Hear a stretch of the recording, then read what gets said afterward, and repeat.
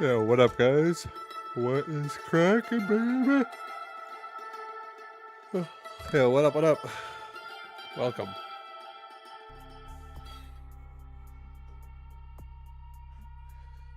Hello, yo, Rosewood, T-Dog, Nakiri, Papa Emeritus. What up? What up, Board and Hope? What up? Zerg. It's time for some Zerg. Some Zerg games. Hello, everybody. Welcome.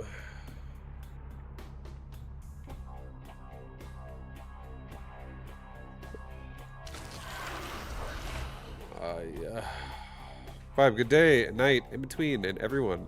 You'll have a nice stream, good sir. Thank you, Fox. Thank you, Fox.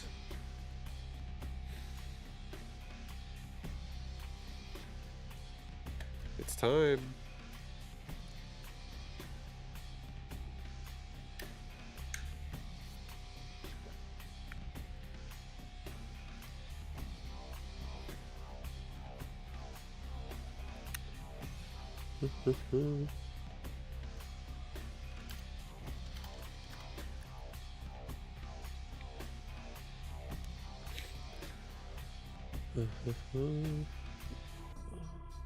Vibe already is zerging it up. Yep.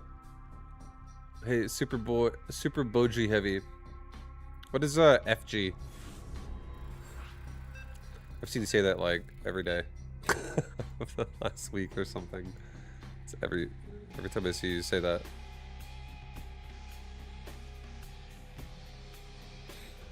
Sup for game? Interesting.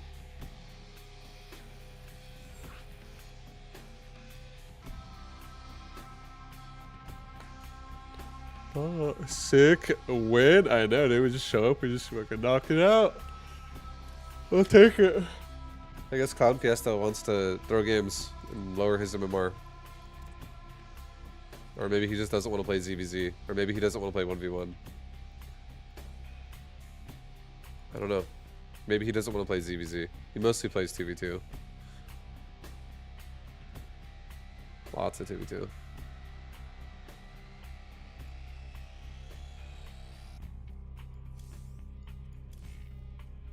Maybe he queued 1v1 on accident? Fine gamer.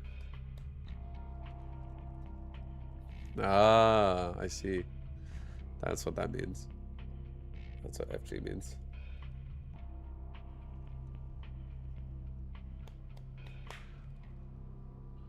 On the internet, I can only assume the worst.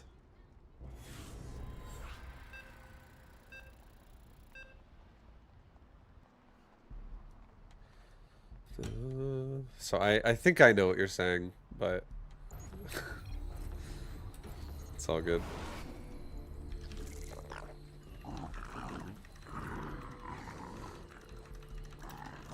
Alright, dude, we're playing a nice ZVZ anyways. The other guy left, but this guy... Oh, this guy's staying. This guy is scared. Oh, he's not scared. He ain't scared.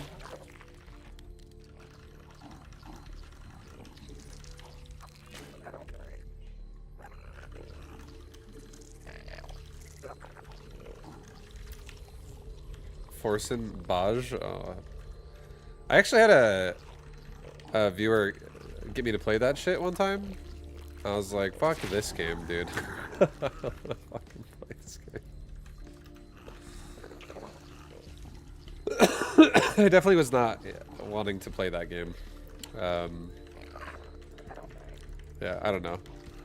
It's like, if anyone who doesn't know what it is, it's like a game where it's like a 2D side scroller.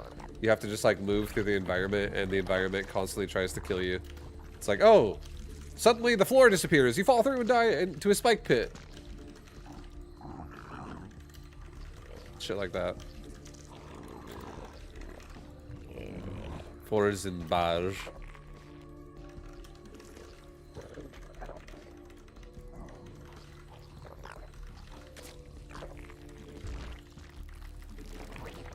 I think what to do, I did it yesterday, I kind of liked it. I'll do it again.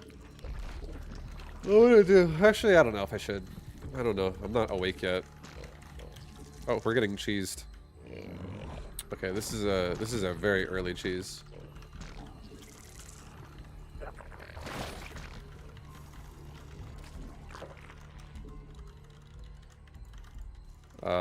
Yeah, it's a hatchery though. It's an expansion, so he is going to have baneling, or not banelings behind this. So we should honestly pull our drones before it gets to be a little too extreme here. Hive cluster under direct assault.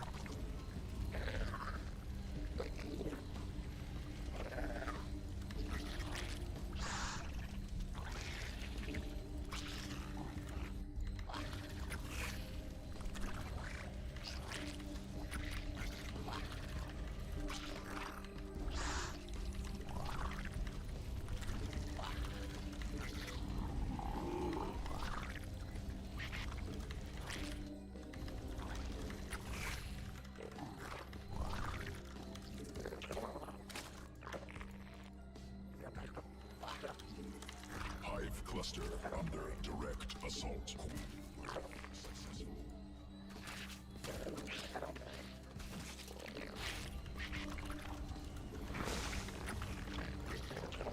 Newly birthed queen ready. Well, we defended at least. I feel like I almost want to go Midas now, honestly. This guy, it feels like a gasless-esque game. It feels like the gasless.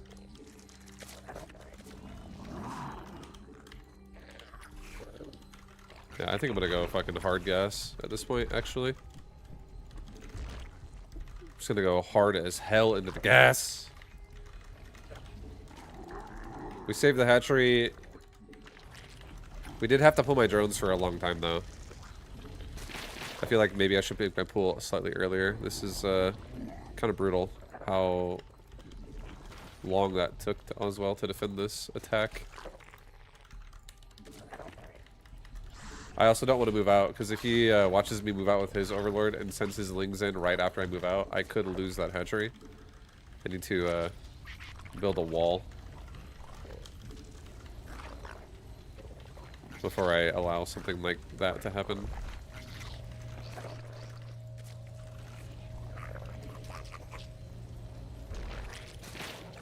Actually, cancel that. Build that here.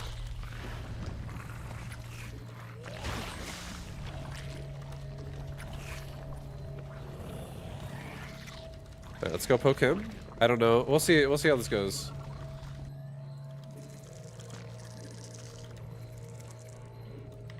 Also, I feel like Nidus Worm could actually be really strong in ZVZ right now, honestly. Okay, he's going roaches. Swarm forces under attack.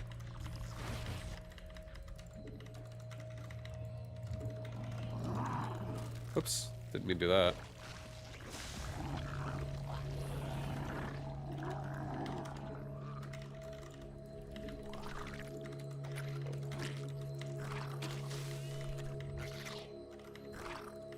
He's going for a third now.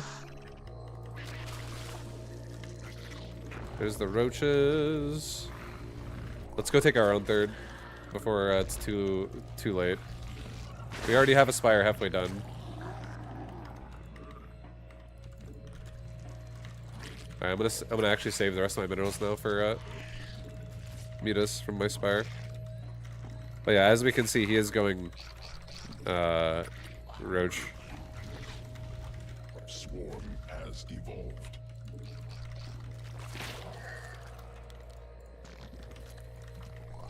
Trying to kill his third base. I think he's trying to take one. Yep. Swarm forces under attack.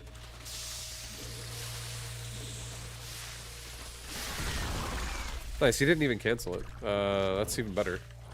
That's a loss of 300 big ones right there. Go back immediately and kill it again. Oh, nope. Not yet. Made.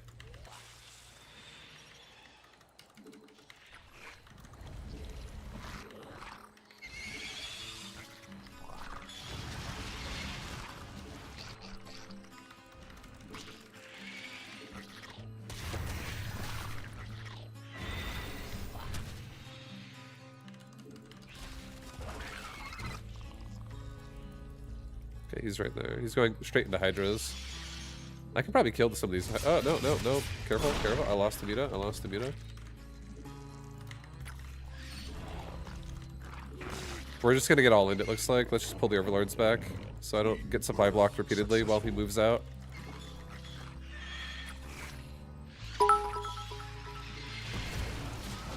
Vibe. Less than 3.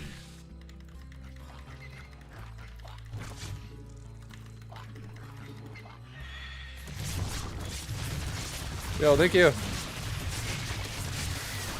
Kill this shit before his units group up. Swarm forces under attack.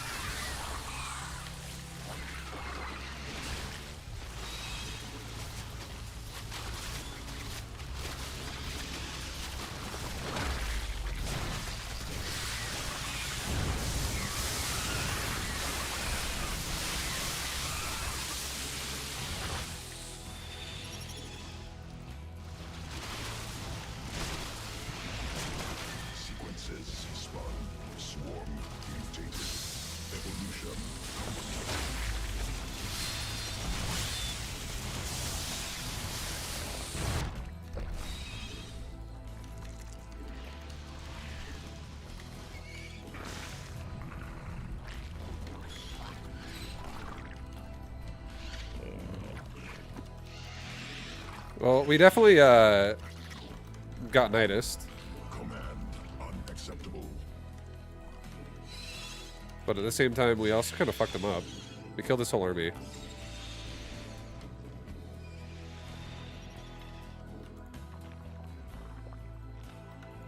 Check and make sure he doesn't have a fucking god. Yo, thank you, Godfather, for the bits.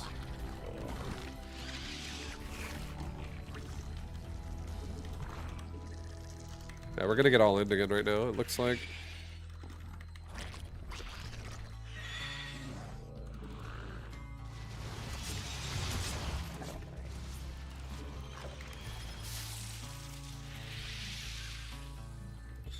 He has 1-1 upgrades right now.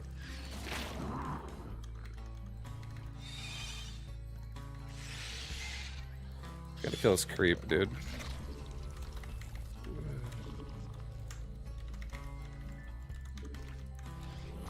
Swarm has evolved. There we go, Overlord. Go kill these creep tumors, please. Or not.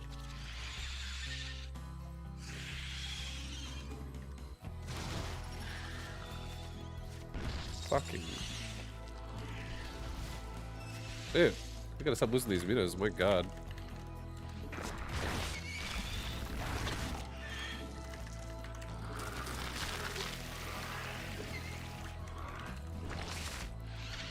I didn't see a additional base anywhere. I checked every base on the map, so he's literally. Oh, he's got infestors now. Okay.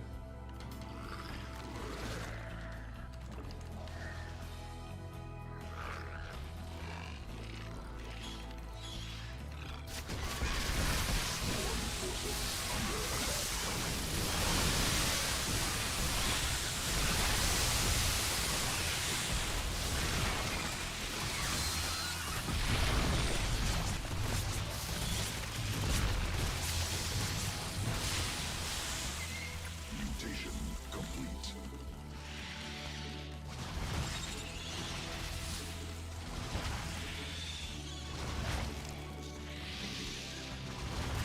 He's nidusing me again.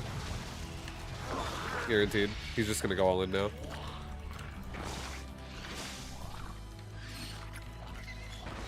Where though? I'm not sure.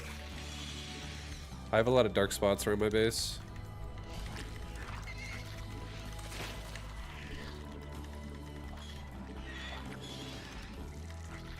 Mineral field depleted.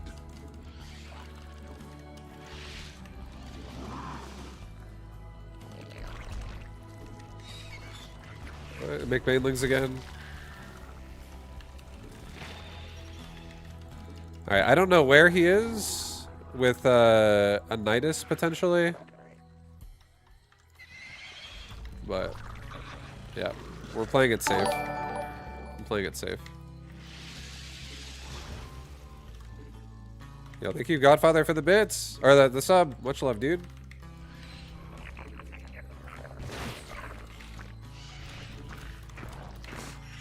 I gotta kind of pay attention here. Vibe, your stream is dying again. I don't know how to fix that. I'm sorry. Mineral cluster expended.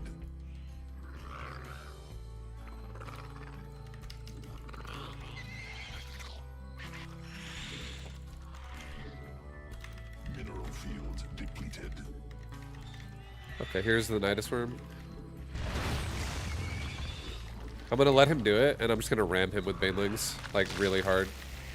I'm just gonna let him do it, actually. I'm not gonna pretend like I'm gonna defend this.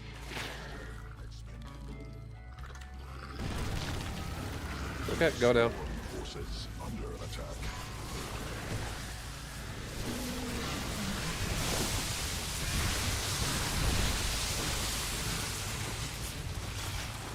Mineral field exhausted. Okay. Well, we just killed all of his queens again. Now he's going in my main. Swarm forces under attack.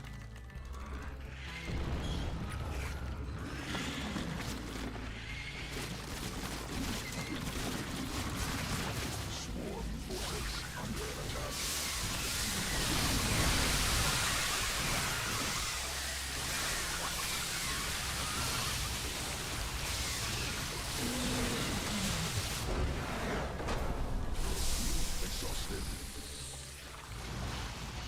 That was actually good fungals.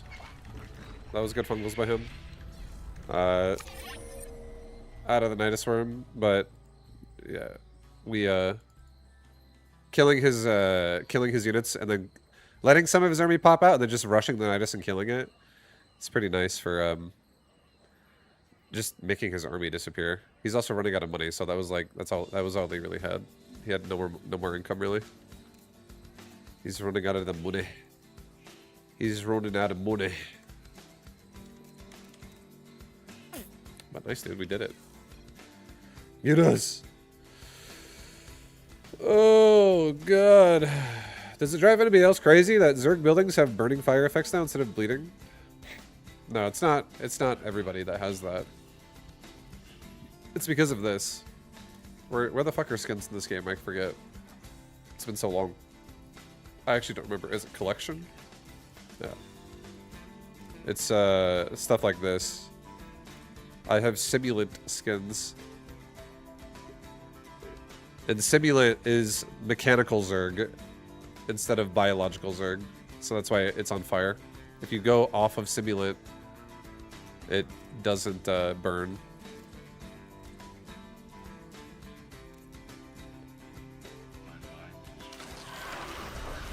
Vibes 5100. We're 5100, dude.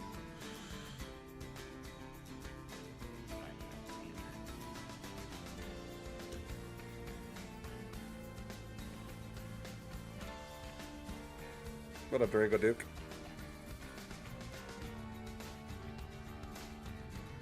What up, everybody? Hi, guys. Vibe. Plot twist. He has 2 hidden bases. I scouted the map like 3 times, so I wasn't too worried about it. I mean, I was worried about it, so I scouted like 3 times, but I had it Zergling continuously check the outsides. Also, what the fuck is my patrol key? Where's hotkeys now? Menu options. What the hell's my patrol key? It's P?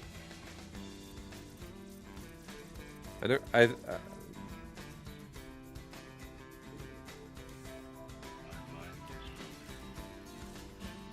F2 now. I don't use that. Sucked on me garbage. 5, when are you gonna be 7k MMR? When are you gonna be 7k MMR? I don't know. 5, any thoughts on Zero Space? I don't have too much to say. I haven't played Zero Space in 2 years, and when I did play it, I thought it was okay. I didn't love it.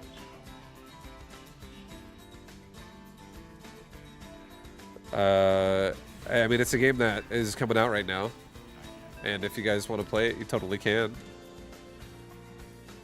But I wasn't really particularly excited about Zero Space, personally. And the reason why is because it's too much of a remake of StarCraft 2. Not planning on playing it more. I don't really want to, honestly, that much. I have a few people asking me if I'm going to play it, but I don't really want to play Zero Space that much. The only reason why I'm even playing StarCraft is because of the patch. Like, realistically. I think the patch is making me have more fun with this. And maybe if I end up having a lot of fun with this, maybe I'll get in the mood to play some Zero Space. But I keep getting asked about, like, right now, like the last few days, I keep getting asked about Zero Space. Like, at least a couple times a day. But my honest opinion is, I don't really want to play another 1v1 focused RTS game. And like I said, the only reason why I'm even playing StarCraft is because of the patch. And I feel like the lower economy worker start is interesting. But if I go play Zero Space, it's going to be the same experience that I'm having in StarCraft, where I'm going to go grind 1v1 ladder. And I don't know, I feel like it doesn't sound that fun. It doesn't sound that fun to me. It's my preference. It has nothing to do with the quality of the game. It's literally my preference.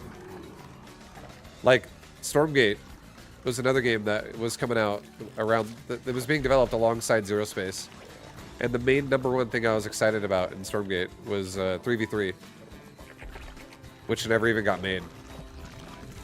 I don't really want to always play 1v1 RTS, but I also want to play, like, I want to play a new, innovative RTS. I don't want to play an RTS that uses StarCraft 2 as, like, the core example of, like, just remake that model. Honestly. I think 1v1 is fine.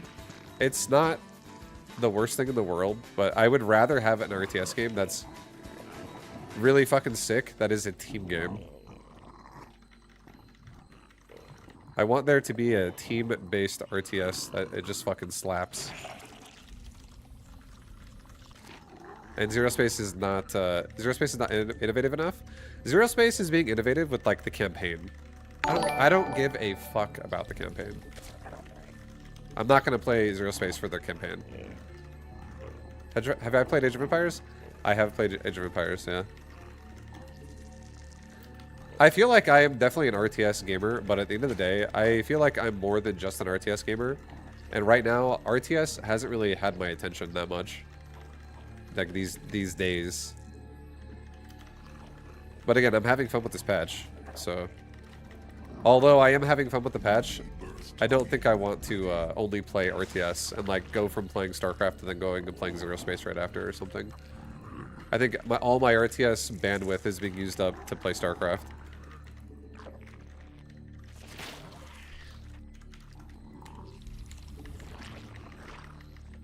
Vibe, have you thought about Zero Space? Again, nothing wrong with the game. Not talking shit. I just don't really feel excited about it. Because I don't like what the game's mission operative even is. It's a 1v1 StarCraft-esque experience with big improvements to the campaign. As far as I understand. You guys can tell me if I'm wrong. And you can educate me if you want, but that's what I understand it is. Which is why I honestly am not super excited about it.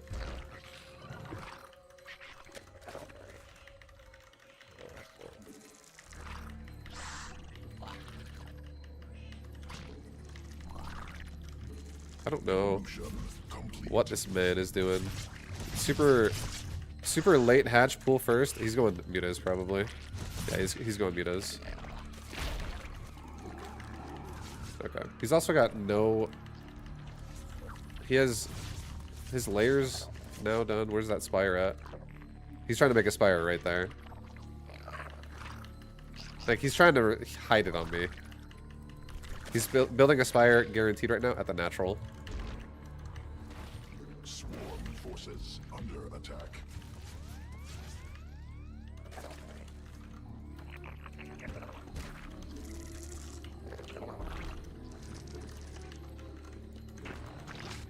But I don't know.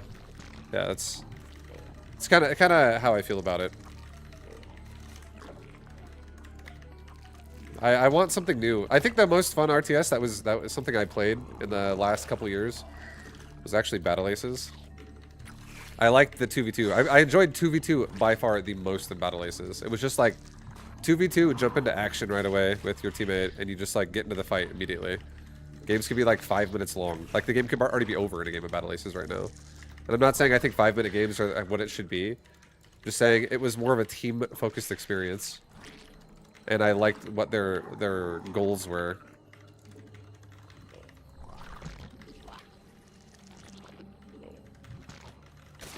I preferred the innovation.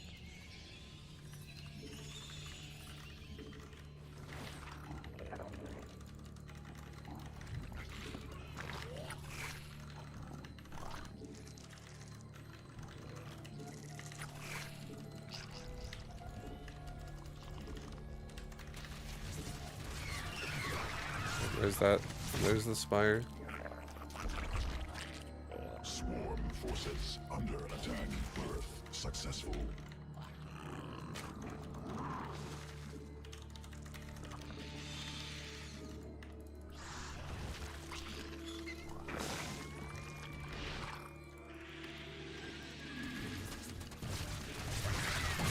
Swarm forces under attack.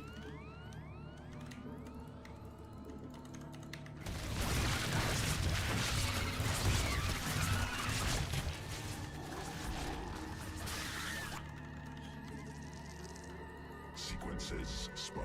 Swarm mutated.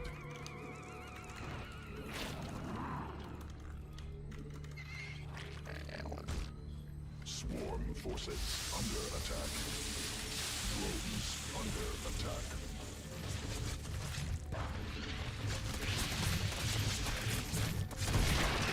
Hive cluster under direct assault.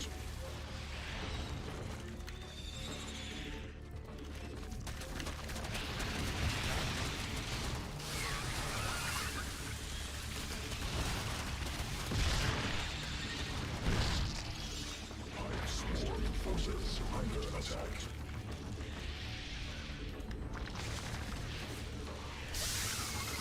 Swarm forces under attack. Mutation complete.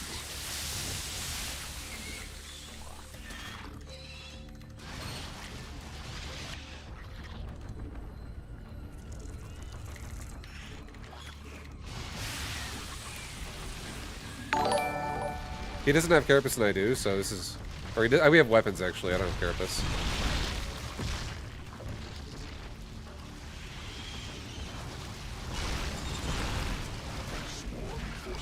Okay, I'm actually fucking dead. This is pretty sad.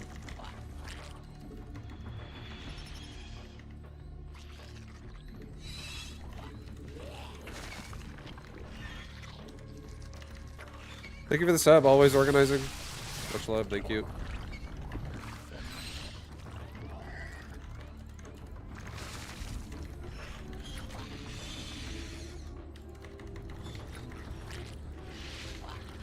I'm gonna go into Corruptors. I'm fucked. Otherwise. I'm trying to get his Nita's attention and get into his base.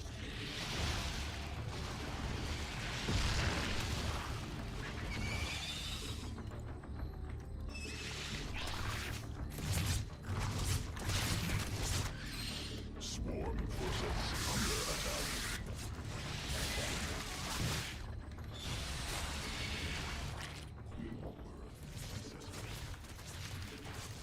Swarm forces under attack.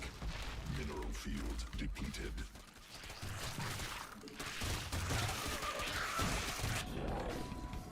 Swarm forces under attack. Swarm forces under attack.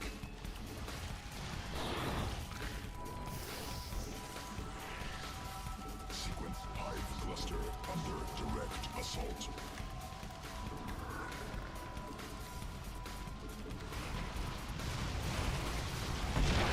Swarm forces under attack.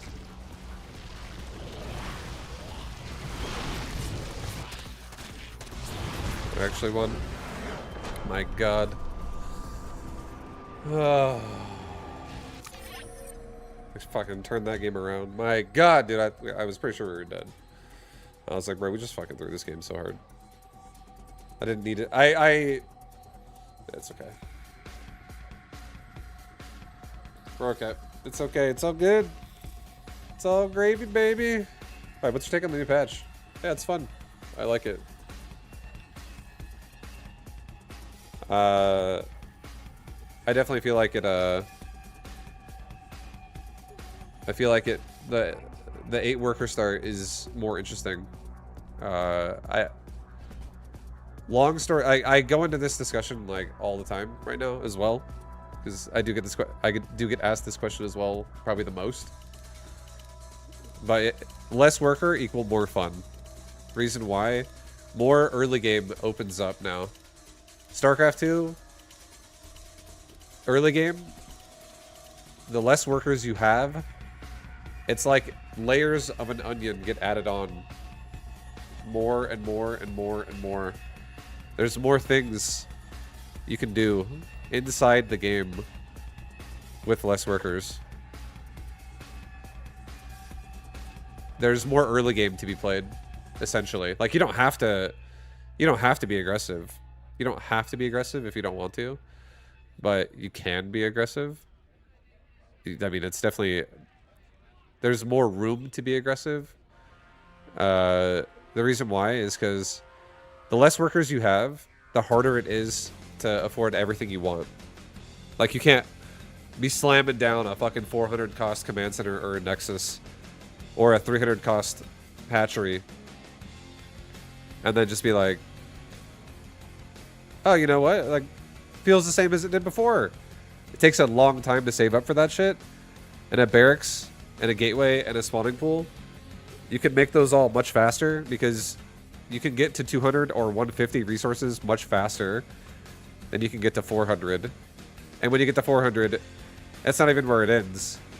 If you were to go like early CC or early expansion, you then have to once again save your money again now to start producing barracks and gateway and spawning pool. So TLDR, too long, didn't read. If everything I'm saying doesn't make any sense, the easiest way to understand it is if you have a window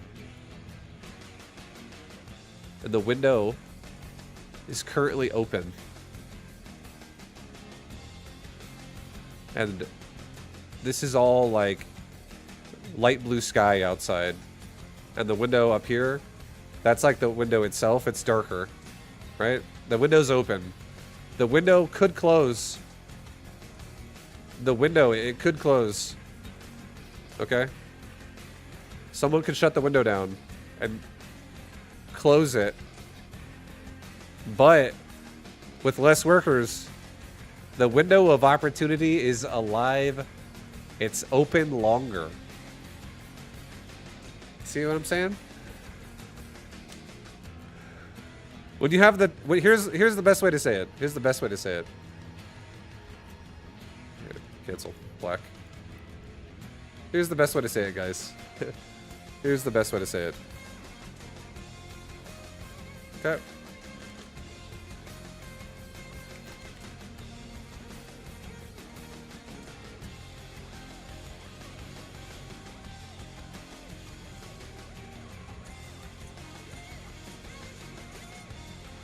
So, the window of opportunity is open a lot longer when it's to 8 workers versus the window of opportunity is a lot smaller when you have 12 workers. If you were trying to get into this house and you wanted to dive through the fucking window and you wanted to get in there, there's a good chance someone's going to close the window on you and you're going to slam into the window and fall back. Unless you're really, really going at full speed and you might crash through the window and make glass shards go everywhere. It's possible. But now with 8 workers, you can literally dive. You can dive into that fucking window. Okay? You can put your hands together and dive into that window. And you can get in there. You can actually get in that person's base. The window of opportunity is larger with 8 workers. So what does that mean? There's early game now. There's more early game. It means there's more interesting things happening in the first 3 minutes of the game. Coming into this conversation halfway through is hella confusing. No, what are you talking about, dude? You just... Guys. It's not rocket science.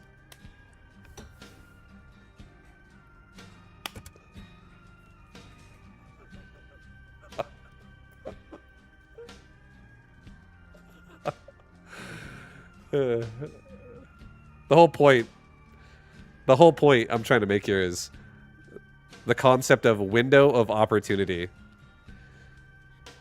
Or maybe, you know what? I honestly, sorry. I know there's different people in the world and different strokes for different folks. Here, let me help you. I got you. Oops. So... There's a door, right? This is a door. And then there's a frame behind it. Right? There's a door frame. The door is currently open right now. The door is currently open. So, oops, what the fuck? That's not what I wanted. Why does it... Oh, it's because that, right? I see. Right there. It's this part right here. It's not connected. Now it is. So there's a door of opportunity, right? This is the 8 worker. Or sorry, 12 worker. Okay. There is a door of opportunity. You could walk inside. You could walk inside that thing, but now with 12 workers, the door of opportunity looks a little bit more like this. Okay.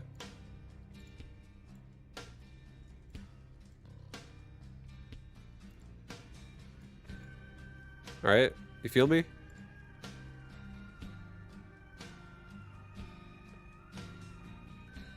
It's a lot more open.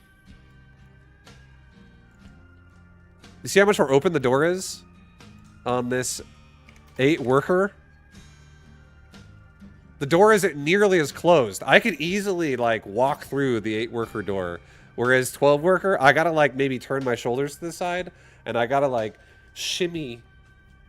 I gotta like shimmy in there. I could also just be like the Juggernaut and just fucking run through the door, right? I could just like brace for impact and I could run through the door as hard as possible. I could fucking put my arm forward and just slam the door as hard as I could. I could kick the door open. I could use my baneling foot and I could just kick the door wide open. I could try. But do you notice how that door is much more open on 8 workers? I mean, that door is definitely wide open, ready for someone to walk in there. This is what this worker count difference does. It opens the door of opportunity in the first 3 to 5 minutes of the game, longer than it did in the past. There are definitely people that don't fully understand this, and they keep saying things like, this patch sucks. It's just slower macro now. But those are people who don't even see the door. They don't even know the door is there. They're just happy to stand in front of a brick wall. This is how I would say this person is doing it. Like, the person who thinks that it's just slow macro now, that's the back of their head. And here is a brick wall. Right? This is a brick wall, guys. Okay, you feel me? Like, it's definitely that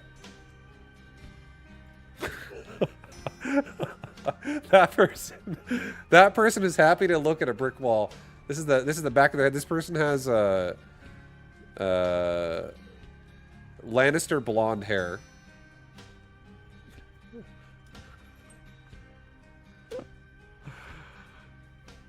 I'm late. I'm too late for Vibo class. So that's what I'm telling you right now. That's what I'm telling you.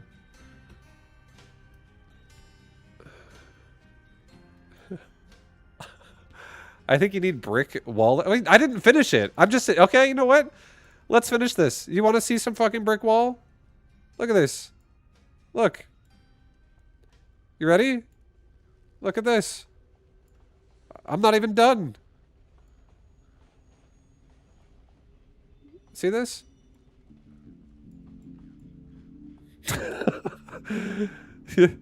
You asked for it.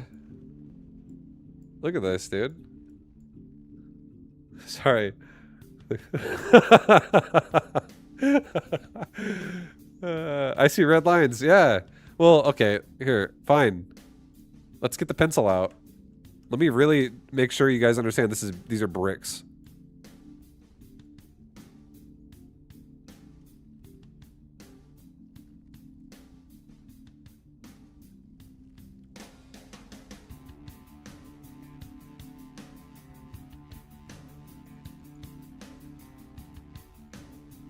Okay, you see this, dude?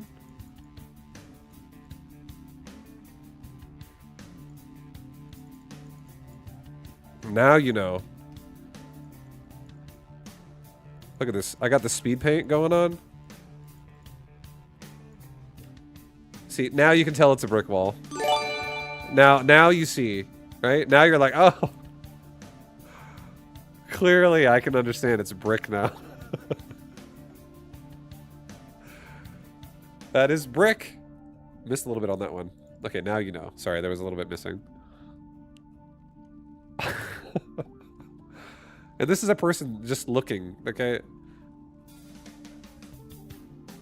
at the brick wall. They're happy to stand in front of it. All right, so hopefully this makes sense. What you want to do is thank you for the sub, by the way, Perceptive. What you want to do is you want to walk in this door, okay? It's harder to walk in this door. You might walk into the door itself, like, oh shit. You just like thunked into the door right there. But this one, you made it straight in.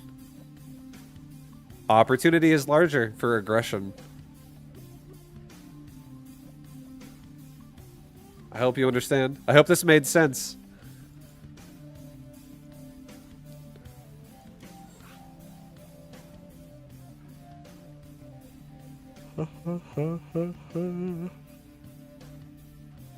Instructions unclear. Don't worry, it'll all make sense soon. Just watch the stream for a little bit. You'll understand.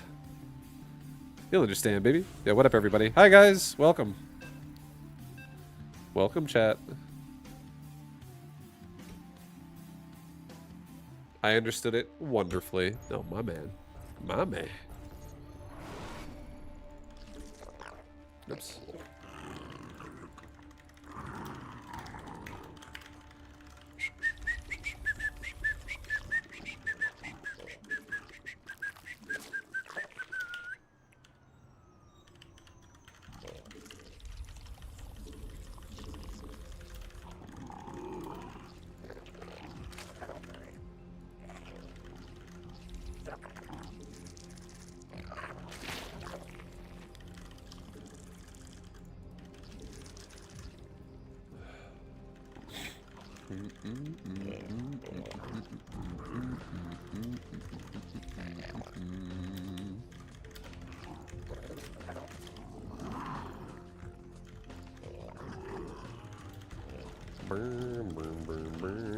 With 4 worker start, it's like one of those motion detector doors at 7-Eleven. Yeah. I fucking wish this game went to a 4 worker start. I actually would embrace that. I think StarCraft 2 with 4 worker start could be something beautiful. I would be totally down.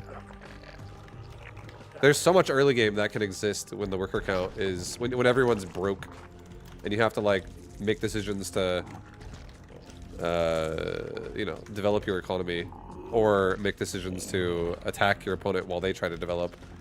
Like having to play the game of understanding the situation at hand is honestly pretty fucking sick. It really, I'm not even being sarcastic. It does make the game way more interesting. I feel like when Legacy of the Void went to 12 workers, it literally removed so much early game away from the game. And the reason why they did it is because they didn't like whenever games and tournaments would just turn into macro versus macro, and it would take 7 minutes for action to start. But it was honestly, when you're playing the game, there's so much more interesting choices you make throughout the game. So many more ways the game develops when it's low worker counts to start. So low worker count is honestly pretty fucking fun once you like grasp the process a little bit. It doesn't like if your mindset is, oh, I'm just gonna macro every time, and I'm also not gonna change anything about my build no matter what, like you're probably gonna die a lot. Because there will be people who will play aggressive, but I think having to maintain whatever it's called. Is it just me or is Vibes mic really scratchy? I don't know. People telling me my stream is crashing. People telling me my mic is scratchy. I'm sorry, guys. I don't know how to help.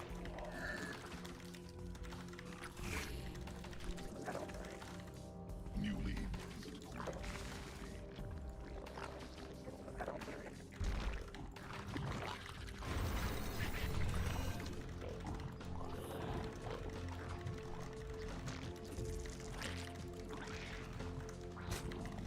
Swarm forces under attack. Everyone's all about this. This fucking double queen overlord sniping strategy right now. It's like every fucking Zerg player is doing this. Like, I think everyone's just afraid of getting rushed, so they're all about making An extra queen.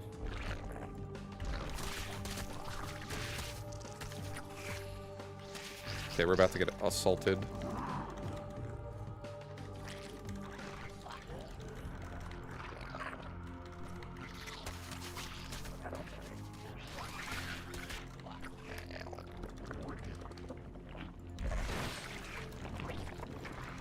Swarm has evolved.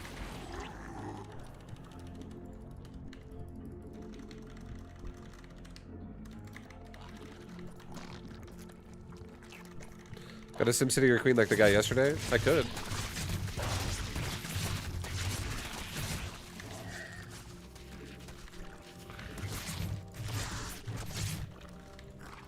Swarm forces under attack.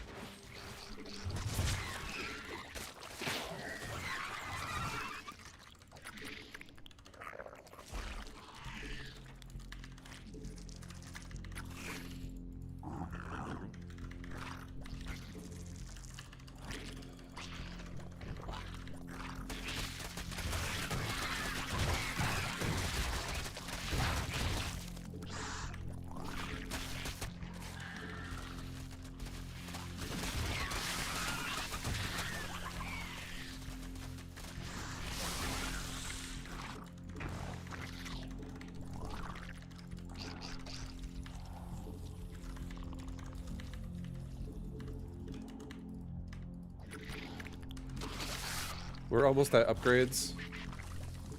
We're so close. Mutation complete. Okay, we now have upgrade on at least one. This would not be a bad time to fight him.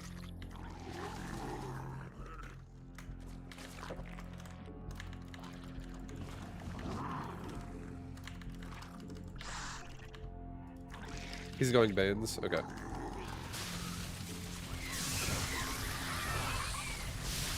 No, no, no! That's not what I wanted to do! Fuck! My micro sucks! Window, the door of opportunity! Sequences It's fading before my eyes. mutated. It's okay.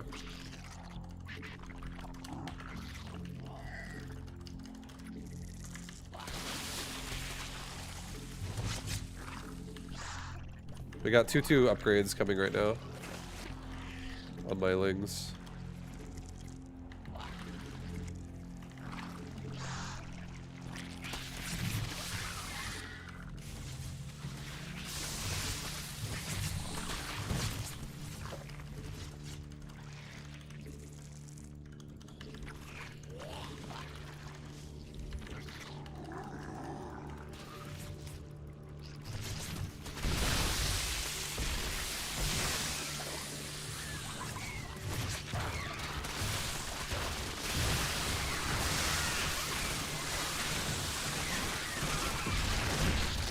Swarm forces under attack.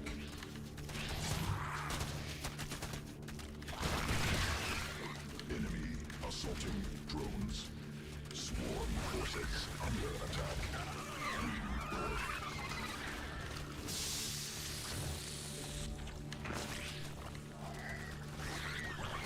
Swarm forces under attack. Yeah, I'm actually liking seeing people nidusing right now. Attack. I'm all down for niduses, baby.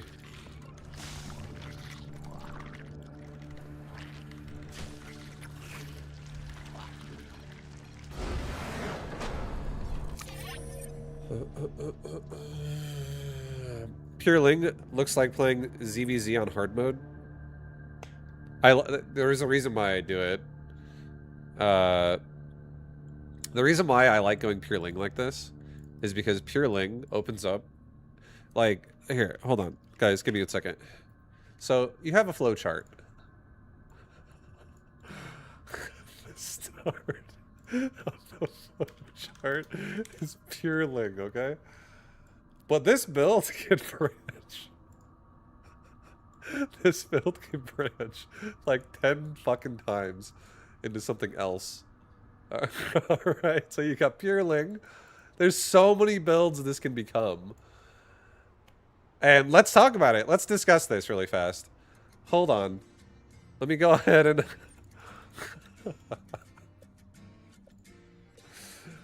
No, it is really good. Pure Ling is it's really nice because it's a build that you can do. You can basically do everything in ZVZ off of minerals. I'm telling you right now. Mineral-based things in ZVZ are crazy strong. Static D in ZVZ is strong, especially Spore if your opponent goes for Spire. Queens and hatcheries are really strong. The amount of production you can make, and also queens just in general are nice units. And then Lings themselves are great because they're the fastest unit that Zerg has. So you can literally get around your opponent and do all kinds of attacks, you know, wherever the attacks are happening. You can do an attack at his natural. You can do an attack at his third. You can fight him in the middle of the map. You can run home and fight him in your base. You can do everything. You can do so many things. You can surround shit. But yeah, my Lings are 1-1 going on 2-2. The 2-2 upgrades is already almost done. What my strategy was going to be this game was going to be high Ling, 3-3. I was going to go 3-3 Lings with adrenal glands, and I was going to go into Ultraless Queen. I feel like I'm starting to really like that playstyle in this patch against multiple races. I like it against Terran. I'm starting to like it against Zerg. I don't think I like it against Protoss as much. Protoss is literally, honestly, too good against Zerglings. Cannon Battery with good SimCity is good against Lings. Oracles are good against Lings. Adepts are good against Lings. Like, it's kind of scary, especially with Glaives. Archons can be good against Lings. It really depends. Storm is good against Lings. The Protoss can definitely have a lot of answers. The bigger their ball of death gets for pure Ling. But pure Ling allows you to lay on the aggression and take the map. So like I already had 3 saturated bases. He did kill drones in my main. He just killed 8 drones in my main base. But, yeah, we have a saturated third. We have a saturated natural. I have tons of money. We have so much fucking money right now. It's a lot of production we can throw at him. And a lot of times, too, this is what I would say is real about ZVZ. A lot of Zerg players in ZVZ will tend to do shit like L. You guys ever heard the phrase L for L? Like this? Layer for life. Layer for life. So, a lot of Zerg players find themselves in a layer state eternally. And going into adrenal gland Lings and Ultras, if you can hit your opponent before they realize what you're doing and go into Lurker, if they're going for a Roach Hydra based style or Roach Ravager, Ultras just fucking would dominate. Ultras would literally dominate. And then, not to mention 3-3 Lings with Adrenal, like that in itself is crazy powerful.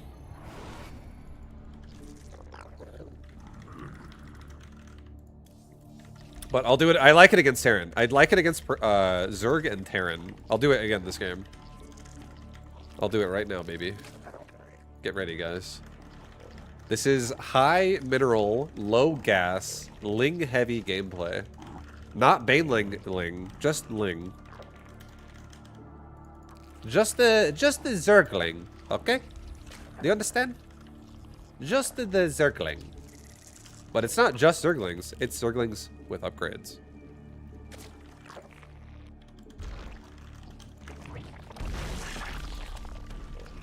Hold the Banes? Yeah, hold the Banes. Hold the Banes. We could use Banes. Banes are good. There's nothing wrong with Banes. The only thing about Banes I don't like is that they cost gas, which means I have to make multiple gas geysers, which slows down greed.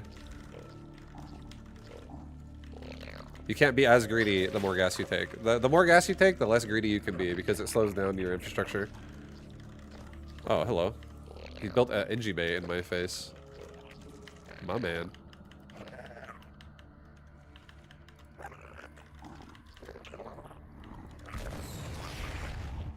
Drones under attack. This guy serious?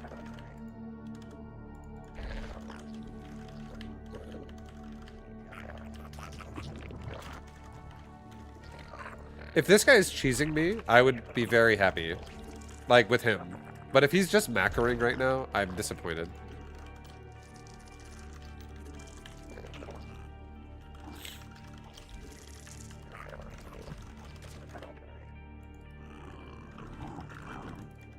Because if his whole plan is just to, like, be annoying, and that's all he's doing, it's not really a plan.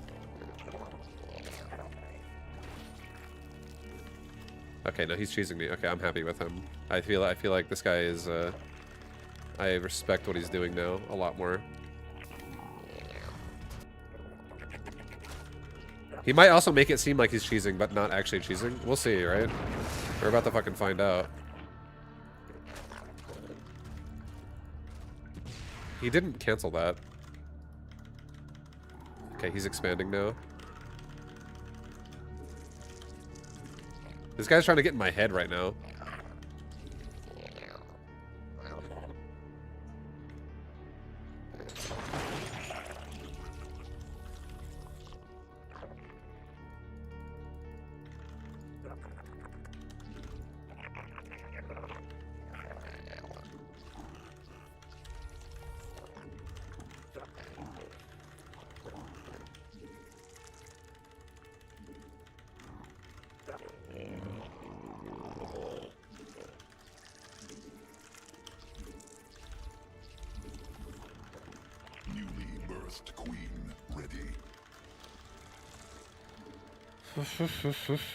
I don't believe anyone wants to be in your head. Oh, what are you talking about? Everybody would love to be there.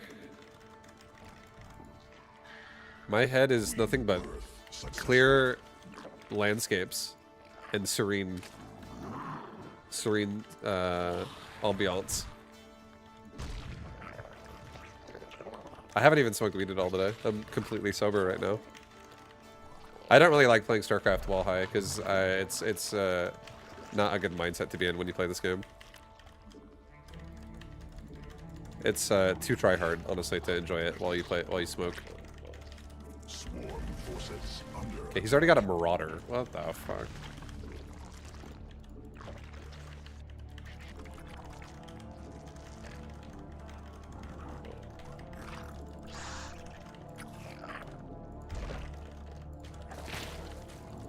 Evolution complete.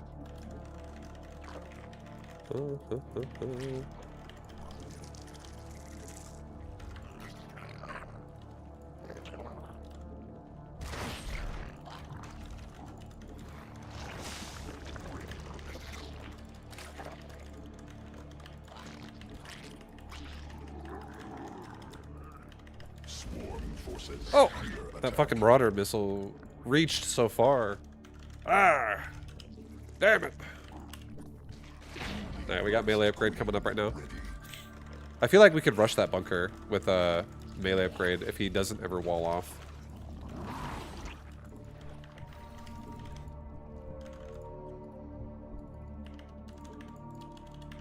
I love that Carapace is also only 100 now.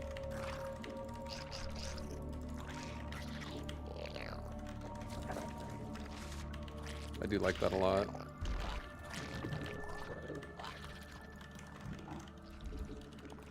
Command unacceptable.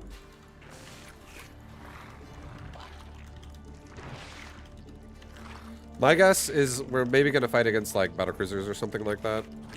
Let's get into his base right now. This is too turtly. And now these Marines with a tank on the high ground, dude. This definitely feels like we're gonna get BC'd.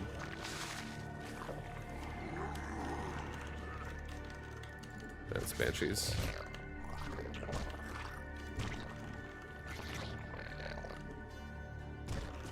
Enemy forces assaulting drones.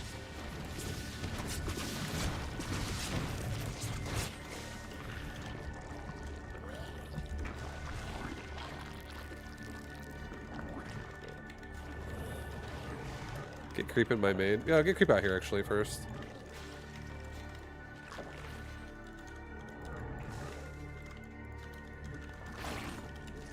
Swarm forces under attack.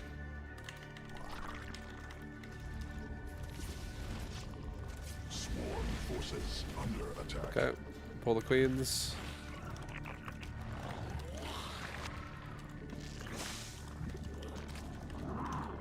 Mutation.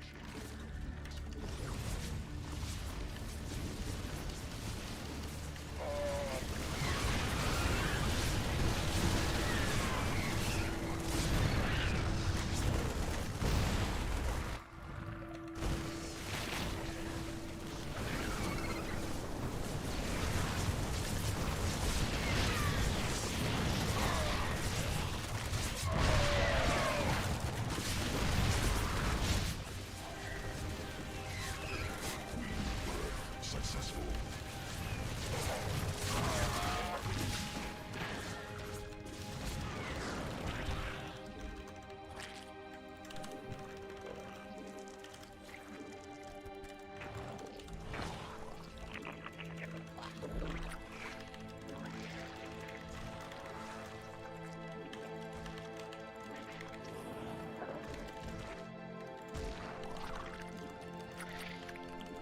His wall's down. I might be able to do something here.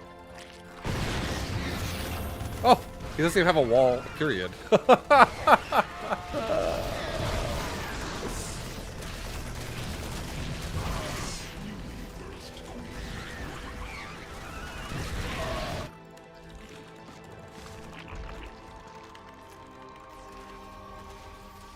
we definitely just killed some stuff. Wasn't like we just killed a ton, but we killed another tank. I killed a few Marines, a few SCVs. All good.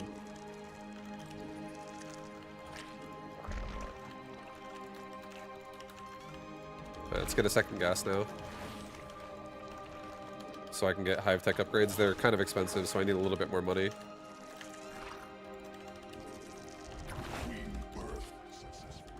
We got a hive starting in just a moment. We already have 2-2 like halfway done.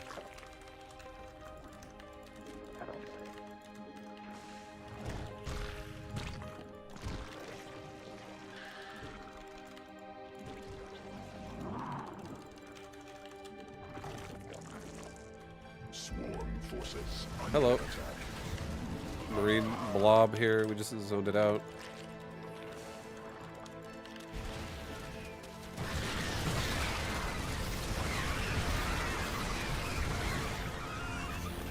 We almost had lift his command center. Holy shit, we almost killed that thing. Would have been sick if we did. Command unacceptable. I have a very high amount of disposable Zergling at this point. And again, 2-2 is finishing in a moment's notice here. Now we have a journal gland started. Oh, just kidding. I thought that was my hive, but it was not my hive. All right, let's get all my Zerglings together again. Let's go push. You want to fight? Let's go. You don't have enough medevacs to unload everybody. Go to his base again, kill his SCVs. Swarm forces under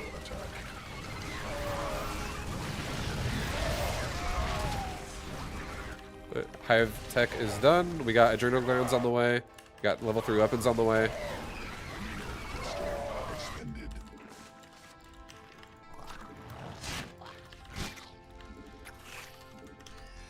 See what I'm saying though? This playstyle is like kind of insane. Command. We're about to be level 3 Carapace as well in a second here. Let's try to do his natural this time. Oh, he blocked it again. Forces under attack. Mineral field exhausted. Carapace has started. And we're just spreading creep. We're just dominating the map right now. We're going to go into Ultralisk behind this, and I'll do a gas explosion when I make an Ultralisk cavern. Like, it's... I feel like the style is nuts.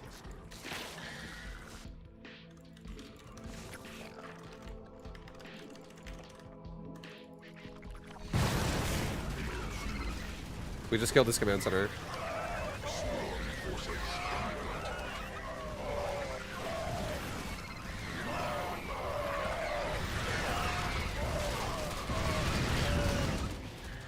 Mineral field. Swarm forces under attack. Get Ultra's cavern, get gases. Evolution complete. Drones under attack. Swarm forces under attack. We're still hitting him over there. Oh, back up, back up. Swarm forces under attack.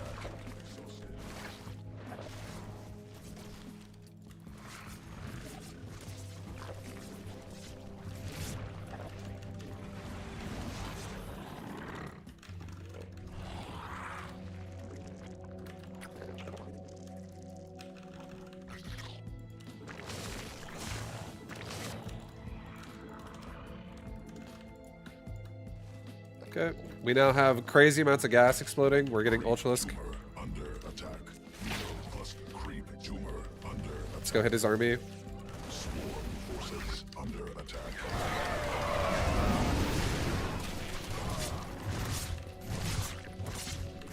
Mutation complete.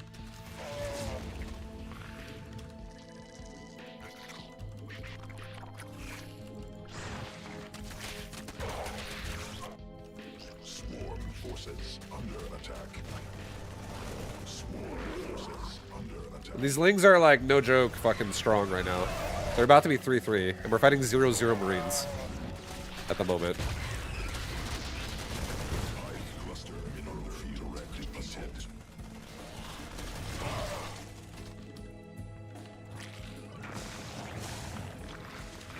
Mutation complete.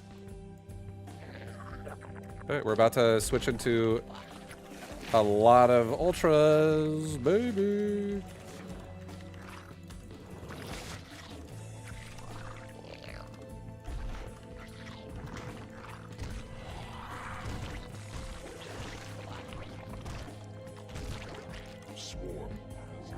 Swarm forces. So the next Remax is going to be an Ultralisk Remax.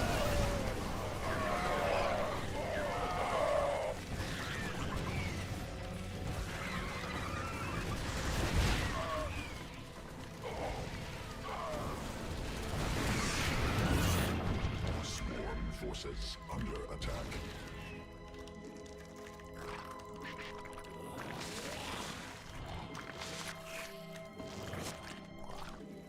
And now we can go into Aspire, since we have like crazy amounts of gas, and he's also going Liberators. Mineral field exhausted. But yeah, I'm already 3-3. I've been 3-3 Adrenal now for a little while here. We got 3-3 by like 12 minutes.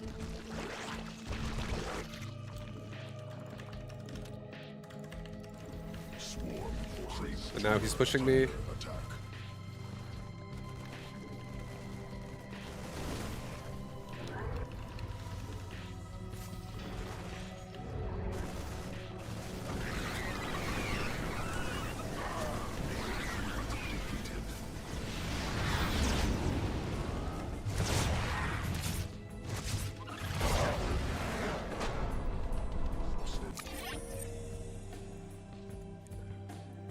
These Ultras are here to fucking just slam dunk the game right now.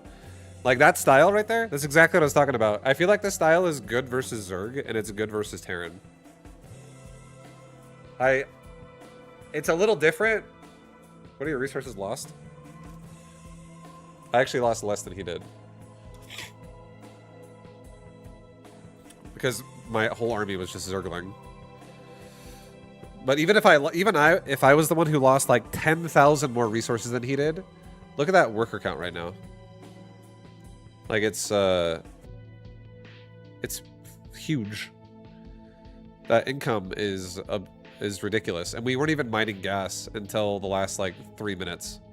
I didn't go above, like this gas has already mined 2,000 gas. This gas has mined 1,000 gas, and then the rest of the gas, they've all mined like 500. 400 to 500 because I just exploded like 4 No, sorry, yeah, 6 more gas geysers to go from 2 to 8 as soon as I started my Ultralisk Cavern. Is Zerg feeling OP this patch? No, I don't think so. I don't think Zerg is feeling OP from my perspective, only because I can still play against Terrans and Protosses that beat the shit out of me. So I don't feel like I am necessarily able to just beat everybody now because of this patch. And if I could, even then it wouldn't be overpowered because I'm just God's gift to Zerg. No, it's I'm just kidding. But do I think it's OP? Not necessarily. I do think the game is a little definitely going to be different if they reverted the larva and changed it back to like the 1 second or like 0.8 second, whatever the fuck it was, back to like 10.7 or some shit. I honestly wouldn't care. That's fine. The faster larva obviously helps. It obviously helps at just like make everything go quicker. But again, do I think it's OP? I feel like there's definitely a lot of things in this game that are they can be considered like OP if you're the one abusing it, right? If you're the one able to control the game with it. But the larva change is definitely a buff. I'll tell you that. That wasn't a no. I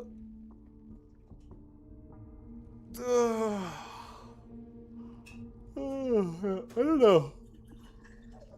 I also feel like hi baby. I also feel like I'm doing stuff as well that I'm just kind of like experimenting with, right?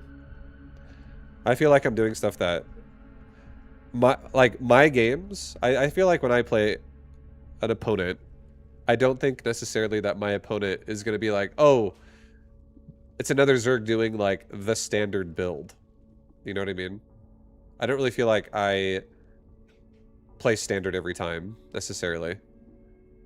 Like I don't think, for instance, going for turbocharged mineral lines into gas, like slow gas, really slow gas acclimation, I don't think that's standard ZVT. And I don't think that's what I do every game either. But the larva change in a build like that, obviously 100% yes, it's incredibly powerful. Because the reason why it's incredibly powerful is because I'm basing the strategy off of mass larva consumption. So if I have like 15 hatcheries all spawning larva a little bit faster, which is about what I had, honestly. I had like 9 bases and I had like 3 hatcheries in my main. So I had like probably like 12 hatcheries. It's just a lot of it's a lot of larva to just just swarm repeatedly with. So with a build like that, if it gets to that point, it's very powerful. Super powerful. You could say overpoweredly powerful. But you're not always going to guaranteed get an outcome like that or a situation like that every time. There's other things that Terran and Protoss can obviously do. I still think the game it revolves around Terran and Protoss trying to harass Zerg to death. Like that's kind of been the MO for StarCraft like since the beginning of time. If you don't let Zerg, or sorry, if you let Zerg do whatever they want, especially in StarCraft 2, creep as a mechanic and then larva as a mechanic will just it'll outswarm you. So controlling the Zerg has always been a thing. Can you draw it on paint for us? I could. I would have. We just got a game though.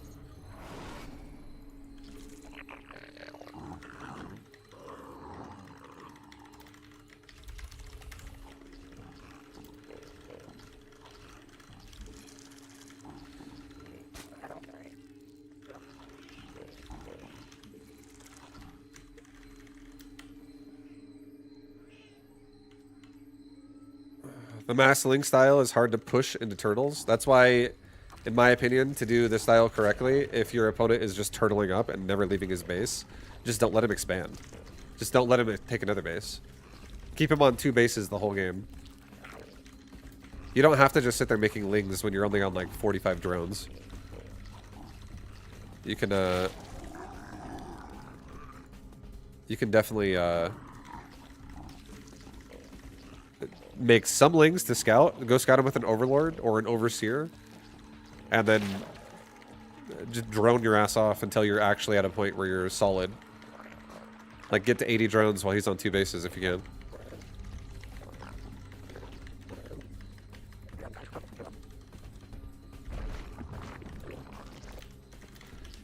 Because the nice thing about that ling style is you can make queens and static D behind it. So if it's like an air-based army, like battlecruisers or banshees or some shit like that, you can literally just fucking make spore queen and then chill. You're like, I'm chilling now. Because if it's like a low base count, battlecruisers aren't really a problem until they get to like 6, 7, 8 battlecruisers. Then they start kind of becoming a problem for queens and spores. But when it's like 1, 2, 3, 4 battlecruisers, maybe 5. 5 is like kind of like the in-between tipping point, I would say. Depends how many queens you have, but the lower the count of BCs, the less intimidating they are to spore queen.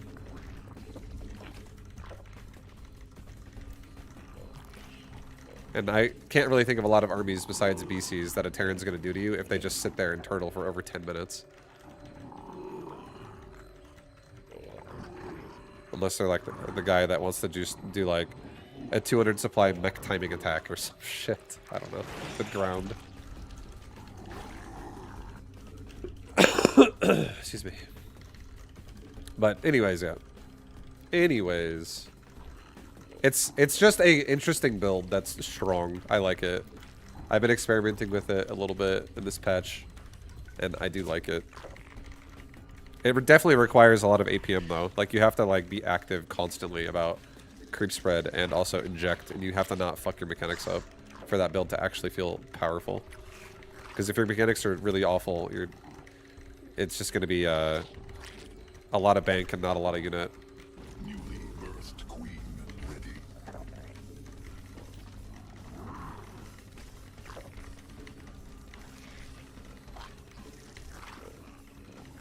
But yeah, I'll do it again now in ZVZ. It is a really fun build, which is why I like doing it. I think it's enjoyable. It's an enjoyable playstyle.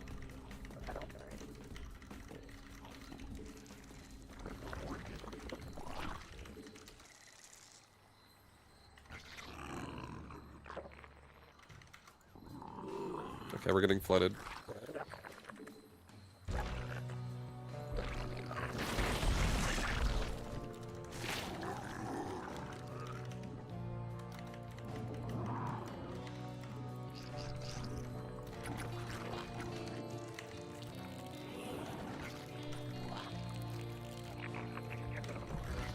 Evolution complete.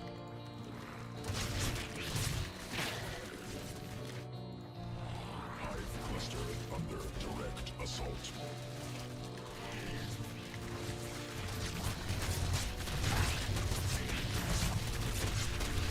Swarm forces under attack.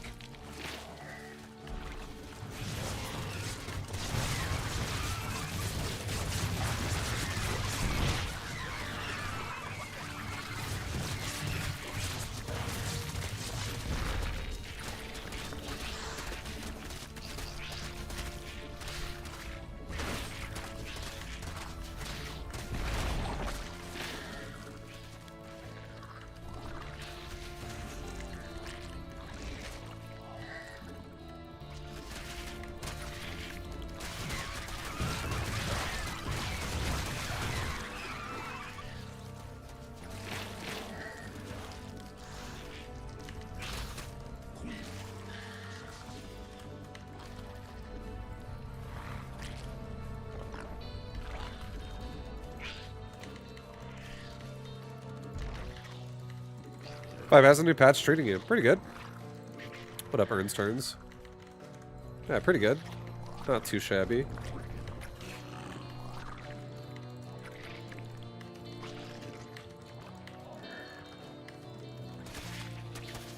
Wait for my upgrade to finish.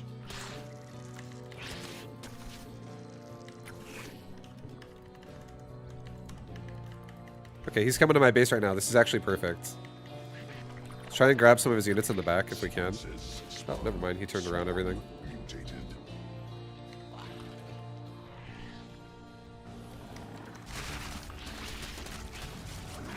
Okay, we have +1 carapace, so my lings absolutely fucking crush here.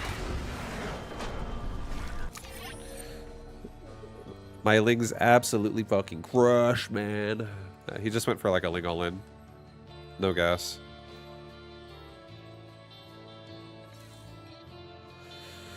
You taught us attacking with 200 supply mech ground. Yeah, but the build I taught you, 200 supply ground attacking mech, is not a 2 base all in. There's definitely a difference between doing it like you're just gonna turtle on 2 bases and then go for it, versus doing it like beat a jam style where you're trying to expand like every 2 minutes. So like by 10 minutes you're on like 5 bases.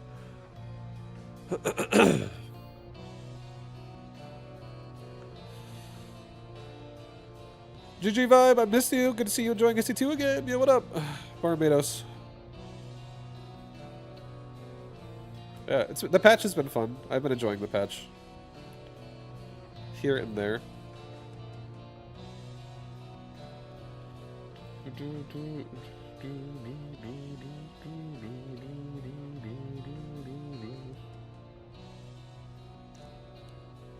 You're playing Toss, getting smoked. Back to basics. I feel like for Protoss, if you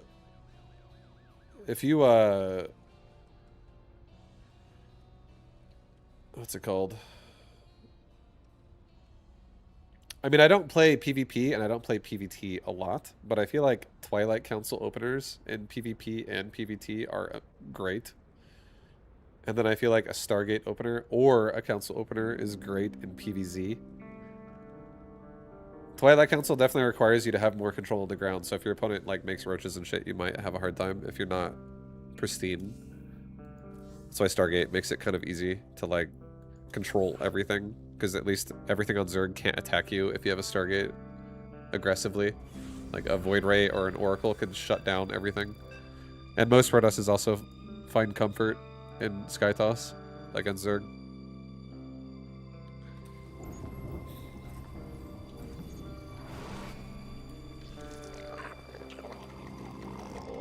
Yeah, I don't really feel like I want to cheese ZVZ very often right now. I feel like almost everyone's playstyle in ZVZ right now is going for a pool first. Like 12 pool or some shit like that. Because everyone's afraid of getting all in. So I don't think I'm going to cheese Zerg at all. I think I'm going to let Zerg cheese me.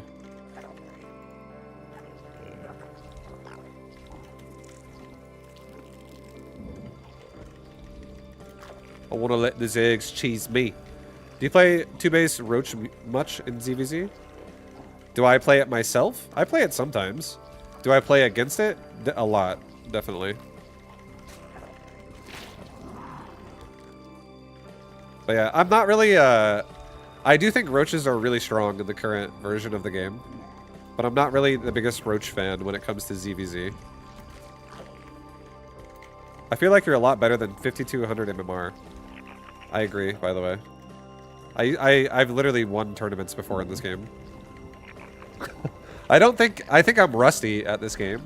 Because I haven't even actively been playing. I haven't actually actively played StarCraft 2 seriously since 2015. It's been 11 years since I actively played this game seriously. Like, with full competition in mind. But a lot of that knowledge I have from that time, I still have it. It doesn't really matter if the worker count changes. Like, there's a lot of game knowledge you can have. And back when I used to play seriously, like back when I used to play competitively, I was able to get rank 1 on ladder. I would be not always GM rank 1, but I would definitely rotate into GM rank 1 like every week.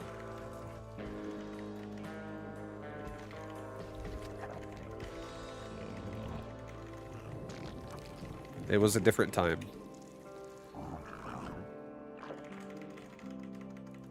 Okay, this guy's going for hatch first. Nothing crazy. Nothing crazy. Nothing crazy, man. But yeah, if I play against someone who's genuinely good at StarCraft 2 right now, like if you were to tell me to play against someone who you know, if you're someone who watches StarCraft 2 right now, you watch like pro tournaments, and if you were to tell me to play against somebody in a pro tournament, I would most likely lose the entire series against that person, and probably not even win one game. That is the current skill level I am at.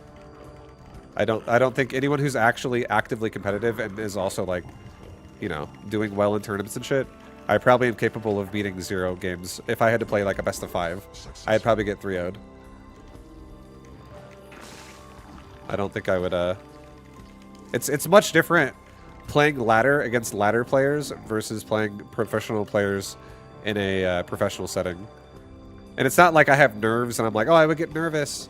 It's more like my builds are definitely experimental and not refined, and pros are absolutely super refined. See, like this shit again. This is every fucking Zerg loves doing this shit. They love just killing overlords and denying vision to all in you. Happens so much. He might run it in my base right now with a bunch of lings like flooding out like this, like across the fog. It might happen.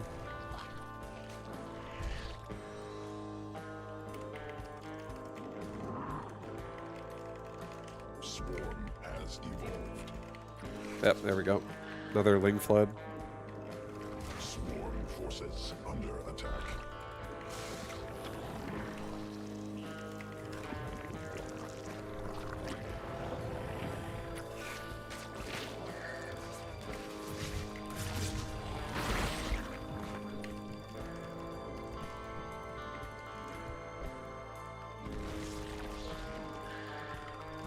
I feel like this guy... Oh, he's making Banes. Swarm forces under attack.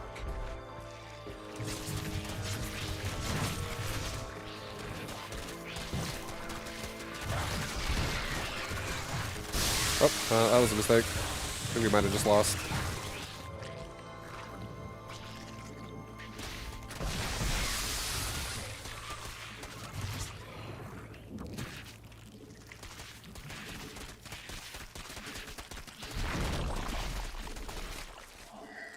We microed that kind of poorly.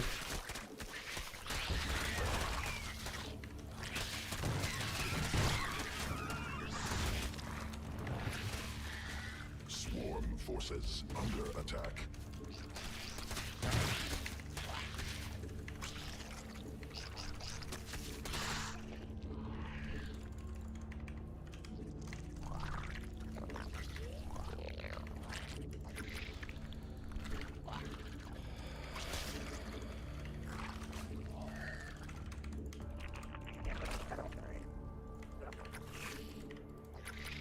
Newly birthed queen ready. Mutation complete.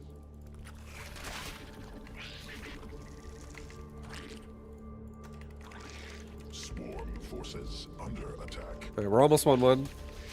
Try to fight him in a choke point. Why is my drone coming here?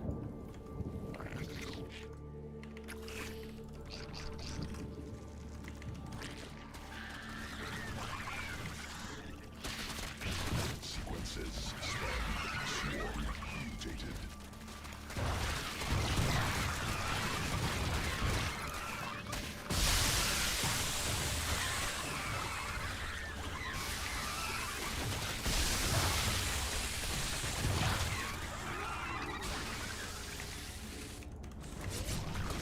Swarm forces under attack.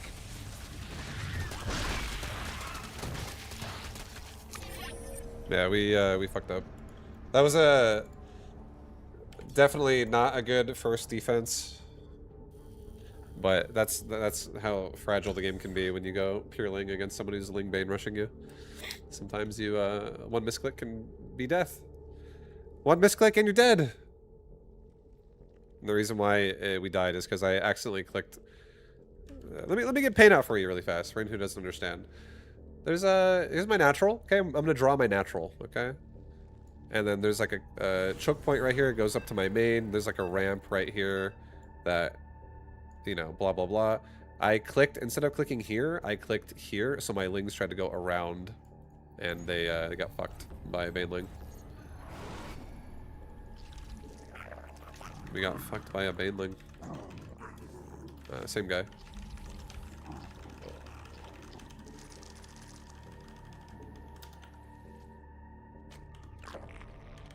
Here, I'm actually gonna cheese him. I'll cheese. I should also restart my game after this. My game is starting to lag a little bit. Something that I get to enjoy. Nice fucking lag spikes. Do you think Hellion Cyclone still works on the new patch? Yes, I see Terrans doing it all the time. Hellion Cyclone works if you have eco lead. The more eco lead you have, the better it is. If you're able to control the game with, you know, better base count, Hellion Cyclone is exceptionally good.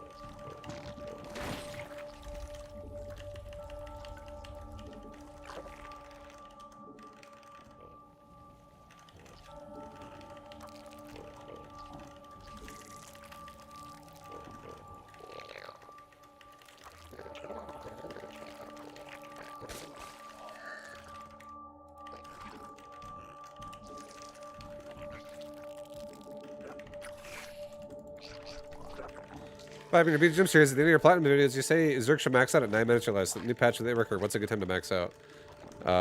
It's harder to say because it really, there's going to be more aggression that happens in your games now, so maxing out's not as guaranteed now. Before, it was easy to max out because everybody would pretty much macro because it's easier to shut all-ins down, but now all-ins are a lot more viable, so it's harder to shut them down.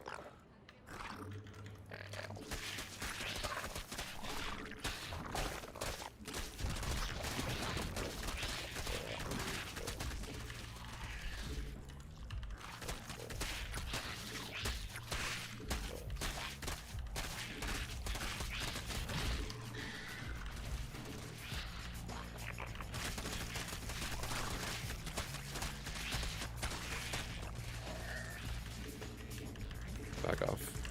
Hatchery's about to die.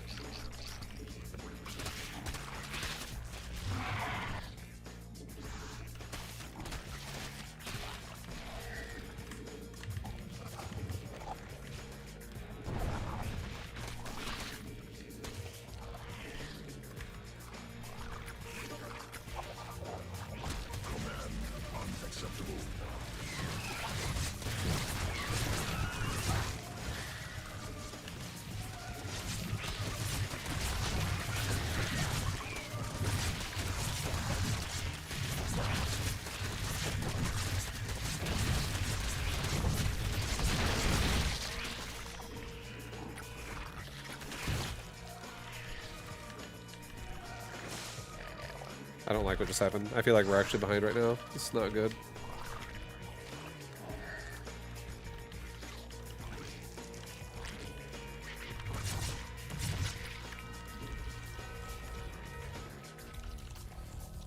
It's kind of an experiment. I just want to see how that would feel. I think we should just go. Next time we do that, I don't think we should even bother defending the spines. I think we should just go straight into his fucking main and get him off his mineral line. That was not great. If I backed SE2, yeah, I'm just playing the patch. Swarm forces under attack. Ready.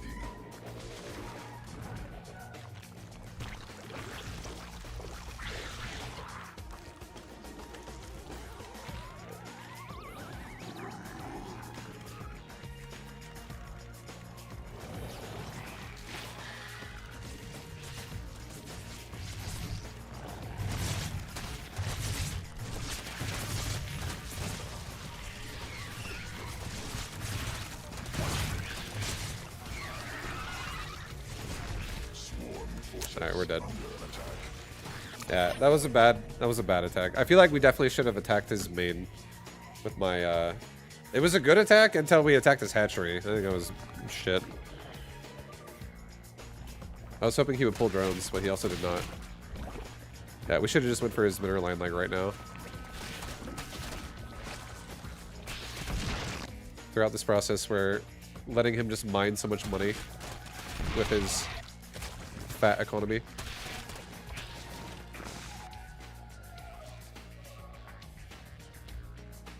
Yeah.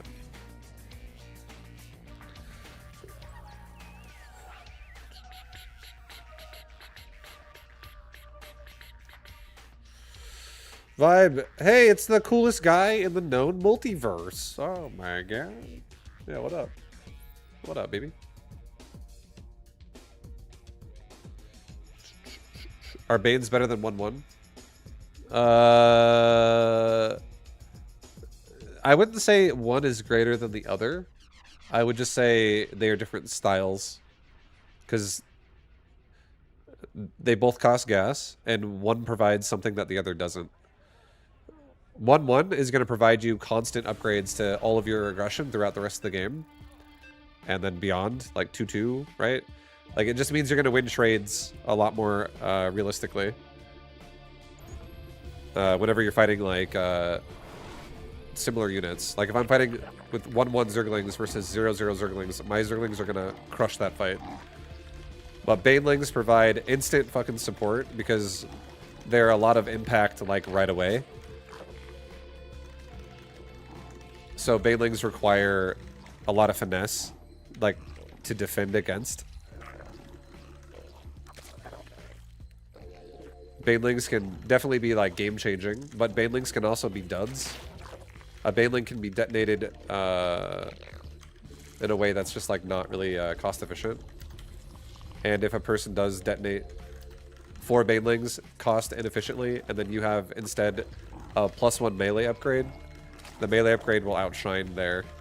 But if I'm going +1 melee and my opponent blows up half my army with a Baneling, well then I'm probably dead. So both are good. It just depends what's happening in the game. As lower skill player, should I go 1-1? If you're a lower level skill player, you should not play Zergling styles. Honestly. If you're a lower level skill player, your best bet, especially in ZVZ, is probably just walling off your natural with one little gap in the door and going roaches. Just do like a roach playstyles, so you can kind of A-move. If you try to play Ling Bane aggression as lower level, it's not even the problem isn't even about are you gonna run into a Baneling or are you not gonna run into a Baneling. The problem is about are you even gonna multitask and are you gonna macro while you're trying to use Ling Bane? And the answer is no, you're not. Most people don't actually macro Ling Bane. Like, they don't macro while they're trying to micro situations that are high stakes Ling Bane where the game can end in a second. Most people will just be like, oh, whoops, I came back to my base and now I have 73 energy on my queen and I also have 1,700 minerals in my bank. That's going to be what your games look like more often if you're a lower level player and you try to go Ling Bane. You're just, like, not going to macro. Because you can't. People who are lower level have a hard time multitasking. And it doesn't mean you're going to always have a hard time doing that. It just means that currently that's what your life probably looks like. I'm a big, strong believer in macro is literally your main problem if you're lower level. Like, people just simply don't fucking build shit. They don't build things on time. They don't build shit properly. They don't really macro efficiently. So it's easy to, like, fall behind. Here we go again with another Overlord snipe. Queen ready.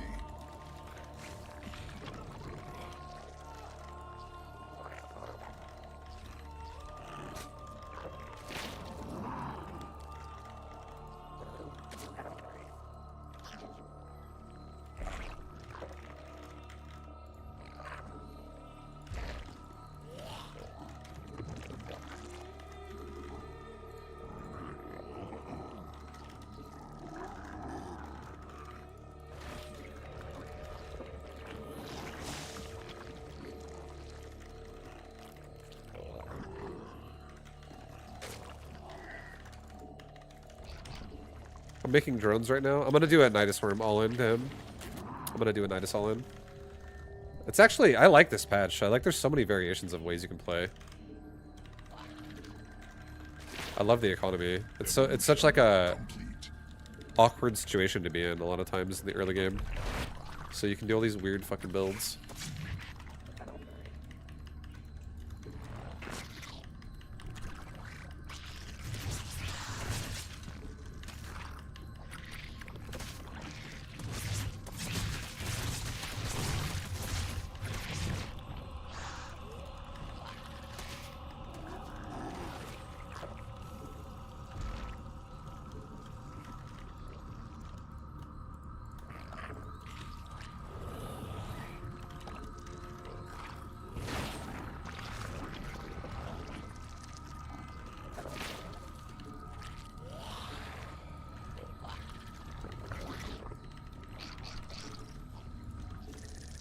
Swarm forces under attack.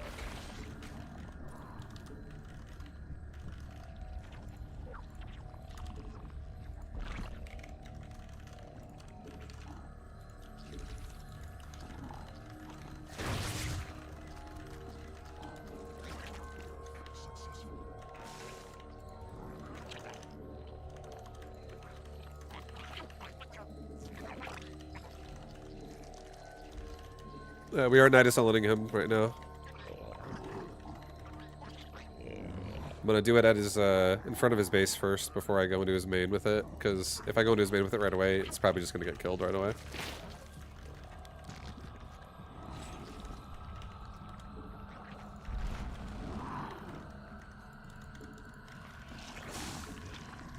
Mutation complete.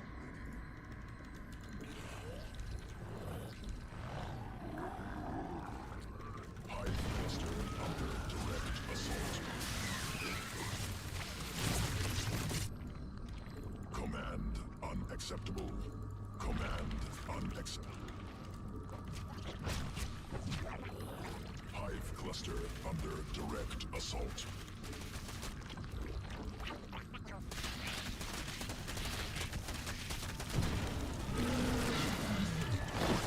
Swarm has evolved. Well, we're going all in the front, I guess.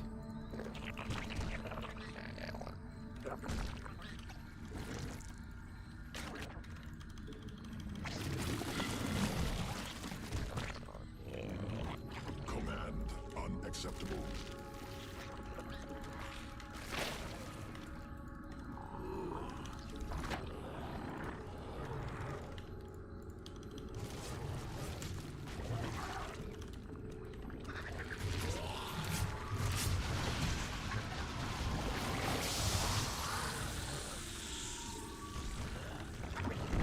Must be morphed on creep.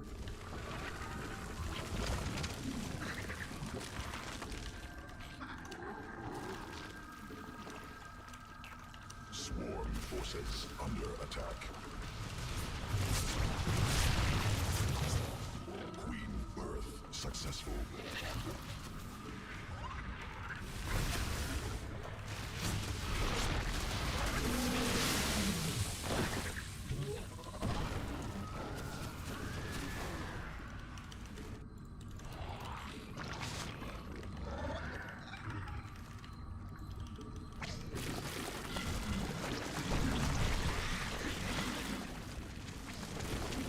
Didn't mean to load my fucking Nidus up.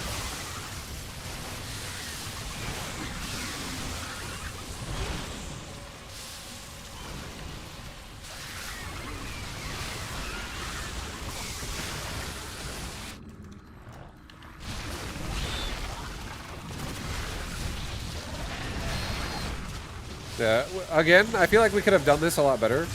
I definitely fucked this game up. But I liked what it was. I liked what I just saw here.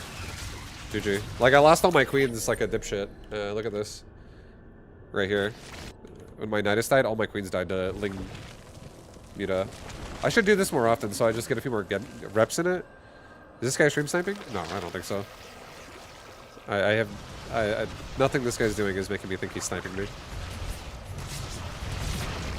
Vibe, can't we transition to macro after he spent so much money on spines?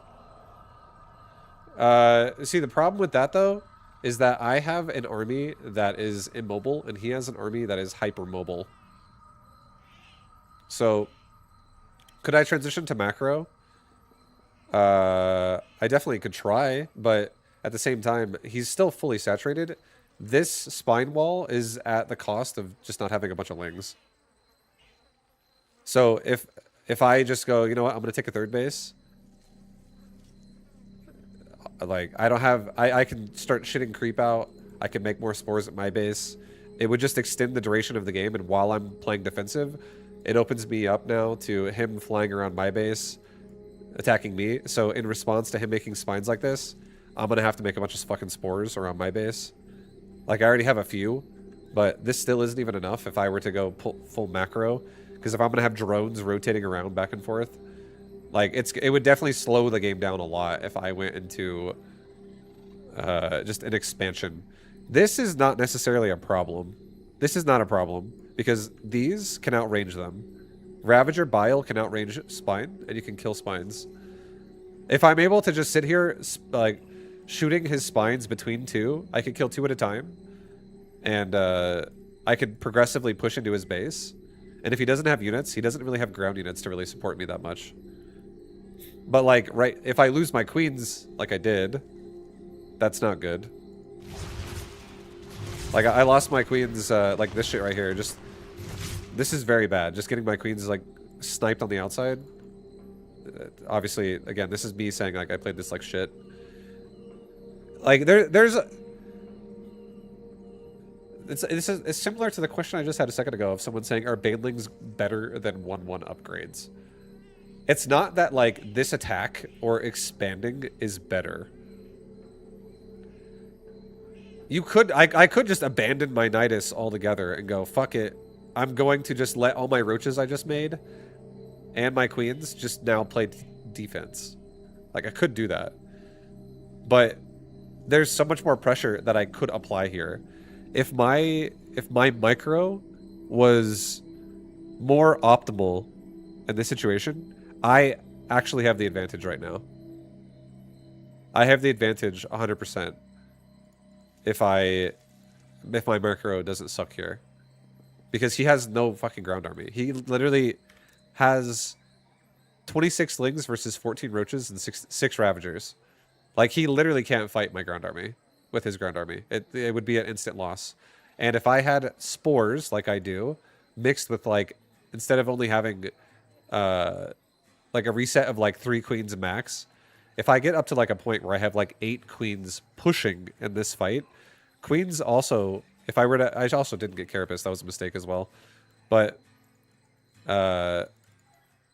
this push with Spore Queen could definitely kill his mutas, no problem.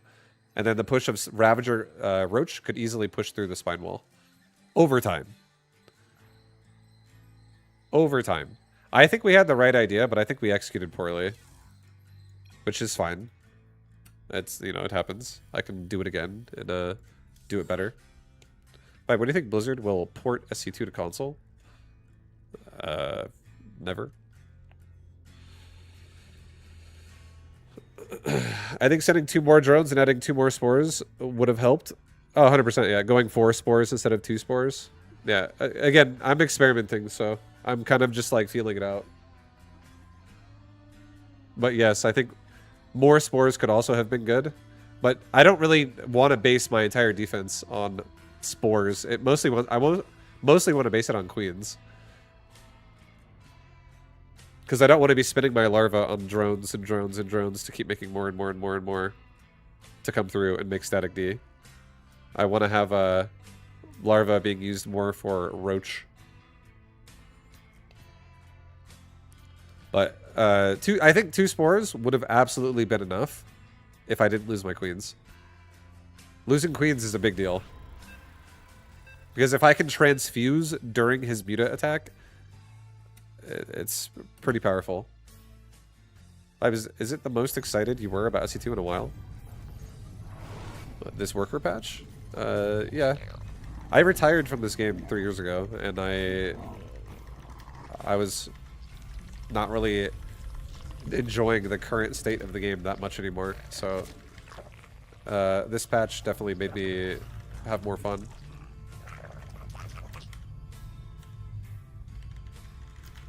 I think the game is definitely more interesting now than it was before.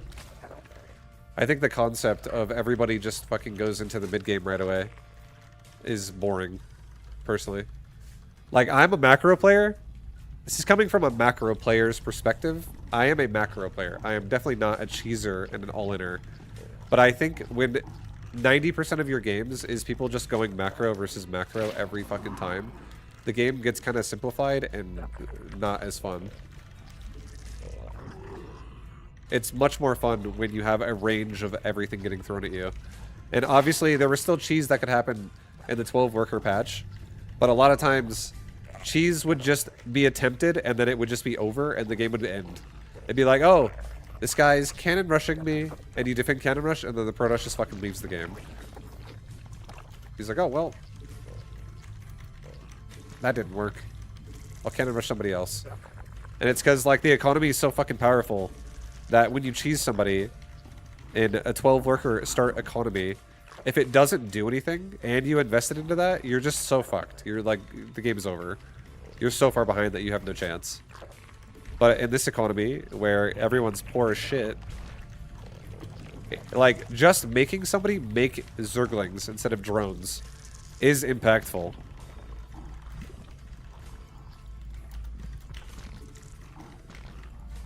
Or so on and so on. Making somebody make a photon cannon instead of a nexus is incredibly impactful. Like, the economy is just slow at the start. So when you slow it down even more for whatever you're doing, it creates a much more thorough early game. And I think a thorough early game is interesting.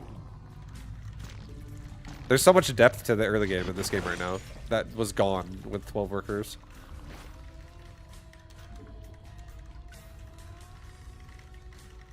I almost feel like doing the Ling strat again, but I don't think I will. I'll go for like mutas this game. I'm gonna do like a really fast muta build, I think. We won't even... Oh shit, I didn't make Lings. Oops.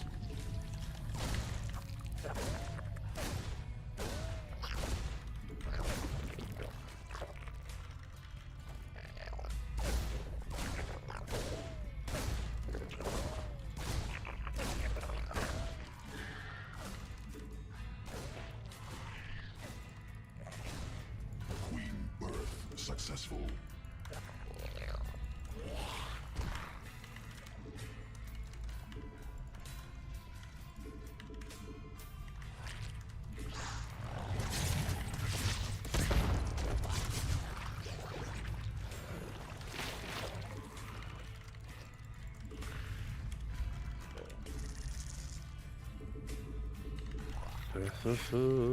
I play 2v2 to warm up and to get frustrated at how dog shit everyone is in 2v2 when you hit 1v1. Yeah, well, 2v2 is definitely the more casual experience, so a lot of people will be not as sweaty in 2v2. So you're definitely gonna get people who aren't even gonna like know builds. They'll be like just doing random shit. Like I played. Someone asked me on Tuesday to play a 2v2 game, and I was like, sure, whatever, I'll play a 2v2. My teammate, it was me and a Terran player versus a Zerg and a Protoss.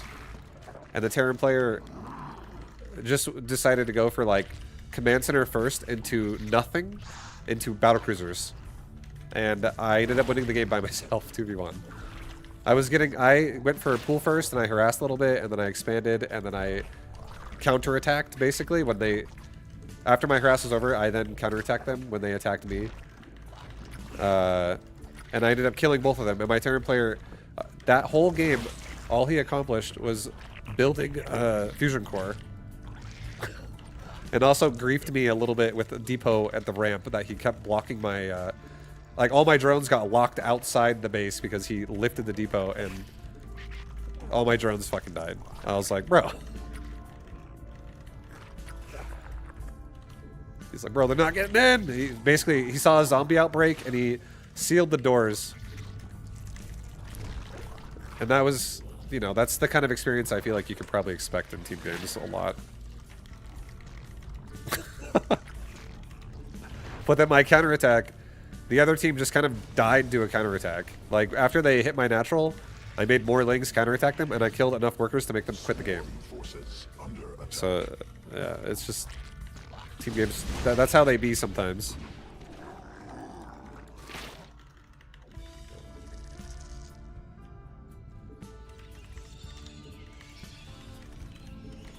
Alright, this guy's going for, mech right away. Let's get Banshee protection with Spore.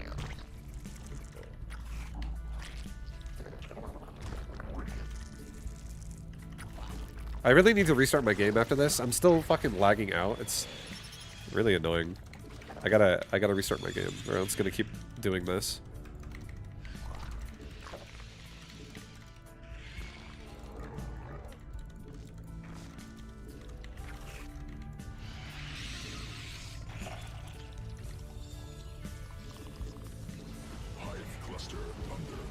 He's actually going bio. He doesn't even know I'm going Mitas. Oh my god, this is huge.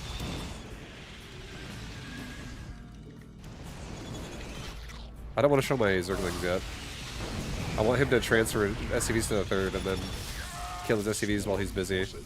No, he saw me.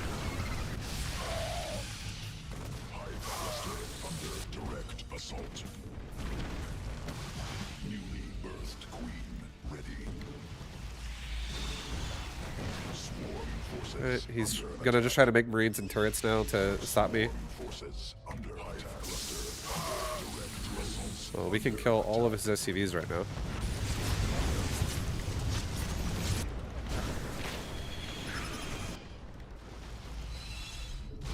I'll just kill his command center. Fuck it.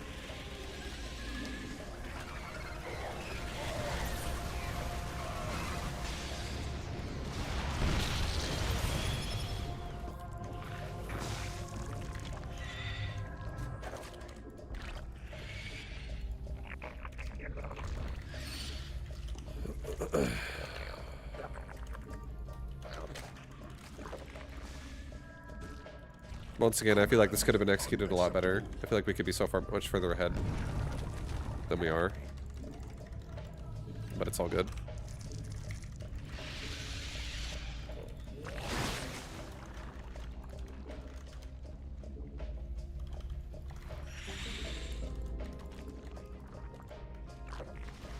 Swarm forces under attack.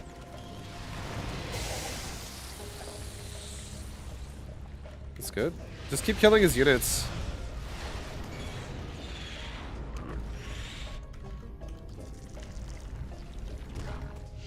Like, I'm just gonna keep trying to harass him to death with Mita. We definitely still did a lot of damage. We did a lot of damage. It's not like we're behind super hard or something. And we're also forcing stim packs right now, which is great. Zerg is a high testosterone race. Oh, hell yeah.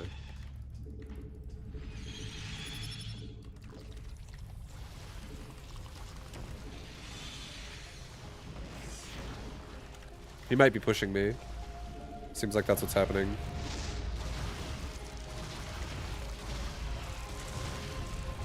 Yeah, he's trying to push.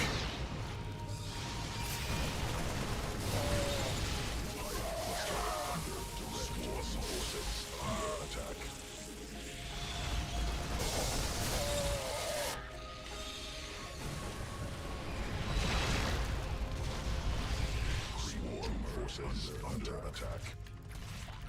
Swarm forces under attack.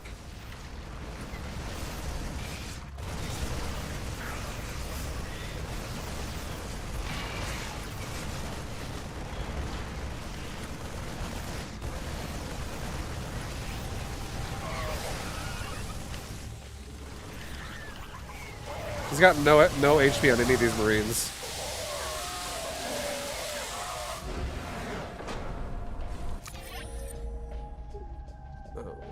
Interesting game. Fast metas against Terran definitely fucked him up pretty hard. I can't believe he didn't have any turrets when I got to his base the first time. Because he did know I was going for a very fast lair. Like, he did see that. He doesn't see the spire, but he knew I was going super fucking fast lair. So I'm surprised he didn't like anticipate anything of that sort. Alright, I'm gonna restart my game. It's definitely running like crapola. It is running like the crapola. Hi Gojo. Hi Gojo.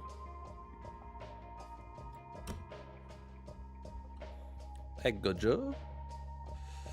Gojo. That poor Terran be getting wrecked.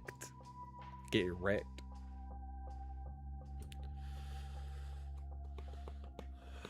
There was a $30,000 2v2 tournament with all the top pros that was pretty sweet. Are you talking about, is this like your thermals thing? 30K? It's fucking a massive prize pool.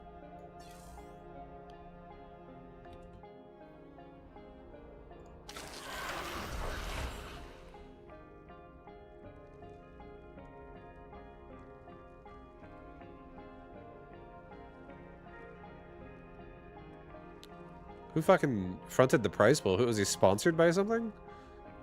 That's an insanely large prize pool. I would expect like the prize pool to have been like 1,500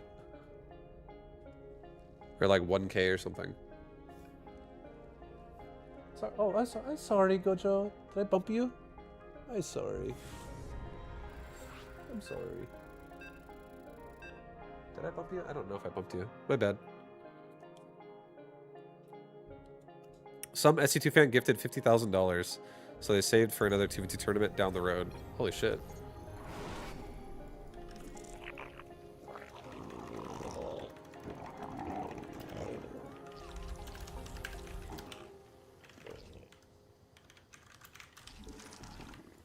That's crazy. I had no idea. That's such a big prize pool. People in my chat were telling me, Vibe, you should go check out the Thermal 2v2 tournament. This is when I was not really... This is before the patch. I wasn't playing. So I was like, I probably won't, but... We'll see. But yeah, I had no idea. 50K, that's fucking massive, dude. What the hell?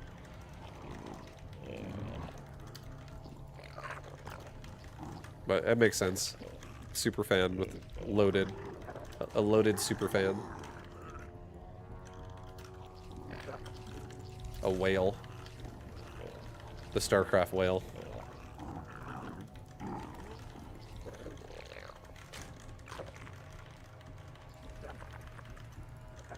Yo, anybody want to be my teammate in the next 2v2 tournament?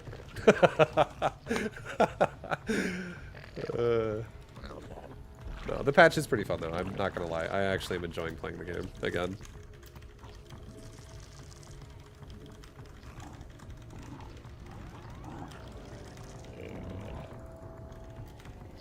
It's a Zerg? It's a Zerg.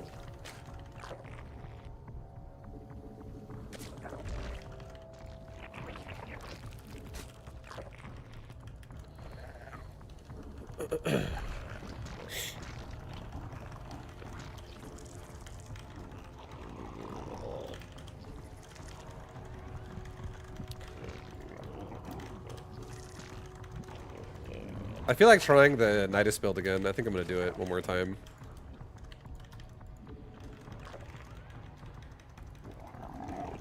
I'm gonna do a Nidus again, guys. Yo, are you a Zerg player? Do you hate ZVZ? I personally, I don't hate ZVZ. But if you do, pay attention to this build. You might see something you like. Okay, so he went. You can tell already he went pool first. His hatchery's like 60%. Mine is finished. That can only mean one thing: spawning pool before hatchery, which also most likely means gas before hatchery as well. So he's probably going to be doing some aggression. This Overlord's kind of near a cliff, so if he brings queens out, I could run away. I'm making nothing but drones right now. I'm going to wall my natural off if he attacks.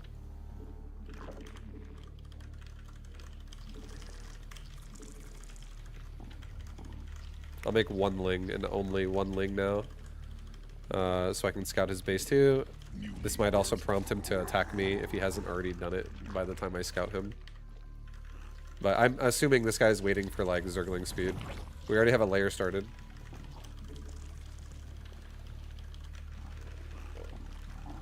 I'm still watching the minimap for a Ling Flood. And if there is, I'm stopping larva production and I'm starting unit production.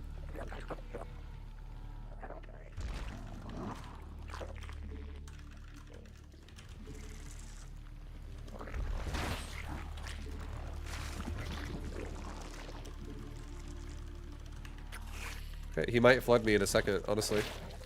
We started our roach horn first, so in case he does flood me, I can always make roaches behind a wall. Okay, he's going Bane Nest. This might be, it might be Mutas? It's hard to say. Our economy's looking pretty baller right now.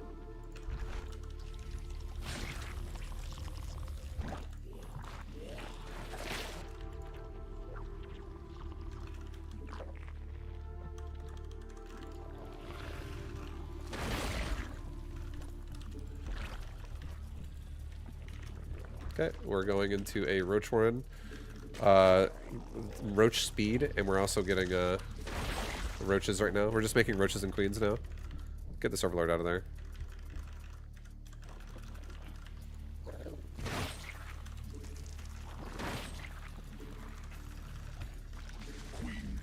Oh, well, he sees everything now. I just moved. I injected my base at the worst time ever. He sees all of it. So now he's gonna know. Don't do that, guys. Command unacceptable. Hive cluster under direct assault.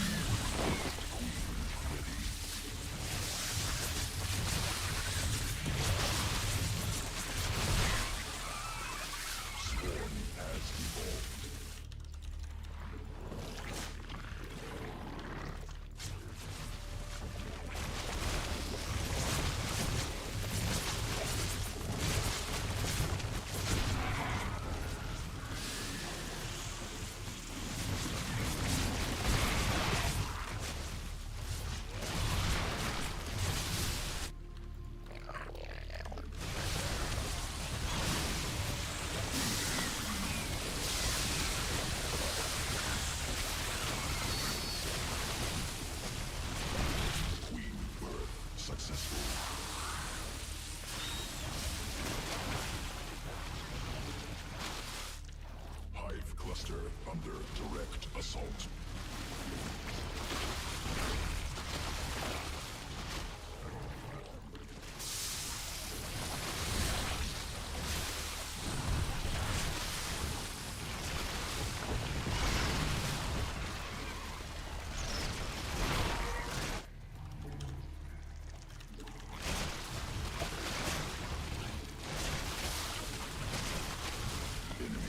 Assaulting swarm forces under attack.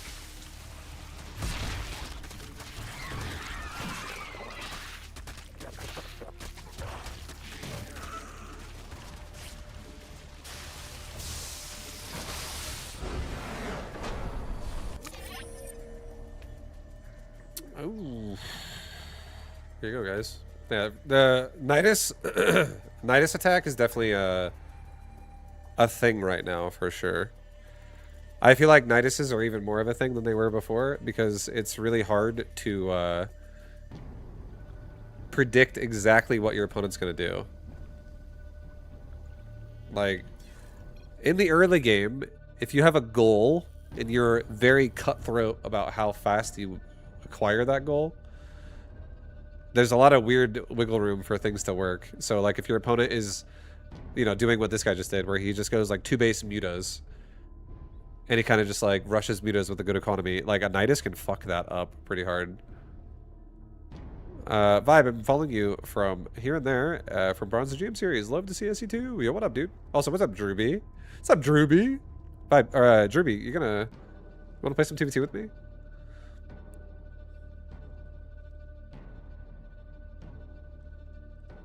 If me plus Vibu didn't play in it, then all the top pros weren't in. Vibe, is Beta GM Series still valid? Yes.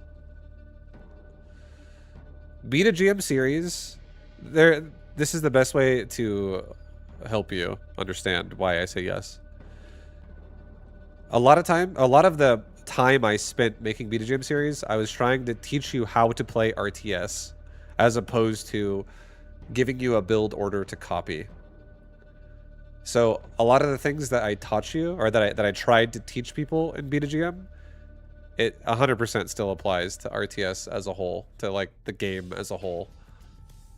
But the opener and the build orders will definitely be a little bit modified now, a little different, because you start with 8 workers now instead of 12, and it does change things.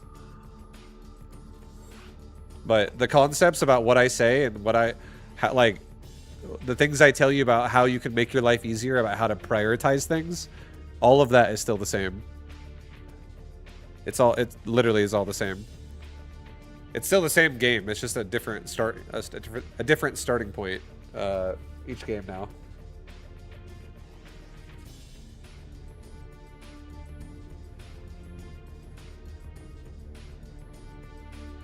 I'd be interested in seeing you do a match where you only macro and the opponent and shut down their sieges.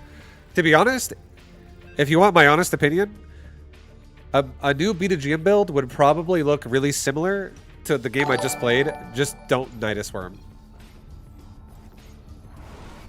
It would be a Roach wall-off playstyle. And then it would be like taking a third instead of taking a Nidus Worm.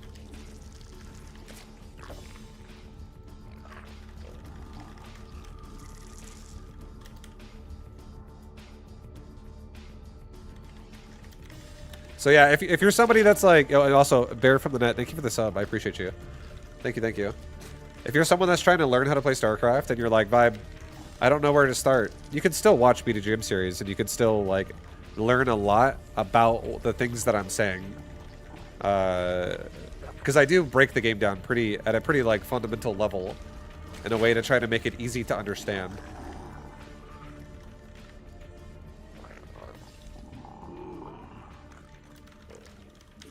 But if you're hungry for just like a build order, then I know Pig has released a build order. He is currently making a Beta GM already for this new patch, and he's giving build orders. But I have not done that for this patch. It's only been out for like 4 days, and I don't even think I'm gonna make a new Beta GM series. But I wouldn't mind making guide games. I wouldn't mind being like, hey guys, here's a build guide for the new patch. That's fine.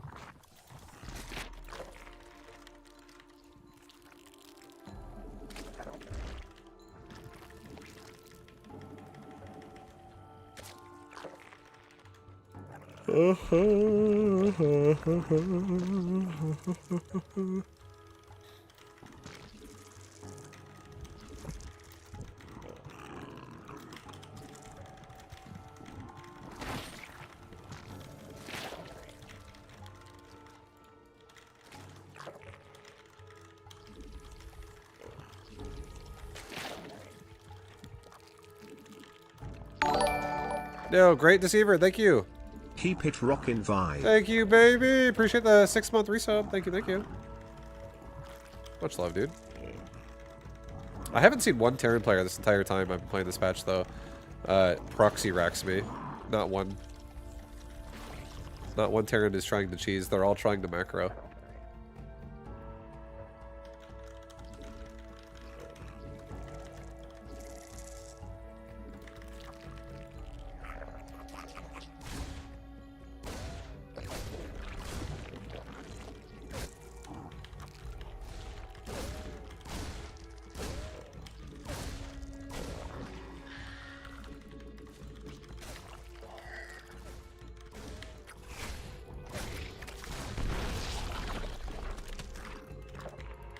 That's what they want you to think. Yeah.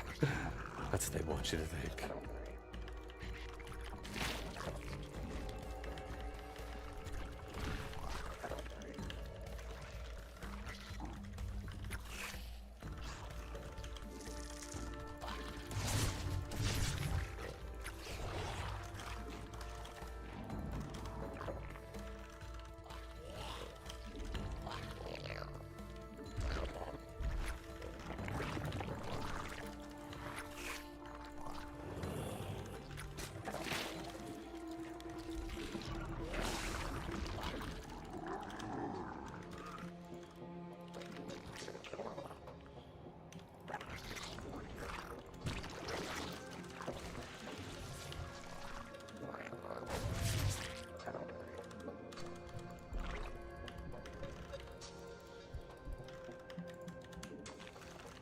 Evolution.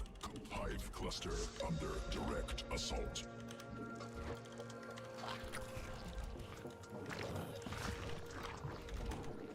I'm gonna do a bit of a harass right now. He doesn't even have a wall yet, so I'm gonna do this before 1-1, unfortunately. But I still think I might be able to fuck him up pretty hard.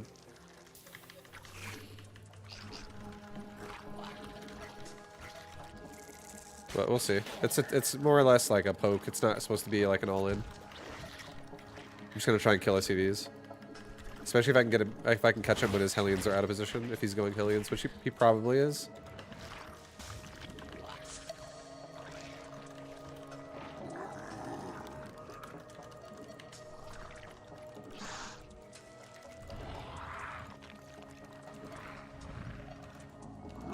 Swarm forces under attack. Alright, well, he's kind of chilling. He's about to wall off, so let's not let him. Oh shit! No! That's not what I wanted! Bad timing, bad timing! That's not what we wanted at all. I was hoping he wouldn't be there. It was a risk. There was a risk and it didn't pay off. It actually made us pay for more lings now.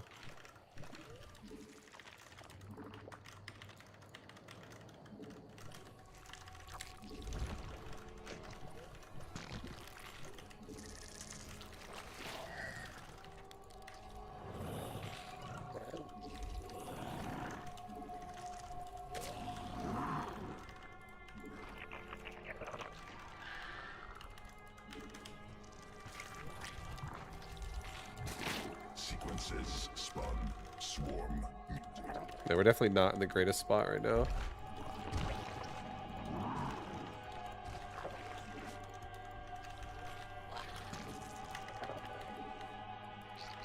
This guy's so passive. I want him to be more aggressive, but he's so fucking passive.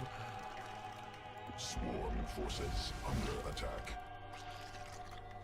Newly birthed queen ready.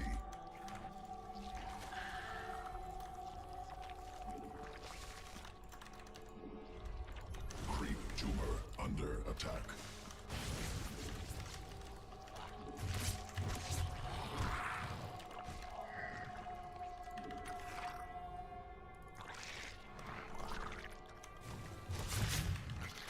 Swarm forces under attack. Swarm forces under attack.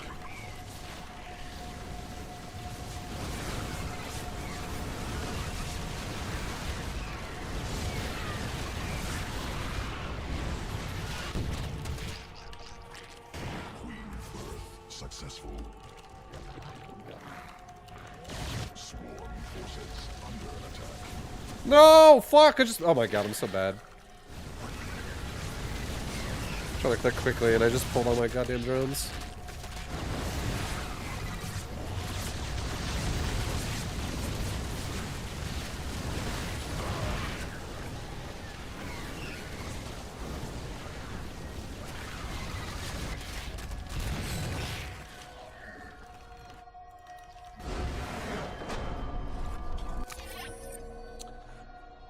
Oh, that was, I was trying to grab, I was making queens during that whole process, trying to grab them all, inject.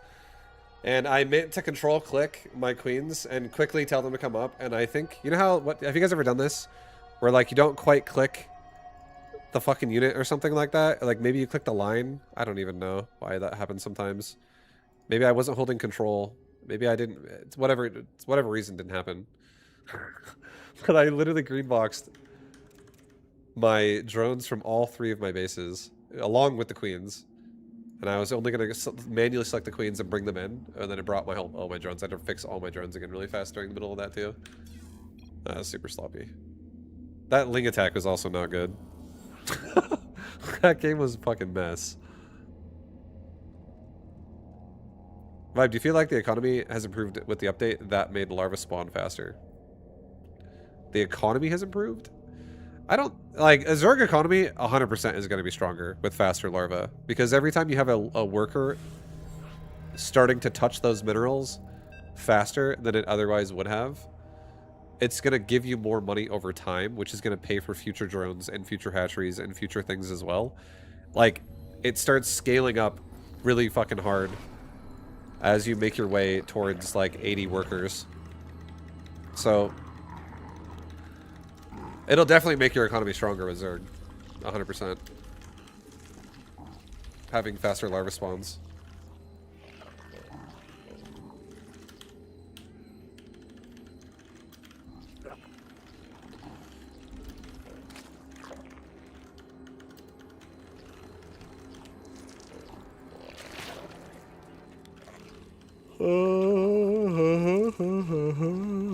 And he still won? Yeah, it's because we counterattacked his mineral line at his natural. He didn't defend it at all. Like, he literally teleported his battlecruiser out of his natural right as we got there with our second wave of lings.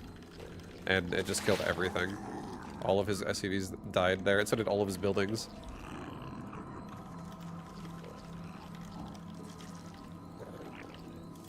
This is Protoss? Oh, it's random.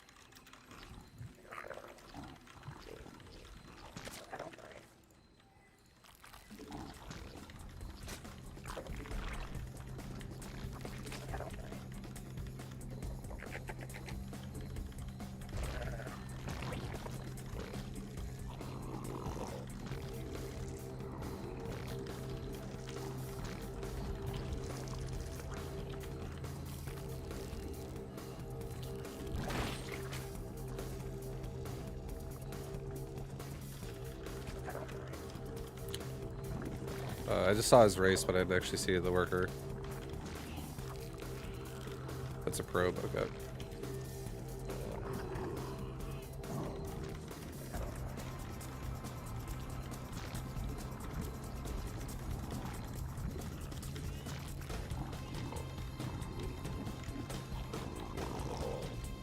Hive cluster under direct assault.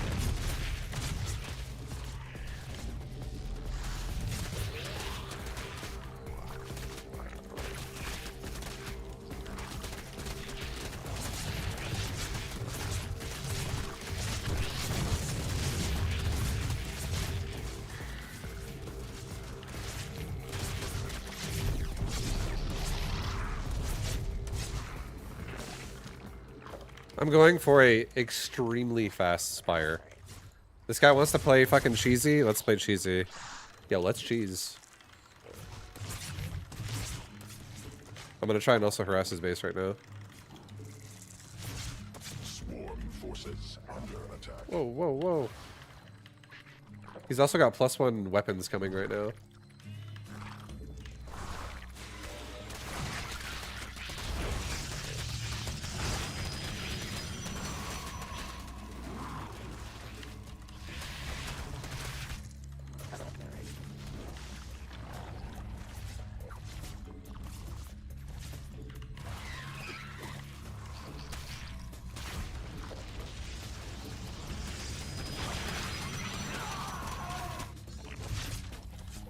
Swarm forces under attack.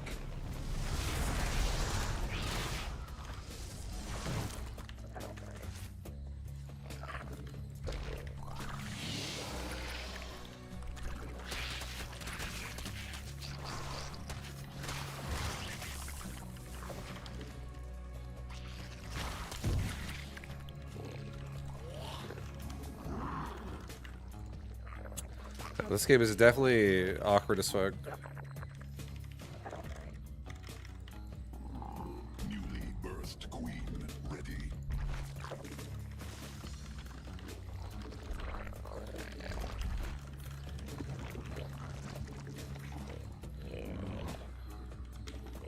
He's going into oracles.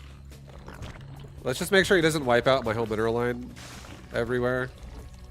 Because I'm very, very light on my economy right now, on my queens. Swarm Oh my god, forces here we go under already. attack. Queen birth successful.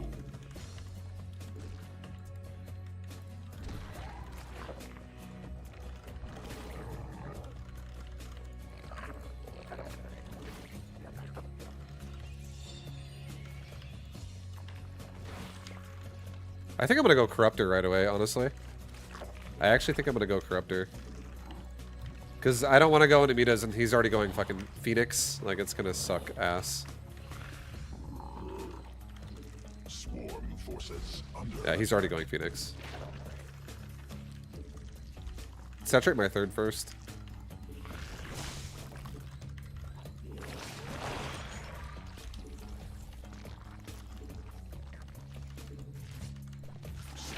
forces under attack. Less than 3. Yo, what up? Inverted stress, thank you!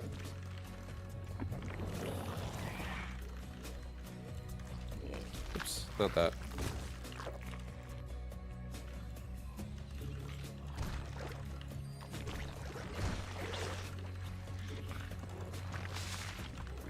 I'm gonna make like 6 Corruptors right now that try to just go into his base.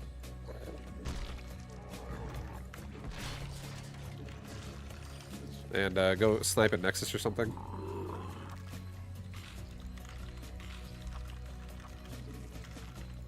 Definitely an awkward game.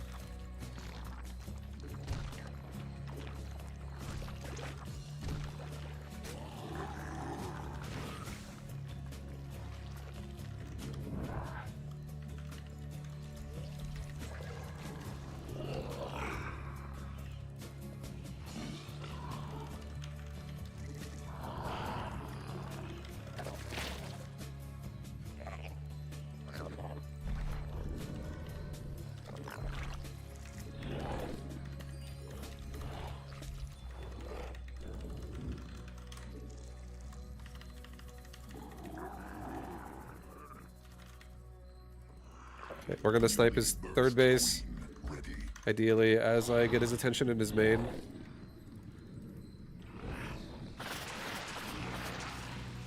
He's going into Sky Toss, so let's get gas now. Okay, he said G.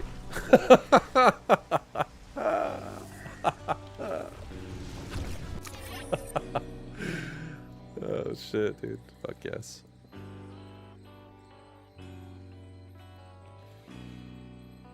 Nice, dude.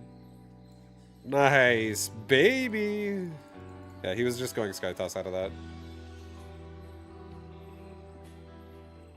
Ugh. Yeah, if I would have went mutas, we were fucked. He already has Mass Phoenix. He's got 6 Phoenix already. He's got as many Phoenix as I have Corruptor. So mutas would have just flew over here, killed some probes, and instantly fucking died to the Phoenix.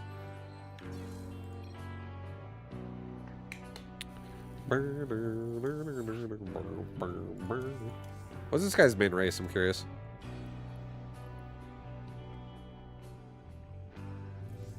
One v one Protoss. He's a Protoss main. Oh, not really. I can't click the button. I just was curious. Gave him the G for gangster. Yo, gangster.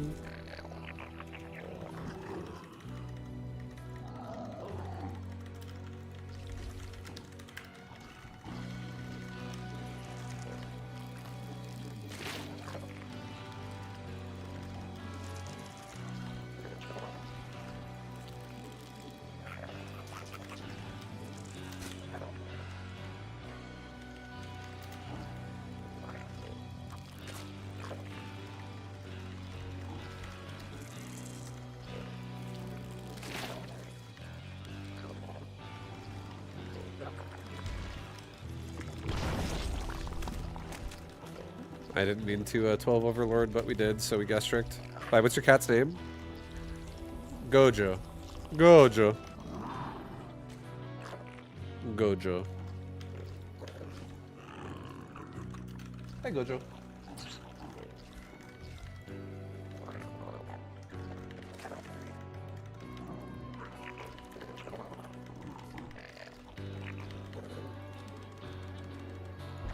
Are we so meta that someone is actually just named Barcode Smurf? Yes. Pretty much.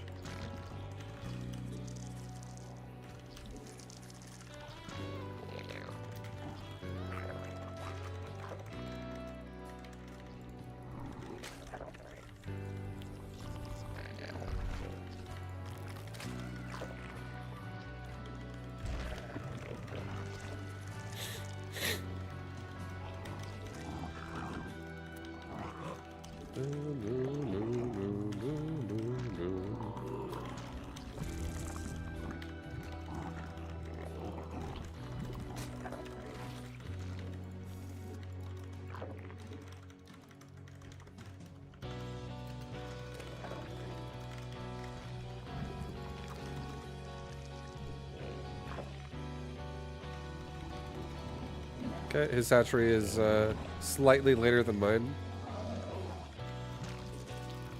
So this could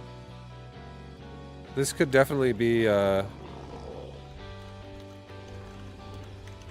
didn't see a second Overlord. I didn't notice if there was one. I'm gonna scout really quickly with the Ling. I don't want to be caught with my pants down to like a super early timing attack cheese.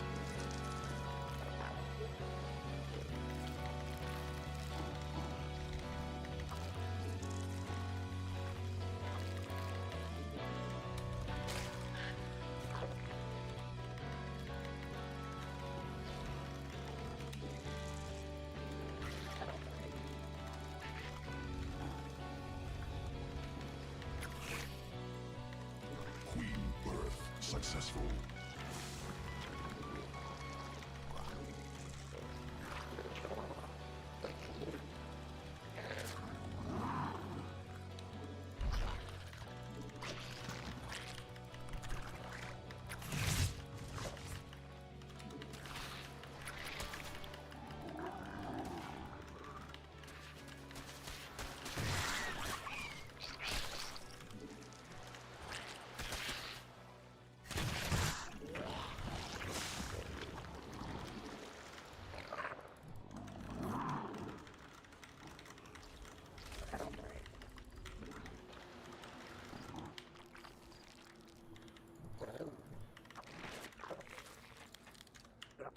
Alright, we got 3 drones back on gas again. I have a nice saturated mineral line at my natural. I'm gonna start getting pretty aggressive here.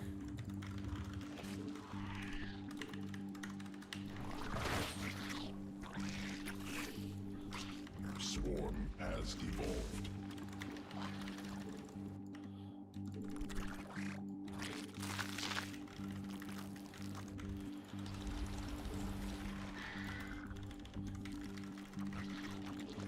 Yo, Johnny Ultra, what up? Thank you, dude. Swarm forces under attack. Here we go again with this queen killing my overlord shit. Every time.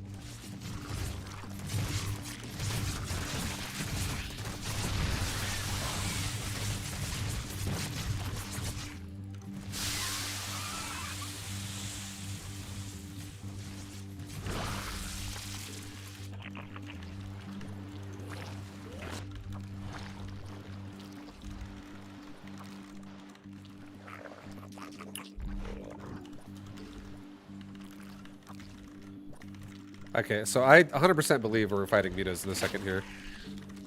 I do. I do believe that's what's about to happen.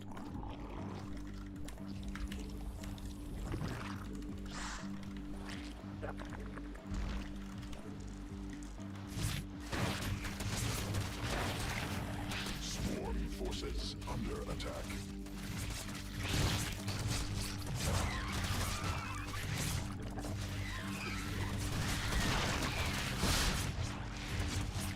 Queen birth successful. Swarm forces under attack. Queen ready.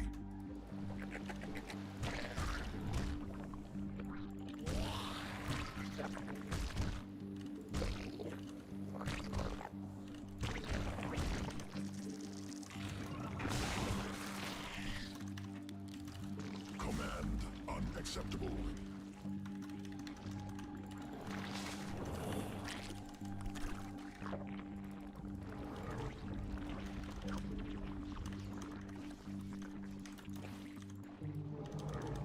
Hive cluster under direct assault.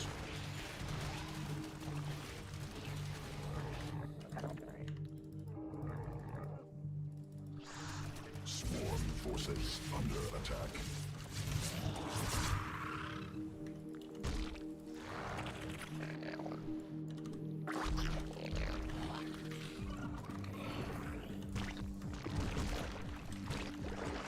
Mutation complete.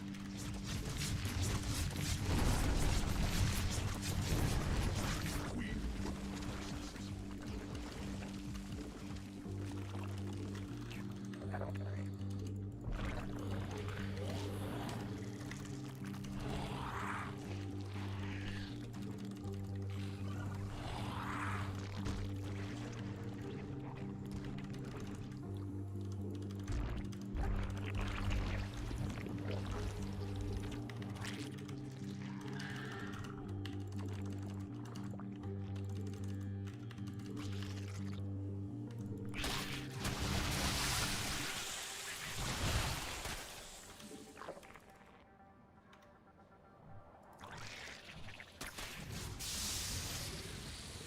Swarm forces under attack. Field exhausted. So we're gonna go into Ultralisk and Hydralisk, just so you guys know. It's gonna be some weird shit again.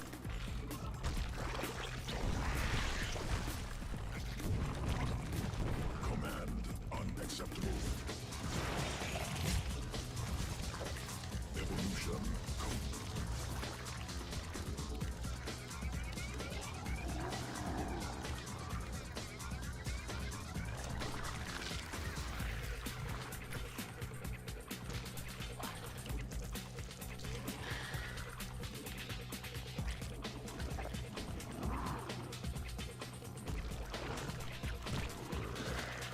We already have level 3 Carapace almost going up to with the Ultralisk when we're gonna take them. So my army is like fucking ridiculously tanky. I don't have any weapon upgrades, but I have a lot of armor upgrades right now.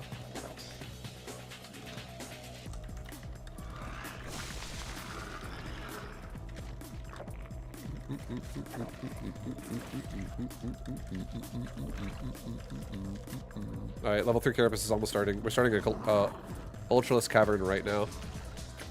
These things are going to be fucking chonky.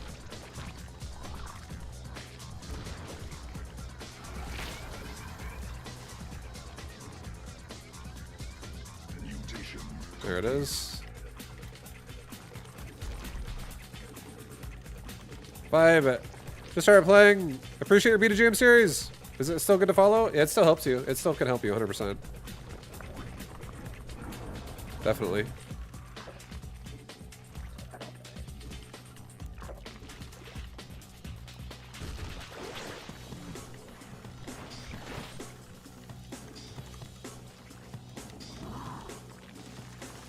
Alright, we have Ultralisk coming right now. We're gonna get chitinous plating right now too.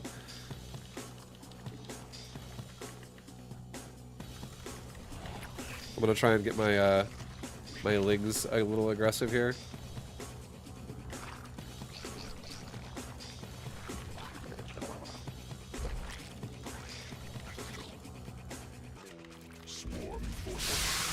Okay. Assaulting drones. Uh-huh.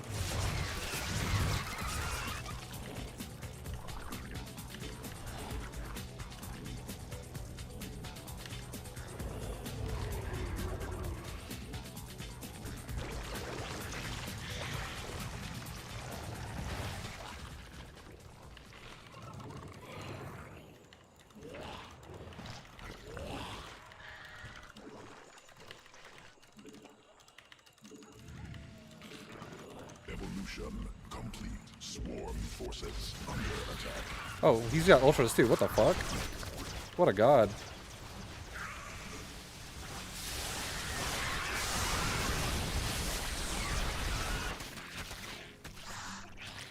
Swarm forces under attack. Mineral swarm has evolved.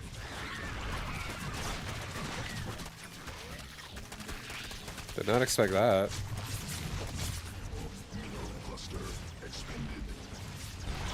Swarm forces under attack. Swarm forces under attack depleted. I genuinely did not expect him to have ultras.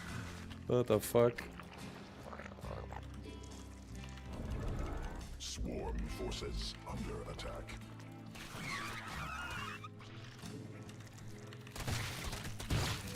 Swarm forces under attack.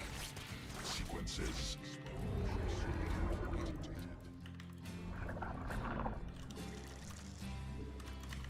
Swarm forces under attack.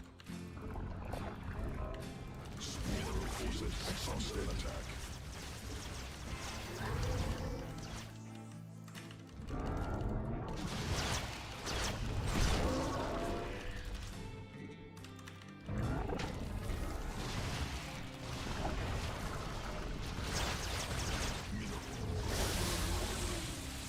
Swarm forces under attack. Field exhausted.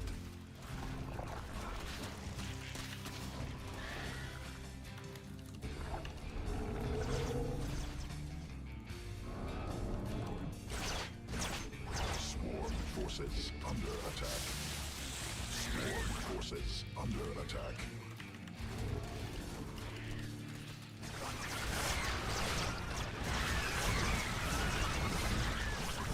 Field depleted.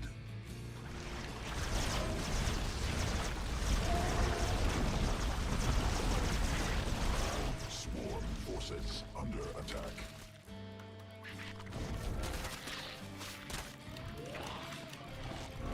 Swarm forces under attack.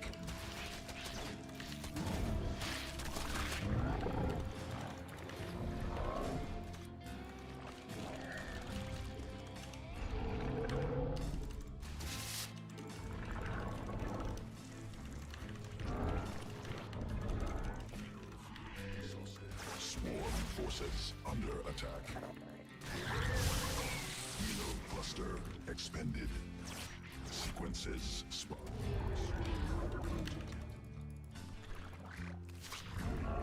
Swarm forces under attack. Mineral field depleted.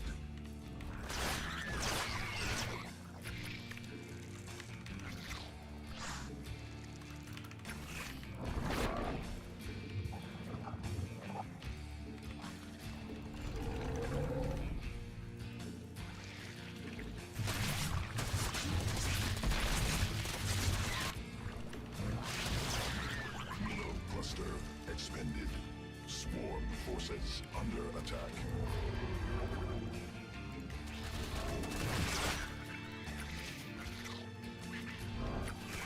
Mineral field depleted.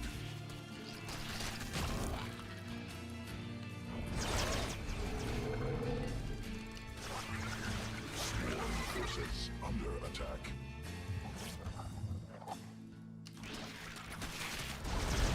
Swarm forces under attack.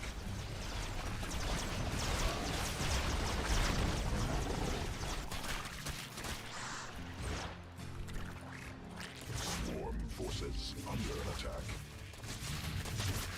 Mineral field exhausted.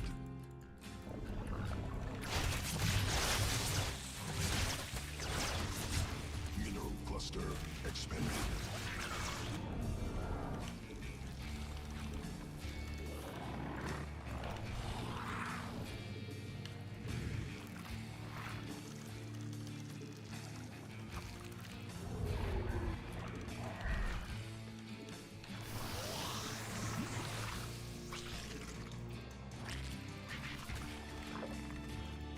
Swarm forces under attack.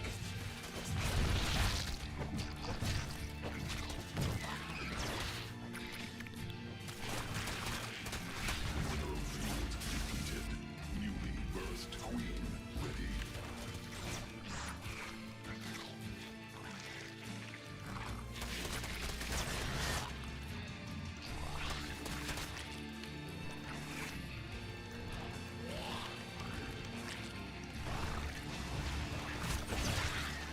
Mineral field exhausted.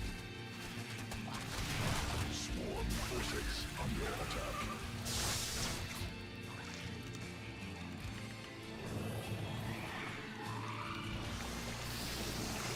Queen birth successful. Mutation complete. Vespine geyser depleted. Hive cluster under direct. Swarm forces under attack.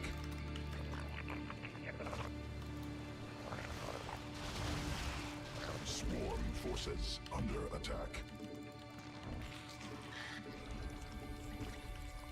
Hive cluster under direct assault.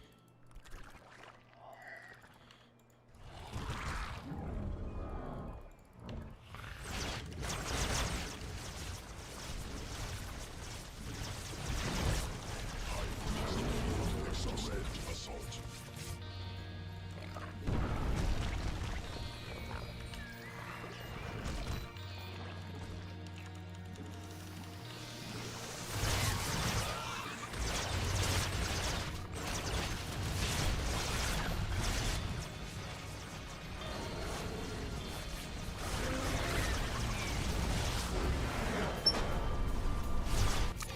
Holy shit. I legit did not expect him to have ultras. Not at all. What a game. What a game. Yeah, we were giving him the runaround for a while. I got the end of this game, but why didn't we get Lurker? Do you think I should have got Lurkers prime time? Right now, my Hydra tech has 0 weapon upgrades. My ranged ground tech. I need a cigarette after that one. Yeah, going Lurker would have been a complete contrast to what I was doing that game. It would have been the complete opposite. Which would have basically like slam the brakes on my momentum that I had, or that I could have had. Lurker isn't even necessarily a counter to Ultralisk, honestly. It depends on how the engagement's going. Like, if I have like a bunch of spore crawlers and a bunch of lurkers at every base that I have, and I'm suddenly going into like mass lurkers, that could be a thing. But he also did have Mutalisk throughout this game. The last of them just died like right here at the end of the game.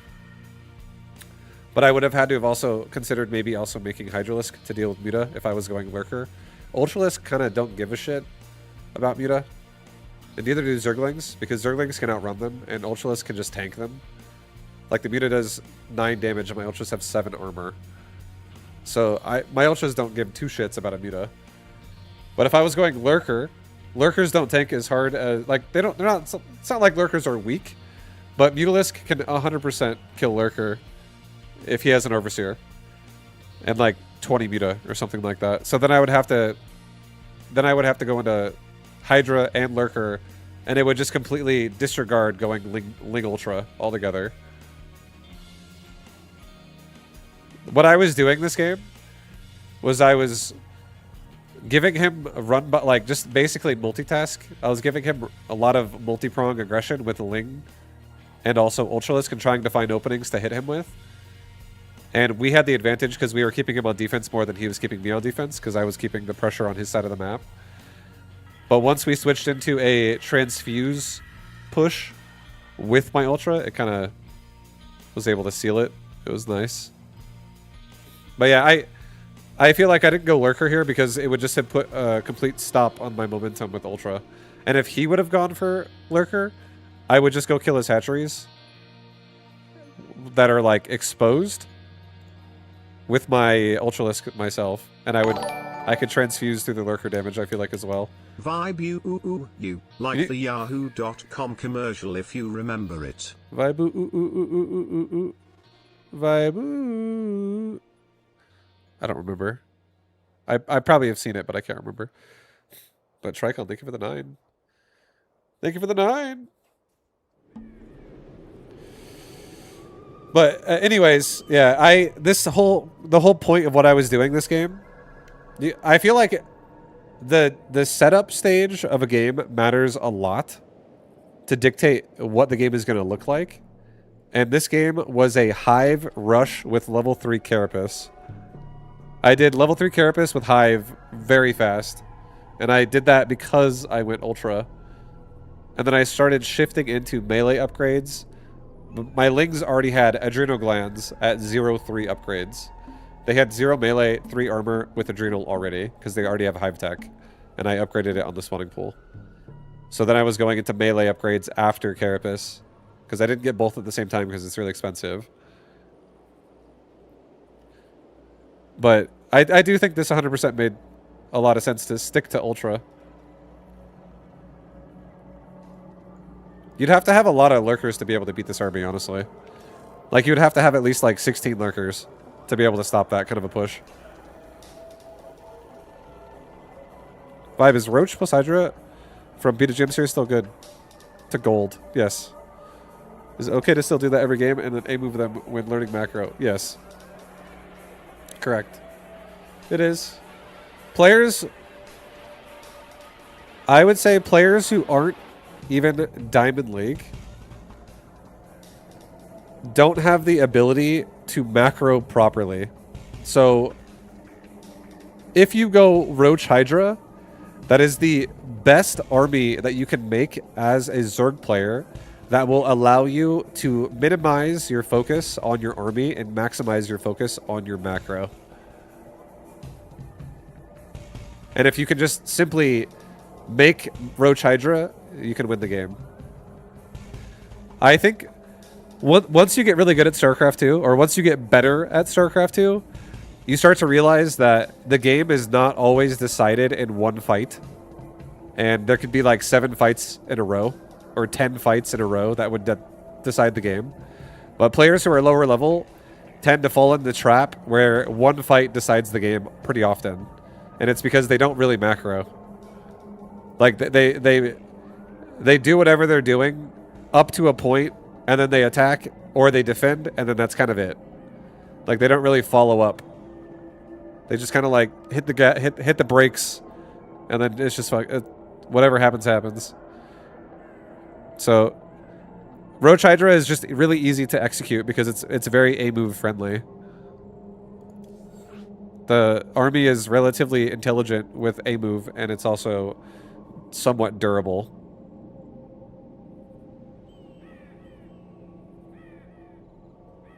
Also, what's up, prime time?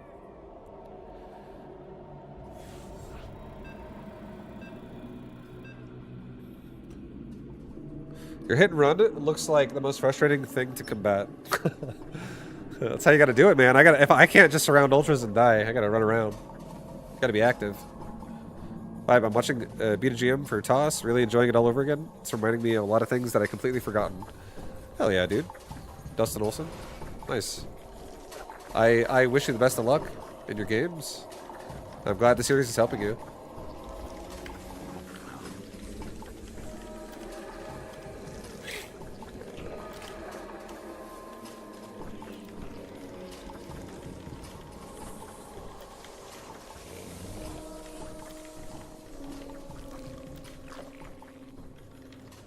Everybody does cheese builds now. Yeah. It'll definitely happen a lot more. To be fair, I feel like I'm not getting cheesed as much as I should be. I feel like I'm the one cheesing more than I'm getting cheesed.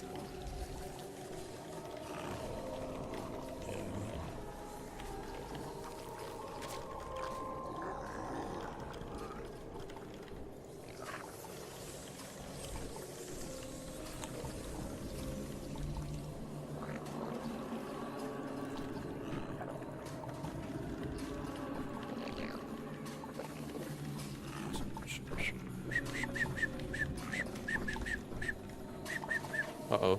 Lag? Am I lagging out?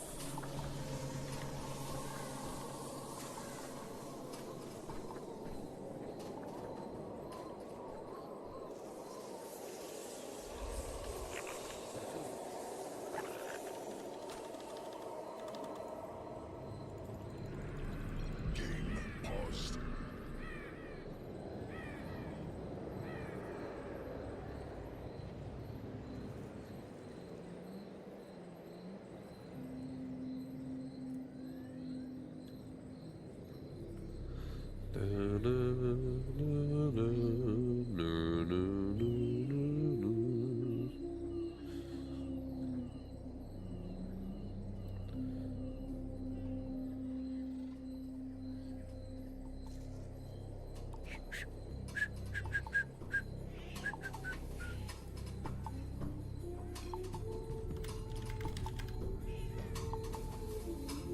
Game resumed.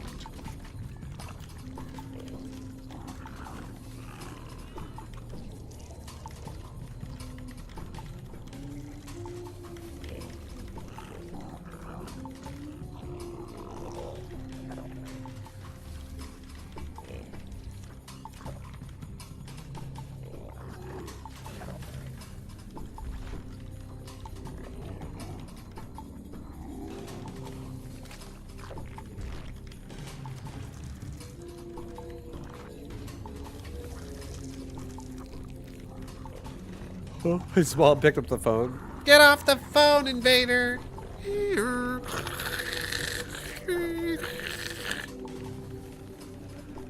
I'm trying to call my mom.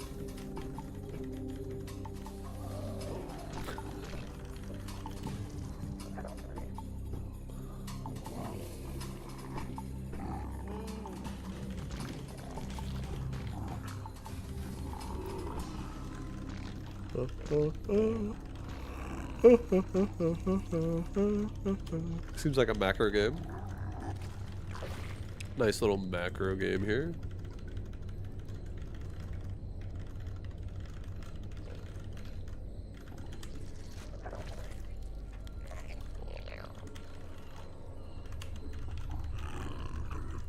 Go back to the gateway. Are you chrono boosting? Yes, he is. Okay, we gotta make a third really fast and then Ling's right after. It's gonna be a dubs. Oh, it's a sentry. What the fuck? No lings then. Newly birthed queen ready.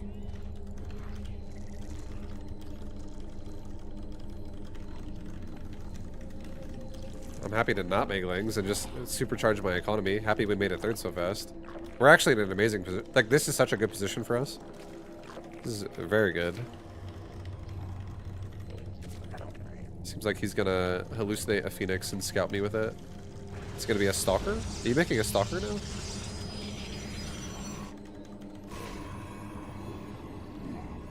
He made 2 sentries.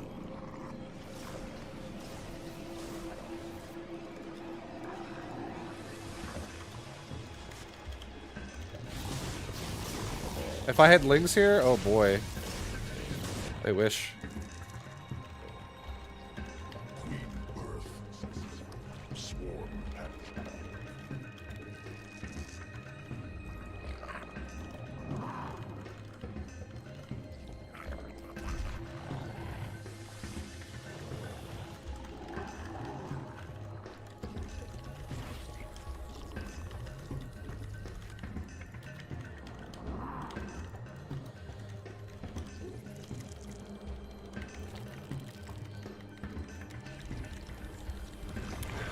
Used a rotary phone as a kid. We're getting old, dude. I never used one, but I saw them. I've never like used one in like my own house, but I've seen them in my grandma's house and shit. My grandma's.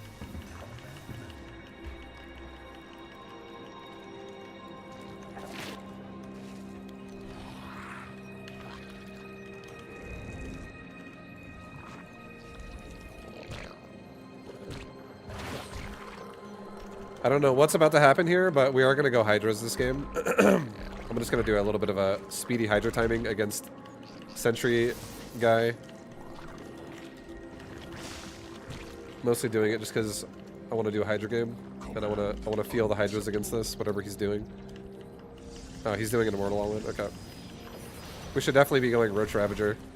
We don't actually have Roach Ravager yet, so we're probably going to die. Yeah, this is gonna be rough.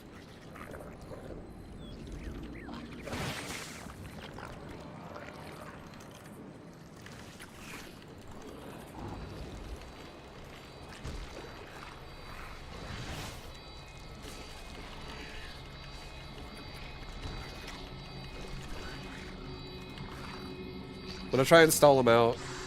He's over here. Just try and like buy time, literally, that's all we're doing. Swarm forces under attack.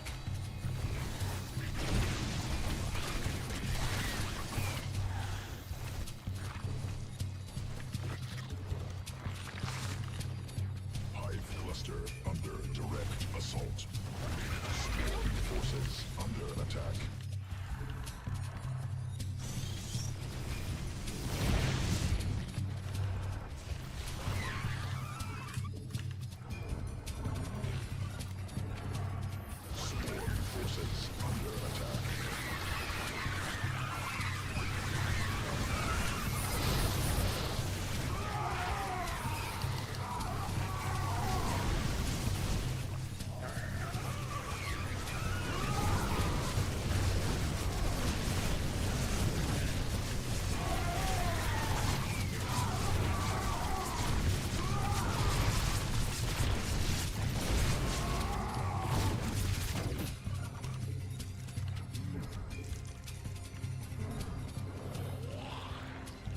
Evolution complete.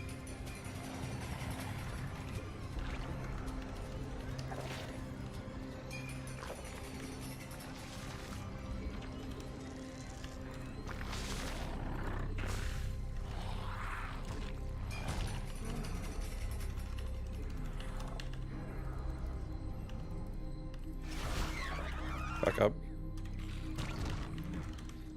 Is that a successful defense? Yeah, because he's on 2 bases. I would say yes.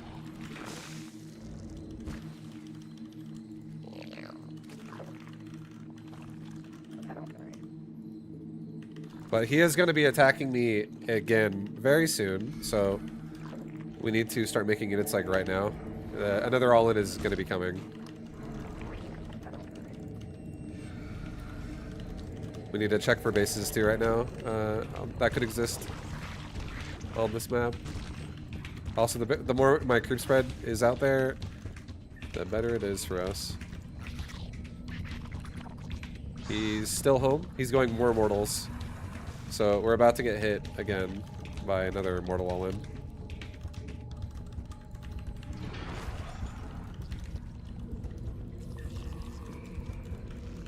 Swarm has evolved.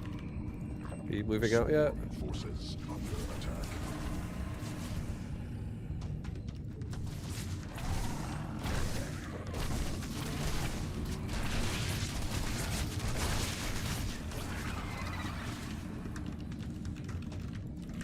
Swarm forces. Okay, he's under moving out. attack. Leave a few hydras in my main right now because he's going to do that again. He's literally going to do that right when he fucking attacks my base.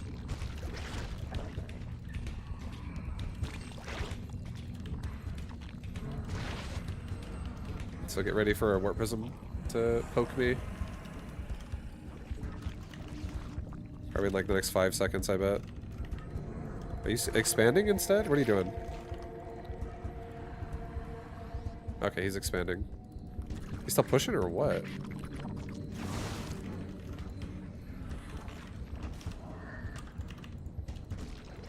Oh, he's got Colossus now. Okay. Well, let's get around him.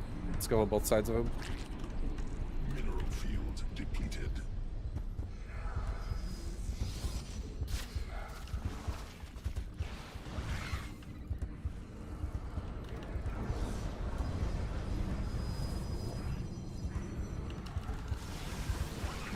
Cluster expanded.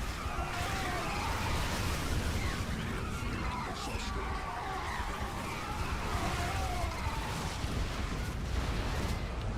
Swarm forces under attack. Swarm forces under attack.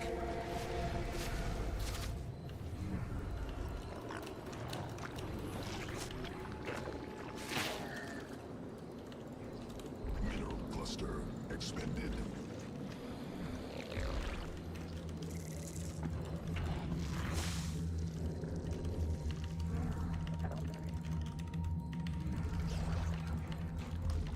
Command unacceptable.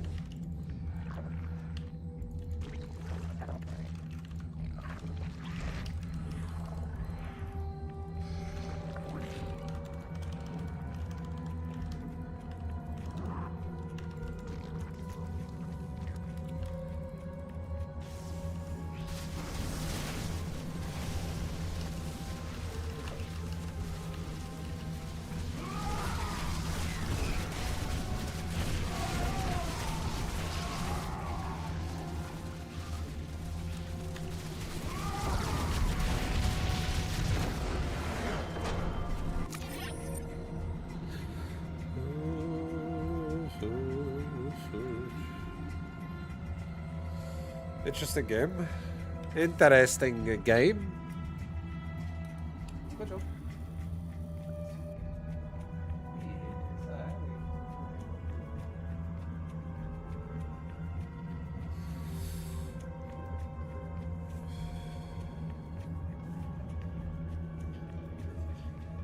you find it easier to have all your creep tubers on hockey? I don't use that.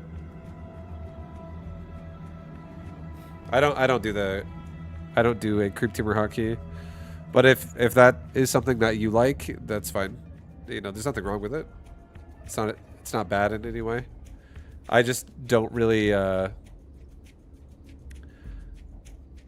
don't think adding a hotkey to a creep tuber is gonna help me because I don't have any comfortable hotkeys that I want to use for a creep tuber, as opposed to just green box mouse micro and just spreading it manually. The reason why is because like I literally use like all my hotkeys throughout the game, and even at the start of the game I use my first 5 hotkeys, 1 2 3 4 5. By the time I have by the time I have, like, I want to say, like 2 base saturation, I already use 5 hotkeys. Because a lot of times I'll be using Overlord hotkeys. I would rather have an Overlord hotkey than a Creep Tumor hotkey. And I also use a few control groups for just units, not just one. I use, it depends what my composition looks like. What's my hotkey allocations? I made a video about it. Is this it? Let me see if that's the right one. Hello. There you go. You want to watch this video? I made this video 5 years ago, and it still is pretty true to this day. I use every single one of my hotkeys. So, I don't... Like, the only way I would put a Creep Tumor hotkey down would be either on 7, 8, or 9. But I wouldn't prefer... that over, like... I wouldn't prefer that over... just doing it manually with a green box mouse micro.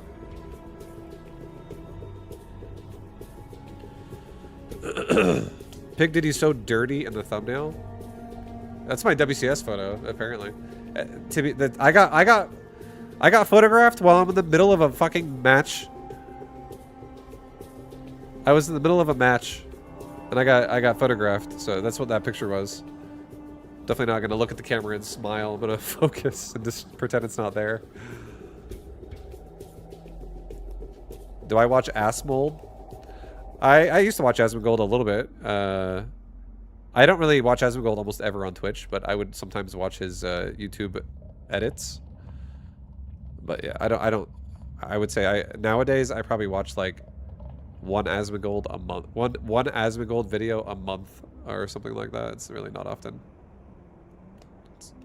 I saw a little bit of his brick by brick on a, what is it? Reckless Ben fucking Lego scandal videos that he's watching. I watched a couple of those, and that's the only videos I've seen of him in like the last, like I said, like month or so. Yeah, what's up, Flyrev? What up, Flyrev? What up, man?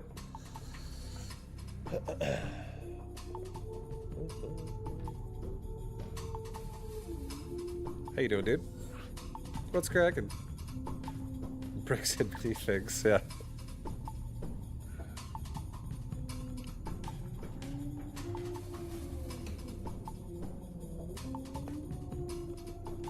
Looking for some inspiration, yo. You came to the right place.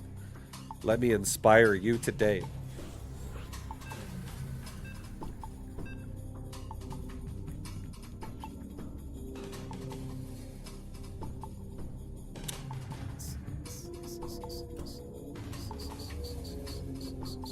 Don't get him going. He's going to open up MS Paint again. Oh, I love MS Paint. MS Paint is great.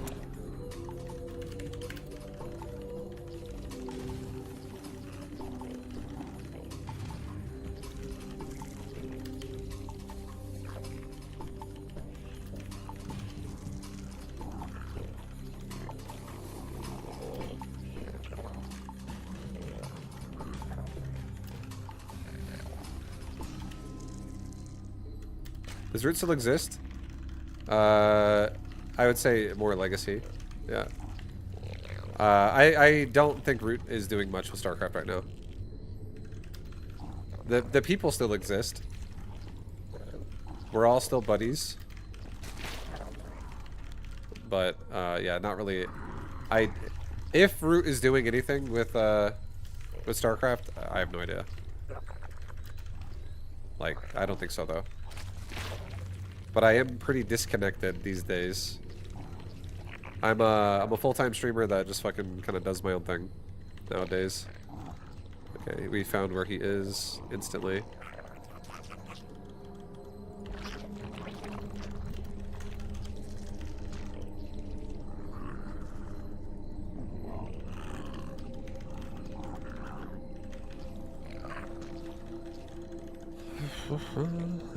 I feel like a lot of people veto the worker pipe map. I never play that map. There's probably a lot of people that are like, the fucking cheese on this map is so stupid. I hate it. That map is actually probably the most interesting map in the pool, I feel like. It's so weird.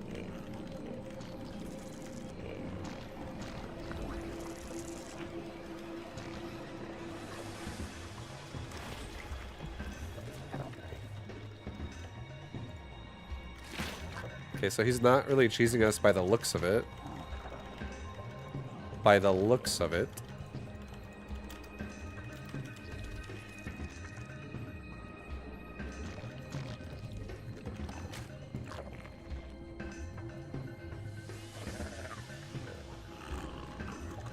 He's definitely gone pool first, though. Like, what is the soundtrack? Undead, Warcraft 3 music?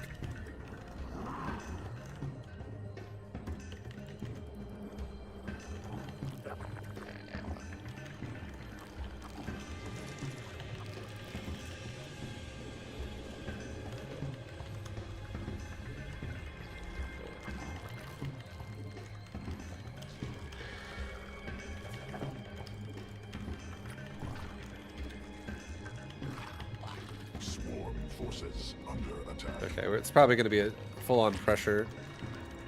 I'm glad I'm already scouting the way he's moving his queen out like that.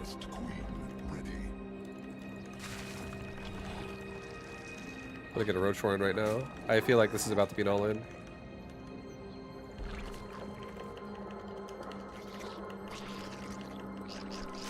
Yep, more lings are being made. It's just gonna be an all-in.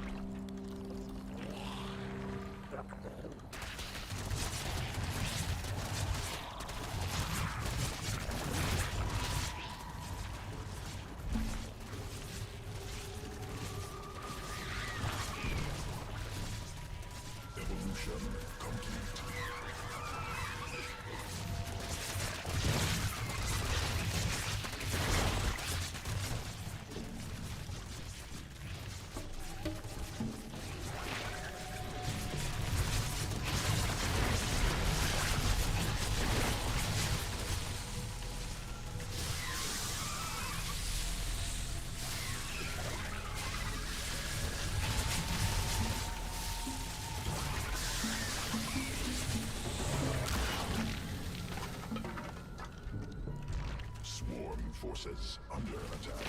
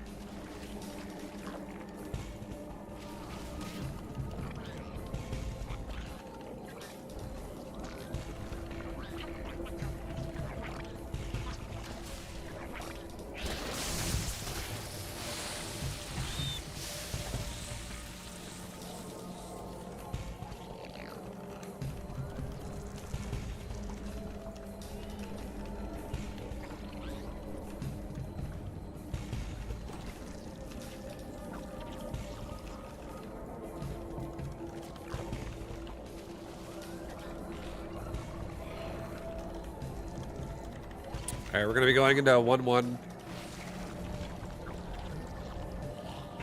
1-1 with creep spread, roaches, and queens. And I'm just gonna push across the map. I guarantee you this guy's going mutas now. Let's just make an overseer and go scout him. And just go confirm that. And I'll take the third base, like, close to his base.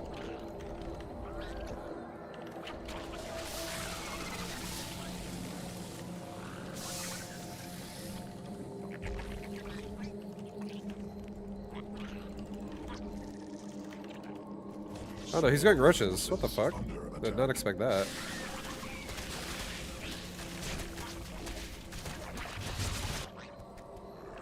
Swarm forces under attack.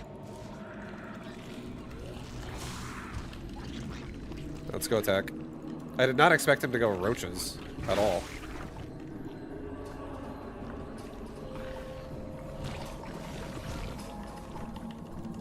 Let's go kill all of his overlords.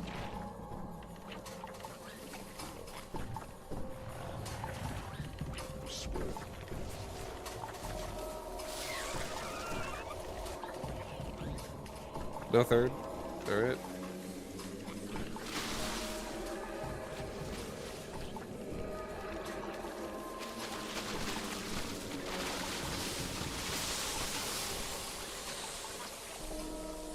Hold up. Mutation complete. Sequences.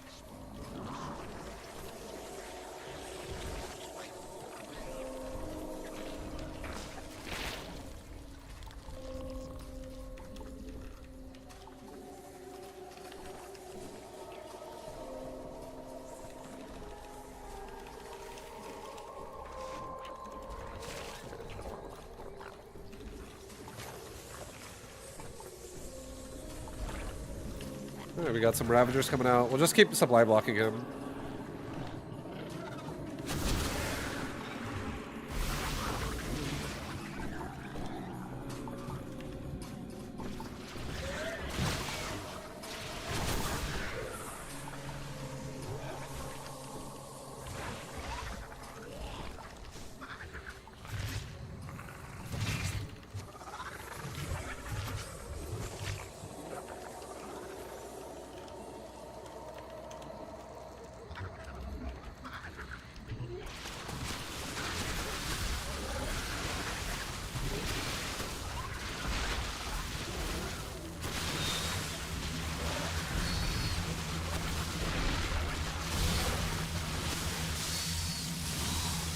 We're getting so much free damage on him by him running in and out.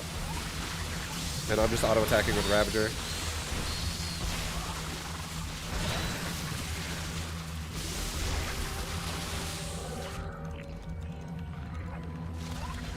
There's the Muta. I already have level 2 Carapace on the way, so again, we're pretty fucking solid here.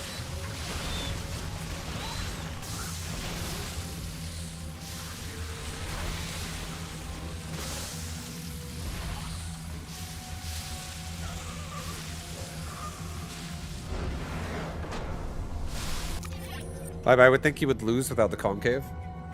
No, well, the thing is a Ravager can shoot over a Roach, and it can also apply a Corrosive Bile, which AoEs an area. So when he's like, if he's gonna just stand there, and fight me straight up, then if I get Corrosive Bile damage on his army, it's insanely strong how hard that could hit. And if he just chases me forward, it doesn't mean that I can't just back up and start Corrosive Biling him. He up until 1 second from now, he still doesn't have Roach speed, and we have Roach speed this entire time.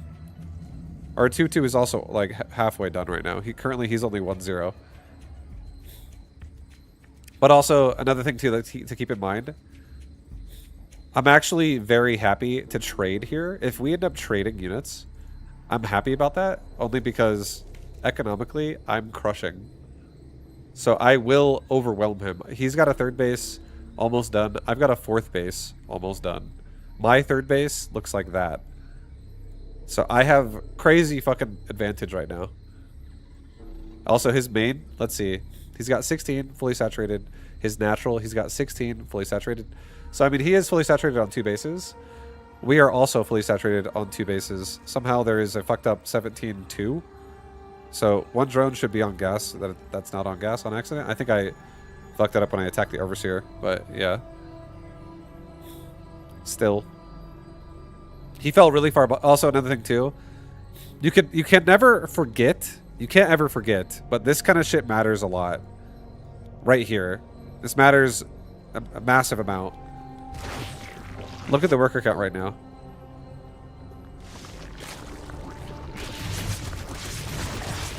Like, this does dictate the pace of the game pretty hard.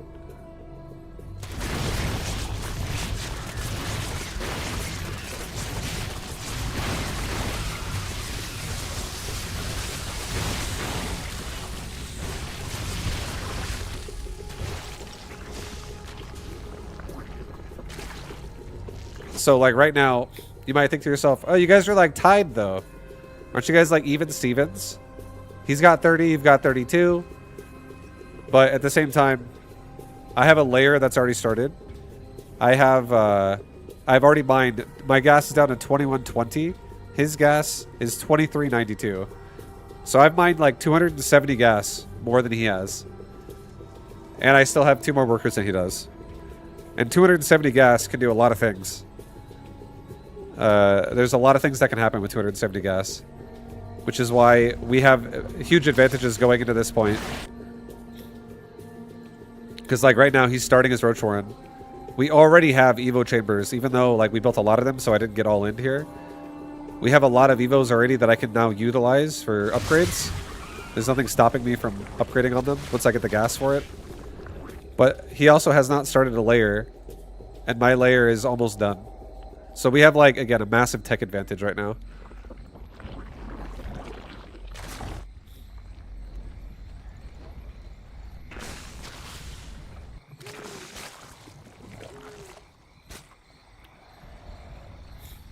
Yeah, right now we have 1-1 and speed all coming along, and he has a layer that's like a third of the way done, or like almost halfway. So it does make a huge difference as to who can control the game. And now I get because of that, all of this, I get a faster third. I get to just have a third base. And my opponent's now stuck on this, like, weird phase of he's just making slow roaches defensively. While I make drones now for my third base. Because I already have map control, and we're also killing his overlords now. We're starting to actually snipe overlords here. So we're supply blocking him further now at this point. Like, things are starting to fall behind for him more and more and more. And this is where our third base got saturated. So, again, our third base is saturated at like 8.5 minutes. Drones are on their way. But they are on the way. And his third base is just starting. And it's all because the Link Flood didn't really accomplish what he wanted, which was to do a lot of damage, right?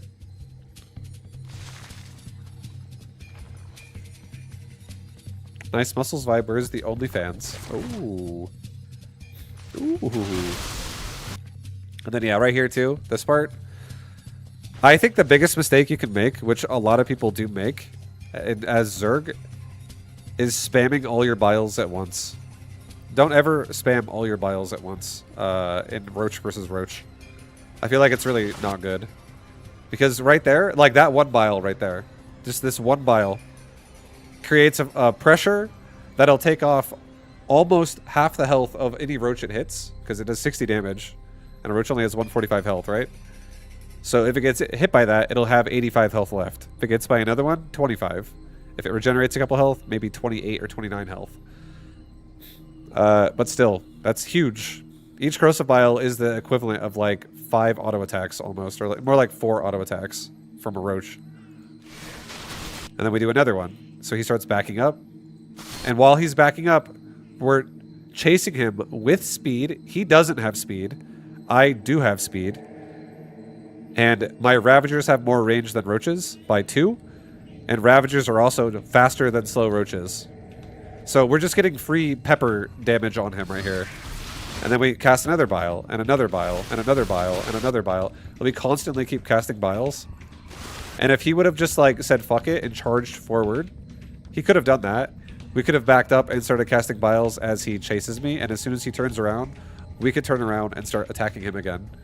We could definitely abuse him right now because he doesn't have speed yet. When one player does have speed and the other player doesn't, especially if the player who does have speed also has Ravagers, you can just poke him all day because Ravagers at the very least shoot over roaches. So you'll be able to like get extra volleys onto his units repeatedly. And then we just keep casting Bile.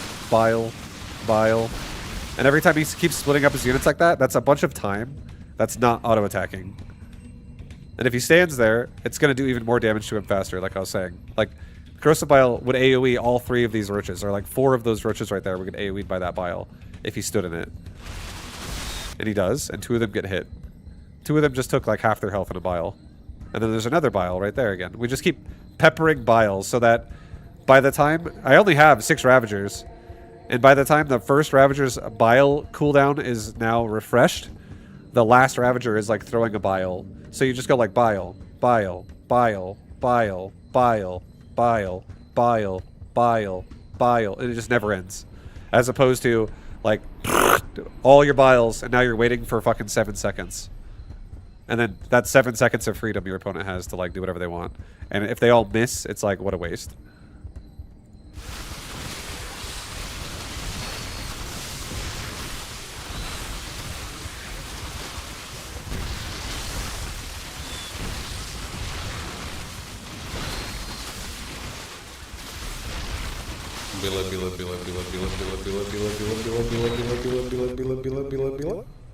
Sounds like I'm saying Mila. Mila. Bila.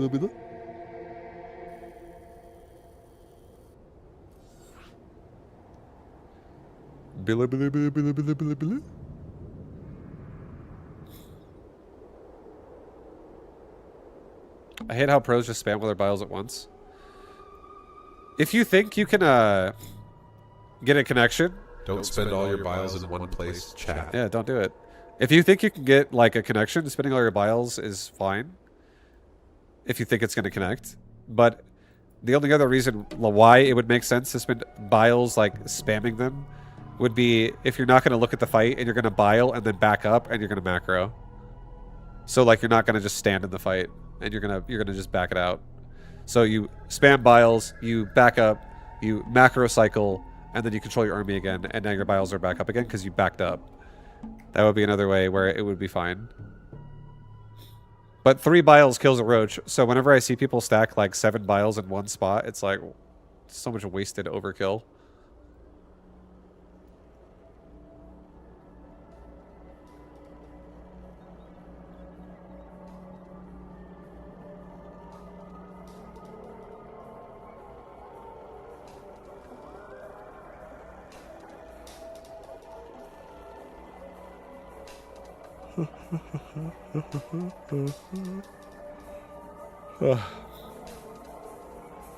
Thank Vibe, you're getting a lot more views.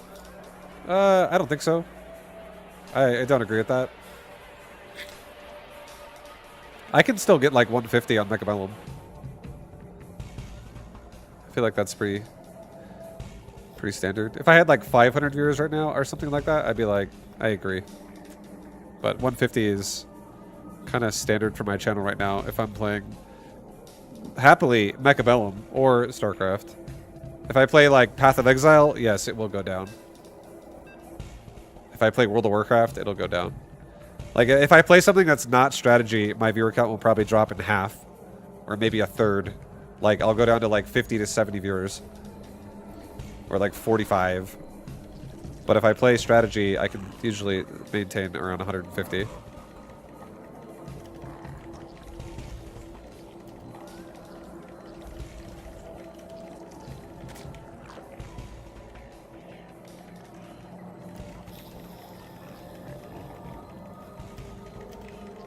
Have I found a mirror yet? No, I every time I play PoE, I keep playing hardcore, and then if I die, I kind of just like stop playing. I don't really want to play PoE. I like playing PoE a lot, as long as I'm playing hardcore. But that game is honestly like very punishing to play hardcore in, which is also partly why it's fun. But that means like it's hard for me to do all of the in-game content because there's so many fucking ways you could just. It's like, oh, I spent 75 hours on this character, and then you just get one shot by like a mechanic where it's like stand in circle. Oh, you didn't make it in time? You're dead.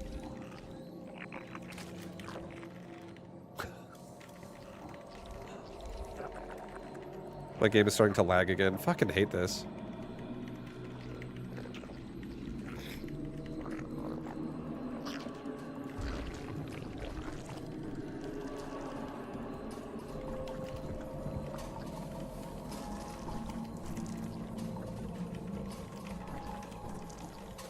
I'm gonna go Mutas again. Vibe, is your Liquipedia earnings accurate? No.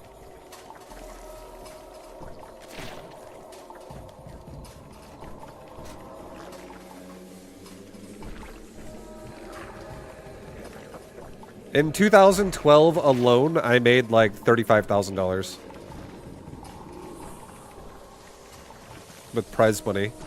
I won $12,000 just for winning WCS USA. Like, that was definitely my biggest win in one tournament I ever had.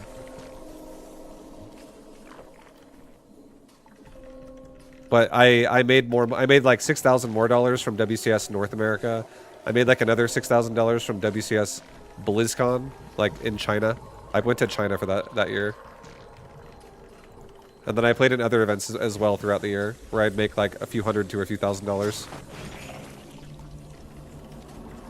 But I don't even know how much more, I didn't total it up myself, how much money I made over my career in StarCraft. So I'm not 100% sure exactly what that number would be.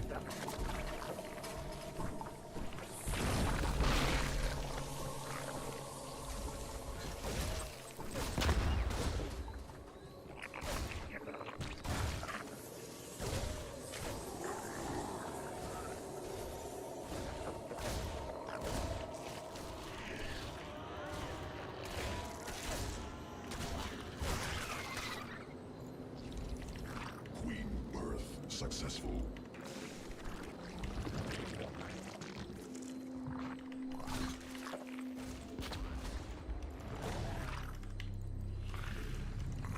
Swarm forces under attack.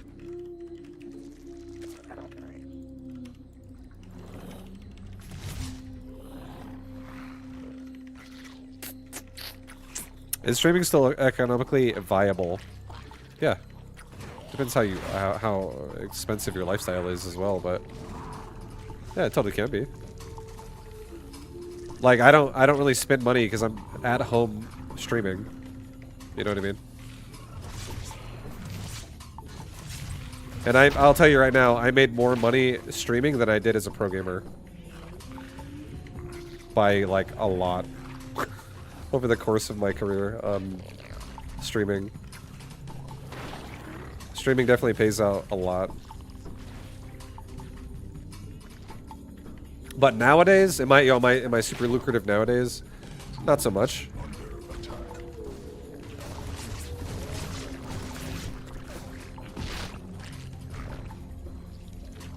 Like I at one point in time I had 4,000 subscribers, and right now I have 200 or 300.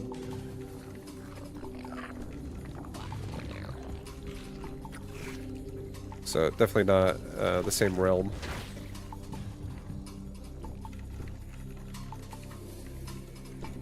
Evolution complete. Okay, he scouted a really quick spire. This Reaper's done a great job being super effective for him.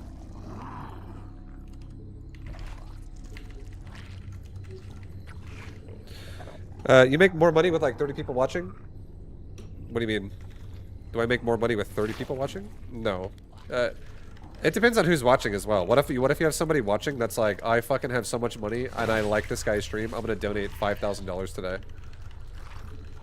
It happens. Doesn't happen every day, but it does happen.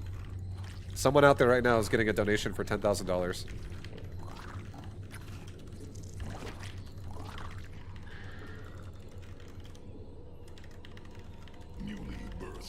I'm gonna go Carapace instead of attack on my mutas right now. I'm gonna try to mass muta this guy.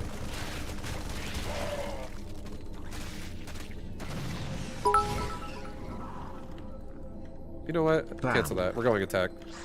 Yo, Reality, thank you for the 10! Thank you for the $10 dono! 1,000 biddies! Thank you so much, dude. I appreciate you.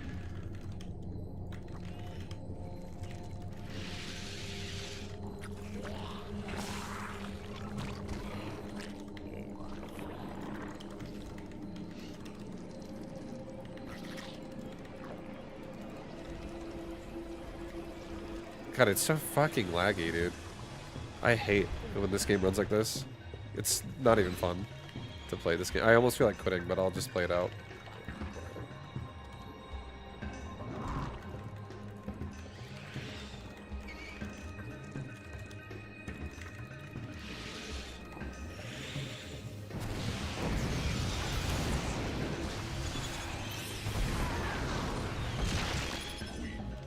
Successful.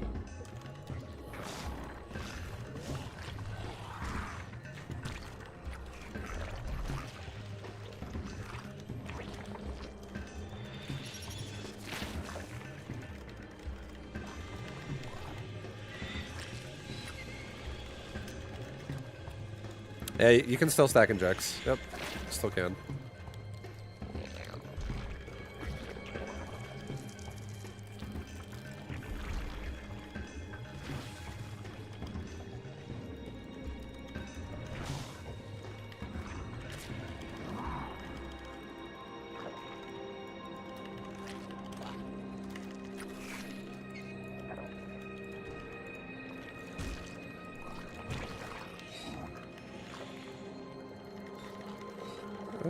Why did they leave it where Zerg can go 3 base unpunished? That's not true. It depends on who's playing the game. If you play someone who like doesn't like attacking, then that can be true. But if you play someone who is like, I don't need to let Zerg do whatever they want, they can totally not let Zerg take 3 bases unpunished. It's not like the game is balanced in a way where you physically can't attack Zerg. That's just heresy. That's lies and slander.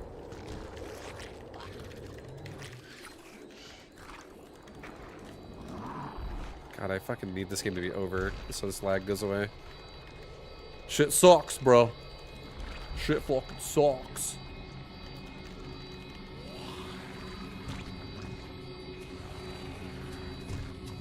I'm about to turn this game into a long game too. It's gonna be so fun to micro.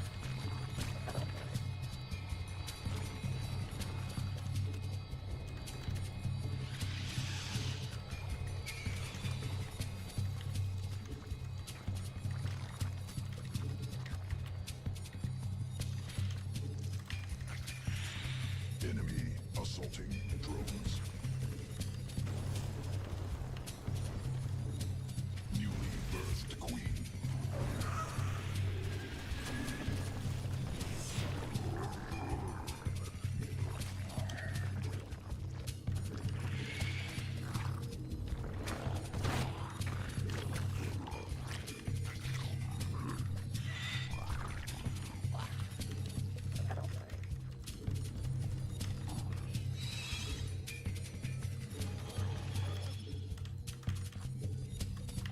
This guy's very passive. Like, this guy's going battle mech, but he's just sitting back at his base defensively. Mutation complete.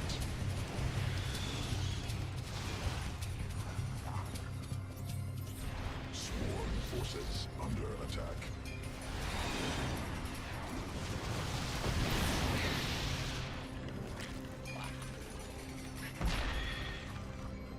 Sequences spun. Swarm mutated.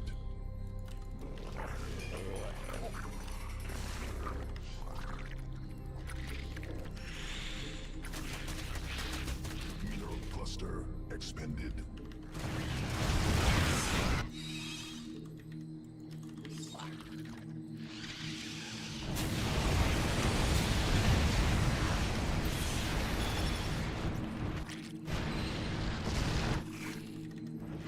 This guy wants to play a 45-minute game. And my computer's gonna explode playing this game right now.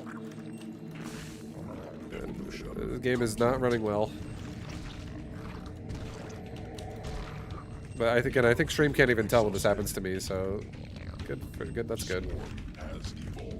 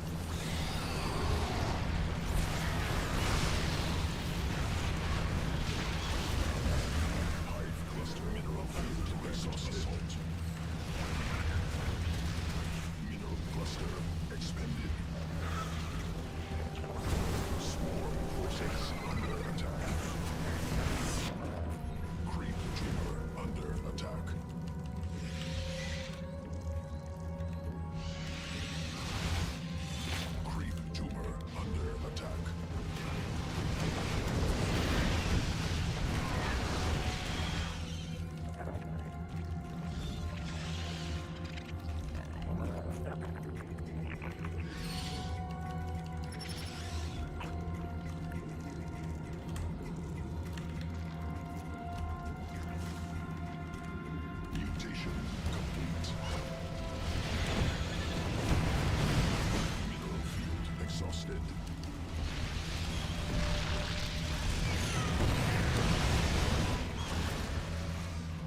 Queen birth successful.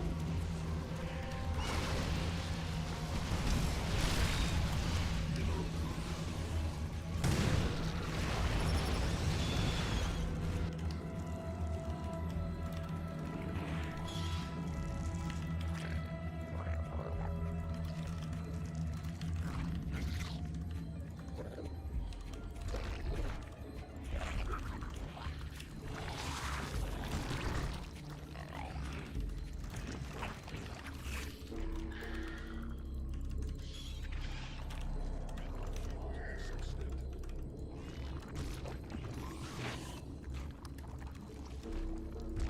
Mineral cluster expended.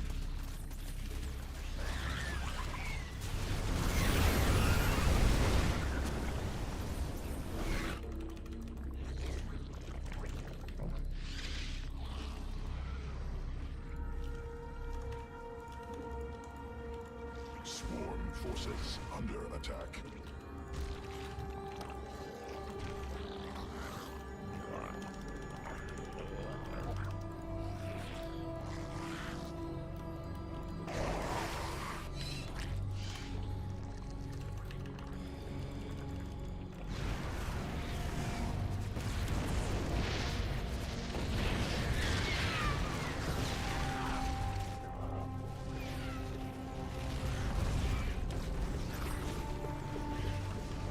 Hive clusters under direct assault.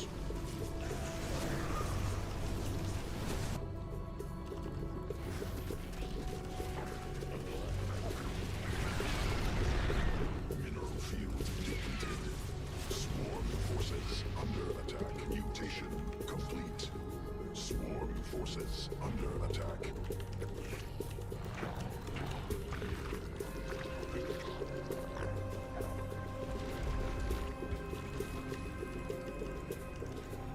Mineral field depleted.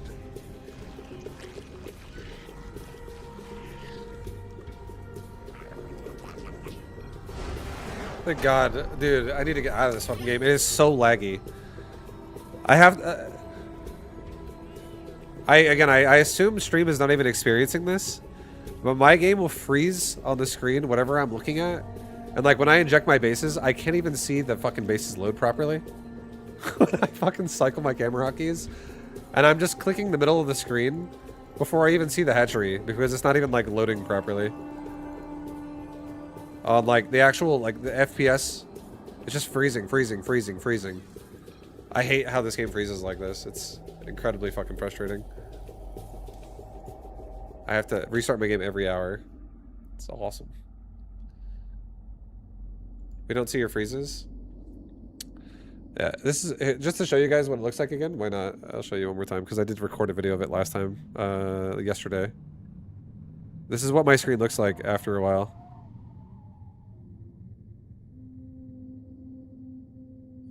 This is how my screen operates when I'm moving my camera around. I recorded it with my phone. That's how my screen looks when it's just dragging across the screen. It just freezes over and over and over and over and over and over. And that's how I just played that game just now. It literally freezes the entire fucking time. It's pretty awful.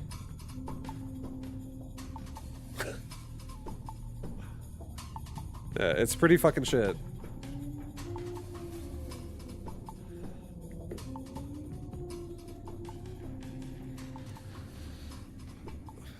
I'm surprised you're still playing. Even with, I literally played the whole game like that. I've played like 10 games like that since Tuesday. It literally feels like a memory leak. Yeah, I keep saying this. I don't know how to fix this. I don't know what to do about it. Have you tried playing on full screen? I mean, it doesn't do it every game. It always does it about an hour after I play this game. It's like if I don't log off and then log back on StarCraft 2, like quit back to my desktop and then reopen the game, it starts playing like that. And whenever I start a ladder game, and it's like that from the very beginning when I'm trying to spread my workers out and like make drones, it's incredibly fucking annoying. So I'm like, dude, I have to play this whole fucking game like this now. It's pretty awful.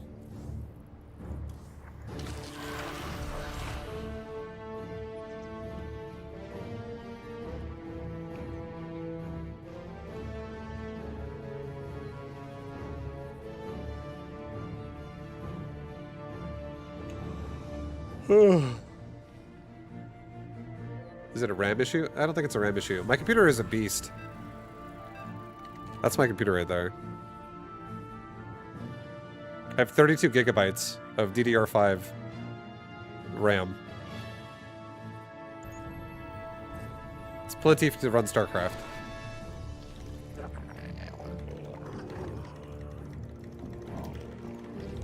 It's something. It's like an error. There's some type of an error happening. It's like it's like if StarCraft 2 was a boat and there was a hole in the boat and it's just leaking code out of the bottom of the boat, and then suddenly it's like we're starting like struggling just to stay afloat anymore because we're starting to sink under all like the code loss or some shit. Something like that is going. It's like it literally feels like a memory leak. Feels like it's like destabilizing over time.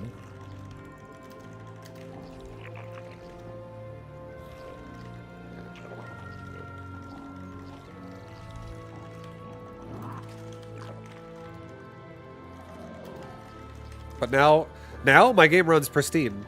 I logged out, logged in, running fucking amazing. So we're back again. This game has 0 latency. It feels crisp. If I were to just play a ladder game and then every time after a ladder game's over, close the game, reopen it, it would fix the problem. But that sounds very annoying at the same time.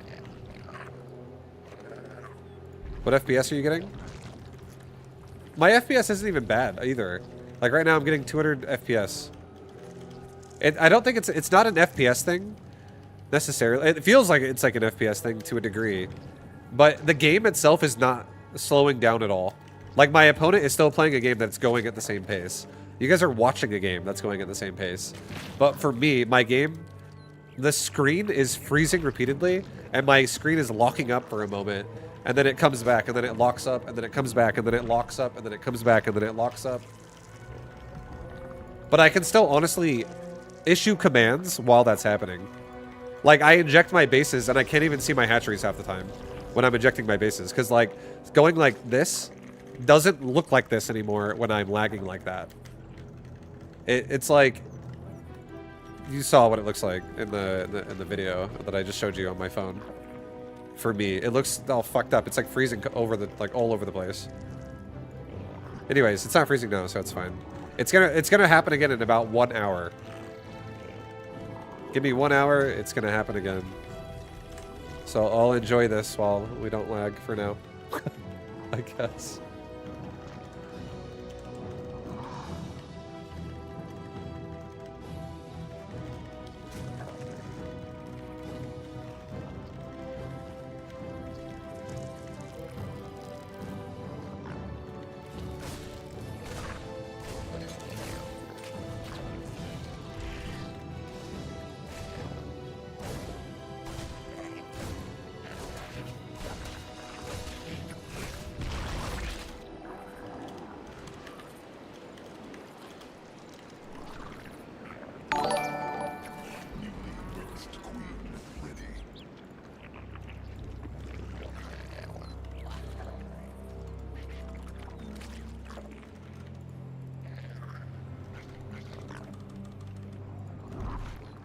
Thank you for the sub, Flyrev! What up? It'd be interesting to see how those numbers look when it's lagging. Yeah, I've looked at it before. I don't remember. I think I just get to the point to where, like, I get frustrated when it's happening, and I know I have to just hyper focus now to play through it. Otherwise I'm fucked anyways. Like, I'm not gonna win the game unless I'm like, oh, let's just like fucking deal with it. It's very tilting though. It literally is so fucking annoying when it happens. So it's like hard to not be annoyed when it's happening.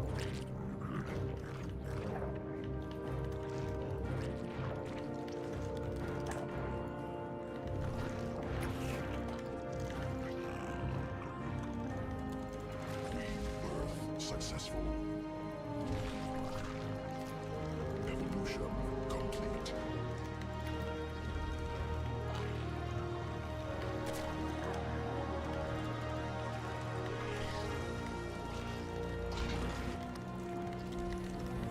Swarm forces under attack.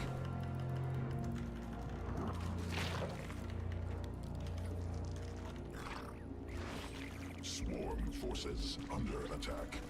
Okay, he's got 3 command centers and 111. Pretty standard.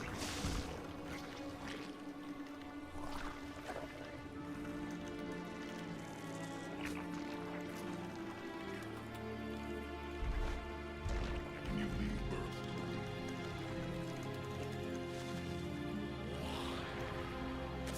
Queen birth successful.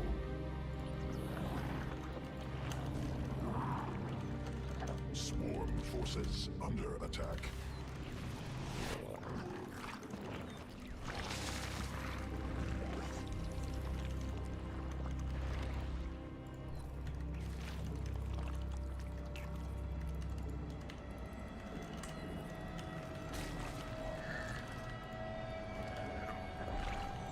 Command unacceptable.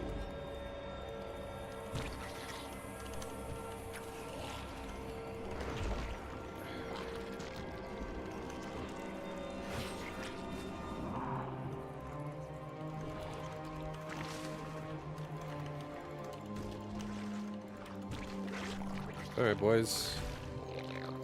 Alright, boys. This game is just getting started. Drones under attack.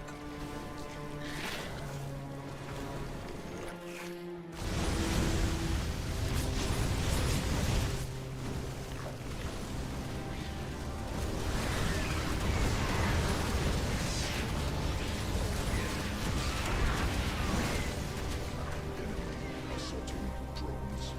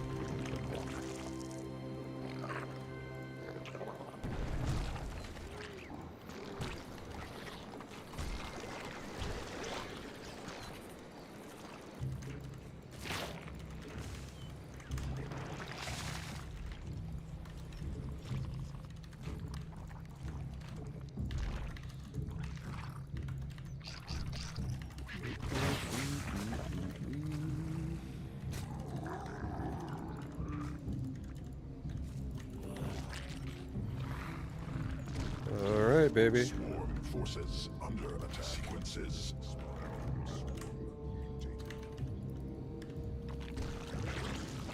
Oops, that's a mineral line I just put that cryptomer inside of.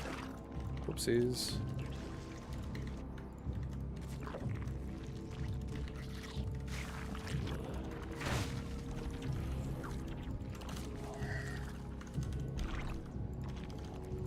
Newly birthed queen ready.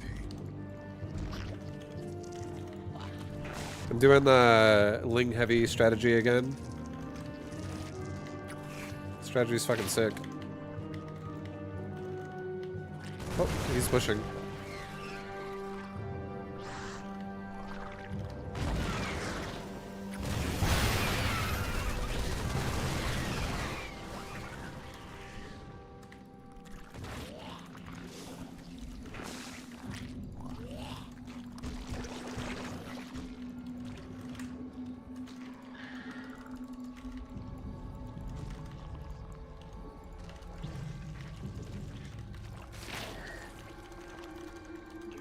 Swarm forces under attack.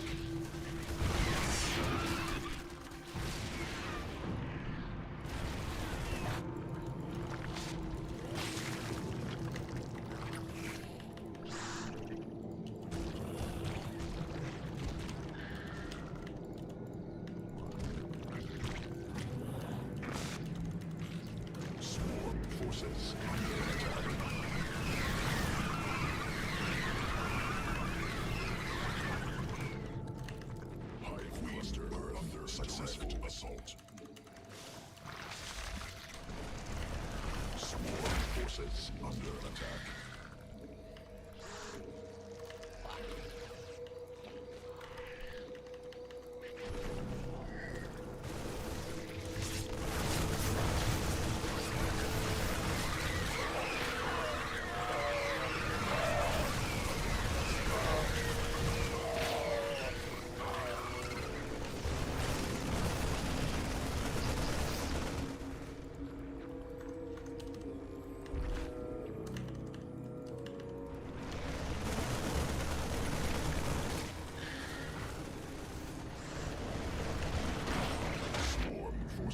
Under attack.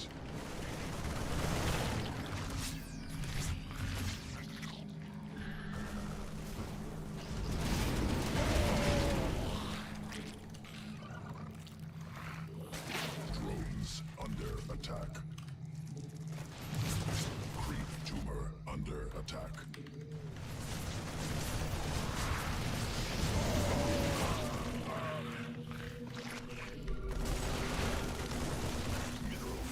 Exhausted.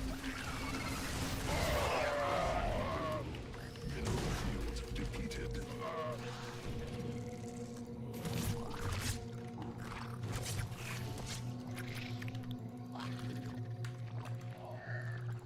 Command unacceptable. Mineral cluster expended. Mineral field depleted.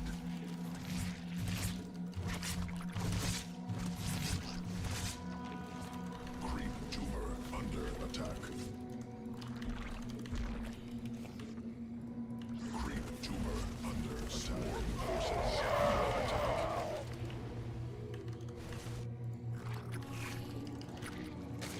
Drones under attack has evolved.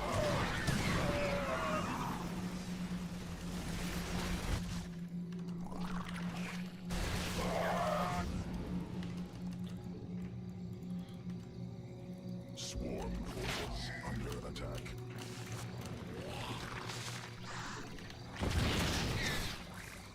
Swarm forces under attack. Tumor under attack. Swarm forces under attack.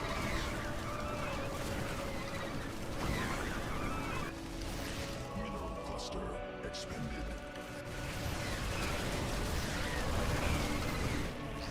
Swarm forces under attack. Hive cluster under direct assault. Mineral field exhausted.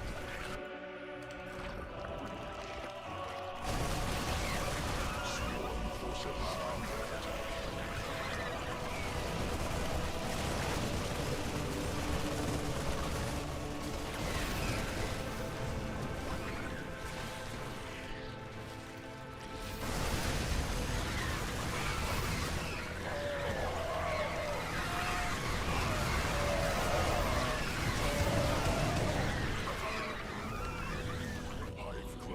Under direct assault.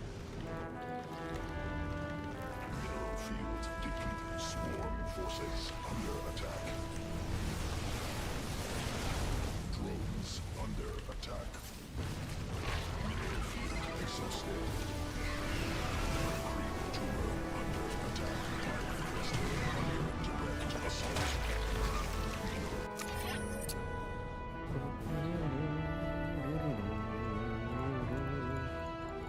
This guy played pretty well. He had a lot of constant aggression with medevacs and liberators. He was very all over the place. I feel like we did a decent job defending it overall, but I lost control. I think when I engaged down here, when he killed this base with his first big push, I think we kind of fucked the game up. I think if Banes were made, this would have been won long ago. Sounds about right. Sounds like something Twitch chat would say. Or YouTube chat. Sounds like something chat would say. Yeah, I'm doing a playstyle. Vibe's too good for Banelings. Not always. Not always. I'm doing a Zergling heavy playstyle into Ultralisk with 3/3 upgrades. Banelings slow you down. They make you have to mine more gas and then also spend that gas on Banes.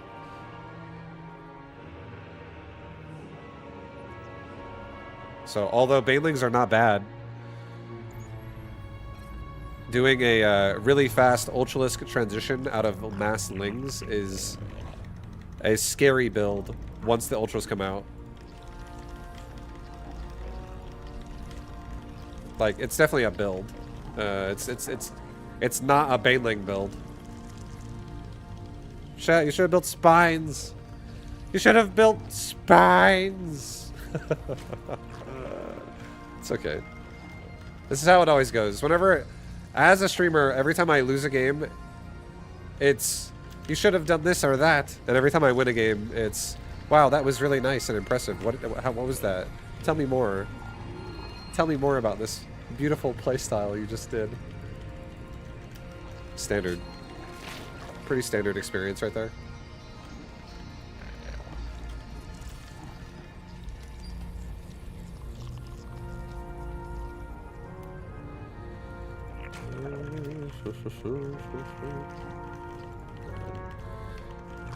I do think if I practiced that build and I got really good at like harass windows and timings and shit all the time, I feel like that build could be honestly insane.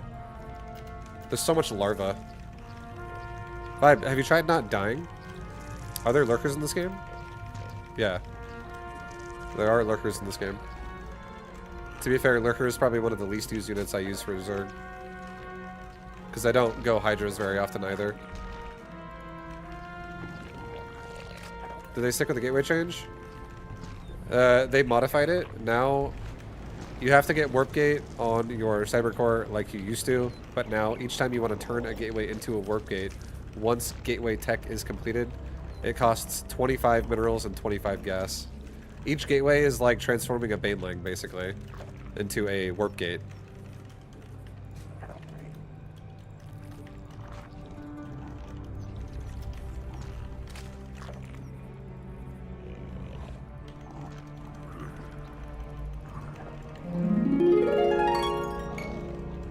Everybody wants bronze to GM, and then they give me advice when I play. Everyone watches Senpai. No one watches how Senpai plays.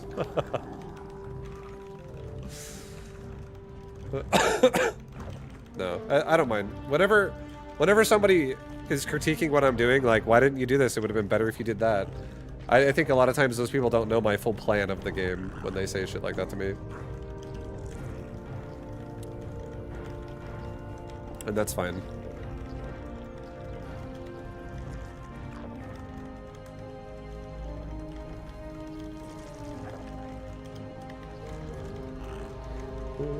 Now you know what banelings are. Thank you for the lesson.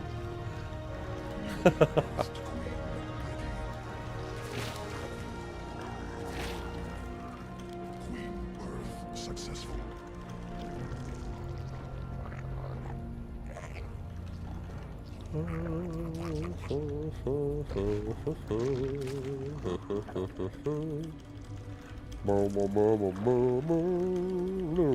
We're gonna send a Zergling into his base. We're gonna go scout. Guys, we're going Nidus. Nidus worm. What's up, Phalanx? I'm doing pretty good. How you doing, man? Nice to see you.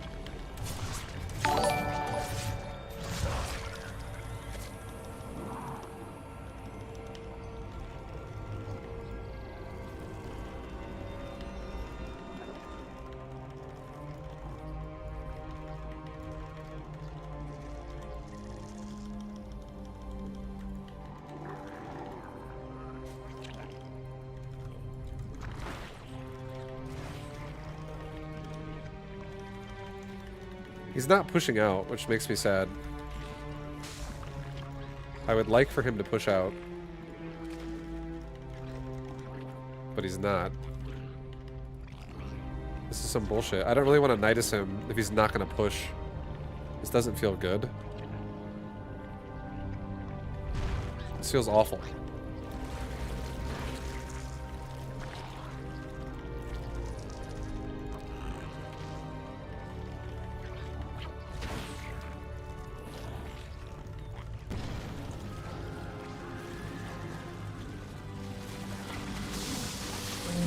He went burrow move. Okay. Sometimes I cover myself in Vaseline and pretend to be a slug. Hive cluster under direct assault. Swarm has evolved.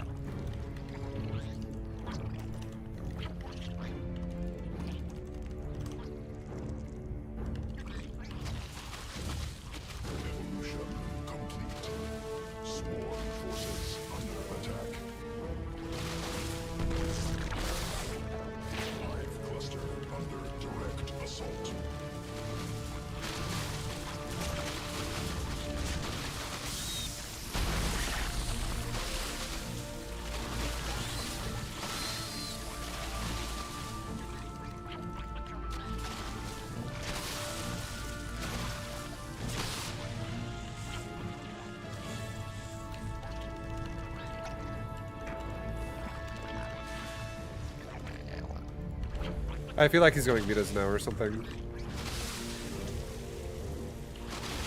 Like he's not making anything else on the ground here, so I'm fully expecting him to go Midas here.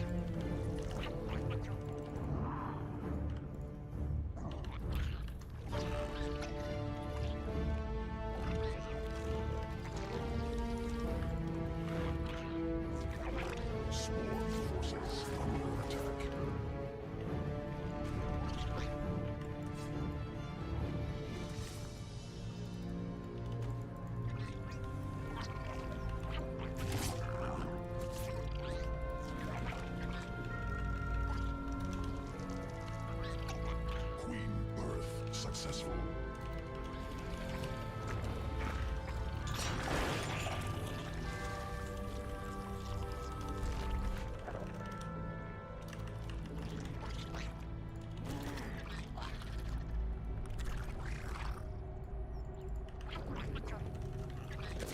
Sequences spun, swarm mutated.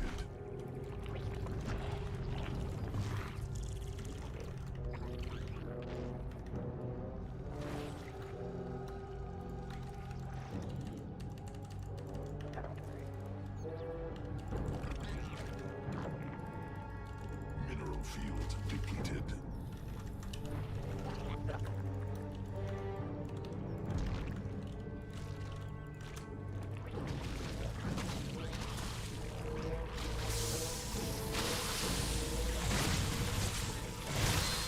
Swarm forces under attack. The goat is up.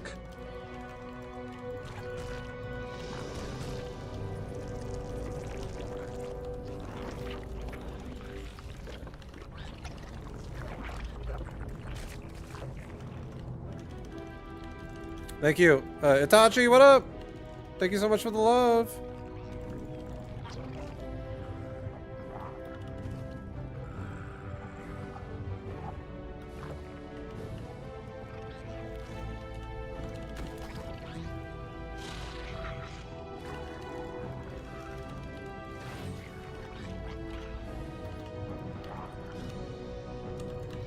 Swarm forces under attack.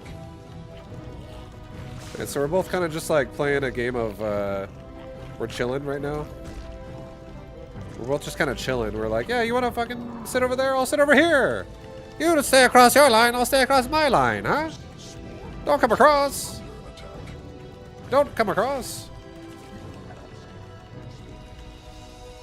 Hive cluster under direct assault.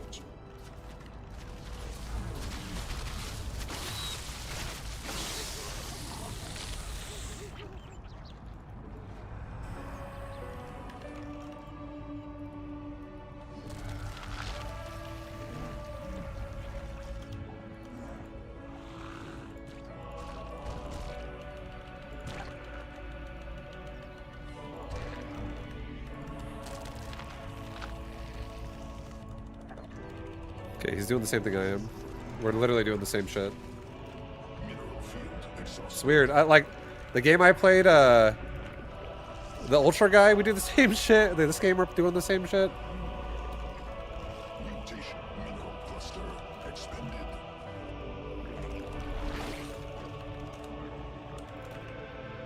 Swarm forces under attack.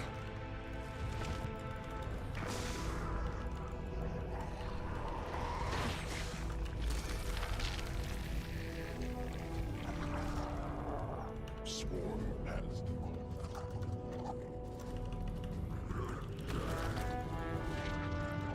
Okay, we're about to go attack him in a second. I'm about to have,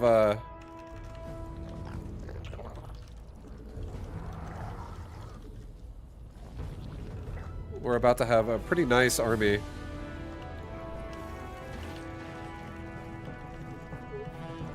cluster under direct assault.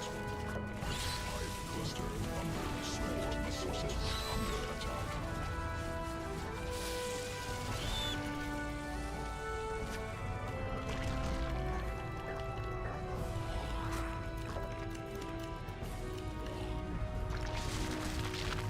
Okay, we're about to go attack him. Once these orcers finish, we're gonna go.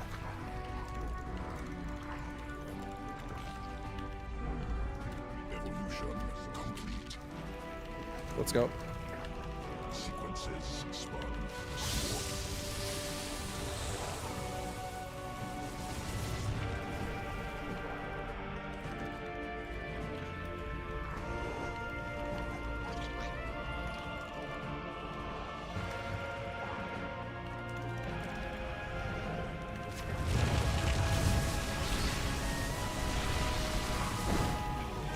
Depleted.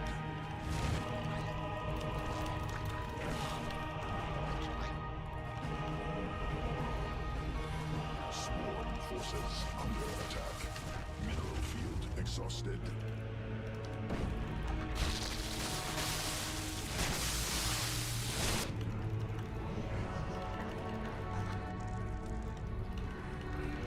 Swarm forces under attack.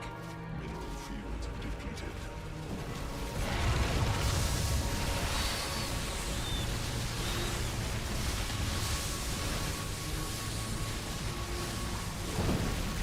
Swarm forces cluster expended. The game came down to one lurker reposition. God damn. Yeah, the roaches at the base down here. Do I even kill the hatchery? I think I kill it. Yeah, we kill it. Barely. But right, I feel like the roaches definitely caused a distraction, which is good too because we actually want to trade out of supply. We want to trade out of supply of roach at this point, and trade into supply of lurker and hydra and shit like that. We have so many roaches right now. Right now I have 35 roaches. He has 19. So I have way more roaches than he does.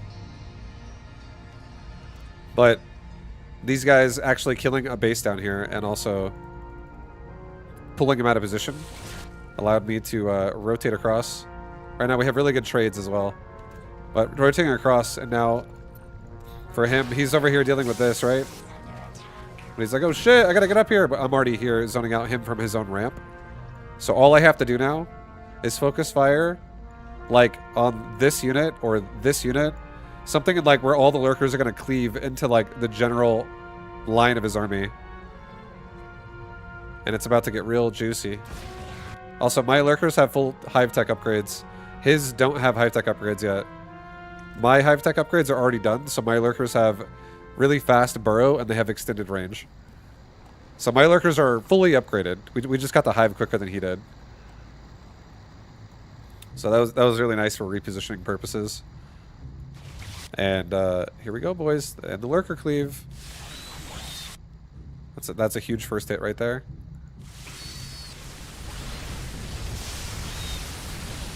Big hits.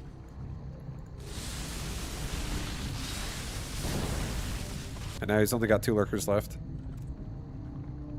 So that was pretty brutal. That was pretty fucking brutal. Pretty brutal. His army just vanishes, yeah. That's what lurkers honestly do. And those lurkers have level 2 weapons, so they're doing 36 damage an attack to his lurkers and also his roaches. Our level 3 weapons is almost done. Yeah, we were just a little bit ahead of him throughout the game. I basically stopped playing Legacy of the Void because I hate lurkers. You don't have to play lurker. You can avoid lurker. You don't have to play it. Oh, you should have made banelings. Ooh. Ooh, I should have made bangs, huh? Should have made the banelings, huh? I should probably restart my game after this.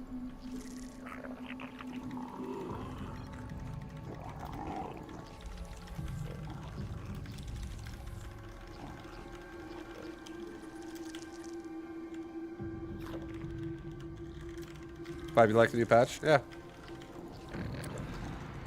As Raelian, I do like the new patch.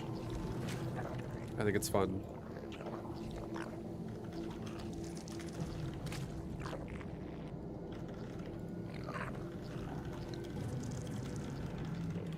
Oh.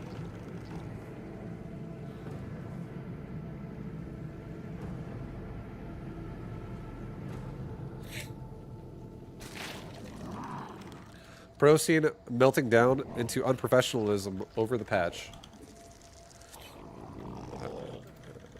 Yeah, pretty standard. People be going crazy.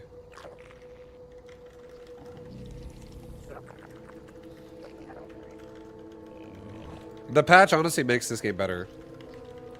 The lower worker count does increase the quality of this game, I would say.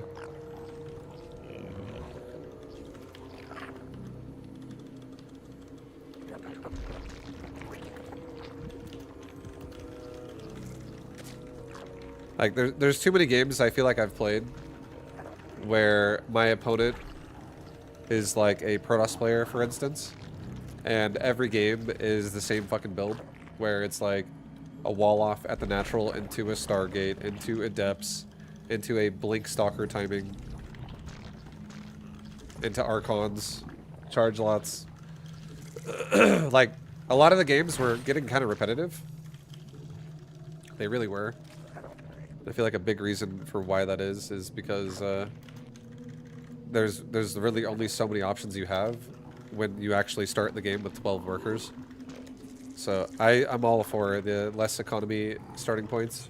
It's much more interesting.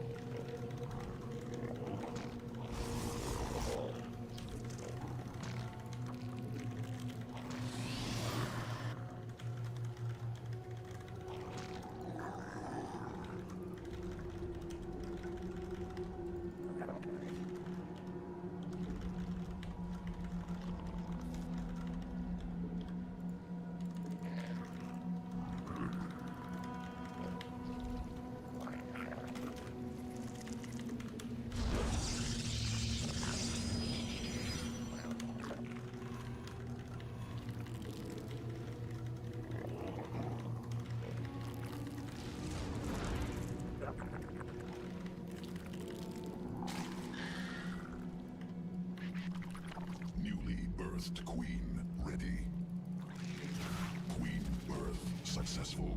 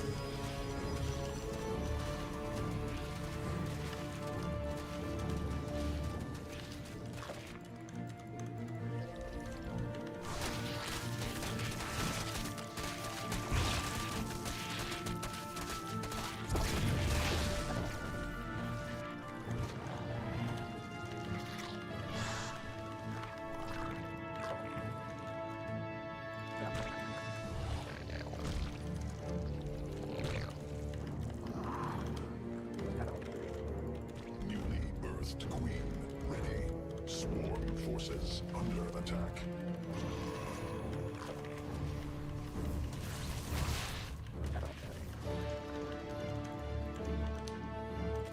Okay, well, we killed his warp gate tech, which feels good. He's definitely being annoying to me, so it feels good to be annoying back.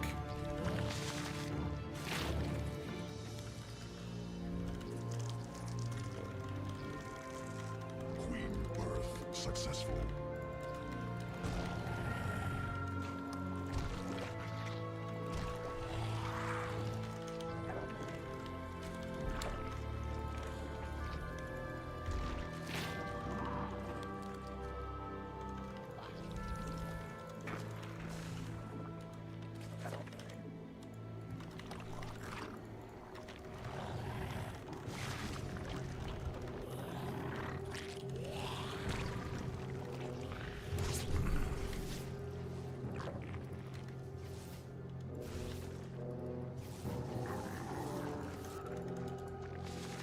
Swarm forces under attack. Drones.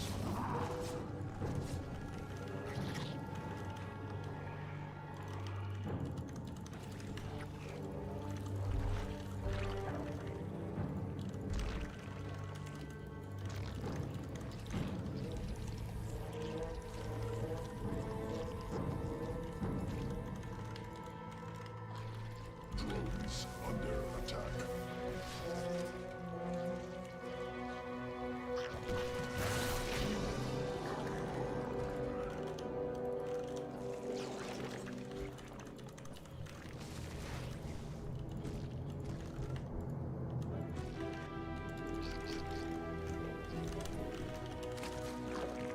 Creep tumors under forces under attack.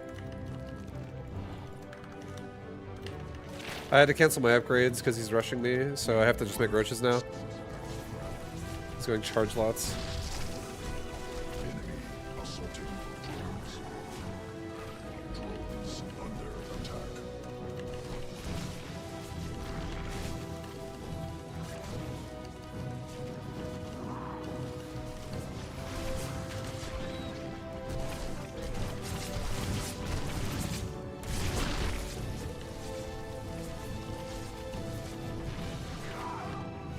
Swarm forces assault attack. Drones. Swarm forces under attack.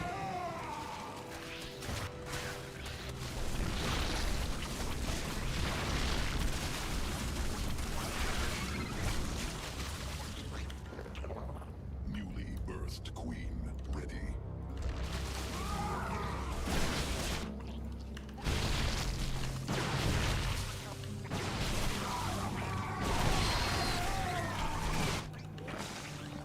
Swarm forces under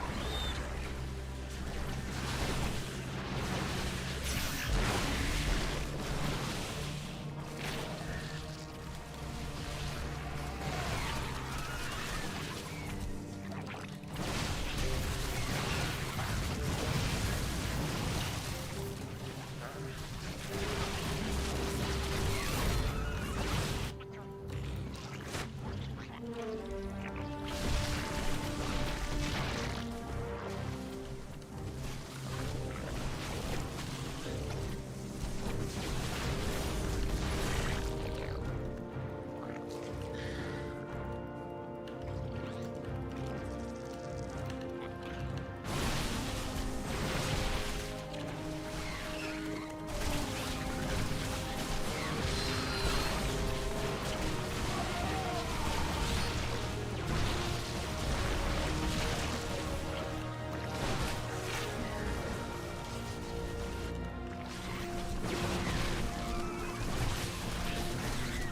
Swarm forces under attack.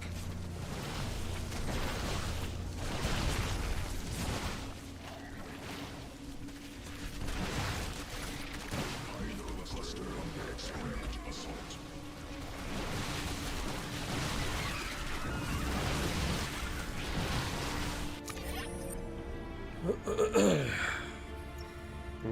I was so close to defending that, honestly.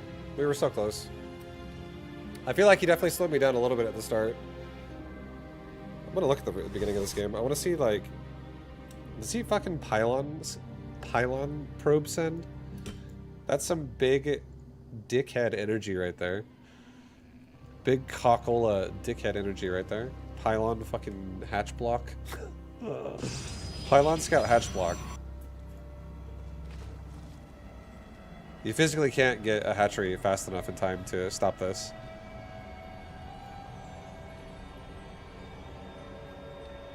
Like, even if you were to go 14 hatch, you still can't get there fast enough. It's so early.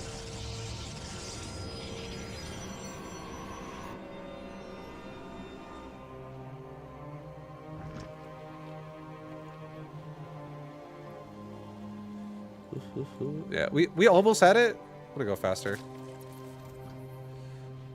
We almost had this game. It was close. Like, if we would have stabilized, it could have been really nice. Not having roach speed ever really fucking sucked. I think we were definitely kind of greedy going for 1-1 so early.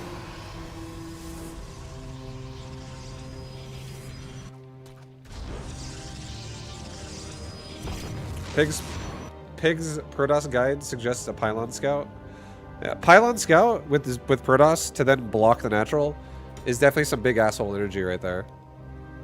That's the like almost the equivalent of a Zerg player going for just like a Lingbane bust. This game didn't look close to the untrained eye. I can understand that.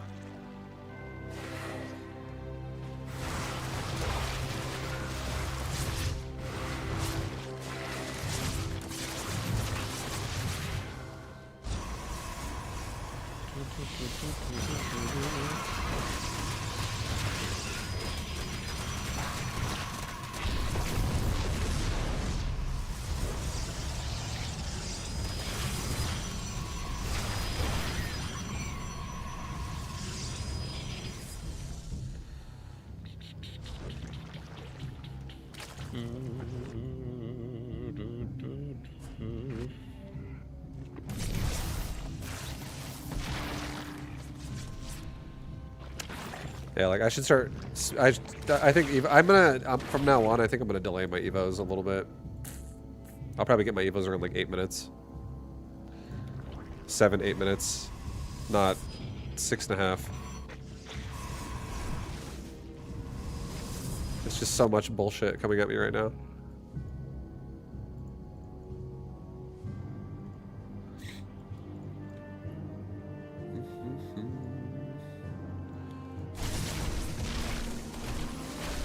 And we don't have, not having roach speed started too is a massive fucking blunder. It's really bad. The only way you really stabilize against gateway pressure with like lots of stalker, lots of zealot is honestly mobility, and we don't have it right now being started. I could already have a roach warren starting speed. It would be like 10 seconds in at this point right now. It would be pretty early. It definitely would not be done right now. But having it started right now would definitely help me for the follow-up of how the rest of this game goes. I was pretty greedy overall. I was pretty greedy.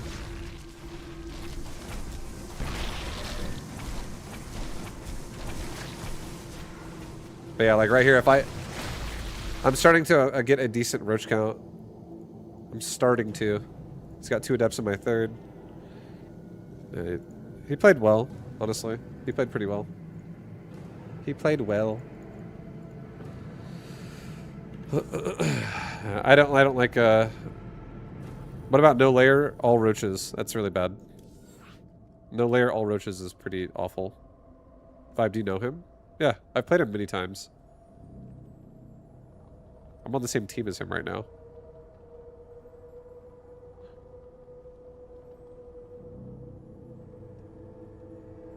I've never met Heaven in person, but I've seen him online.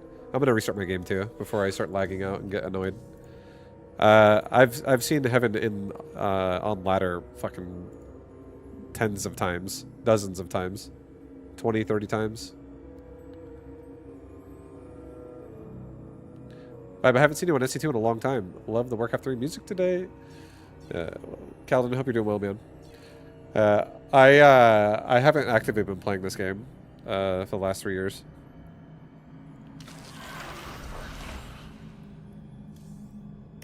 but patch came out on Tuesday and it's been pretty fun. Vibe, do you have any responsibilities to be on team? Nope. 0. Winter missed you. Good. Now he doesn't have to miss me anymore. I'm right here. I'm right here right now.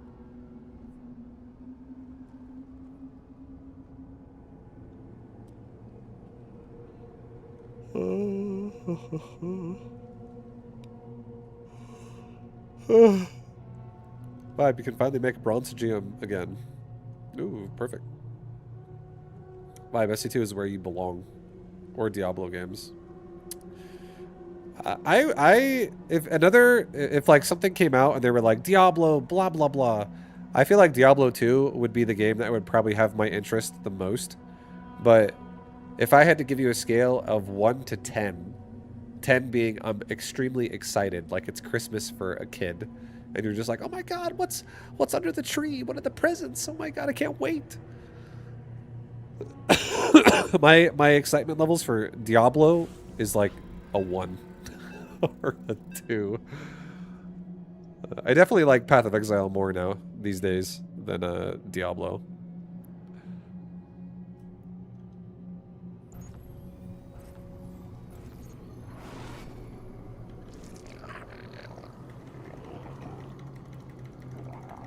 Your buddy gifted you D4. My brother gifted me D4 as well for the newest expansion. And I played it for a little bit, but yeah, I was like, no thank you. I don't really like D4 at all.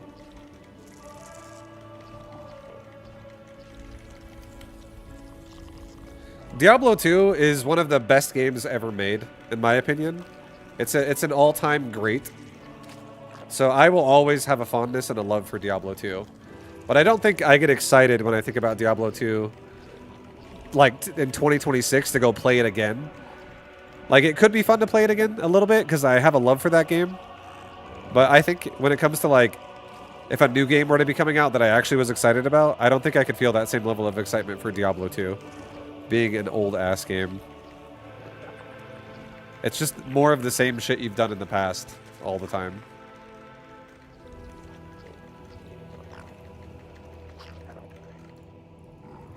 But it is still an amazing game. I fucking love D2. It's a great game. D4, not so great. I do not like D4 at all.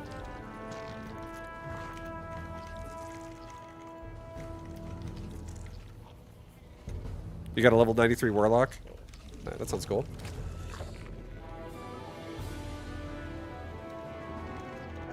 I didn't buy the Warlock. I didn't play that character at all, or that season, or since then. Yeah.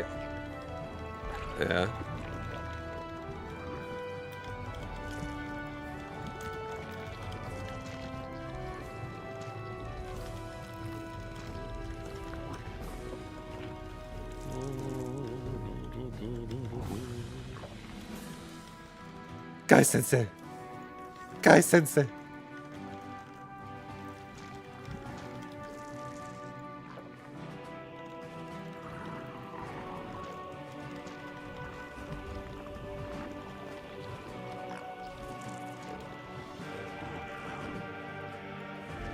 Lots of barracks, no expansion.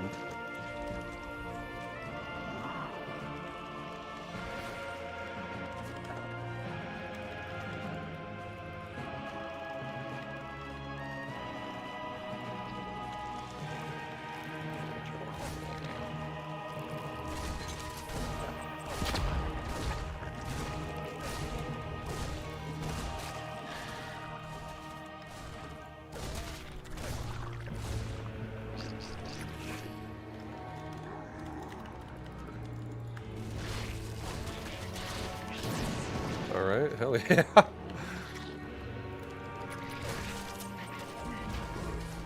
He actually got my drone.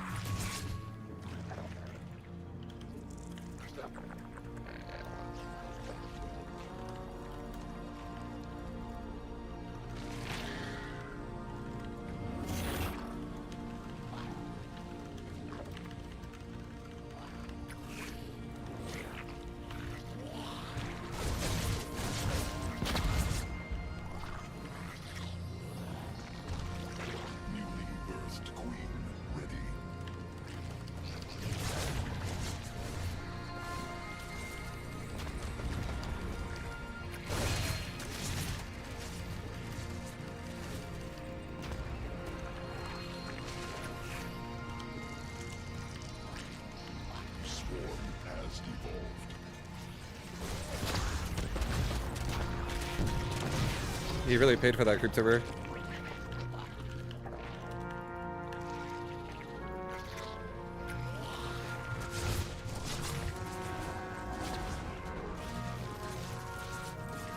Damn, he's really paying for that one too. Oh my god.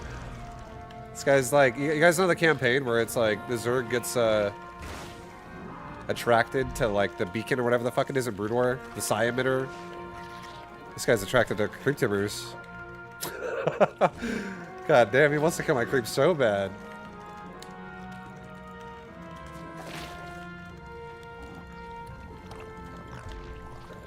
We're gonna go mutas really fast this game. But that felt great. Go check his base right now. See if he's trying to take a third command center. Swarm forces under attack.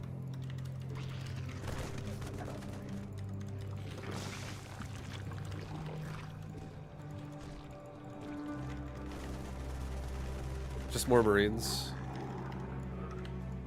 Let's get a Baneling Nest as well, just to be on the safe side.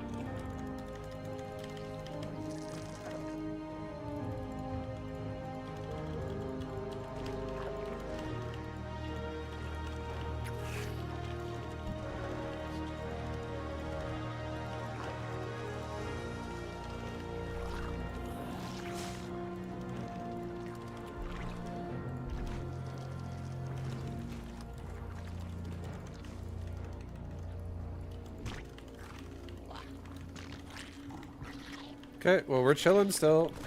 He's chilling, I'm chilling, we're both chilling.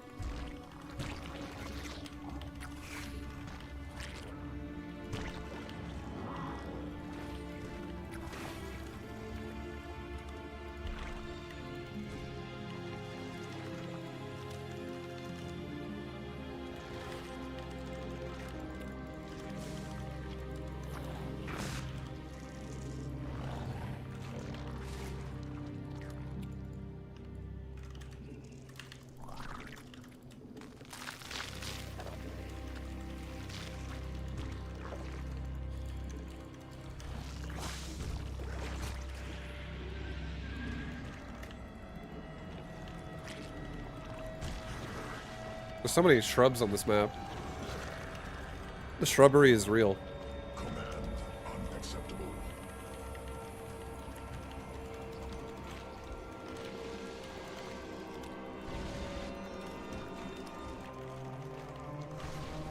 Evolution complete. Hive cluster under direct assault.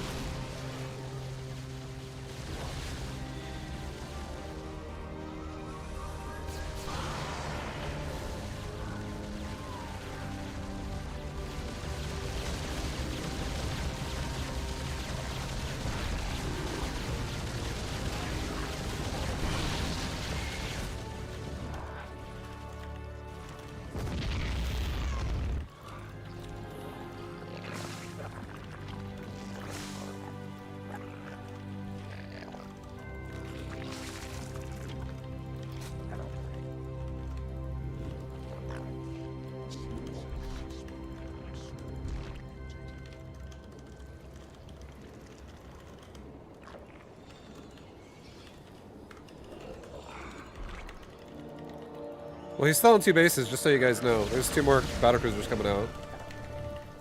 He's still 2 bases. Queen birth successful.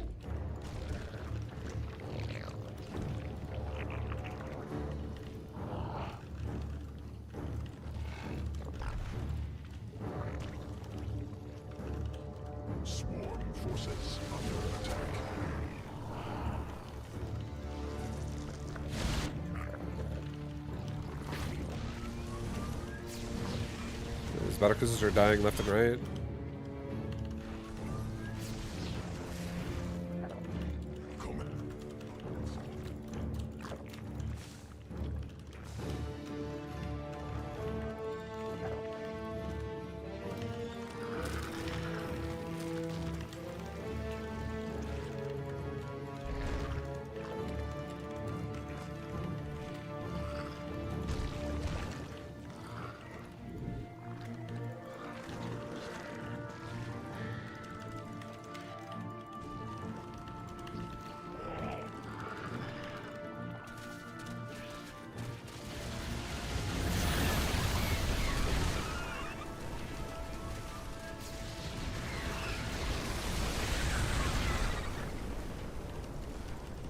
Swarm forces under attack.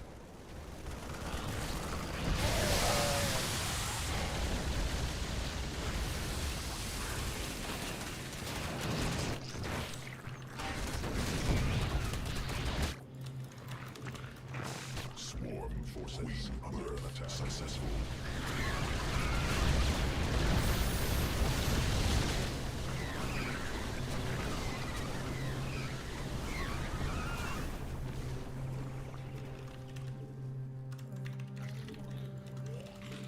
Alright. Well, we're in a very good position right now. Mutation complete.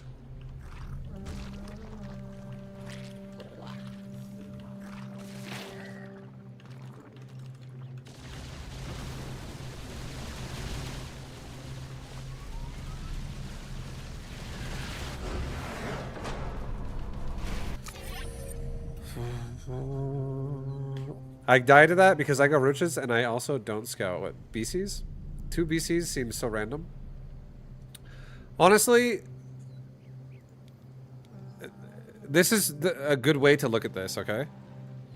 If you remember this part of the game, do you remember this part? If you were watching from the beginning of this game opened up with a triple barracks Reaper pressure to wall off his natural.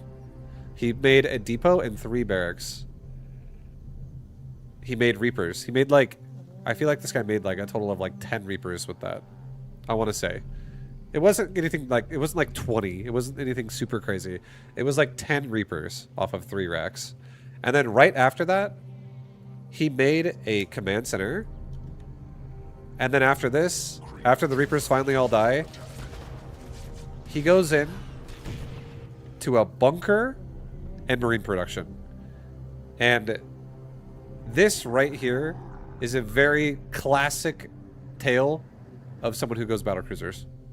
The reason why is because if you think about it, think about this for a second. All 3 of his barracks are in my vision right now. Every barracks he has is within my vision. Like, even if my overlord wasn't here, it's still within my vision because I can run up to the door and I can scout him and be like, oh, there you are. Yeah, what's up? And right now, he has to be 100% afraid of, like, what if I go for, like, a Bane bust? What if I go for, like, a shove and I try to kill him right now? But he just went 3 fucking racks Reapers. So he has to already... It's, like, guaranteed, without a doubt, that both of these gases are running right now. And they are both running... They have both been running for a while. What is he doing with all that gas? It's really common that a Terran player will just go into fucking... If they're not going to use their barracks at all, it's either going to be mech or it's going to be... It's going to be some variation of mech, not bio at all. And if the Terran player is also... A good way to also, like, solidify how you can tell what it is without even seeing what it is. The more mobility something has, the less economical advantage something needs to still work. Vice versa, the worse mobility something has, the more economically advantageous you kind of need to be to make it work. So if my opponent was going to go for like a big ass fucking siege tank based mech push, like mass siege tanks, some Hellions, maybe a Thor or 2, like that's not really realistic. Because it's a really slow-moving army, and it's not something that you can do with, like, 20 supply or like 10 supply. Like at the bare minimum, it's an army that needs like 60 supply to work. Okay. So you can already kind of rule out that it's going to be like a mech ground shove. Just like if it's going to be Hellion and Cyclone, the only way that works is if he has economy leads. So if he's not going to fucking run out of his base with a bunch of Hellions and then start having Cyclones over here to deny my Overlords, we can already guarantee it's not going to be Hellion Cyclone. So it leaves one option left. It's going to be Starport-based mech, which is very high probability that it's going to be battlecruisers. And I didn't fully respect that it could be battlecruisers right away by blindly making Corruptor. I still made Muta first, but we then made Corruptor right after, and it was a-okay. We were fine. But yeah, somebody going into like double starport like this is very, very practical after they do something like this. And they stop, they completely abandon barracks tech. They're like, I'm not going to even bother using the barracks anymore because, like, why would I? Because he's not actually making a tech lab. He's not making reactors. He's not getting stim pack. He's not going for extra bio. He's going for some, like, solitary air investment. And now, again, we follow up a scout here in just a second with our lings. And this further confirms he's going starport. Nobody is going to make a barracks when they're... Or, sorry, nobody's going to make a bunker when they're about to push you with a bunch of Hellions and a bunch of Cyclones. Again, if he was going ground-based mech, he's not going to make a bunker, and he's not going to play defensive like this. So this is like another sign that he's going for some kind of air cheese after he opened up 3 Rax Reapers.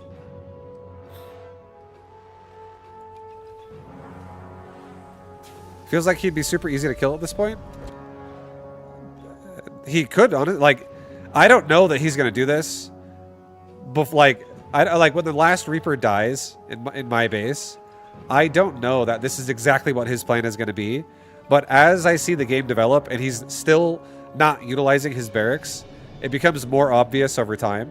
But if I would have gone for a Baneling Nest and not a layer, and I would have just rushed him with Ling Bane Bust, I would have killed him by now, yes.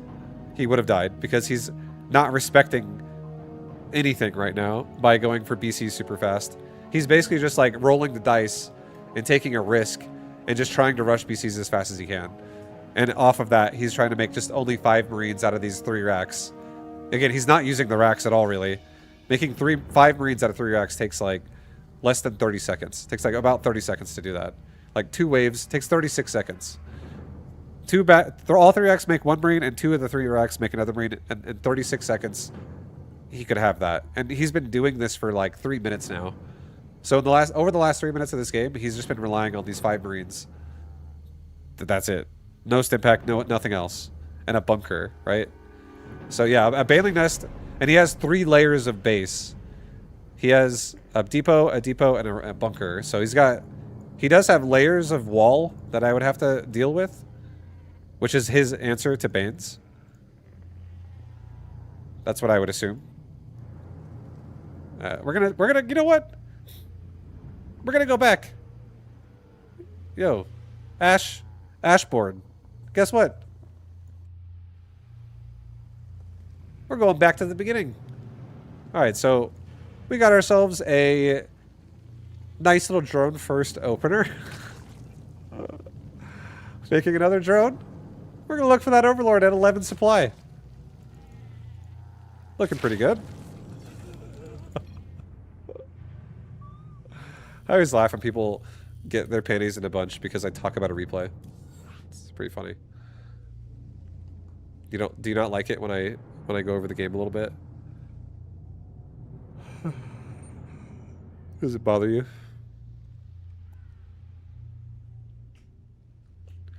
Yeah, I won the game. I killed him. I won.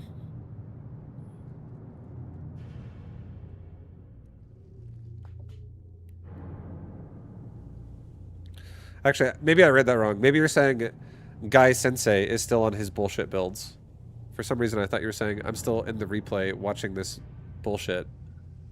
I was like, oh.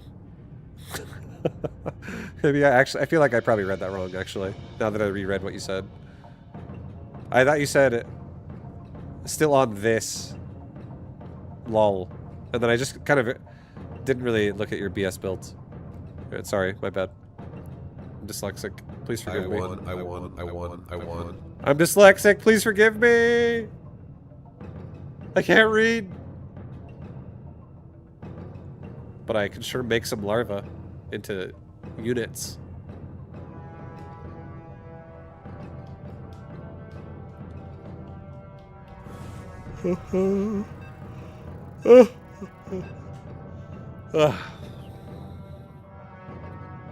Done shot.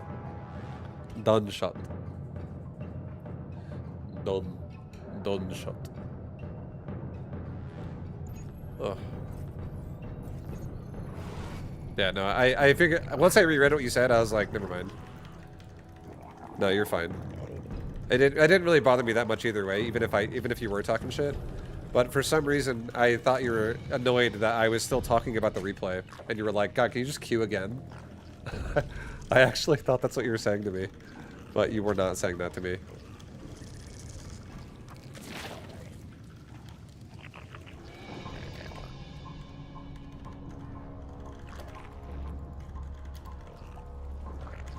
I'm gonna cheese this guy.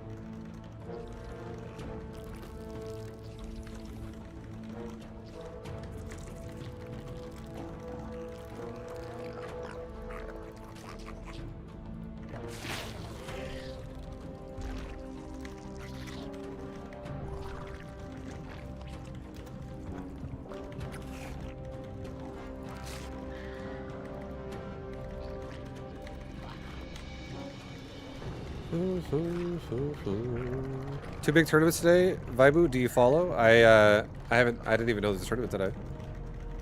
I didn't even know. Which ones? Are you talking about like stuff in Korea?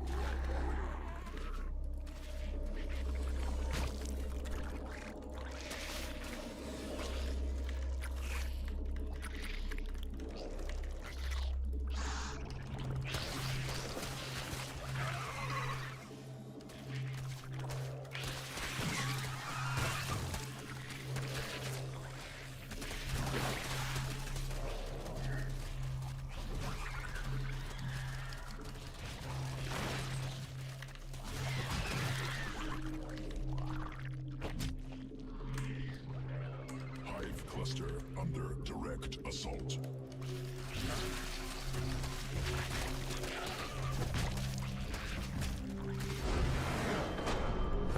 That build is pretty fucking strong versus hatch first. See, like that, a build like that, if someone goes hatch first and you do that to them, that is so fucking hard to stop that. You cheesy motherfucker. You cheesy mofo.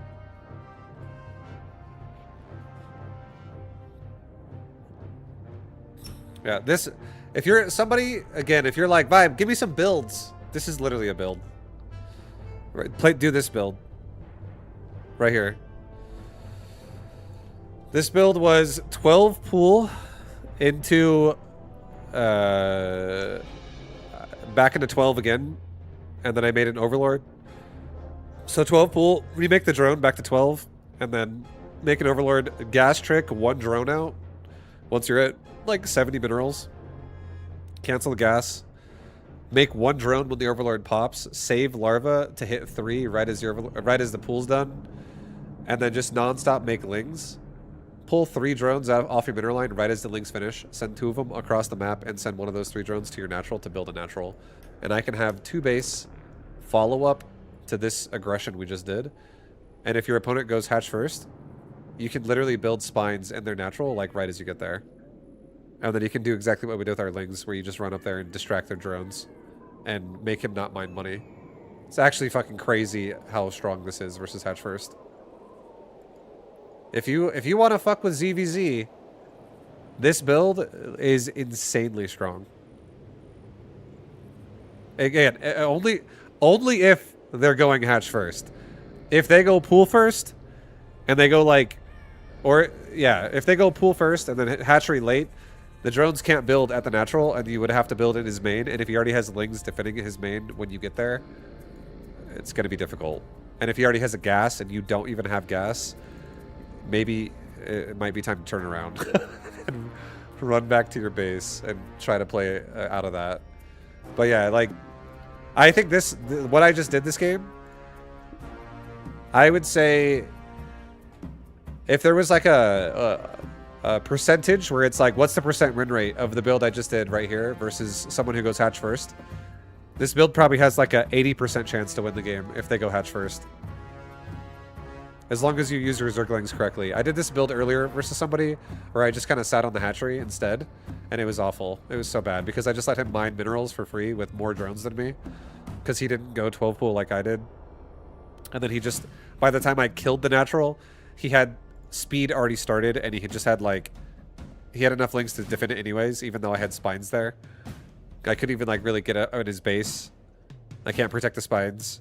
And then he just retook his natural and counter pressured me with speedlings, and I got fucked.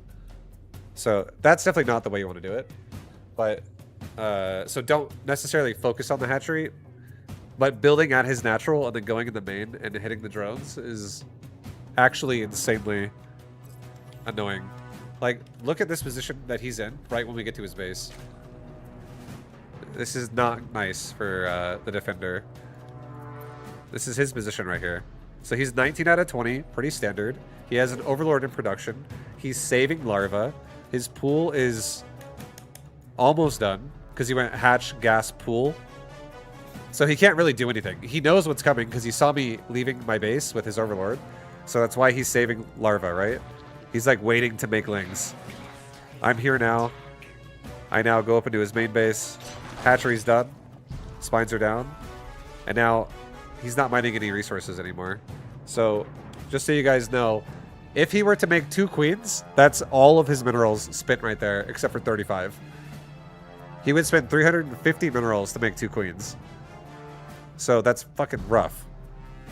And queens would help a lot at just dealing with ling pressure, if you could actually get them out. And then also follow up like momentum into the game with like injects and stuff like that would be great. But it's really hard to be like, I'm going to make 2 queens right now and just wait. So he's thinking to himself probably, I'm going to spam lings as early as I can and maybe just make 1 queen. But he's also, again, not mining any resources. So even though he has 19 drones versus my 11, he's actually going to start mining only off of... It's really like we have 1 drone versus 11. Because right now, 2 of his drones are on gas. Which, if you're also someone... If you're a Zerg player and someone does this to you, I'm going to give you some advice. Stop mining gas. Do not mine gas. Stop. Going for a quick ling speed in this kind of a position is not feasible. Mining gas is a waste. So, get pure minerals only. Until like the rush is dealt with. But look at that income right now. We have ridiculous disparity here in favor of us. And we're not actually trying to fight his drones. We're just trying to poke and annoy his drones We're trying to not allow his drones to surround me and kill me by like mineral walking through me. So we're trying to keep somewhat of a safe distance. But we're just trying to make sure he doesn't actually have money to save up. But it's fine in the main base, be correct, when you saw your lings. He can't make it. He couldn't make a spine. Because his pool's not done, exactly.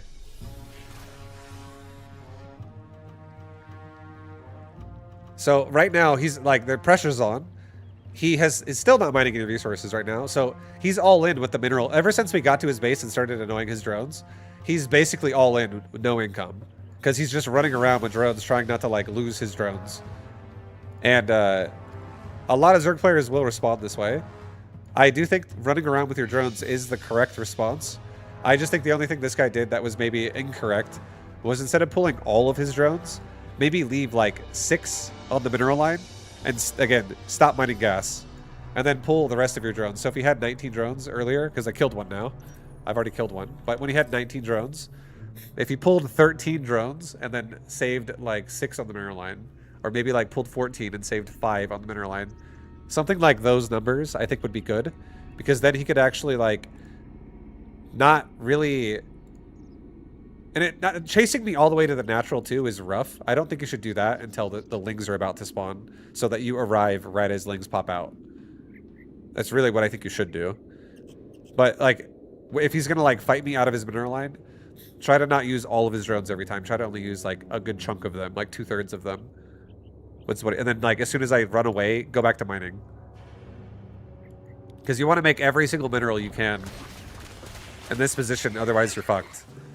And like right now, the spines are literally 8 seconds out. They're 8 seconds from finishing, and it's rough. Like they're going to be high HP when they're done now,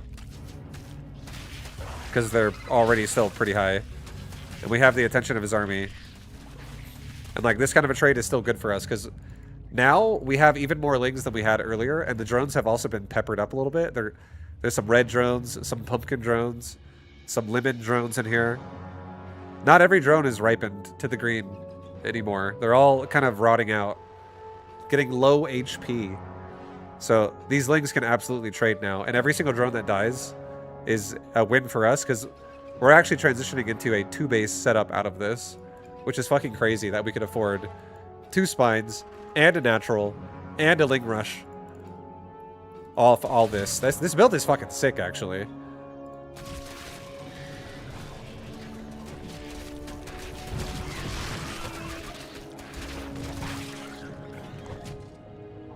And now we just go into his mineral line and kill his workers again. Meanwhile, the spine crawler is just killing all of his lings. And again, he still has not made money, so he has no real larva being used. He's got 1 Zergling being made because he hasn't been able to mine minerals at all. And now we just actually go for the kill here because we have enough lings to really finish it off. That was sick. I actually really like that build a lot.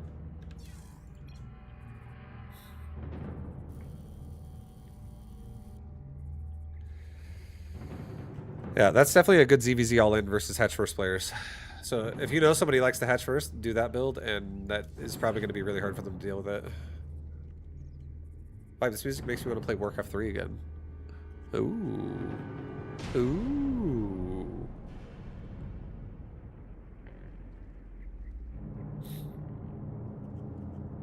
Then we got Gojo over here. Actually, wait, cancel!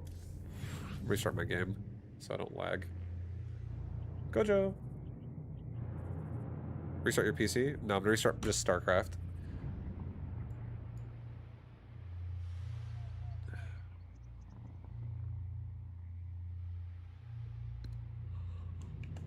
Can we get more produce analogies? You can get anything you want. You can get anything you want, man.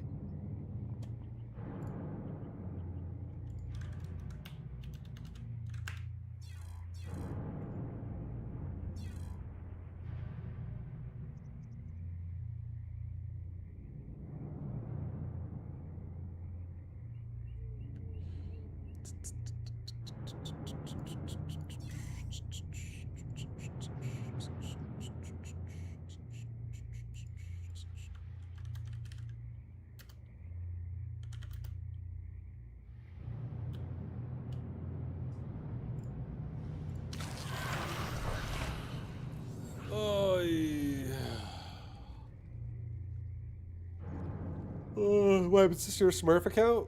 No, it's because my account is old and there used to be an Australian server and then they just merged the fucking Australian server into NA and now I have my Australian account plus my NA account on NA. That's basically what happened. Like the Oceanic region. They deleted the Oceanic region and just merged it to NA.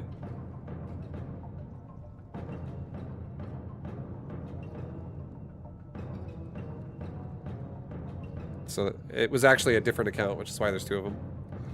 My Smurf is actually named Lullabiv, and I haven't played that in many years. I don't even know the password for that account anymore. Actually, I'd have to like password recover it. I haven't played Lullabiv seriously since like 2023. Yeah, the C server. The C server.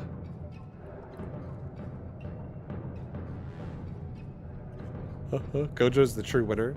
Look at all these naps while you've kept yourself enriched. Yeah, Gojo's such a good boy. Gojo's a very sweet cat.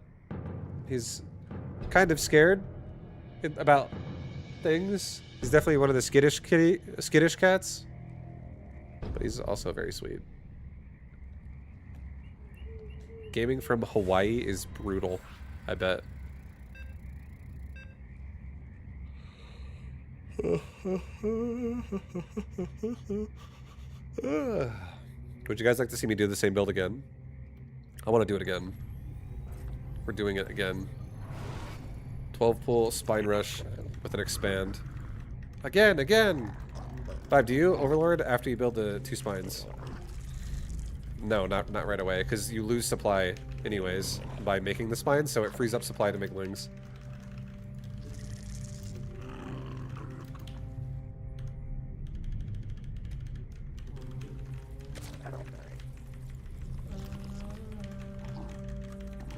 Alright, I'll walk you through it right now. I'm doing the build again right now. So here it is. 12 drones. We're gonna make a pool. We're chilling.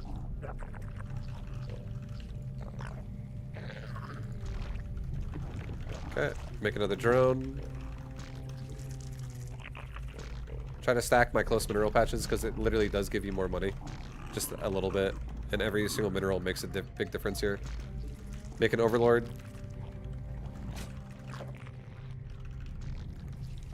Make a gastric drone so we don't larva cab. When the overlord finishes, we're gonna make 1 more drone only so I can still hit 3 larvae as my pool's done.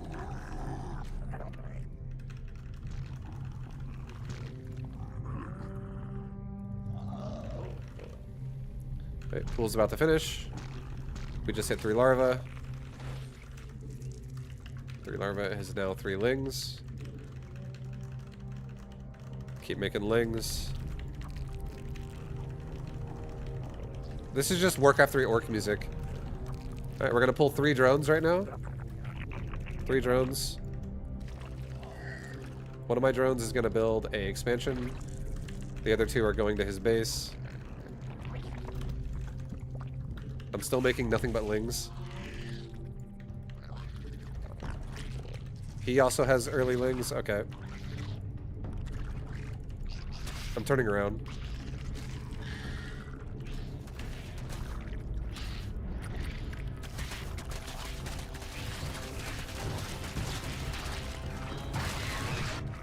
I'm gonna try to get into his base and not let him see me because we're currently microing ling versus ling.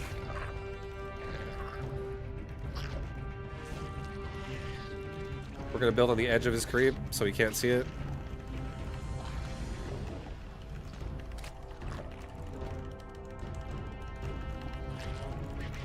I changed location because he went for early pool. He's literally doing the same fucking thing to me that I just did. The build's already fucking mainstream.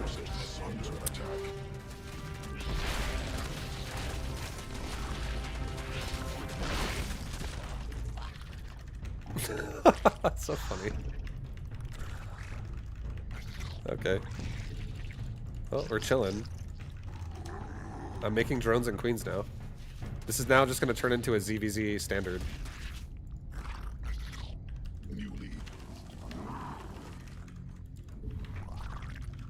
Well, he went for a cheese as well, so... And I also pulled 2 drones, so I actually think I'm a little bit behind.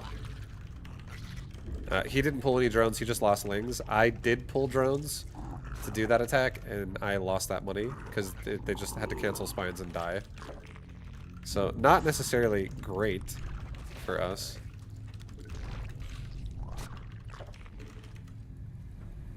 Queen birth successful.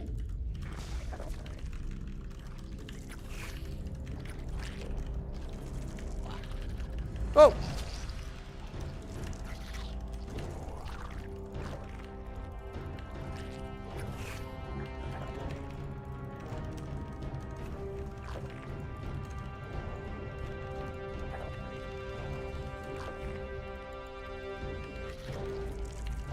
Take my links home, it's okay. Just send him home. So just in case he starts going into a speed rush, we don't get caught with our pants down and like get killed mid-map.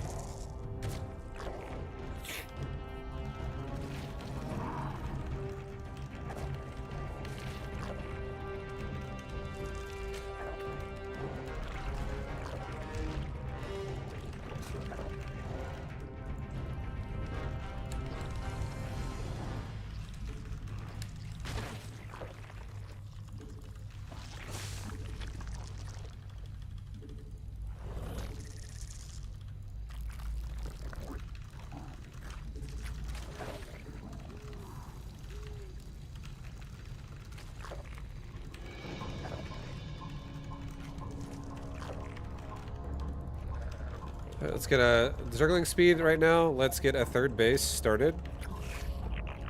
I'm gonna send 1 ling out again right now to go scout his 3rds. He may or may not attack me. It's very possible. I'm starting to make lings myself. We'll be getting a spire ASAP. I'm gonna go spire this game.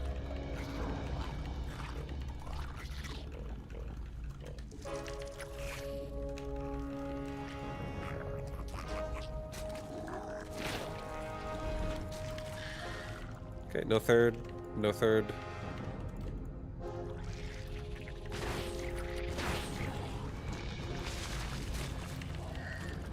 We have a good amount of lings right now. I just made another set. Swarm forces under attack. Okay, he's looking like he wants to push. Let's go push as well. I'm about to have speed, so I'm okay with trying to kill this queen.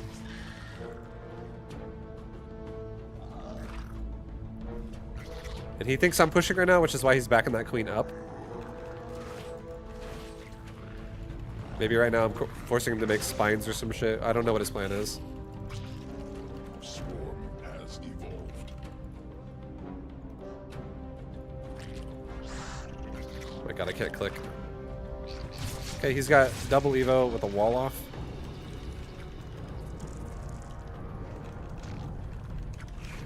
My guess, mutas as well. Honestly, I feel like he's going mutas as well. But I'm gonna get weapons just in case he goes into Roach and like Carapace upgrades. I'm gonna also get a Bane Nest now. I'm also gonna get a Evo Chamber now. I'm also gonna get double gas here now. Alright, mutas are on the way.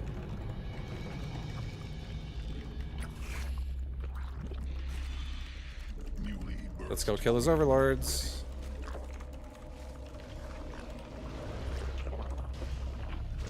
Again, he doesn't have a 3rd base.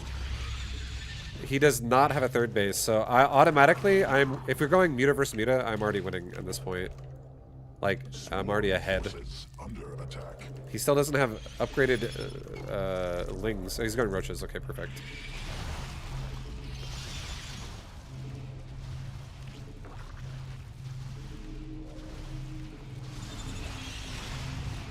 And I have weapons upgrading on Mita, so I'm gonna kill the roaches even harder over time. Yeah, this is brutal.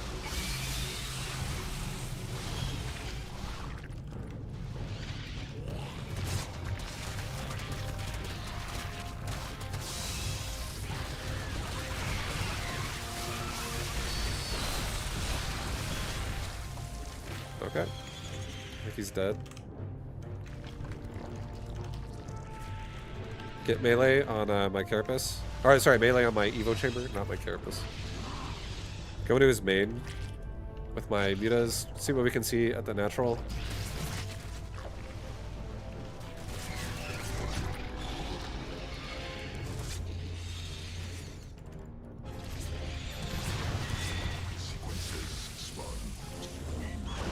I lost one muta, but I killed a queen.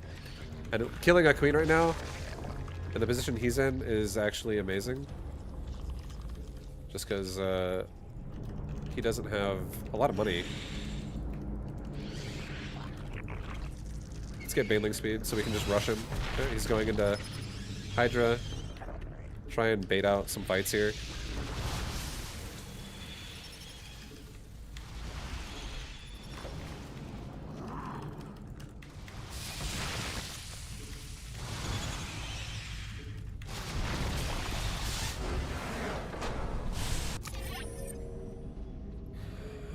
Yeah, that's good.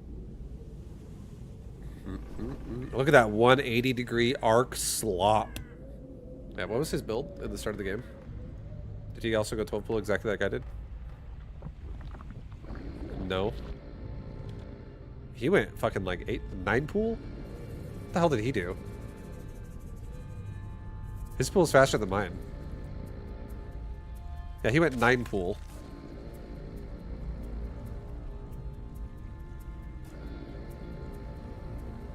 Well, this is an interesting test now. 9 pool goes down at 28 seconds.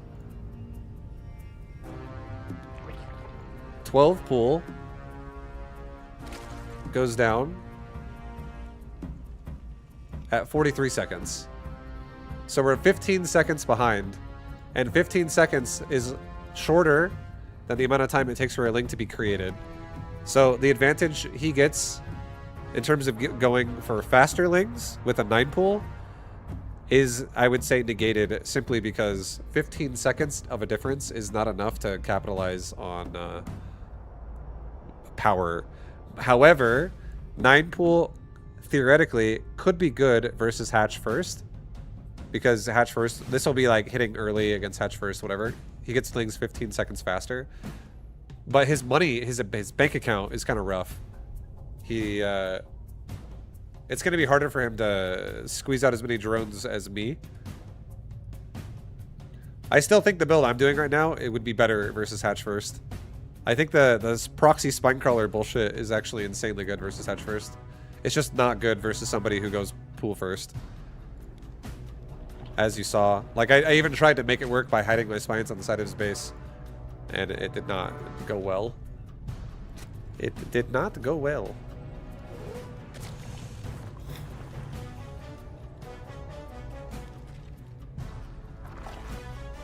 Yeah, like he's making lings right now, but I'm also making lings. Like his lings are finishing, and I already have lings being made that are 2 seconds into production. So yeah, I'm not a big fan of the 9 pool here. I feel like 12 pool is superior, like in every way. I think it's superior versus a Hatch First, and I think it's superior versus somebody else who actually goes 9 pool.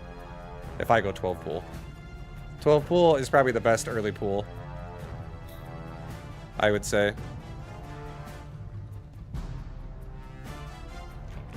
But I don't know, maybe someone will show me something that like is crazy with 9 pool.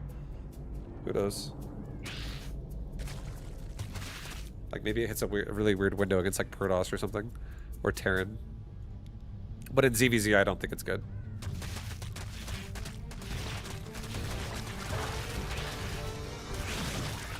And then we have drones here.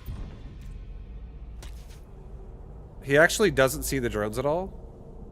He doesn't see the drones. He knows they're over at his base, but he doesn't see them at all.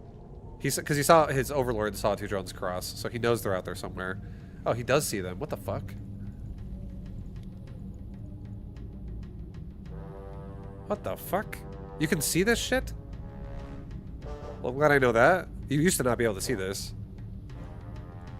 Like if you used to build on the horizontal line as far away from the hatchery as you can on either the right side or the left side, you wouldn't see it before. It would be you wouldn't see as far as the creep goes. Your vision would be like just there, so it would be just barely out of range. But he literally sees He sees me building them as well.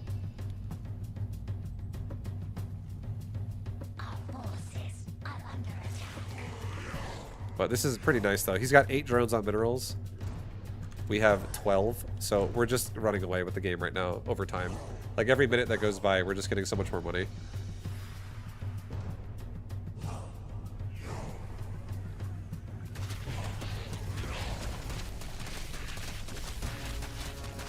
They updated creep version a few patches ago. Yeah, I didn't even realize. So I guess I won't really try that anymore. I guess from now on, if someone early pulls me and I see them running out with lings out of their base, when I'm running out of my base, I'll just literally turn my drones around and go mine minerals, and I won't even waste my drones. Yeah, creep itself doesn't actually give vision. Buildings on creep give vision. So hatchery used to not be able to see far enough to see, like you can even see right now, the edge of the creep is actually fogged out. But I guess they made the hatchery's vision large enough to where if you build a building there, the building will stick out. But in the past, you used to be able to build a building and it would be on the edge of creep. As long as you're not like here. If you build it like on the diagonal, it's not going to be hidden ever. But if you used to be able to build it where the creep gives you like a little building spot right there. And again, it's like a horizontal exact line on both sides of the hatchery. If you used to be able to build on the outside edge of the creep horizontally from the hatchery, it would be an invisible spine crawler. You wouldn't see it. Because creep itself isn't vision. It's the hatchery is what is vision, and the drones are what's vision. Units and buildings, not creep. Creep has no vision at all. That's why if you're all your creep dies, and like from a Terran scanning it or something like that, you don't even see your creeper seed until you go scout it again. Because you can't see it.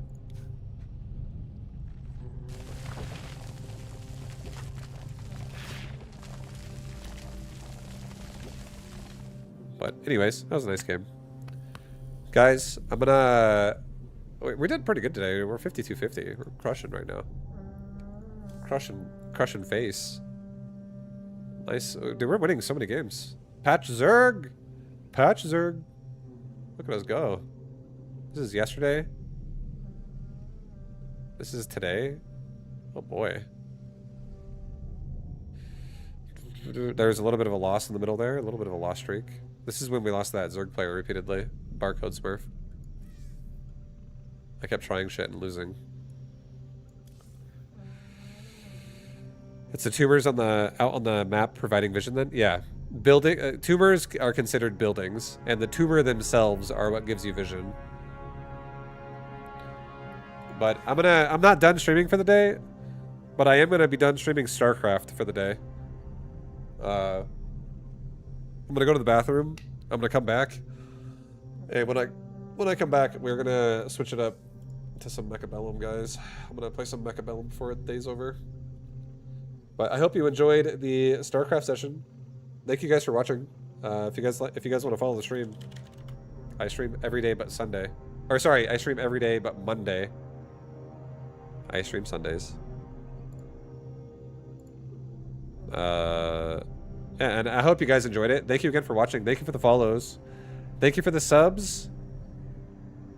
Appreciate all of it. I'm switching my game and stuff like that.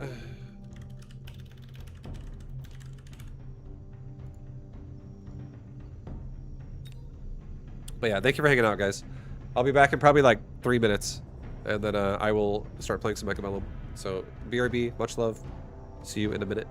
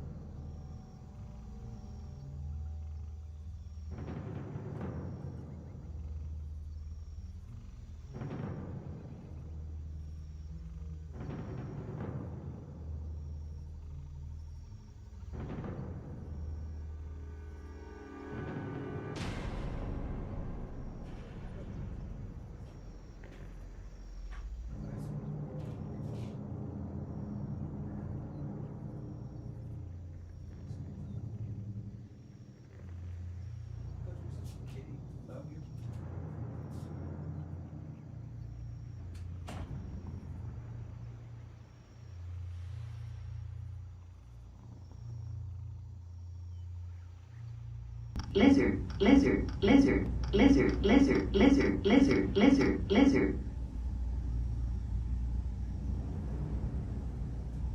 Lizard. What the hell's happening? Blizzard, blizzard, blizzard. Did you guys hear that? What the fuck is happening, dude?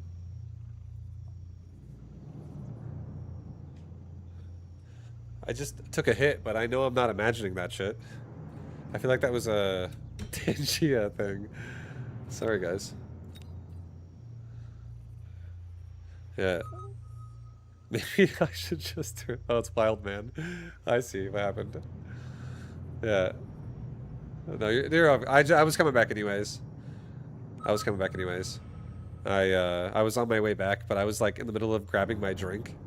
And I did not know that that was about to happen. Here, guys, I muted it, so it's over anyways. But I muted it, so you don't have to worry about the rest of the night. I feel like I could have just stressed everybody out. So I'm sorry, everybody. You're all good. Everyone's good. We're happy. Everyone's happy. We have our health, or at least what's left of it. We're doing good. We're gonna enjoy this nice game of marksman and badger, baby. We're gonna enjoy this nice marksman badger setup.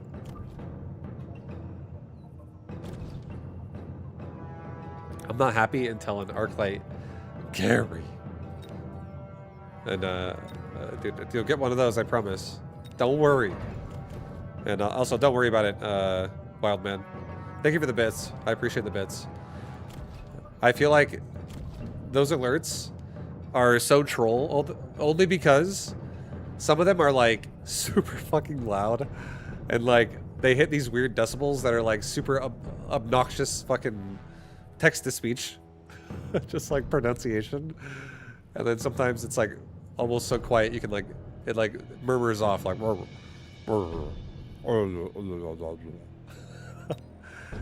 it has a range.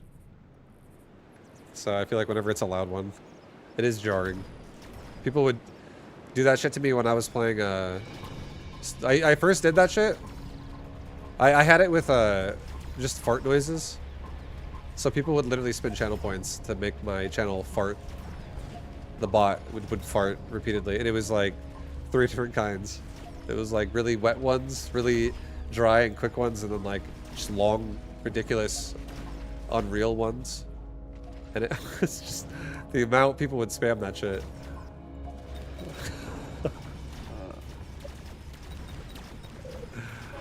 I ended up disabling it and changing to Tangia. And honestly, I'm not gonna lie, sometimes it is so fucking funny, the things that can come out of TTS. And TTS, for anyone who doesn't know, is text-to-speech. So like AI reading a message. Sometimes they can be really, really funny. But then other times it's just like screeching fucking robotic noises. And it's like you just got to like tune into hell for like 45 seconds. And then you like, it's like someone closes the fucking call and you're like, oh, I don't have to listen to hell anymore. We're okay now. It can be really bad. Yo, Wild Man, thank you for the 5 gifted subs, man. I appreciate you. Thank you, dude. Much love. You're super appreciated. Thank you, thank you. I'm gonna do another badger behind, I guess. I'll give it support.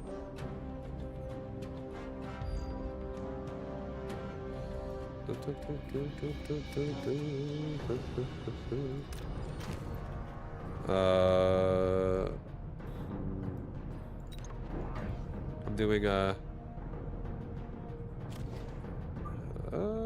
no. I'll do a crawler pack. Yeah, I'll do it like right there. It's fine. That's fine.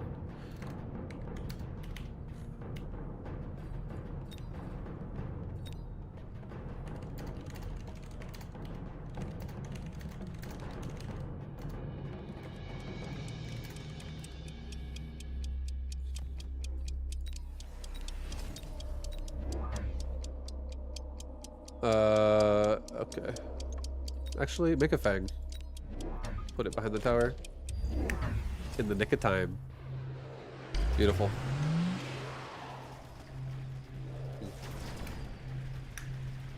He added another crawler pack to top right, so that badger is going to feed pretty well, at least.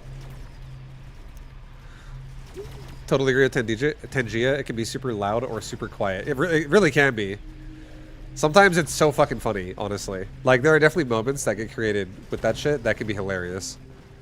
But then there's moments that can also be, I guess maybe hilarious for, like, the person who did it. Most of the time. Because a lot of times, whenever it's like I have a viewer, his name is Inslee.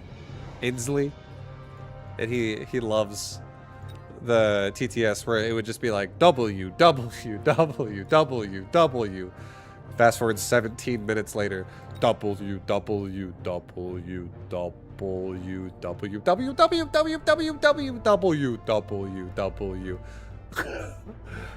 Like, we're just on like a W fucking heartbeat, and it's just going up and down. And you just have to hear that for literally minutes on end.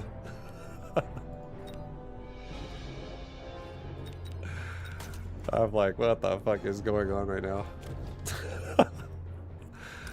Yeah, I don't really miss those that much. I don't miss it that much. It was exhausting sometimes to listen to. All right, it's you know what it is? You know what's not exhausting? This marksman on the left side with a beacon and crawler. Holy God. I don't know what he's gonna do to my flank. We'll see, right? But I will level my left tower just to be safe, and I'll get damage for everybody, just so I can really get through everything as hard as possible. Nice, he has a vortex. We should be able to roast that crab up with some fire. Toxin! Is the Doge angry? So, Doge is happy now. Everything's looking right as rain here. Yeah, we served that crab up for dinner tonight. Jojo, is that you? What was that? Jojo? Oh, you're right there. I thought my cat was jumping on my fucking, like, back of my monitor or something like that. Because I'm losing it. Advanced offensive. I mean, I love it. It is good. It's great with marksman. A HP device in the corner, though, could also be really nice at making this thing just really annoying. Let's just go advanced offensive. It's all G. Let's sell the Wraith. I hope I get an anti-air out of him. I don't know if he will, but if he does, wonderful. That'll just be wonderful.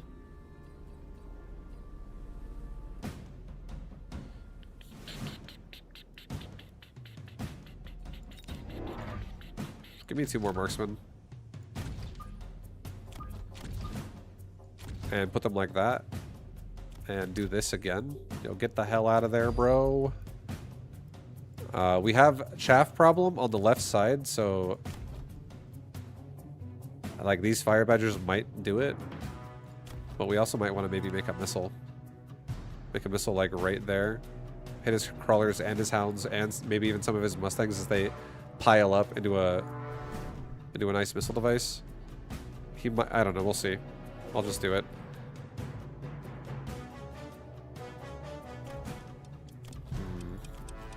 Get another crawler pack. Another recruitment squad, another crawler pack. I don't know if I want to keep the badgers yet. Let's just get ranger marksmen. I'm 100% keeping the marksmen. I'm going to try to keep them alive as much as possible.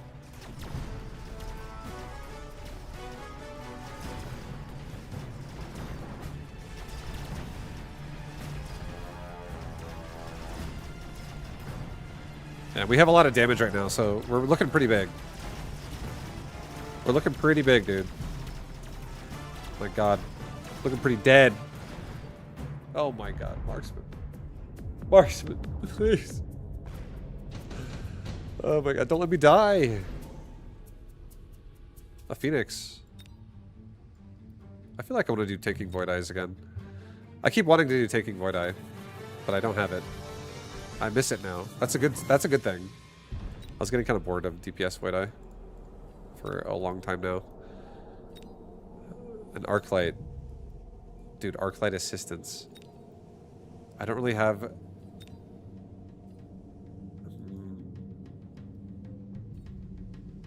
Screw it, I'll take the Arclights. I'll take the Arclights, actually. I think Boat for Photon Emission could have been really good, but I think I'm okay. I'm gonna take 2 Arclights and put them, like, right here. I'm gonna level my Badgers. I'm gonna give the Badger in the back more survivability, I guess. Actually, don't even give it an upgrade. Give it another barrier again. We're okay.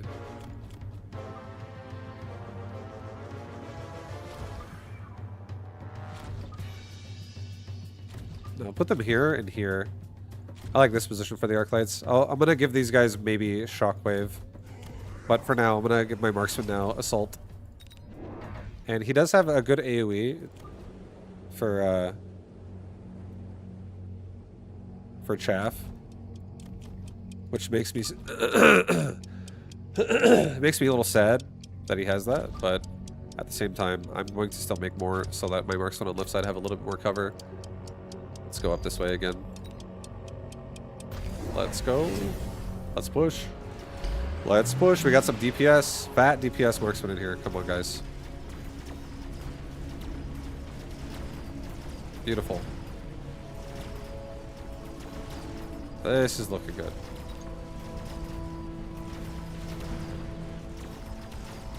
My god, the barrier top right doesn't even die. Oh my god, that's so nice.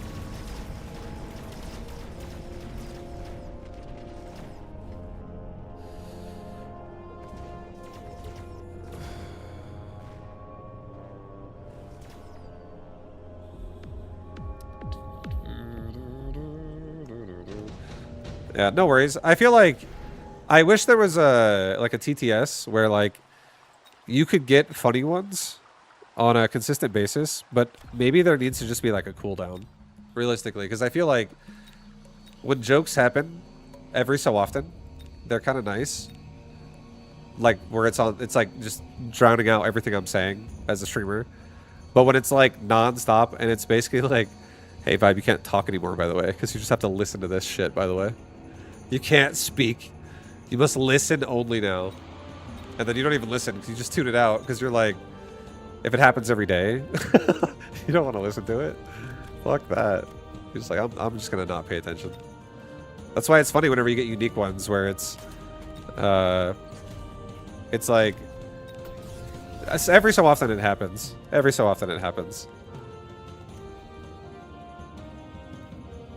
But a lot of the alerts are just like simple fucking more obnoxious shit.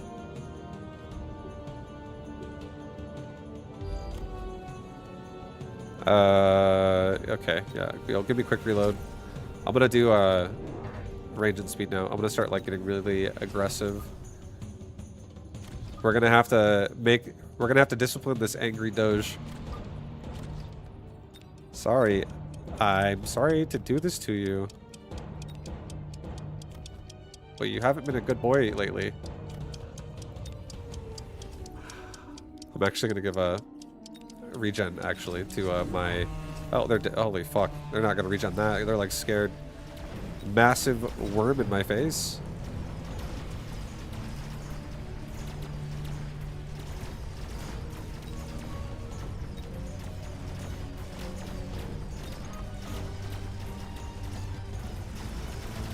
But my marksmen are getting through. They're getting everything. The damage is real. I once tried to make her say a tongue twister and it gave up immediately and turned into a very long moaning, which was even funnier. I know, that's sometimes it is hilarious. That's what I'm saying. I agree.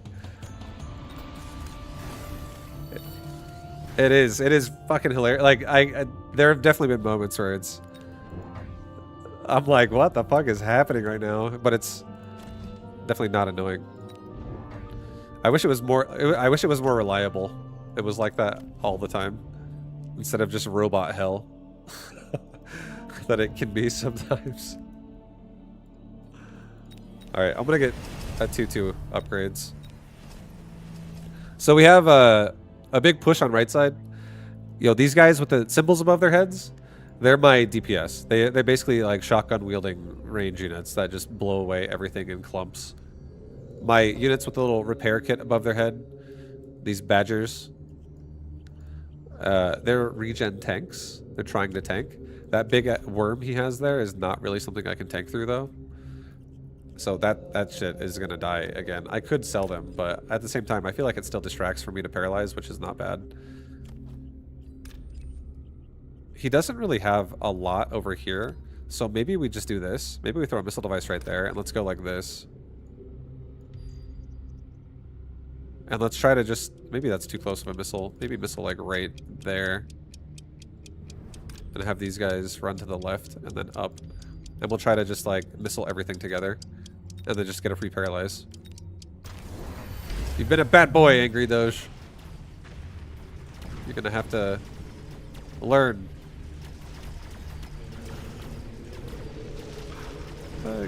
Got a decent amount. If I did it a little further back, we could have got the whole thing. I could have got the entire blob. But we still win, so we get a free paralyzed left side. Which is definitely saving us right now.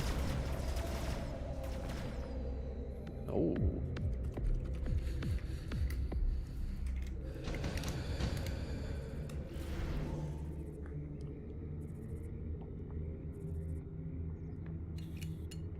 Alright. Super supply. Super duper supply. Oh, God. Guys, we don't need it. I don't need it. We need an underground threat, realistically. Or, really, redeployment. That's actually what we really need. Let's just get out of there and put him over here. Level up. Give him a barrier on the side. Level the marksman again. Get range and speed again. Let's still get something that distracts him. Let's just get a crawler pack that like takes its place. Just so the worm takes a second to not run my way immediately. And let's get 2 more marksmen. Let's do... cancel. Do 2 more elite recruited marksmen. Put the mic here and here. And this time, have them just rush up. Don't even run sideways.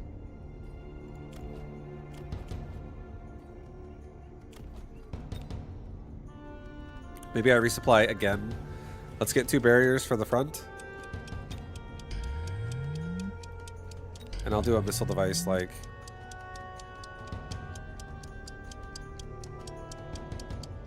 right there, I guess. I'll just help the marksman a little bit.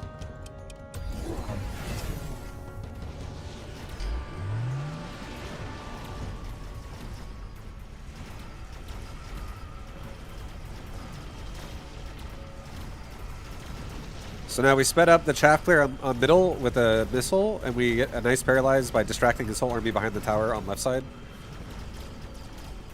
This is a pretty huge round for us.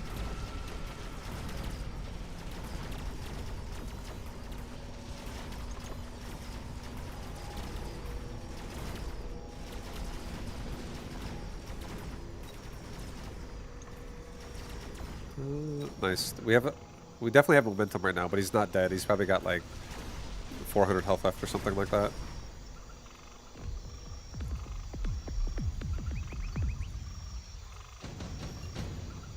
Okay. We're gonna do a rhino. Oh my god, it's free. It's so free. Yeah, I'm gonna actually take it. I feel like...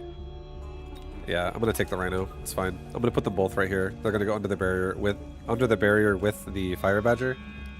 I'm gonna level up my marksman. I'm gonna level this guy twice. I'll give my marksman now elite marksman, so they do insanely more damage again. The damage is through the roof with how much we're doing here.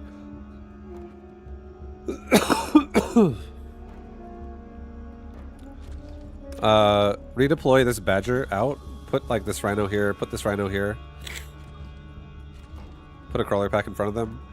and have the badger go maybe this way. Just so his worm goes backwards to my rhinos, and my badger just would kill any chaff that's in the way, so it covers this front push again really hard. Let's go this way.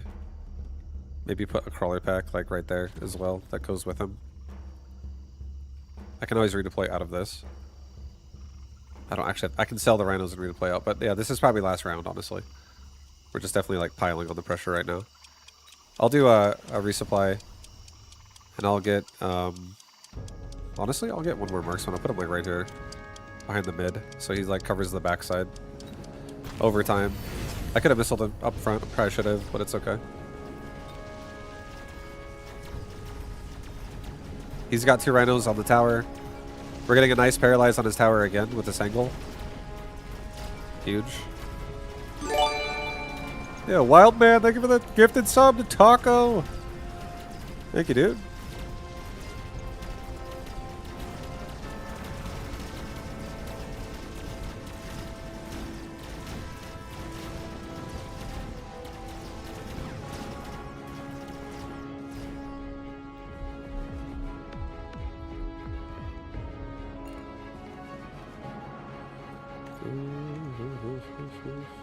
Nice. Well, we did it.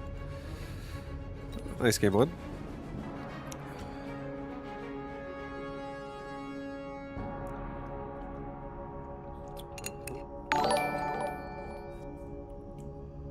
Yo, Jagliot.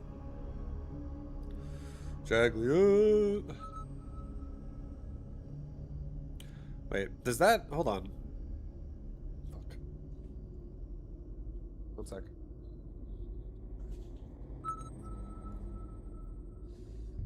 Is that a... I don't think Tangia is off of this. I don't know. I think my alerts are all fucked up, guys. I genuinely have to like fix my channel point thing. People have been asking me to fix this forever. And I also need to make GIF emotes. I'm getting into a mindset where I might genuinely get that shit done soon. Emphasis on the might. We'll see.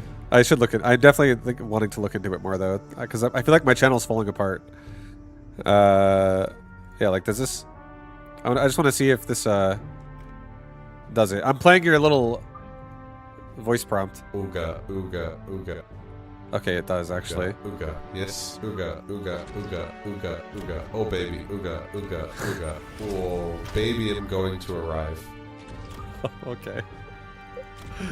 No, I'm not. Alright. As much as I love winning a game, I'm actually feeling just fine right now.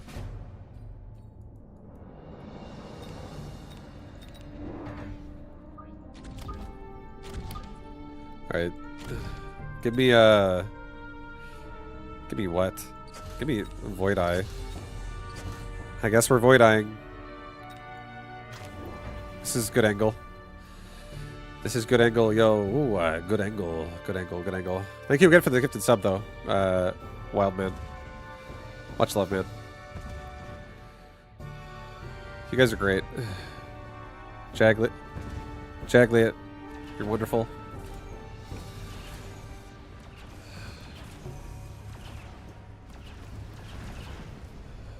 We could anti-air my Void Eye. I don't know how much I want to do that right away. But round 1 Phoenix is definitely kind of rough. Holy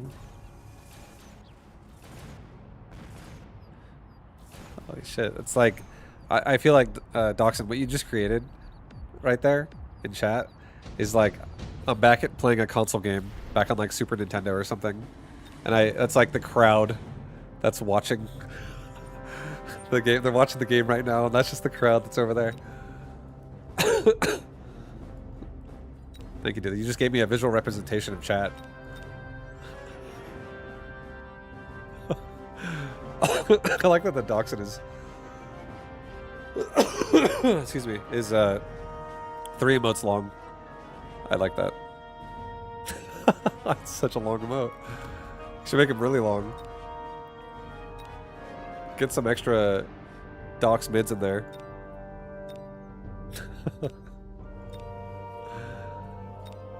Alright, Mustang is answer to our prayers right now. Okay, guys? So is Fangs, but Mustang's free.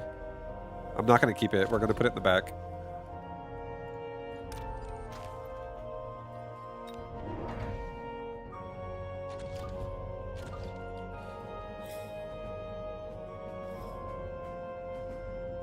Yeah, I'm going to be aggressive on this. I'm going to just duplicate this.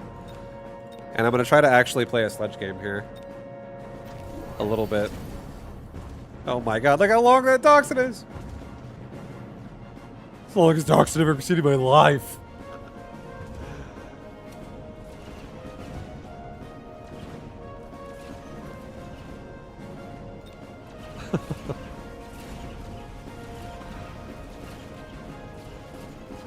Are we gonna win this? It's close. We're going for his tower, which is good. But it might not be enough. We're gonna get stuck on it actually and just die.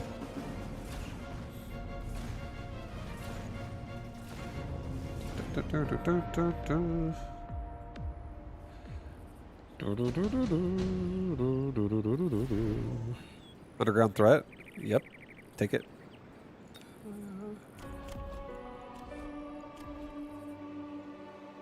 Yeah, take the underground threat. It's fine. He might missile strike my Mustangs. It's very possible. We'll see. But I'm going to get some Void Eye on this side now as well.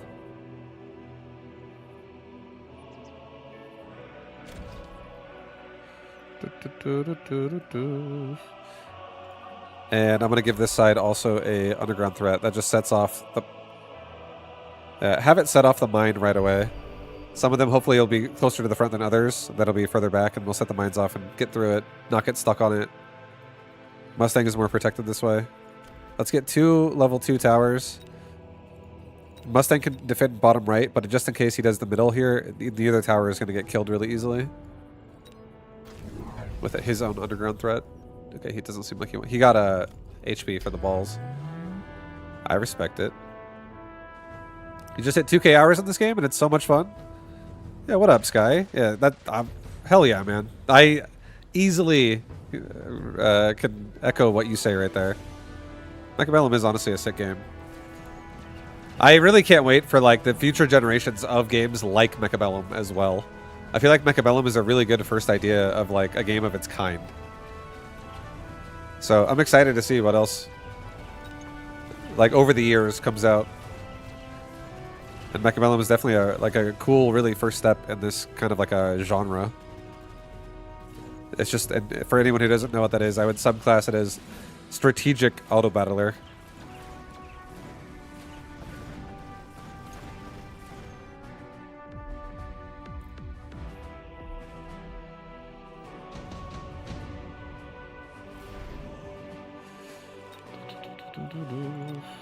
Advanced defensive? Oh yeah. Oh, yep. Oh, hell yeah.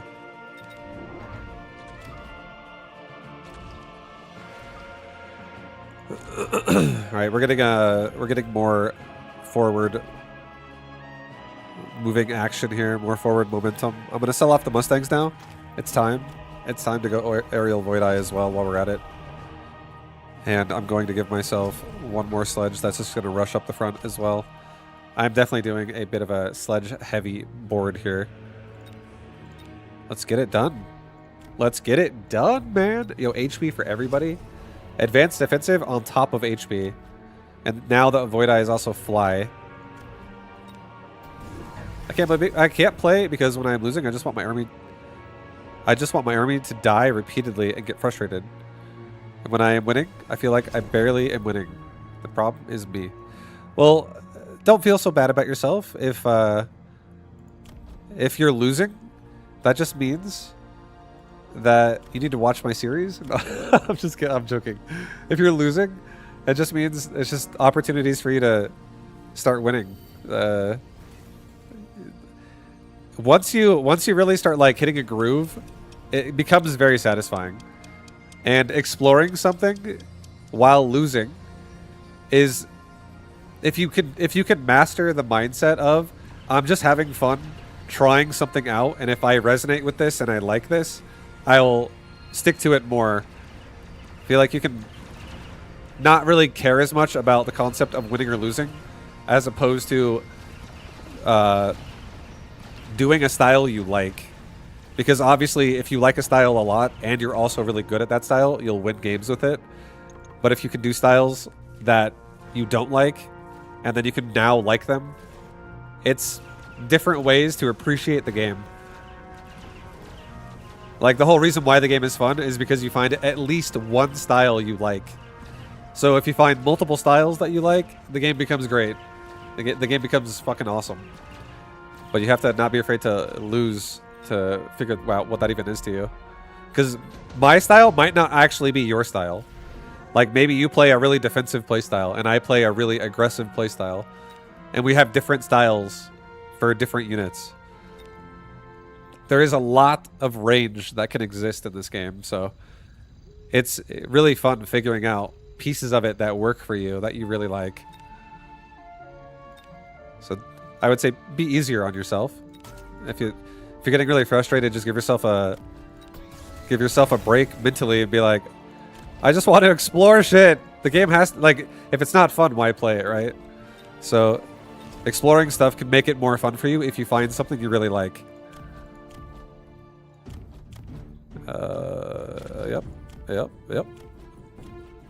Yep, we're getting mech rage in here. We're getting mech rage, bro. The sledges are activated. The board is pushing. We have Void Eyes covering sledge with crawler. And now he has he has Raidens. I was gonna fucking call these things Tempest because I've like so much StarCraft. But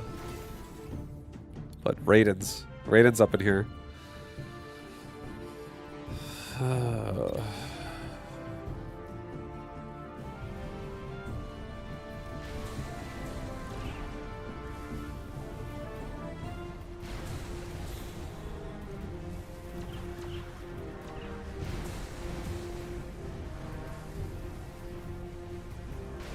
Those balls are pretty big.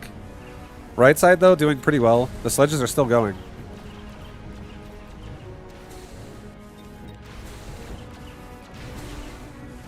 No, we don't kill it. Oh, God. Oh, I kill it. Okay, not so bad. That's 350 health I saved right there because we killed that. Advanced power systems. Get levels on sledge. Get range on Void Eye so we stand in the back. Let's get another Typhoon on the right side. Yeah. And let's get another crawler pack on the right side as well. Let's get move speed for everybody. Let's try to really, like, kill him now. Let's pressure. It's time to pressure. Vibe, you don't like the air AoE debuff on Typhoon? No, it's not that I don't like it. I haven't really done anything with it yet to the point of, you know, loving it. Because most of my games with Typhoons nowadays is support Typhoon. And maybe I'm also just really confident in my anti-air abilities to not feel like I need that. I also don't run anti-air on my marksman either. I feel like air is, it's manageable. I could totally drop an upgrade off my Typhoon for it, but I have been exploring some field reassembly games, and Wreckage Detonation plus range is just like the most supportive DPS chaff clear oriented Typhoon you can have. So it could go well with, if I turn on armor piercing bullets and go range and wreckage, that could be extremely solid just for the process of killing his crawlers if he makes a lot more of them. And crawlers, I would say, would be my weakness right now, with mostly sledge. But,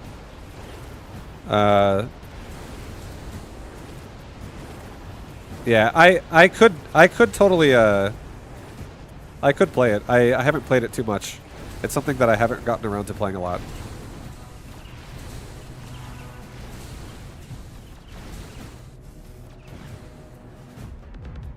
Yeah, what up? What up, Dutchie?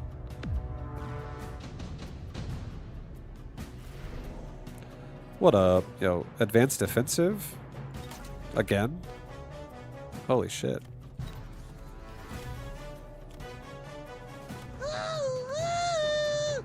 Yo, Morpho. Thank you for the love. Thank you very much for the raid. Hope your stream was good. Welcome, guys. I'm in a nice situation right now. We have some, we got some chaff. Let's put these actually right here. More aggressive. We got some chaff pushing forward. We got some pretty aggressively scary Raidens. I'll get suppression shots, and I'll get temp rage and temp speed from now on. I'll really try to keep my Void Eyes safer. I will also get a missile device, maybe like right there, so that as soon as these crawlers run into it, we just blow them all away. On the left side, he doesn't have a forward chaff unit. I feel like chaff is my problem as well right now. So, because these Raidens kind of hurt. Didn't I play you earlier today? You might have. I've been playing Mechabellum today for like 1 hour. I was playing StarCraft 2 most of the day today. So you might have. Nice, we're almost to his tower. Yo, we're almost to his tower. Get that thing. Kill it. Oh my god. Not quite. We did. Kill the tower! Sledge! Have you played Direct Strike on SC2? I have. I have. Direct Strike is fun. I liked it. I played Direct Strike on Warcraft 3 as well. I like that one more, honestly. Warcraft 3 Direct Strike is really fun. I love the hero aspect to it. How you can also like spend your money on buying items. And also spend your money on increasing your economy and shit. But to be fair, you can increase your economy in the StarCraft one as well, but... good luck, Smiter.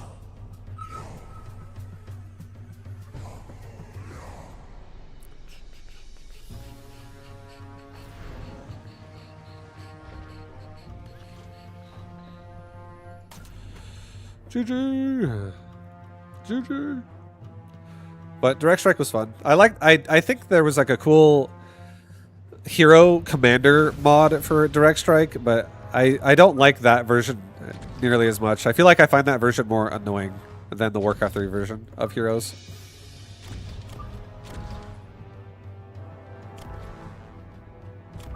I feel like the StarCraft 2 version of heroes is more like it's like Mechabellum, actually, where it's like specialists. It's like you have a passive buff at the start of the game. But I kind of like the Warcraft 3 style of heroes, where it's like buying a unit. It's like, oh, I got a Sabretooth, and just only one.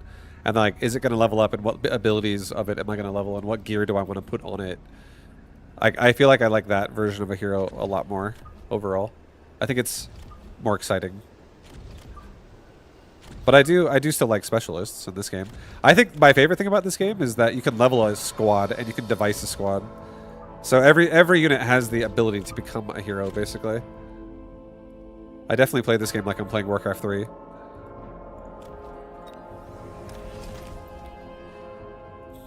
Here, go back. Go back. Go back. Back it up.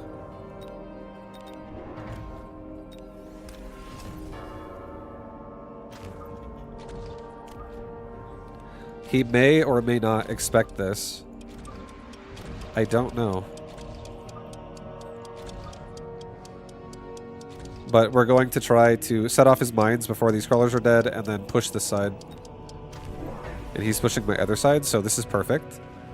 He's pushing the side that doesn't have a slow field, which makes sense. He also could have played super far back. Or whatever. You know, he could have done different formations, but I like what I see here. I like it.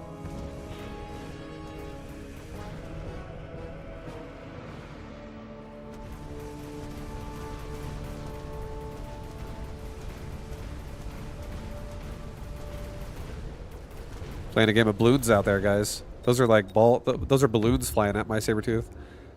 Pop, pop, pop, pop, pop, pop, pop, pop, pop, pop.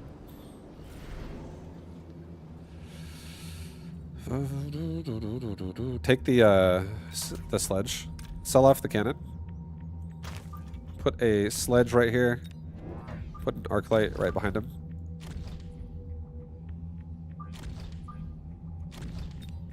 Put a fang in front of it. All.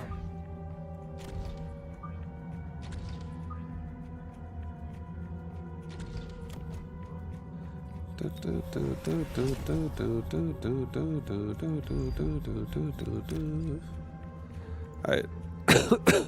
Try and just get him off the tower. He might go to the tower still. Let's get a tower upgrade. Let's get range on these arc lights. So I can really, like, kill all the crawlers very efficiently. He got range on balls. He's got kinetic charge coming up.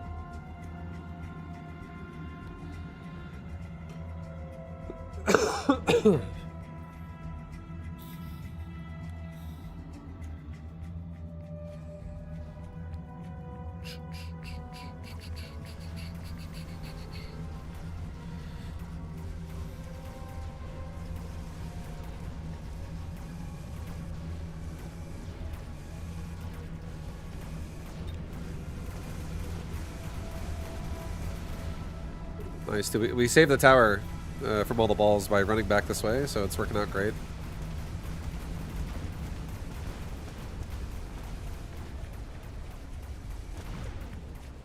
Alright, looks like we're going to probably die to the balls, though, just because we're going to get paralyzed. Maybe I kill the other one, but I think we die. These things have range. Yeah. Close. Very close. Very close. Improved sandworm. Oh.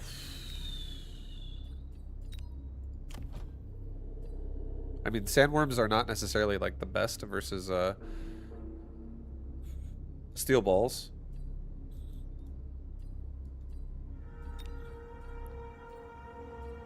Because they're gonna get clapped.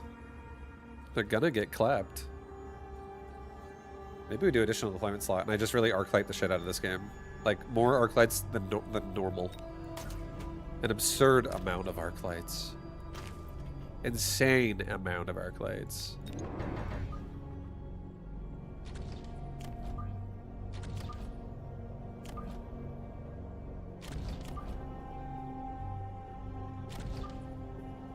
Wait.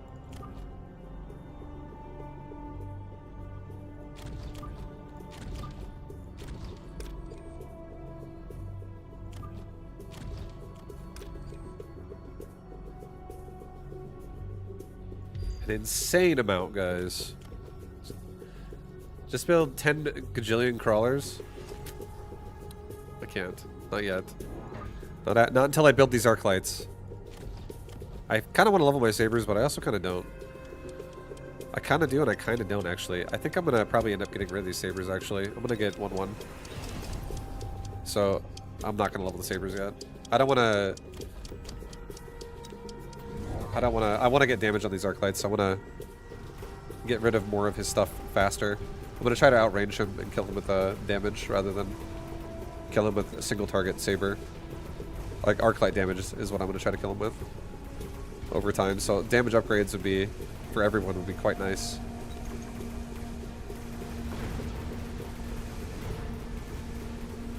Let's get it, boys! Fucking run! You want to live?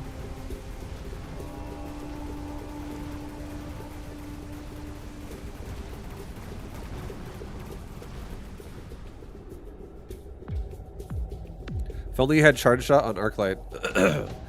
Just make more arc lights and it's like you do have charge shot. Mass produce rhinos. Holy shit.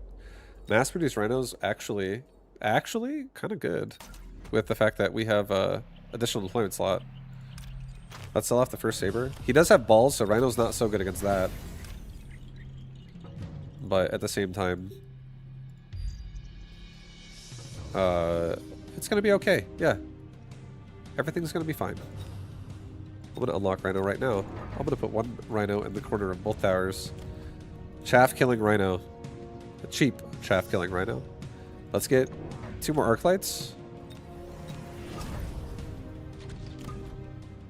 And we're not messing around right now. Let's get a level 3 tower on right side, and let's get a level 2 damage upgrade on the tower.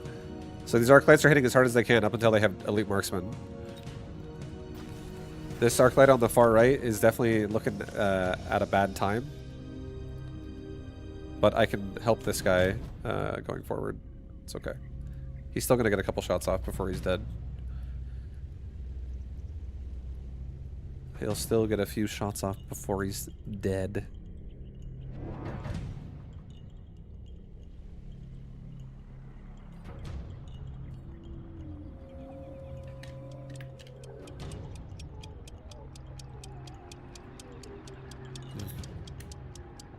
Okay, he's flanking my bottom left. I'll make more arc lights back there if I have to. I will. Oh, I will.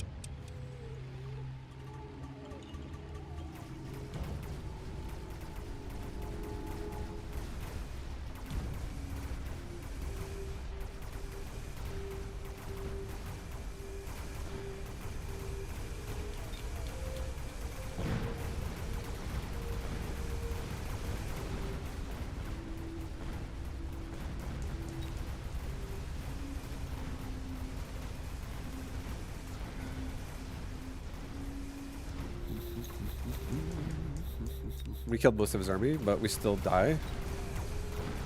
The balls are definitely killing a lot of stuff right now. The balls are owning. 2 Phoenix.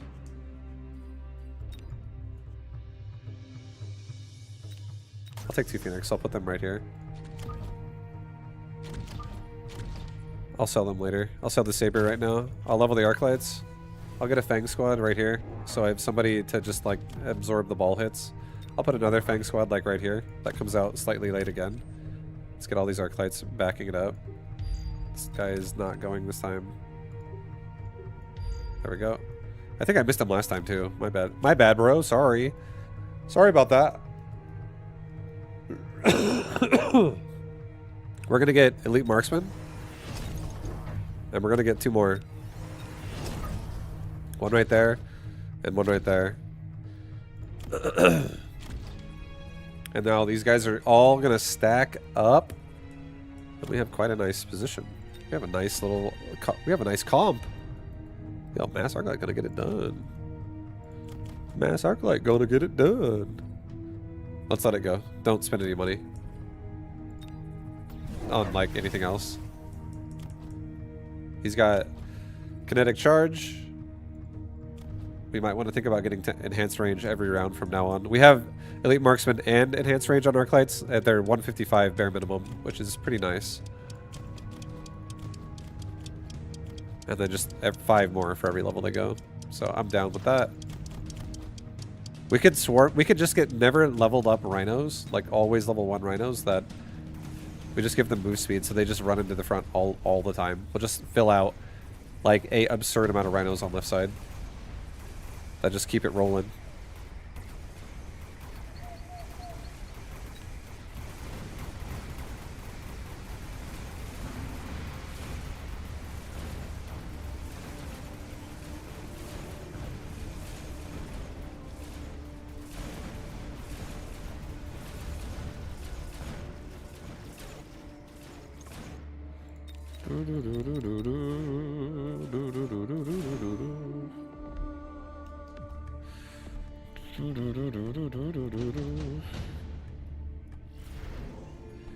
Rhino Assault, a haste module. We could do a Rhino Assault and hit his tower right there, but that's a leveled up tower.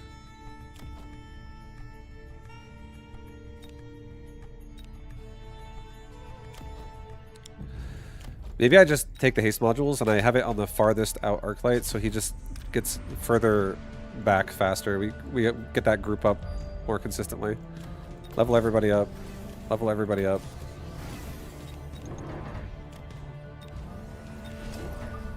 Give me a few of these bad boy rhinos. Them bad boys.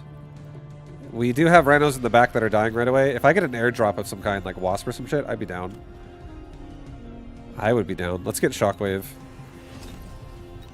on my army now, too. And we'll just let it go. Now we have the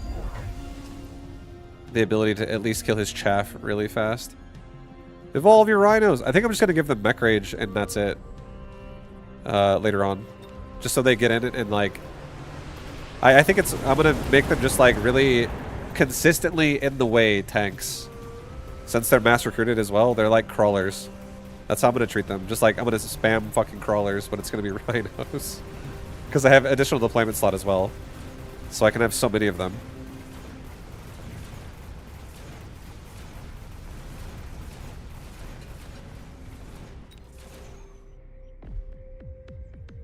Ayya. Ayya. Not good. Not good, guys. Efficient tech.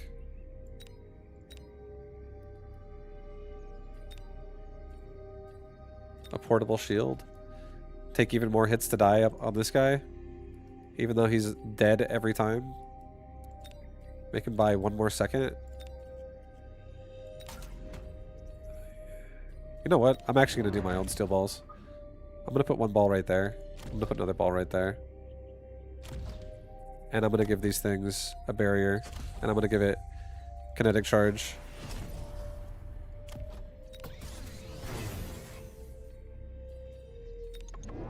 Give me more rhinos again now.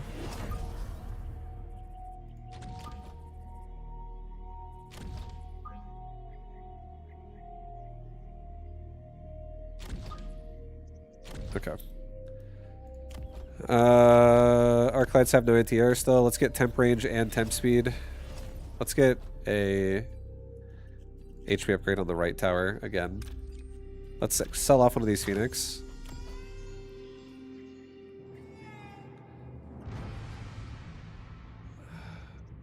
Let's get another, yeah, let's get another HP upgrade on the fucking tower on the right side. It's a level 5 tower. And next round we're going to get anti-air on these arc light, because he does have Phoenix War Factory.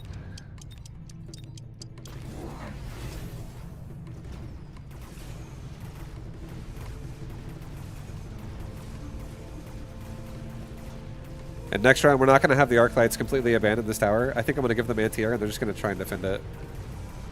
So left side is just going to push isolated.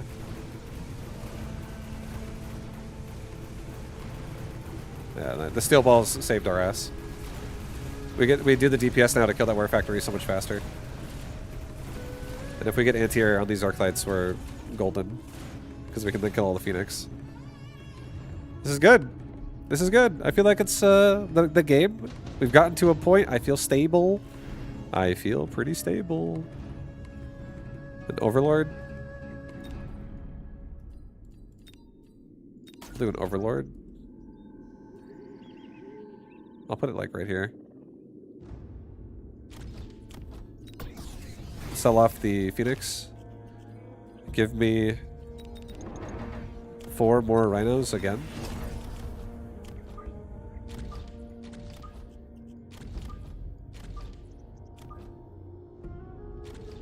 Just we're literally like fucking spamming them on the left side. Get anti-air. Get range and speed for everybody. These guys this time are not going to run away. They're just going to like back it down a little bit and then just defend the tower. So we'll just make sure the tower is not going to die and don't really invest any more money into this defense. Get another HP upgrade, right? Level 2 HP. If I can get him to invest more stuff in here, like even more units, I'll continuously like run away if I have to. But yeah, he added a War Factory, so maybe we should run away. That's nice that we're actually dodging the War Factory at the moment a little bit.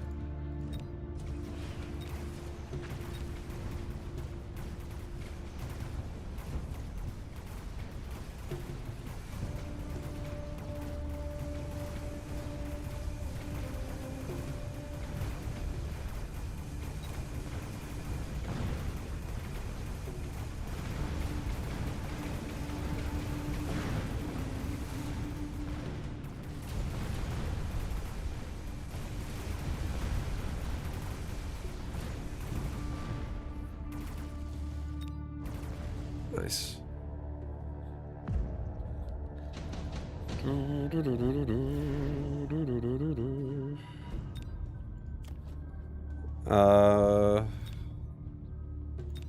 think I'll do a heavy armor and put it on my other steel ball, actually, believe it or not. I think I'll give them both energy absorb right now as well, so they can really just, like, hold the line as much as they can. Let's tell these Arclights all to evacuate again.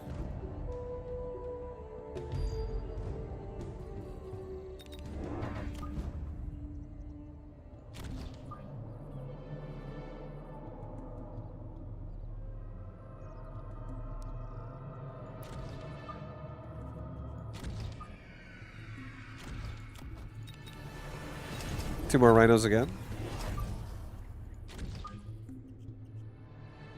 And let's get 2 levels on my left tower, so it's not so easily paralyzable. I'm not gonna juice up my boat at all. Even though my boat won me the round last round, I don't really want to commit to boat really much. He's going War Factory with Phoenix anyway, so it's most likely he's gonna go War Factory Phoenix style. I'm happy. Maybe sell the boat, actually, and give me Mech Rage now on Rhinos.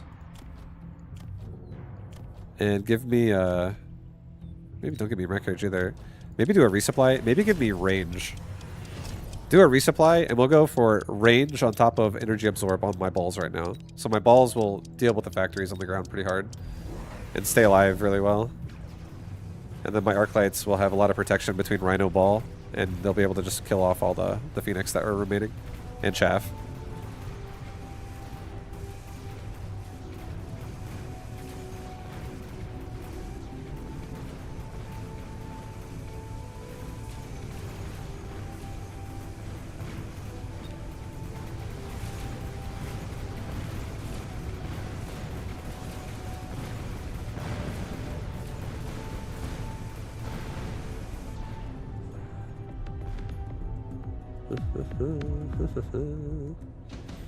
Nice. Nice. Another beacon.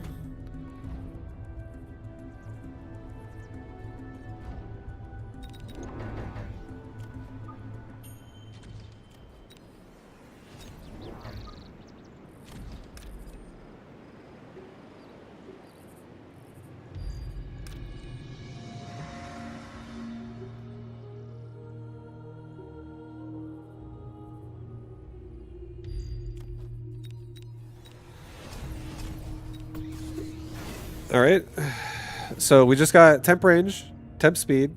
I just made 3 more. I took the beacon upgrade, or the beacon drop, so now I have 2 beacons. We got more balls over here. I do think he's going to drop acid on my main army over here, so let's try to maybe like block it a little bit. Don't let it just like fully hit my face. And yeah, we'll charge these balls up here with the kinetic charge. We'll just race them across the floor here on the going towards the left, and all my back ones over here also have a lot of damage. So we actually have a really fucking strong board right now with these Arclights. It's getting kind of lethal.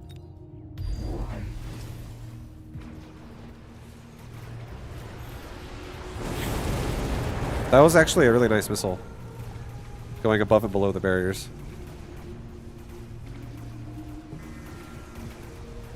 Only in Mecca can you get away with saying nice balls. You got some nice balls.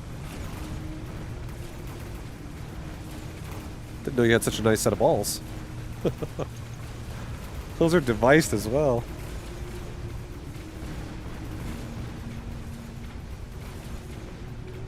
Alright, well, that was definitely a heavy round of death with the spells.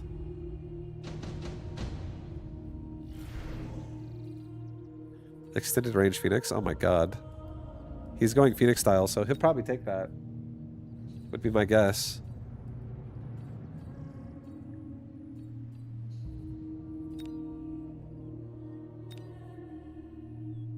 I'm gonna take a Vulcan Descent, and I'm gonna drop it like right there.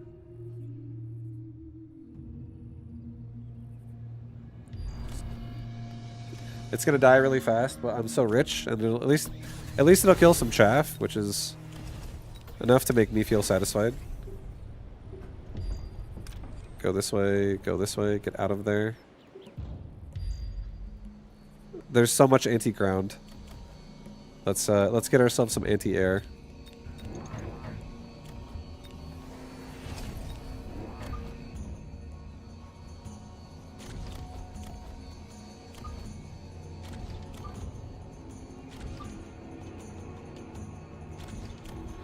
Okay, let's also buy an oil. Let's oil them up.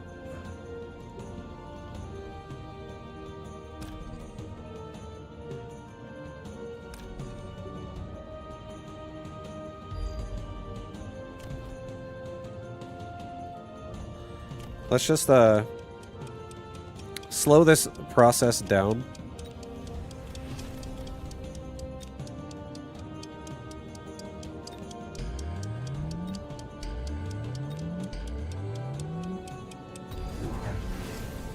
Okay.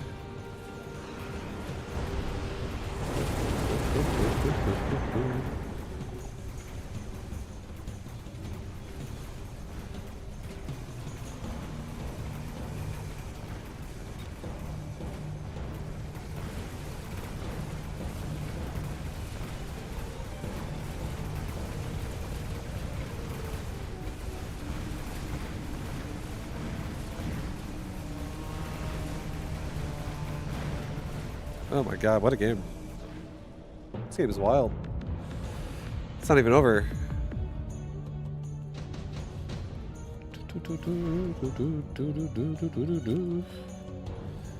Well, my oil is still there, so that's fantastic. That's nice. I'll take the Wraith. I'll just put the Wraith like right behind my Wasp, and I'll give it Degenera so that it just stays behind Wasp and gives everyone a little debuff to utilize. We just leveled up all of our balls. These balls are incredibly powerful. Sassy, thank you for the love. Getting some fangs. We're now going to get fangs that are going to come out a little bit late. A little bit late on the fangs. As late as we can. We have such a dense board over here. Such a dense board.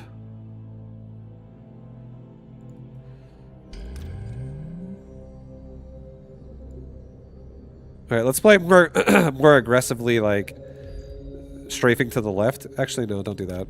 Slightly back. That's a little crazy. Just slightly back. And then go like this. And then you guys are same thing. Get the fuck out of there.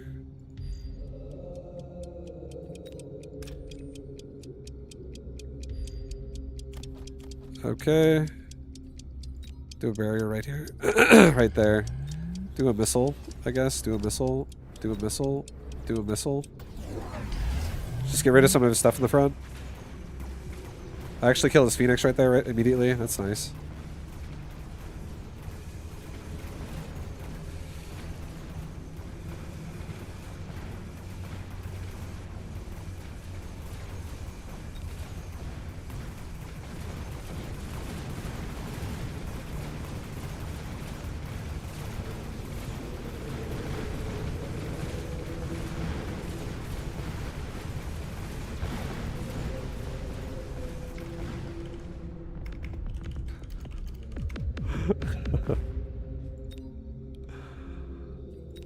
Oh, man. The arc lights reign supreme today. The balls actually did amazing, though. The balls did so good for dealing with the war factories. That's a game you'll need 10 minutes afterwards. It's like, holy fuck, that game was all over the place. Yeah, I was afraid of your war factory. I was like, there's no way I can kill that thing. My arc lights are just gonna get stuck.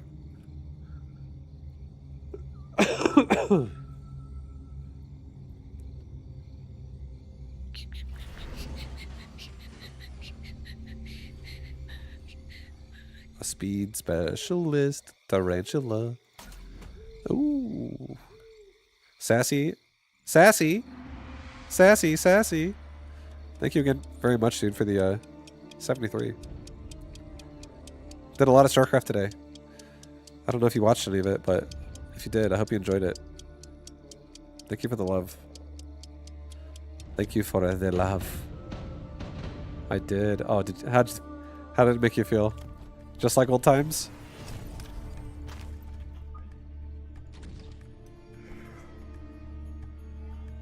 I've been here lurking. Nice. Happy to hear it.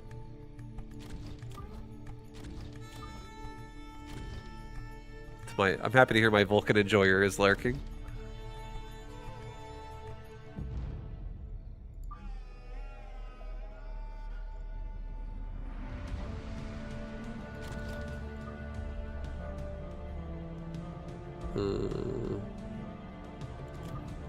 I don't want to be so close together.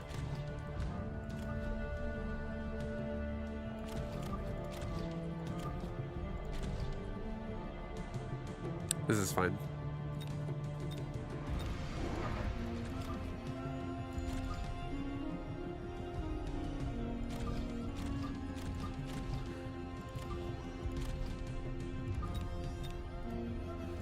Alright, let it go with that. Nice. I'm glad I got both crawlers on the left side. It's one thing to see you play it, it's another to see you enjoy it again.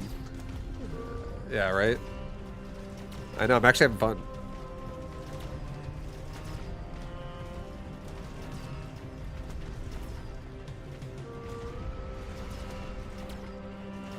I honestly wasn't having fun for such a long time, like throughout COVID. The stream went way too deep down coaching tunnel, and yeah, I was just kind of over playing StarCraft 2 at that time. I was like, I don't even want to play this shit, dude, but I will. I was pretty bored with the current meta. Like, it was literally fucking years. It was like I would play that shit every day. And Protoss was the biggest culprit, I would feel like. That was the biggest one of this. But you would play, like, every person you fucking play on ladder is doing the same build. Like, identical. It's just some people do it better than others, but they're all doing the same thing. And they were doing it for fucking years.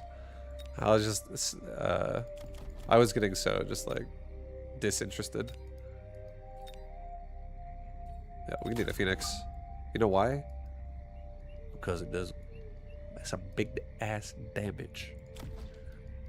Big ass damage. We also unlocked it now. I can sell it. I don't need it, honestly. But I like the damage. I think I'm gonna try to squeeze in a couple more of these bad boys, and we'll get chaff going forward. Have I been enjoying the Assman being meta? Yeah, I don't play Assman every game, but and like this game even, I'm not even actually thinking about going Assault Marksman. But I do enjoy them when I play them. They're sick. They're really good. I do like the Assault Marksman.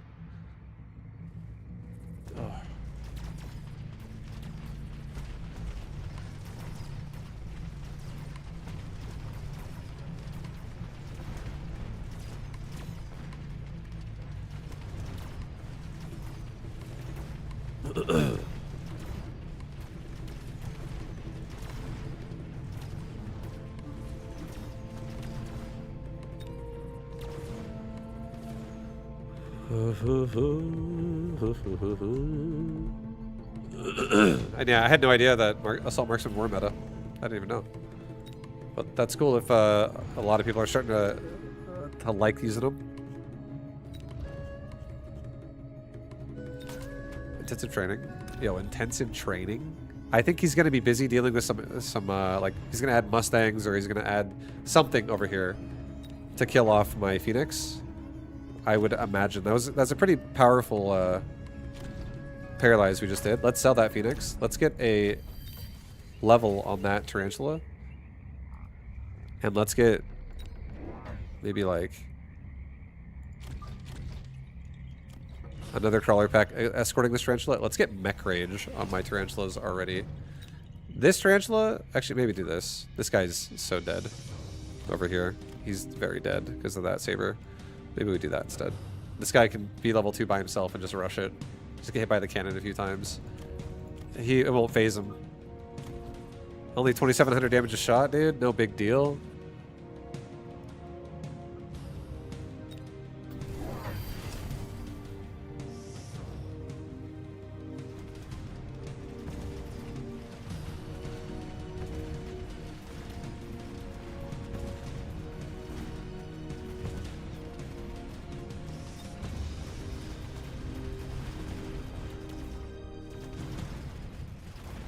That was a nice paralyze he did to me that time.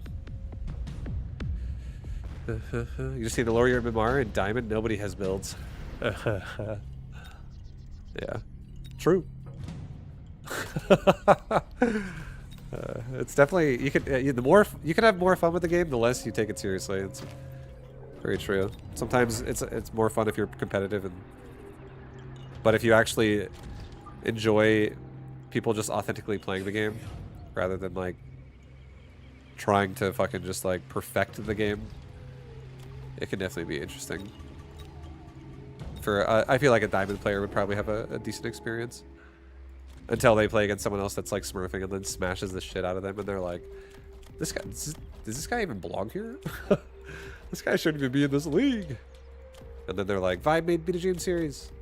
He's smurfed," and then everything continues. And then the world goes around again. We wake up and do it again tomorrow.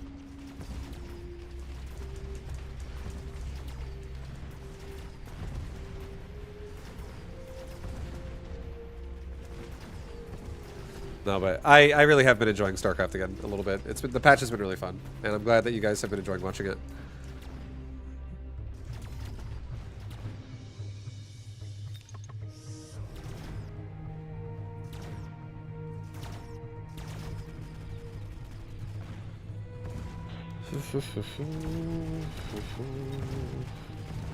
Dang, dude, that cannon just crapped on me so hard throughout the round.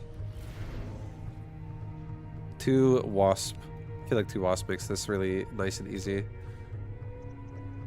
2 stormcallers as well though is kind of interesting. I could actually put 2 storms in an angle of killing the cannons, like specifically this cannon. We can just wreck it. Yo, I could just wreck that thing.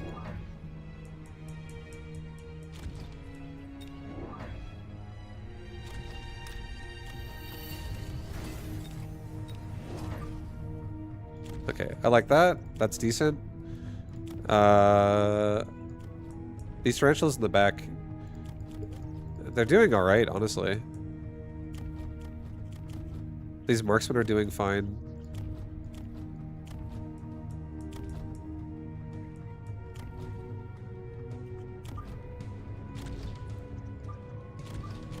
Put a Stormcaller pack right there, actually, and sell the other storm.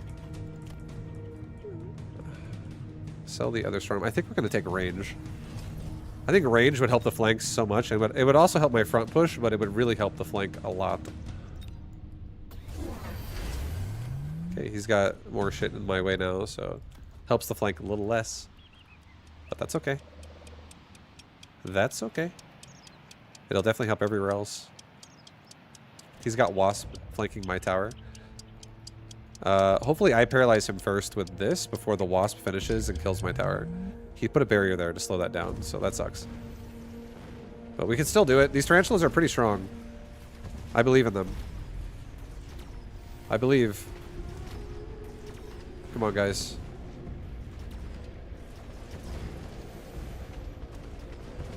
Oh, no, that tower's going down.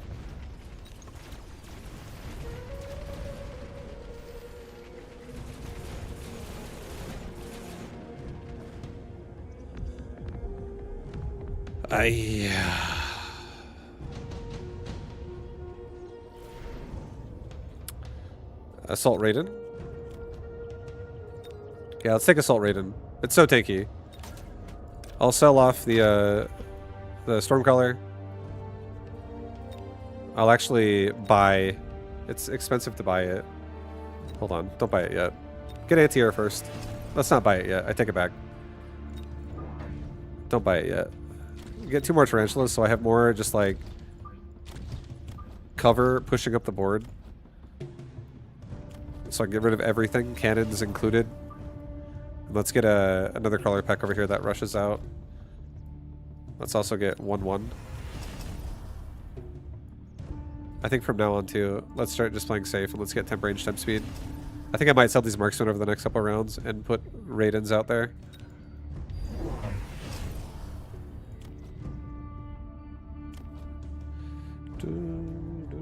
And maybe like 1 or 2 more color packs, honestly.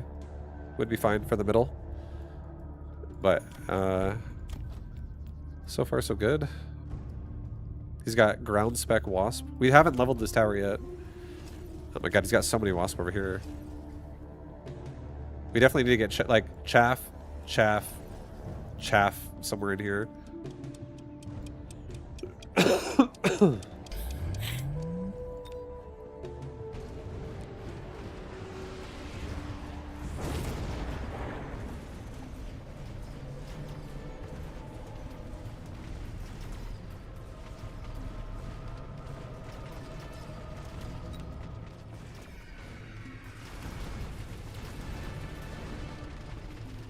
Tarantulas, do it!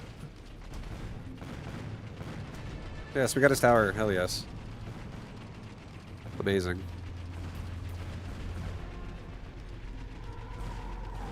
That was actually really good. Barely a loss. Super heavy armor? Okay. Okay. This one will get a natural level this round anyway, so I'm not gonna... I wish it leveled up, I would double level it. But I'm gonna double level this one instead. And give this one in top right a super heavy. There is a badger up here that needs to be dealt with.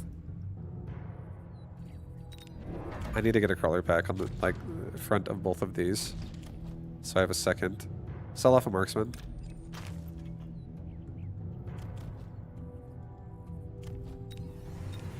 Just get me I guess a crawler pack that goes like this.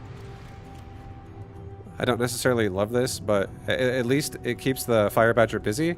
Now put it on this side, actually. This guy's just gonna die. This guy, we just leveled him up. Try to kill the badgers quickly. Let's get another damage upgrade for these tarantula. Let's get temp range, temp speed. Actually, don't get temp range, temp speed. Let's get just temp speed. And let's get a missile device right here. Let's also get 1 missile device.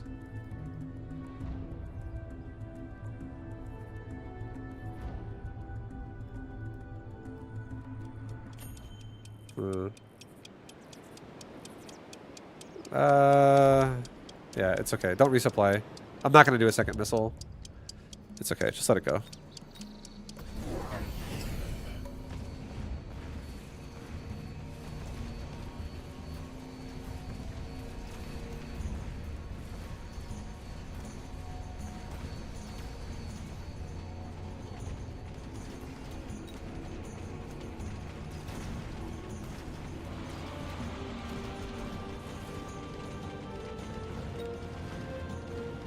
The tarantula power, baby. Let's get it done.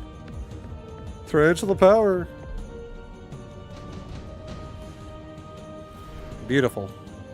Thunderstorm. My god. I already have storm colors unlocked. I could go assault storms. I could. They have a decent amount of HP and there's a lot of them, so they would die to badgers, but at the same time they would tank for a while. We still haven't even made a Raiden yet. I haven't even made a Raiden yet. We got Assault Raiden and have not come back to it.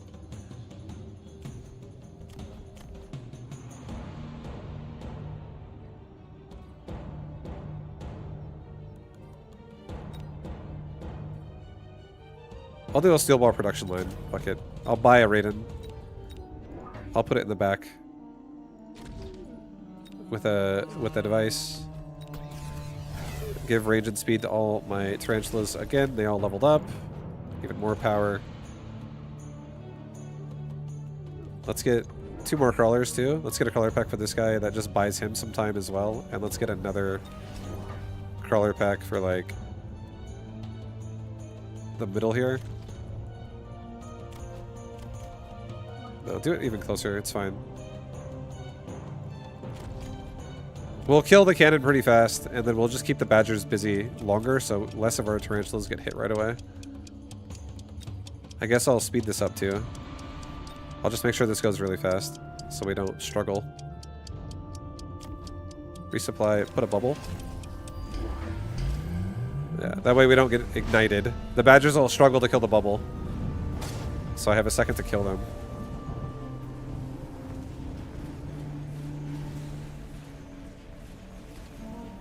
We should put another barrier down on the other side.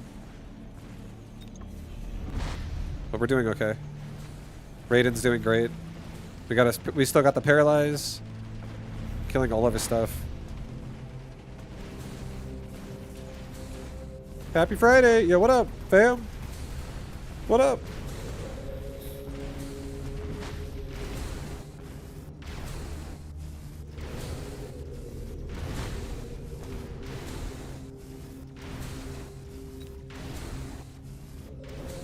Raiden saved our ass. Yo, assault Raiden, let's go.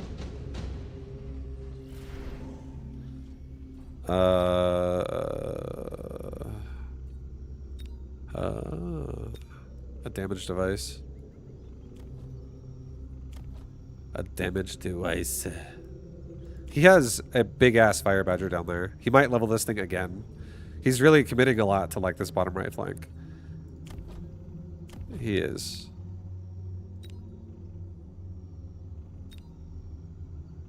I think I'm going to do additional deployment. I think I'm going to sell that marksman. I think we're going to get 2 more tarantulas, like right here. And like right here. We're going to get a bubble that goes like this. Another bubble that goes like this.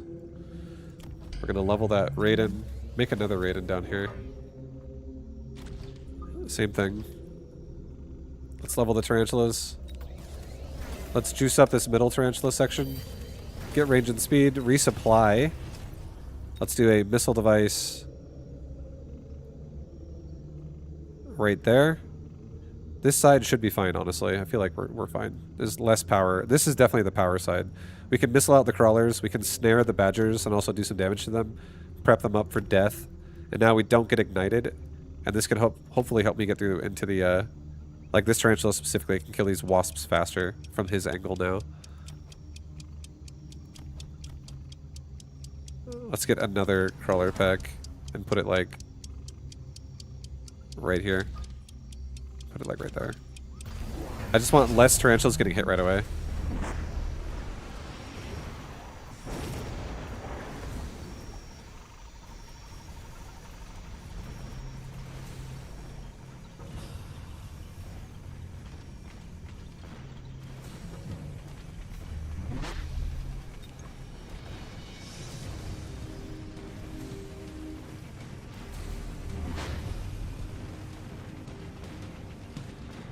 Tarantulas push the tower. It's not game over yet, but it's about to be. It's close.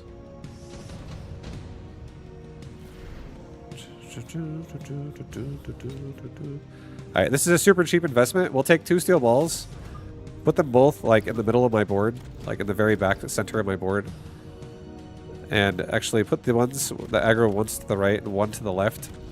So they'll aggro into the flank, and then so they'll walk sideways and then walk up. We'll give both of them kinetic charge, so the more distance they move, the more they're going to just grow in power. They'll be able to kill the melters at the end, because they'll outrange them. Especially if he goes multi-melter.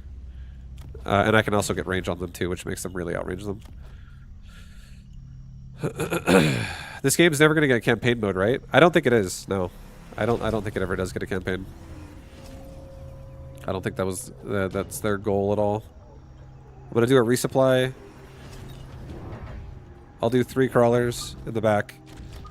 Will that come out late? And just in every angle. Some of my tarantulas in the front might get shit on. Maybe do this one a little closer. And then missile device this again. Same thing. Get rid of the side quick. Spider maxing? That's right, baby. Oh, I got this one. This guy too. Look at him. He's ready for a fight. He's got a level 3 badger and a level 3 melting point in his face. He's ready for a fight. He's got a super heavy. He's ready. Oh my god, he's ready for a fight right now. He's got projectile EMP.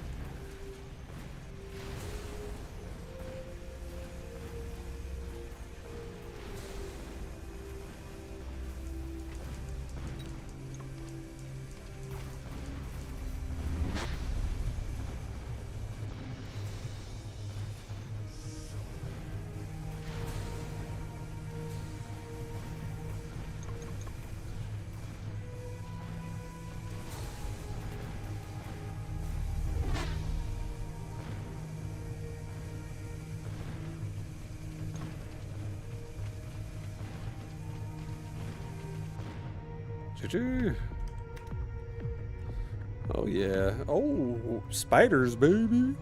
Spider time. Spider time.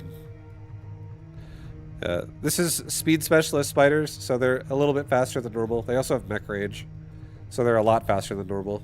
They have 7 extra speed, and they have 10 extra speed if you get the tower speed. 10 speed is so much. This unit has 18 speed right now. I love making an army that just has like ridiculously fast movement and rushing so quickly with it. Actual cannibal Shia. Shia.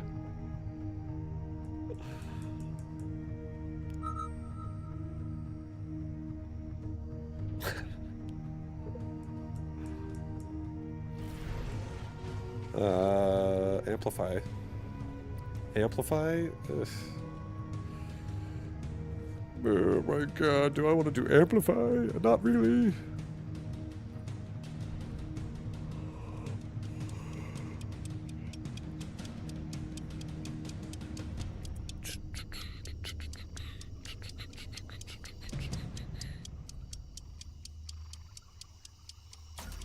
I don't want to do amplify. I was thinking about it, but no. I was also thinking about giant there. I was thinking about a lot of things there. I was actually tempted to do many of those choices. I was tempted for many of those choices.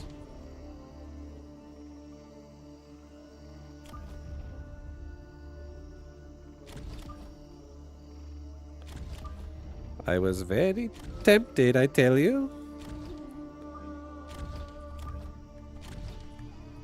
Alright guys, we have a line of death forming on the right side. I have a rhino in my pocket. I've got a rhino in my pocket for you.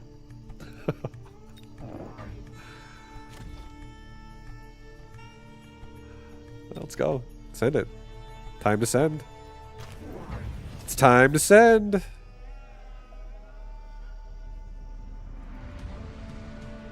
We're blocking the cannon with a crawler. He's got badgers. I'm glad that we're not on a direct engagement with him, kind of, to be honest. Kind of glad about that.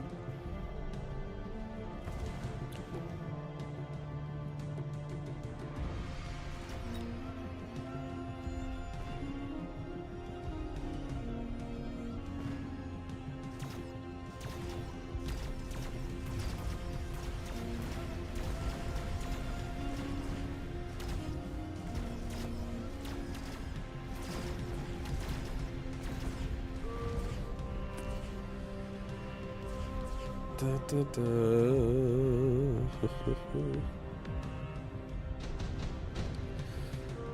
Alright, alright, alright.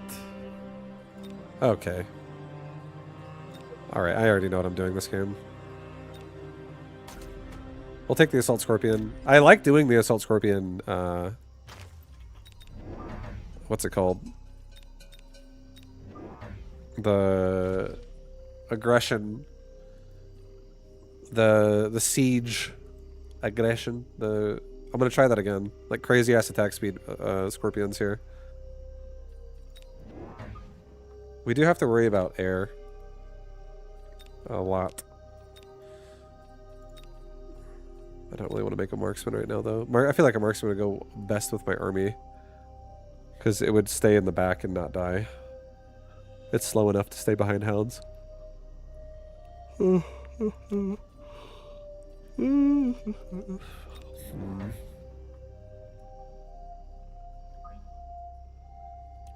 Do a Fang Squad. Fuck it. Put a Fang Squad behind my tower. Level this left tower once. That's good enough, I guess. Let it go. Perfect. We actually get rid of most of the wasps. We're going to lose the round because the Fangs will lose, but at least we kill most of the wasps so the tower doesn't die very fast, and also there's not a lot of wasp left over to really just like sit on top of me and own me. Nice. There's only one wasp that wins the fight. So, yeah, that's pretty mild. But we're going to get paralyzed at a bad time yet again. We did set off his missile, which is good.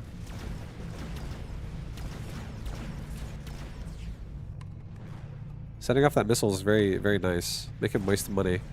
Make him waste the money. Make him waste the money.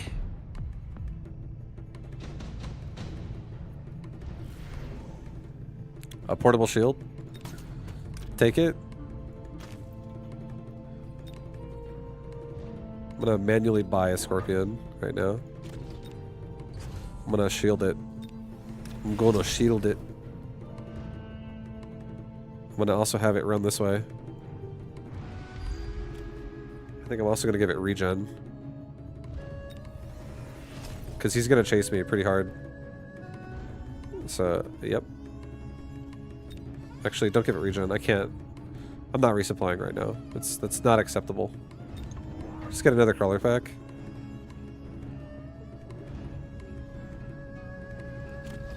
Here, do this.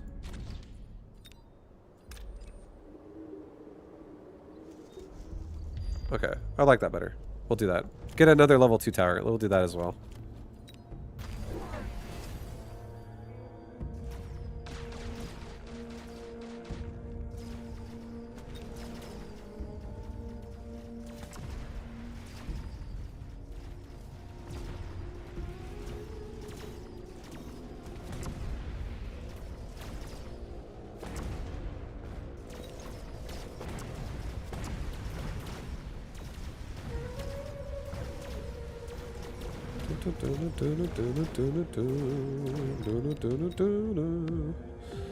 Well, yep. I got marksman all over my face right now. That's okay though. Stormcaller? Phoenix? I think it's Phoenix. It has to be. We have no tier. We could also go melting point. I could go melting point, but I think my army is going to start getting a lot faster now that I actually am starting to develop more of the board here. So I think what we're going to do is we're going to put a Phoenix and a Rhino together, like, to defend the backside, and then the Phoenix will just push forward and help the front side. I think we're going to get 2 more Scorpions that are going to kind of go like this, and they're just going to push for this right side.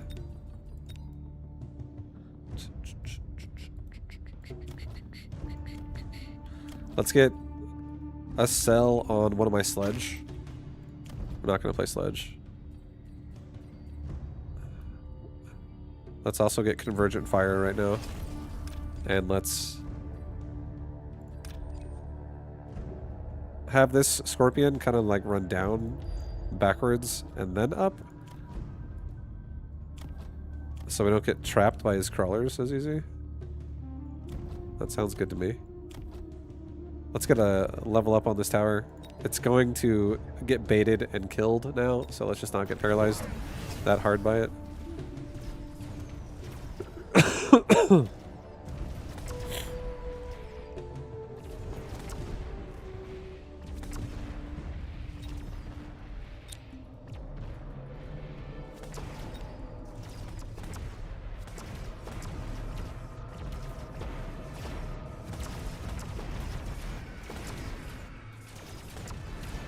Worked out pretty good. These scorpions, they're not messing around, dude. These are rapid fire scorpions. They're not joking around. A field maintenance device, a nano repair kit. I already have repair on my scorpion, so I don't love that. But I guess I still will take it. I don't really want to take any of this other stuff. I'm still gonna take it. I'm not gonna put it on anybody though. I could put it on this scorpion and just have him be. Just knock it regen. I could do that too. But it is pretty strong. Why not put it on the rhino? Oh, dude, I forgot I even had a rhino. What the fuck? Yeah, good call. Thank you. That's exactly that is actually what I would like to do. You just save my rhino's life right there with that kind of support.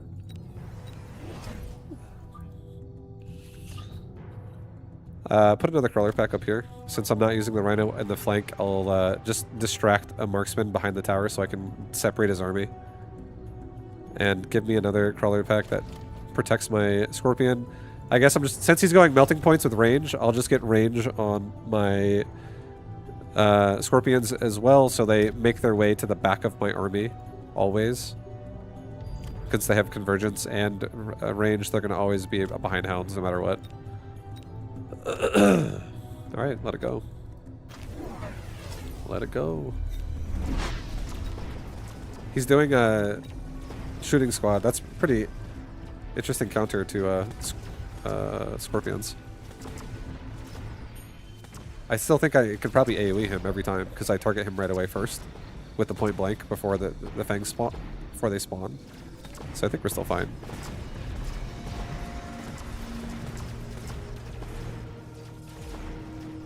Our scorpions are definitely dude, look at that rhino with the regen, almost stays alive.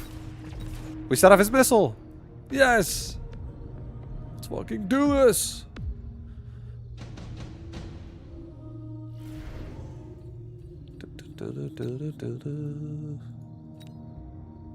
A typhoon, a stormcaller. I'll take a storm. I feel like a storm could be really annoying. Let's do 2 storms like this, and let's just have all of these guys together. Just pull back, and then go up. We'll just drag his marksman to death.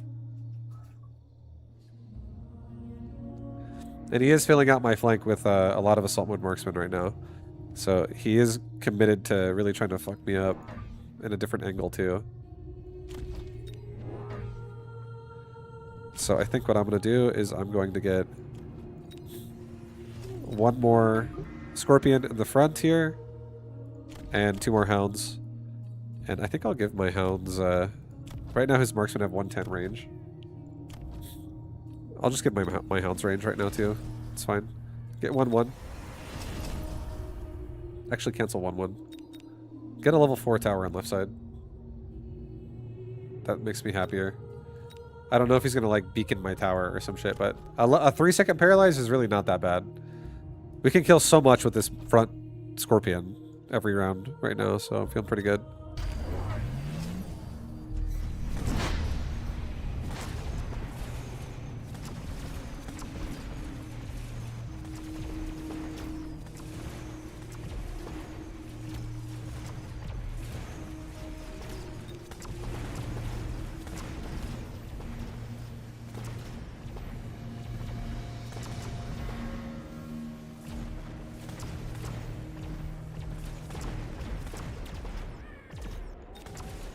Yeah, that's pretty nice. That scorpion just like, once all the chaff is dead, that scorpion just annihilates those marksmen. The marksmen just fall over. How'd Rhino die? The damage of, I'm pretty sure the damage of the assault marksman is just ended up killing him, because he runs into it, like up here, like once he gets towards the tower. I don't know. Maybe this melter actually targeted. I didn't actually notice. I didn't actually see, but we're gonna do it again. You'll see this time. All 3 scorpions level up. Let's get another crawler pack in front here that blocks to this angle. Level the hound.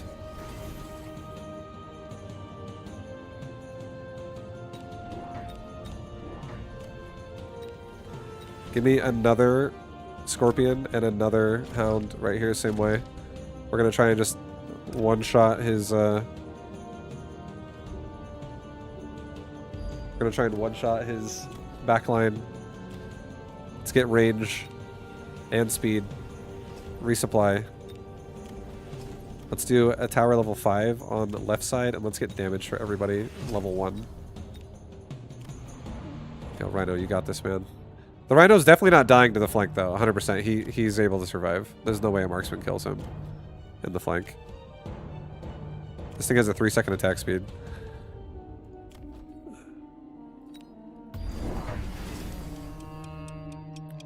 He's got double underground threats in my back of my flank. Oh god. Oh my god. We need more chaff in the front. That poor scorpion just got targeted right away. We could also get a... what's it called? Anti-missile as well.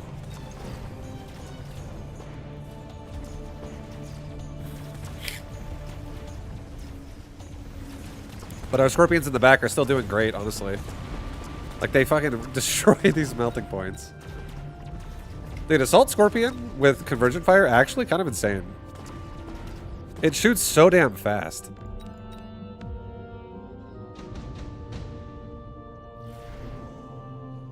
Two Wraith for free. Two Wasp. He has Assault Marksman, which can deal with Wasp pretty decently. But at the same time, it's not that expensive to just make 2 Wasp right now. That's a lot of squads. And I could get Barrier on them. I could get like double Barrier Wasp right here. Level the Scorpions. Level the Hounds. Run away. There's no underground threat this round. Run back. Run over. Get me an anti-missile. Give me an anti-missile. Give me an anti-missile. Give me 2, 3. Make that 3 crawlers with range and speed for everybody. Let's get a crawler pack. That comes out kind of like that. Just like a constant flow of crawlers running into the melter's face and the marksman's face to really protect the scorpion.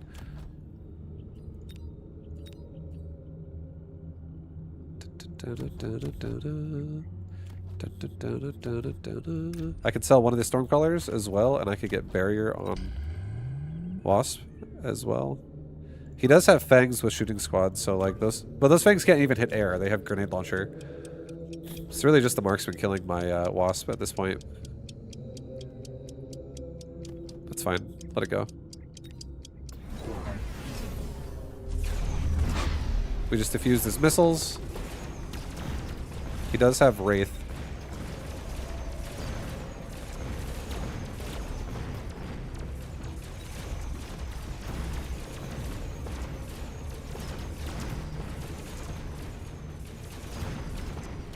I think he's dead. I think we got him. It's just too much.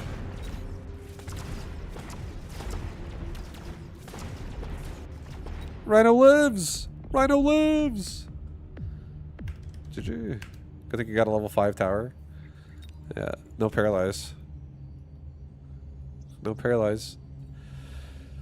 Yeah, these scorpions have 2-second attack speed. Seems kind of ridiculous. Seems insane. And their range is like really not bad. 155 range. 155 range is pretty decent as well.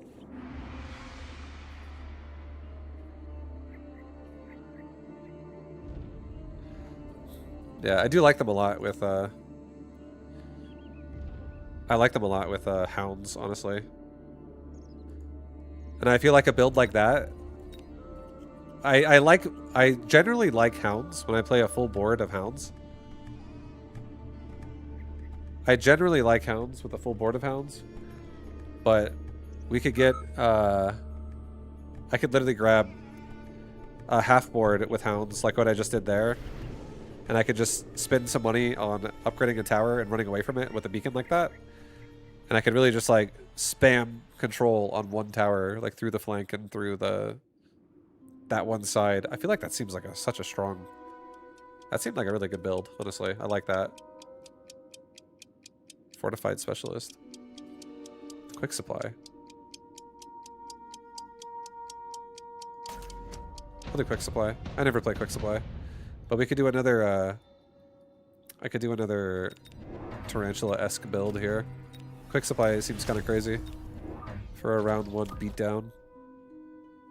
He's definitely not going to play in my face. 100% he's not playing in my face.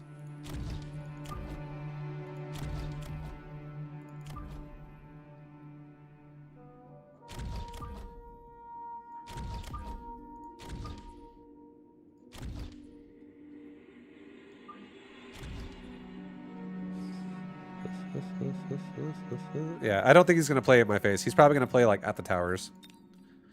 But who knows? We'll see, right? We'll see what he does. He does play in my face. Did not expect him to do that.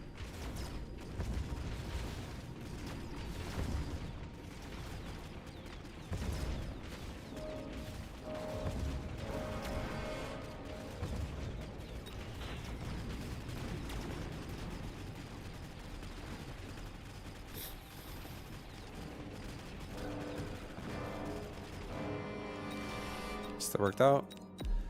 We just have so much. We just have so much. A fire badger. Here, let's do this. Let's do fire badger. Put badger like right there. Let's do 2 crawler packs. Put 1 crawler pack like right here. Put another crawler pack like right there. And now we just distract his vortex on crawlers, and our fire badgers just like light up these crawlers of his straight down the middle. He is a marksman specialist. He might put the marksman over here just to like insta-kill my tarantulas. I don't know. Maybe we actually do another crawler pack like this. Just in case that's actually what he does. He leveled the tower. He sold the marksman as well, and he's going pure vortex.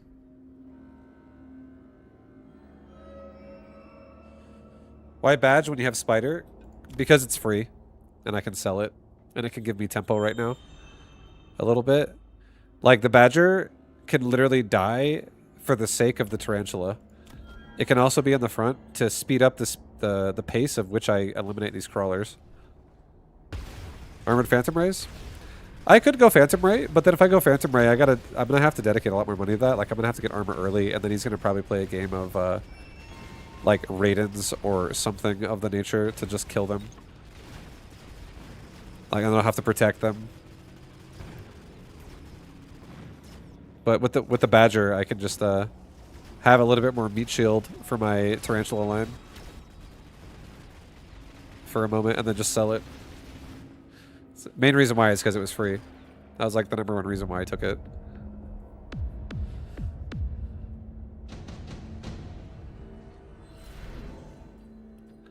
Intensive training is really good.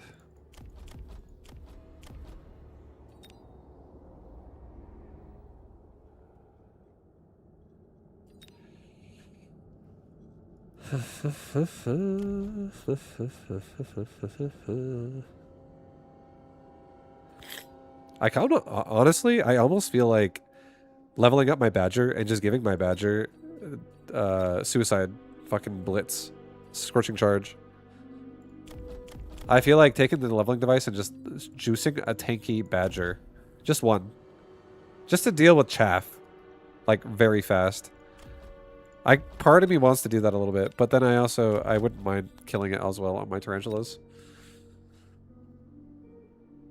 I just look at how stacked he is here, and it almost makes me want to just blow him up with like range DPS spiders with like scorching charge, so my tarantulas never move and they just like farm the vortex.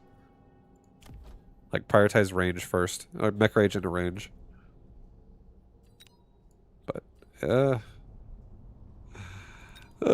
God, twist his fucking dick. What's up, Confusion? What's up, man? I'll just get a leveling device, it's fine. Sell the slow field. Let's get another tarantula and another crawler pack. Put a crawler pack like right there.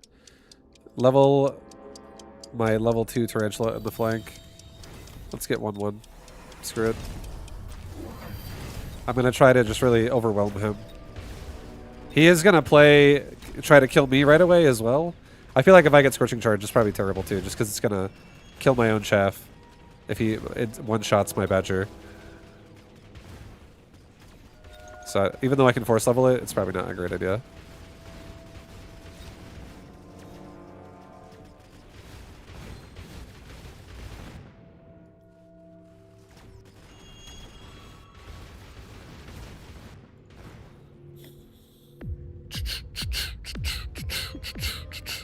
These vortex are going hard on me right now. They're going hard on me. I'll take advanced defensive. It's fine.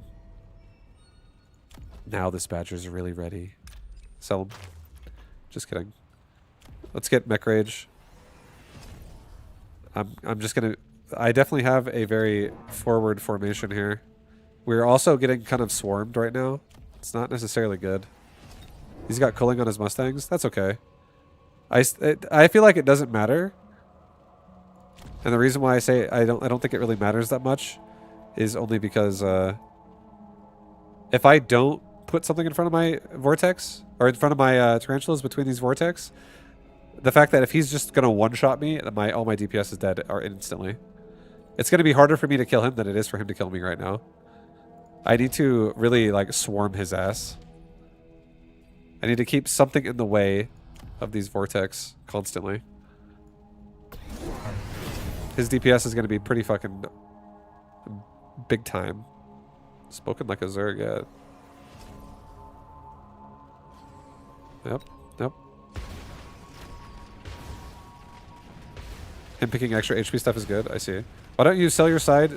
Your second tarantula is doing nothing. No, it's definitely applying pressure to the tower. It's definitely not doing nothing. It's paralyzing him. I'm forcing him to spend money on that tower, and I'm also finishing off the round with these things. So at the end of the round, they get more farm in. And for instance, one thing that's going to... Like, yes, I'm losing rounds, but one thing that will change these rounds dramatically is a range upgrade. If I get a range upgrade, it's going to definitely modify how strong or how dangerous my army is as well. I'm going to do 2 rhinos in the back. I'll probably end up selling them over time. I'm going to sell off these marksmen, honestly. Get the fuck out of here. I don't need you. I don't need your ass. I don't need you.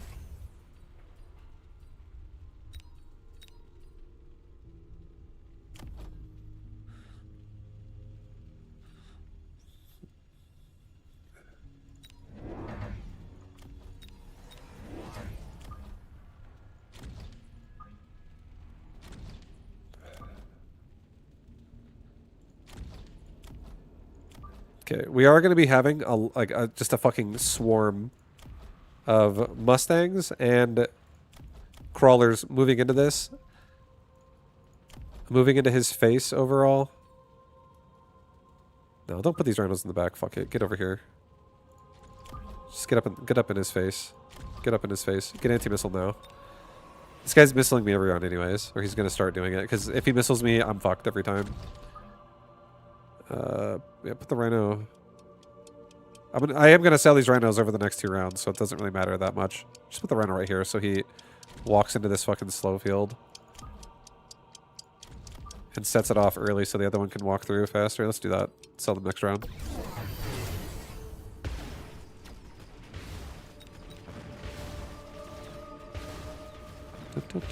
Rhinos in the back to protect against flanks. I feel like this fight's going to be decided so fast that it's okay. I'm going to sell the rhinos anyways, and if I have to, I'll just level my towers as soon as he starts flanking me. But I feel like I want as much bodies in the front as I can get. This fight is literally so fast because of Vortex. Like, Vortex kill everything in like 1 second if they are shooting at it. With the upgrades he's running with. Yeah, we're going to get range now. I'm going range. I can afford it. We're not poor as hell anymore. I can afford it. Advanced offensive. Sell off another marksman. Get another 2 tarantulas. And another crawler pack. And then get me a damage upgrade.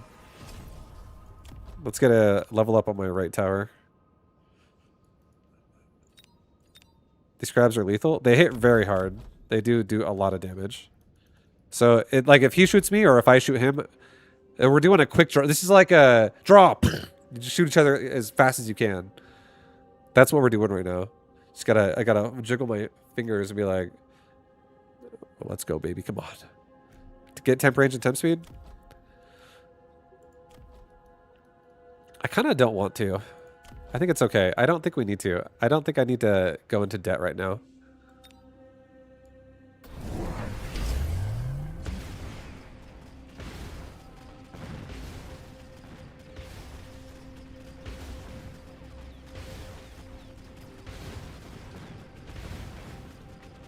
Oops.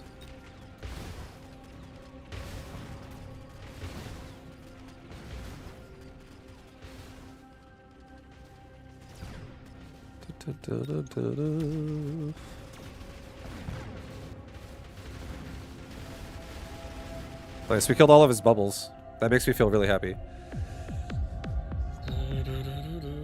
Alright, it's time, dude. It's time to turn on the fucking pressure, guys. So many crabs. Remember what I said? I said the words. As soon as we get range, this fight will look a lot different. That's what I think. Okay? That's what I believe.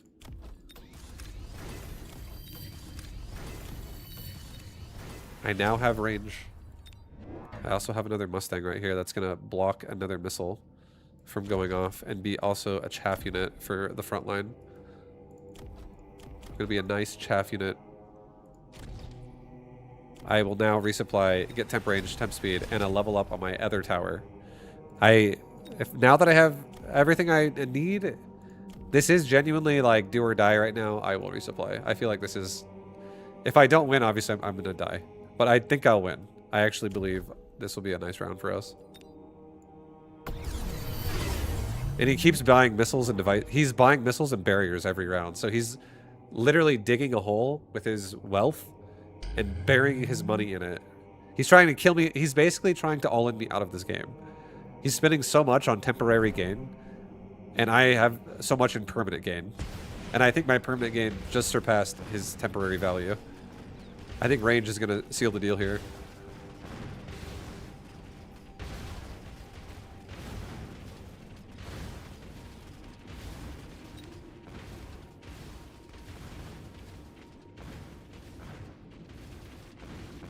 Let's fucking go!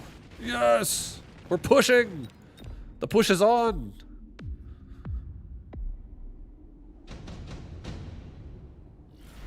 Yo, the push is on. It's on.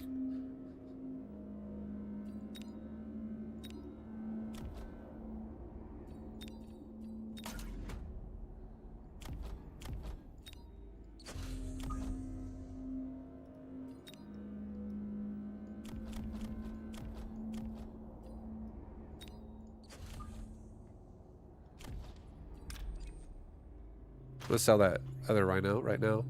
I'm gonna get tarantula right here behind this rhino, and we're gonna try to flank his backside like this. I'm gonna get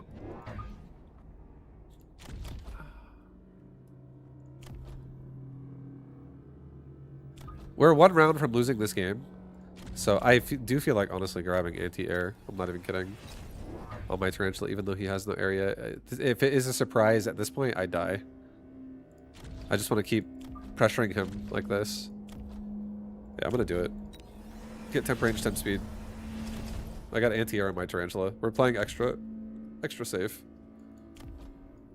Yeah, extra safe. He's got a level 4 tower over there. Do a resupply. Get a mobile beacon and have this tarantula and this rhino run like this. Just make sure they go for the tower and not go for the army.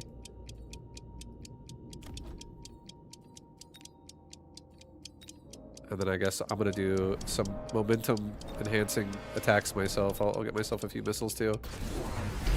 He's got 3 barriers for his chaff.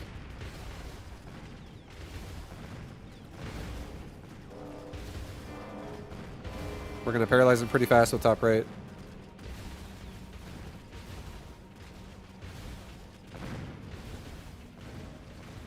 Or not. Oh, we do barely.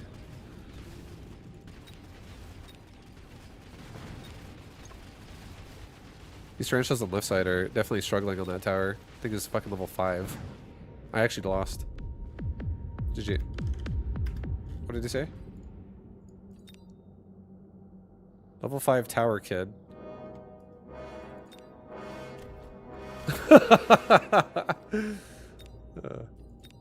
Level 5 tower, kid. Fucking probably older than that guy. Who the fuck's he calling kid?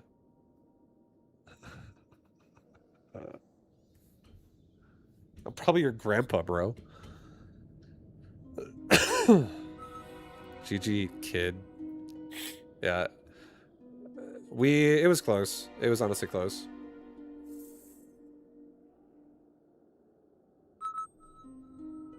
I think that anti-air investment was bad. Well, you got to keep in mind, in hindsight, it was bad, right? But if he went air, let's say he made any fucking air at all. The only anti-air I have is Mustang with anti-missile. And they're all level 1. There's a good chance they're going to die pretty fast and not do much. So it's a tough position to be in when you're almost dead. I'll just say right now, Vortex in a face tank scenario, like if you get into a phone booth and it's a Tarantula and a Vortex and they have to fight each other face to face, I do think a Vortex has the advantage there. So it was a tough situation either way. Vortex with DPS upgrades are kind of insane. They definitely pump. They can like one-shot the Tarantulas when they look at them, basically.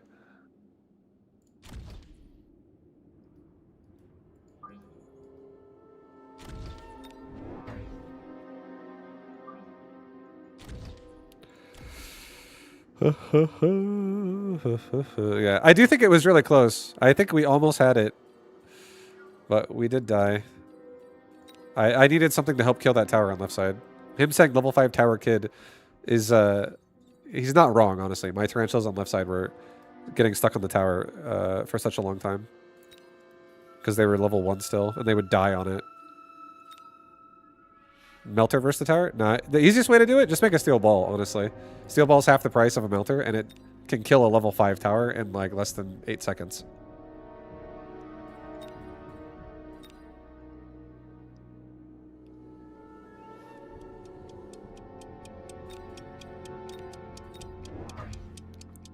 But level 1 Tarantulas, 2 of them on the tower, they're attacking the tower for like 28 seconds before they kill it.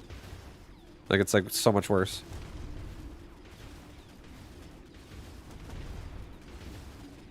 Alright, we're fighting another Vortex. Another DPS Vortex guy.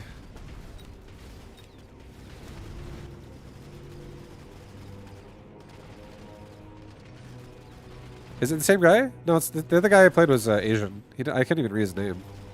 Or was it? Oh, it is the same guy. I'm just kidding. I'm just joking. It is the same guy.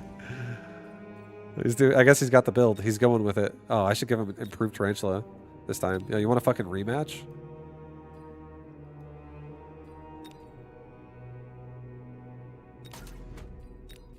Yeah, let's rematch. Yeah, I'm not afraid of a rematch.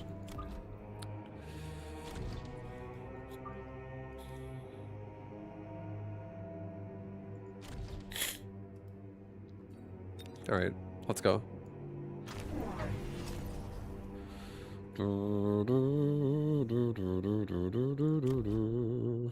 He's got explosive Mustangs this time.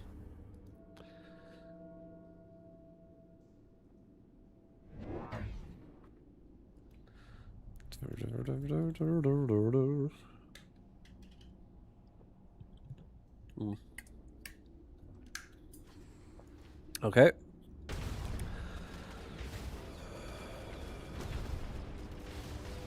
Our Tarantulas are killing chaff pretty fast with that improved Tarantula mode. A little bit of that extra splash damage. We got like grenades going out there right now.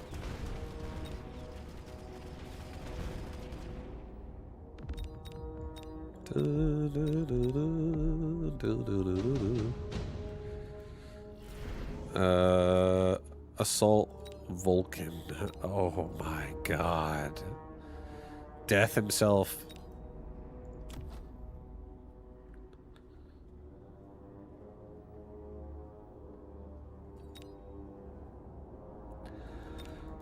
I don't want... I think we're good. I think the Assault Vulcan seems nice. I think that's probably what we're going to take. But, yeah. I'll probably just get armor on it, honestly. Let's sell. And let's get 2 more tarantulas right here. I'm doing a push over here that's gonna have tarantulas initiating it. We're doing the same thing to this guy, but we're reversing our order. We're gonna beacon out of this area. I want him to invest a lot. This time, instead of like fighting the vortex right in his face, we're gonna run away from his chaff while it all bleeds out, while his vortex walk really slow behind it. And then once he has no chaff, then the right side of the board will collapse on him. So the more he invests over here, the happier I am. As soon as we start running with a beacon, yo, we got this guy in the bag. He'll be dead.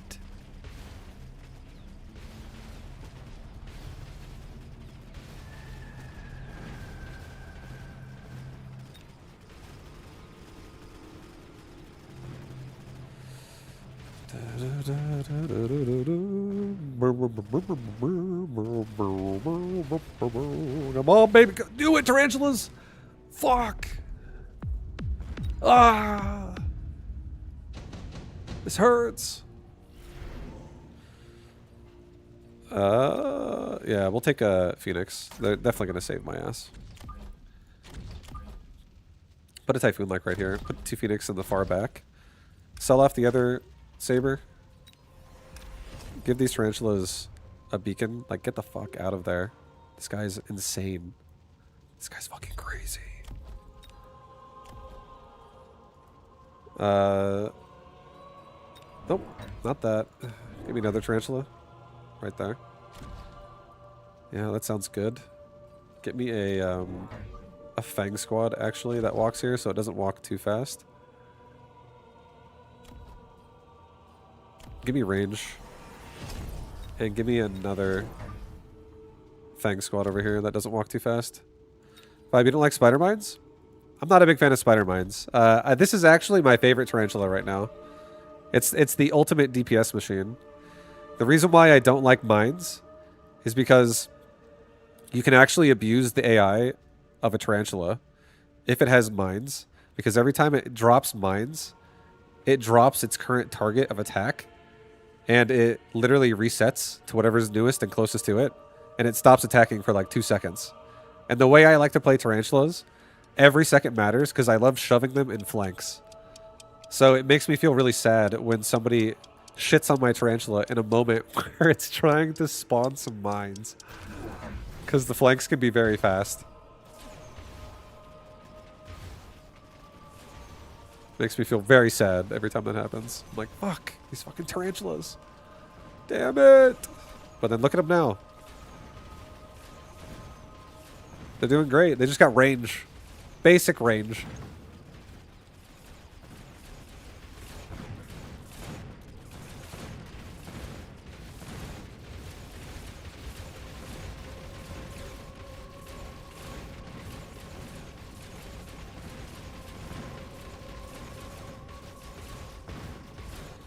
He's got the power of Zeus himself on his side. Guys, we're going to get through this. I'm going to get through it. Assault Fang. You know what? Assault Fang going a little faster. Fanging out the right side. I'm actually okay with this. It makes them more like Crawler, but they can actually cover air for me, so they can get up here and kill these Phoenix faster. I'm okay with this. I'm actually going to do it.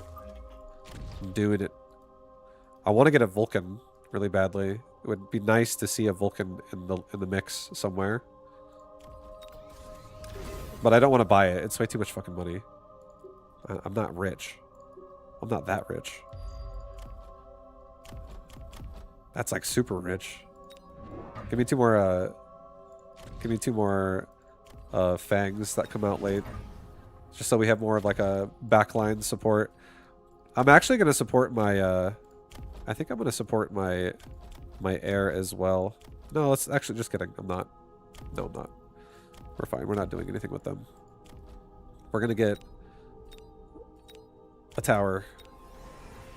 2 tower upgrades. We're also not going to run away that far. We're going to run away like this. We're actually going to do that. We're just going to like swerve in behind this tower and just try to hold as long as we can this round, actually. I'm willing to double upgrade that bad boy. He's got Quantum Reassembly Phoenix.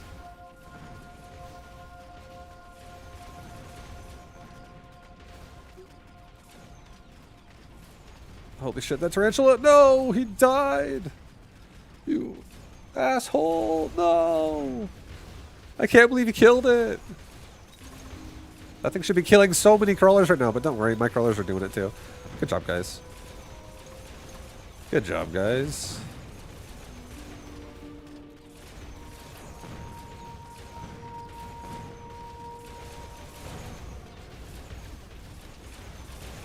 I got really fast fangs here, guys. They're coming out quick.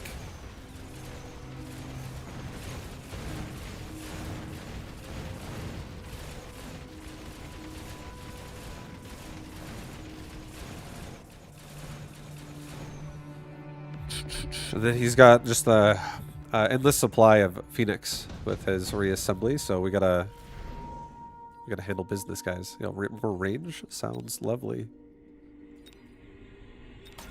That's also, you know what? I hate to say it, but I think I'm gonna sell this Typhoon. Sorry, Typhoon, you're abandoned. I don't actually need you in this army. Let's just get anti-air as well right now, so these tarantulas that are here can actually try to farm a little bit of those Phoenix. Let's go straight back. Yo, get another crawler pack. This guy is fucking crazy invested right now. He's trying to rip my throat out every single second. He's just clawing at me. We need to save ourselves. Let's get a level 5 tower on left side. We learned from the master himself. And let's back it up. Back it up.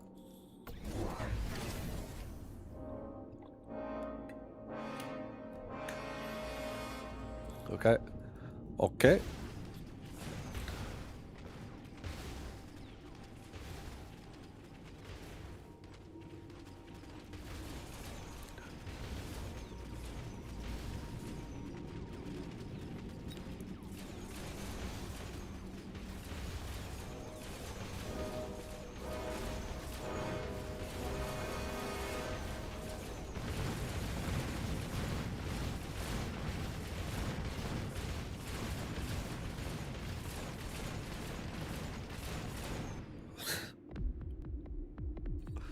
Let's fucking get it, baby.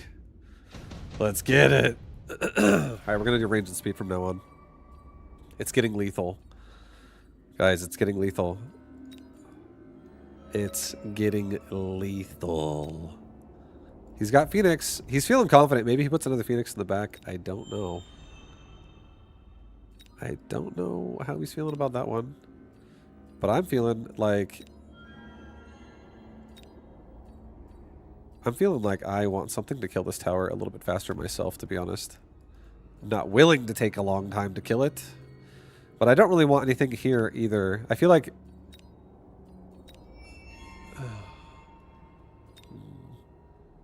You know what? I'm just kidding. I'm not going to take any of this. I'm taking the Badger, and I'm selling one Badger, and I'm putting the other one in the flank. And then, running away for a second. We're doing the same thing. Just go behind my tower. And, yep. I'm happy. I already feel pretty good. Honestly, I feel safe. I feel pretty protected. He might do flanking on my tower right now on the left side. Let's just add one Fang squad right here. That if he does try to do it, it like aggroes and the unit's there instead, so he doesn't run into my fucking beacon right away. No, dude. Honestly, you know what? You know what, dude? I'm doing it. I'm sending it. I'm getting one more tarantula, and I'm actually going armor-piercing bullets. Get HP. I'm doing it. It's armor-piercing time.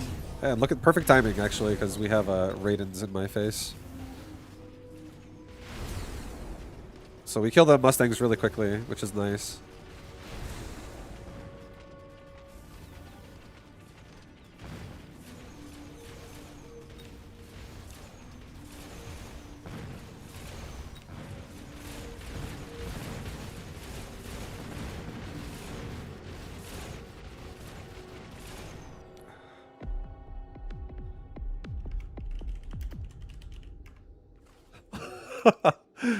What does he think about that?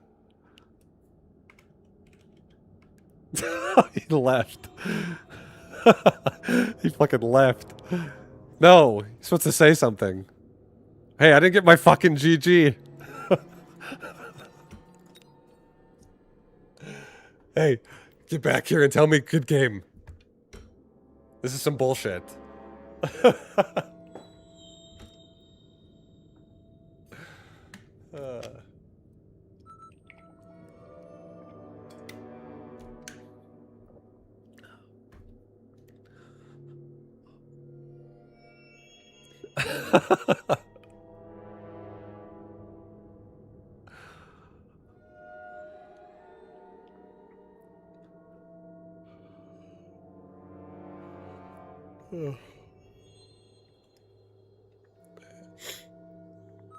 Yeah, Vortex are definitely kind of scary.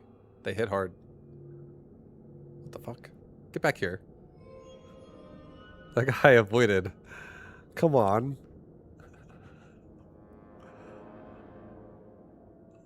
I'm like, I'm ready for, what am I ready for? I don't even, I feel like I'm ready for, something big, like a Titan game or something. I hope to see cost control, and it's not bad. I hope it's not a bad loadout that I hate. Cost control?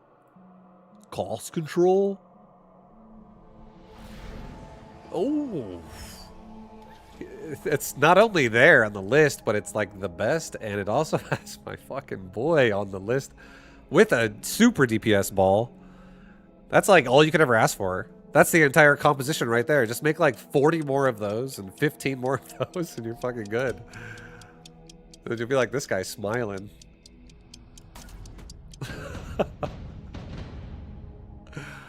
Dude, can I get some fortified? Please?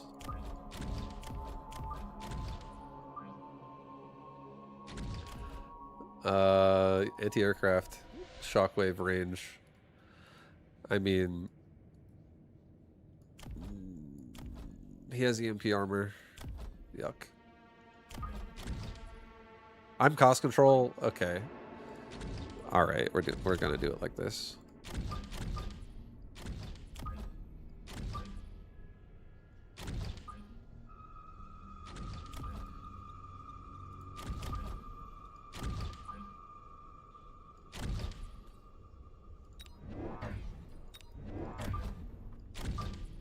Guys, this is it. This is our formation, dude. This is our frickin' formation. Oh my god, this is insane. Insane shove. We're shoving into Void Eyes, which is not appealing. You know what? Maybe go like this, actually. I take it back. Arclights go like this.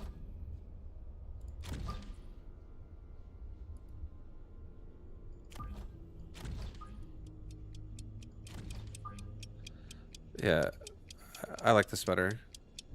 I actually like this better. Okay, let's go like this.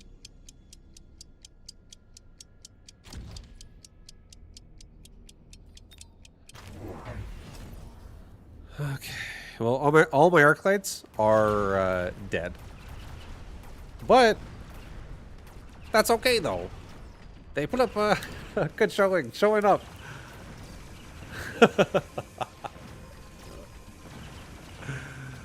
Look at them out there, showing up, even though they got Void Eyes targeted them right away. Hey, the balls got through most of the eyes, man. It's great hustle. A lot of good hustle out there. Mass-produced Phoenix. A fortified Overlord. Oh. No. I don't. I think we're okay. I think we're going to say no. I think I'm going to say no on these. Actually, that's not true. I'm going to take the Phoenix. And I'll make it later. I'm not going to make it just yet. Okay, we're going to get... I'm gonna save these Arclights' lives. Like, these Arclights are definitely all dead. I'm so sorry, guys. You're all dead. Unless... Guess what? Not anymore. This Arclight's gonna get stuck on the Tarantula anyways. He's kind of whatever. These guys are gonna be more useful killing Void Eyes. Try to keep them safe. Have the balls ram the Marksman. The balls are gonna ram the Marksman. Ram them. Don't get paralyzed. Let's be safe. What if he makes a crawler pack? What if he drops a rhino on my tower?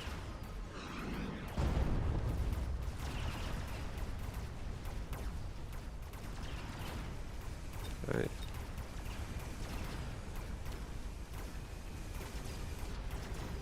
Alright, this is what we're gonna do. Let's get an arc light here, an arc light here, another arc light here. Let's get 2-2, range and speed. Now this Dominion core right here, it's going directly onto my balls over here. These balls are huge right now.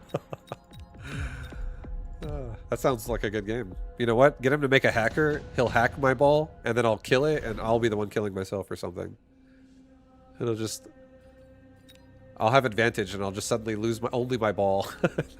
And then I start killing myself. I'm like, no! My Dominion Chorus betrayed me!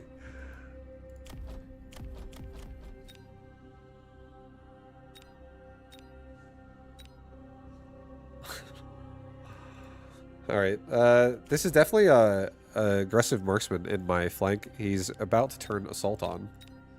I can definitely tell. I can tell. And I don't really even want mass-produced Phoenix right now. I'm not feeling really happy about that. So I think we're just going to say, like, now thanks. Now thanks. We're going to do a couple crawlers.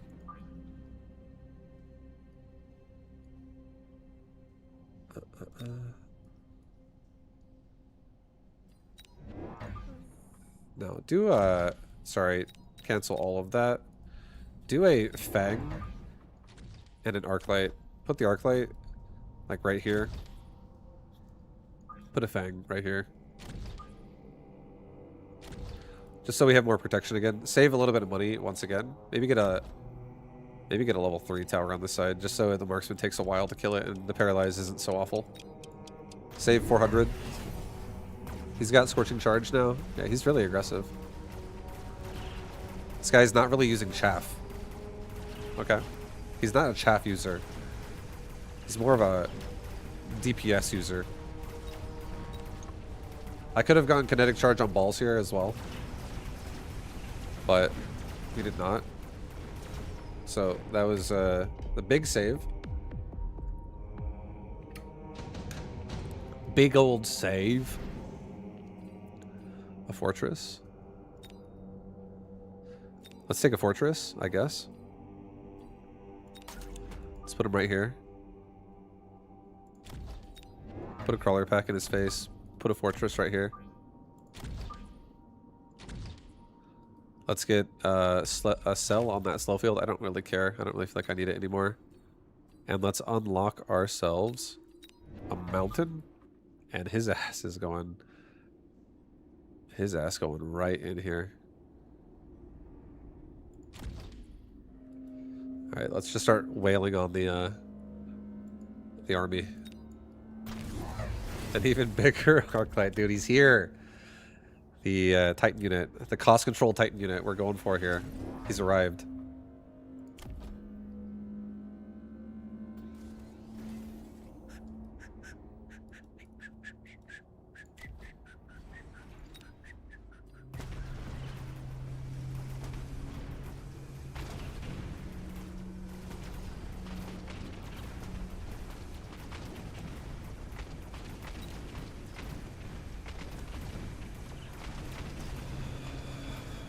Dude, we got every size of Arclight. We got the little Arclight, the medium Arclight, and the big Arclight. Look at that big Arclight. He's taking all the badgers. Nothing's hurting. Nothing's even hitting me.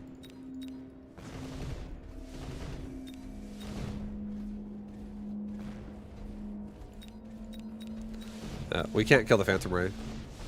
So we need some kind of anti-air.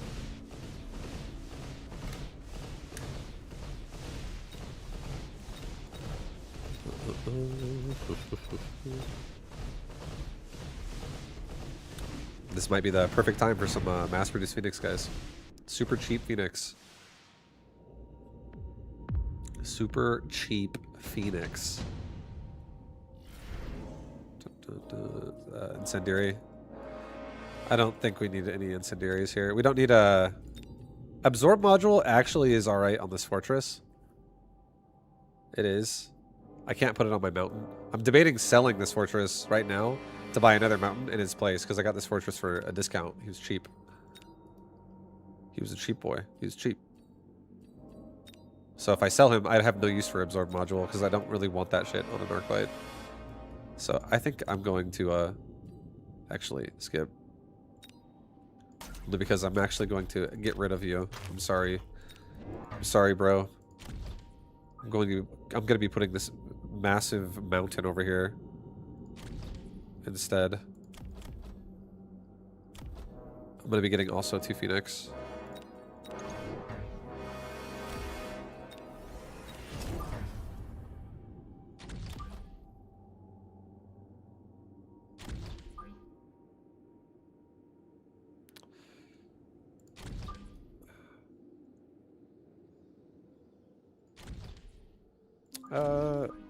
Shit.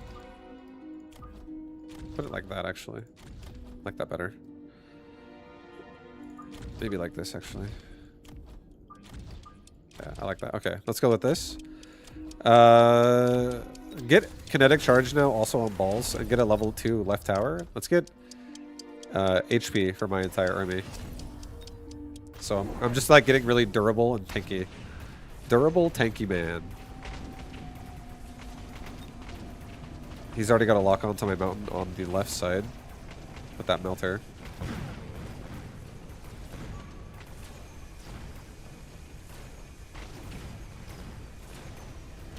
We killed the melter with the ball.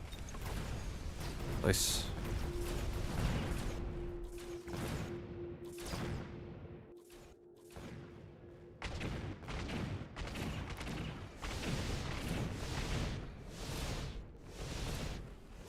Ground targeting working in my favor, making the Phantom Ray like just get stuck on the mountains now, so he doesn't really get to shoot at my Phoenix at all. Beautiful. Vibe, you will fail. I don't think so. I understand. You may believe that, but I will not. I can assure you, I will not fail.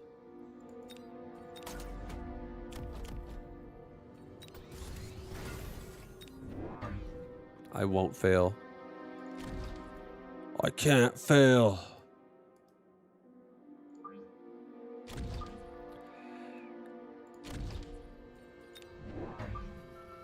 Yeah, I'm happy with this. We could get quantum reassembly and just flank his tower really fast. We could do that.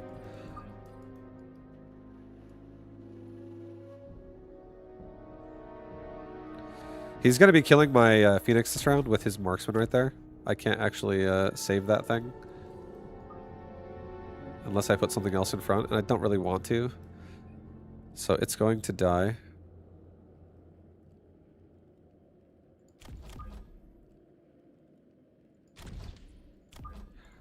Maybe I do something like this. Get him to target my my mountain. And then these Phoenix will come out behind it. I like this better. Okay. I like this better.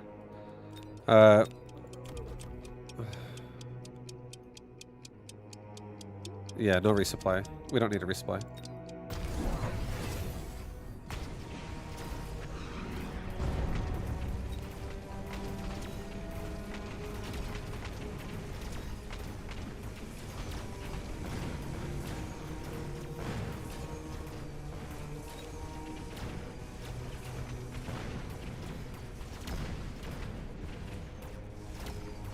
Save the tower, bro! He's trying.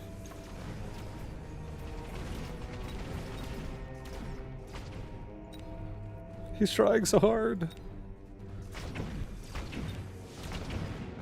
Yeah, I killed most of it. He's trying. He's doing a great job. I gotta clap for that, dude. That was that was nice. Oh my god. I feel like we're actually moments away here from being able to control this board, guys. I feel like we're moments away. Give me some range. Give me some levels. Give me some frickin' levels. Give me a range also on Phoenix.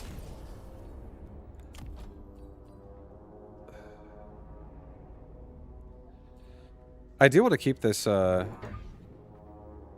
this Phoenix safer, so I think I'm just gonna invest one more squad here just to protect it. Let's also get one more Phoenix down here too myself.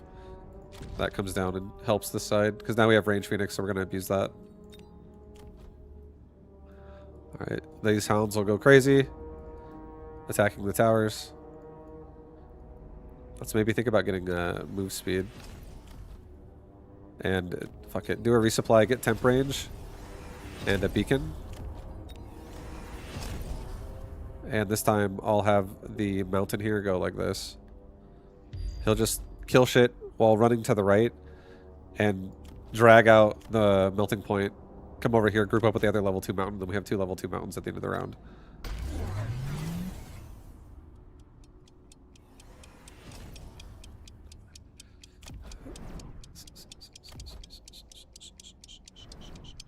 Pussy detected. Oh shit. Is that what you call micro? Sound like that? It sound like some guy played in Warcraft 3. He's like, "Stop fucking moving around, you pussy! Stand there and fight me like a man." I hadn't laughed so hard in such a long time.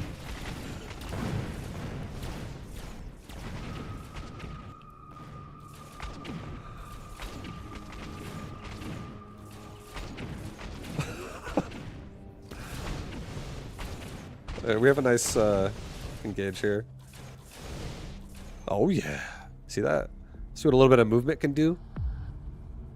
A little bit of movement can do for you? It's pretty good. Movement's pretty nice. I don't really want to get efficient giant. I think we might be done. I think I might be done. We're gonna get an EMP right here on these guys. I'll send it right at him as well. I am expecting an EMP to possibly hit me, so I'm going to get a barrier over my mountains. I also kind of want to get one more time temp range and speed. Let's get ourselves... These hounds are still killing towers, by the way. They're actually like being so annoying up there. Let's just get of ourselves like a assload more Phoenix here. That just come out. We just get a swarm of Phoenix now. And this time the Arclight and the mountain are going to shimmy over.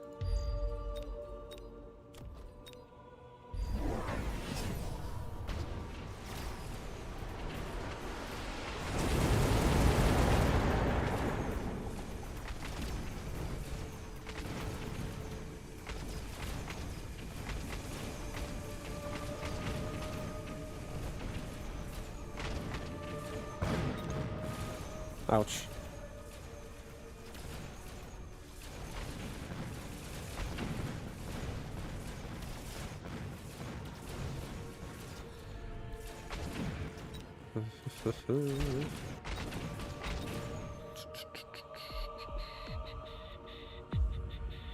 Nice.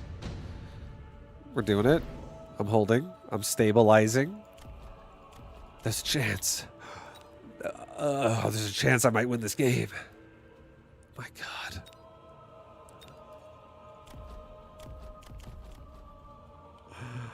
Oh my God, it's really here, dude. I might actually do it. I think I know just what to do. I'm going to take this intensive training. I'm going to train up this really crappy mountain I have. I'm going to take another Arclight. I'm going to put it right here, believe it or not. Here. Yep, you're going right there. We're getting shockwave on everybody.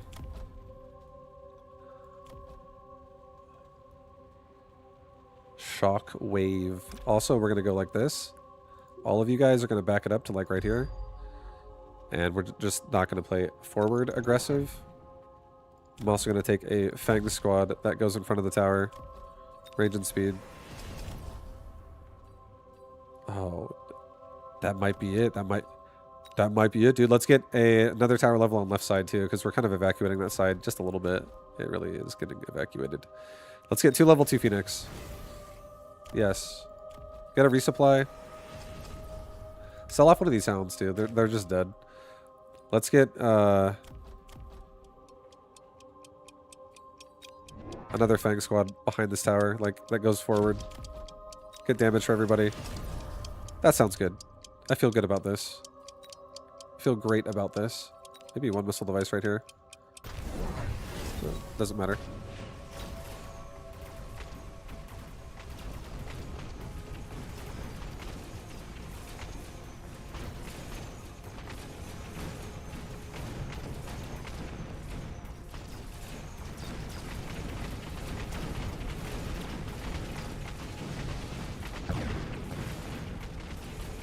Oh shit, his damage is huge!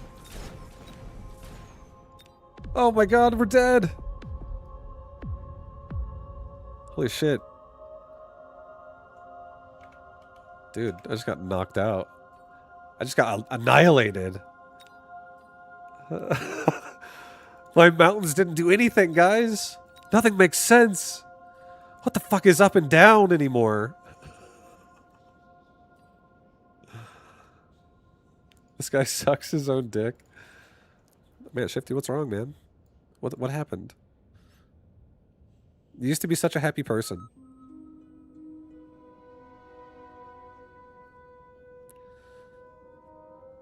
What happened? Talk to me. Tell me.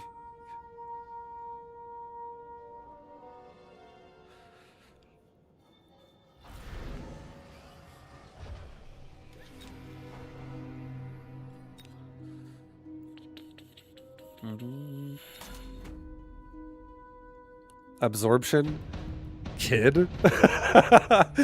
Oh, fuck. That's a lesson I'll never forget. Yeah, I wanted those mountains to shine, guys, okay? I had a kid, and guess what? It was a fucking mountain. And you know what I'm gonna do? I'm gonna encourage that thing.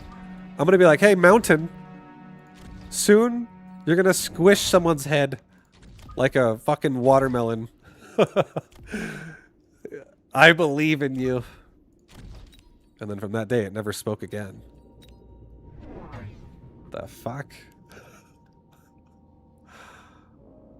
Yeah, became a psychopath, actually. Beware of the mountains on the loose, everybody.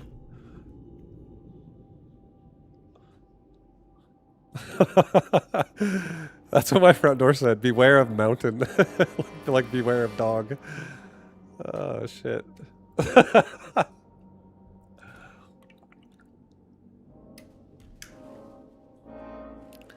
Yeah, I wanted my mountain to succeed and shine. That's how much I loved it. Okay? I wanted my unit to be to just have a nice performance there. Level up, get through it. Melter tries to leech, guess what? It's dead instantly. Fucking deleted.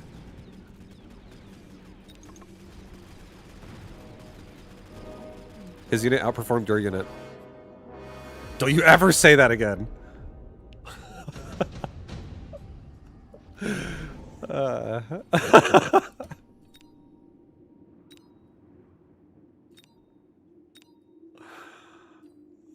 I'm aerial specialist, guys. Fire Badger. It's free again. I don't need a rhino. I don't need a rhino. I mean, a rhino's great. A rhino's a great unit and all. Am I going to make a rhino? Maybe I should.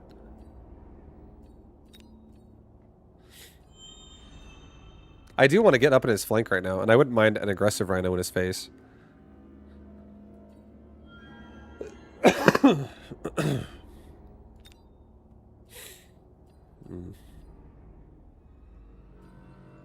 Two arc lights in the corner as well.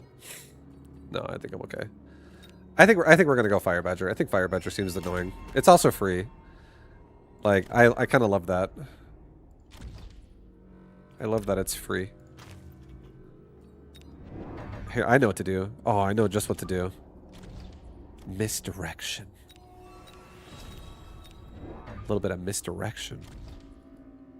Get a crawler pack in the front in case he missiles. We're so stacked. We're asking for death. Yeah, give me this actually. Even further forward. I'm pushing the other side. I'm gonna wrap up into his flank here. I'll probably not use this one for a while, but we're definitely gonna. I don't want to go too high too fast. It's okay. We'll get a crawler pack next round. That sets off his. This is actually good. We're killing a badger now. That's going for my tower. Man. Things are going good. He has a scorpion now. He has a scorpion. That's a little scary. Steel balls don't love that.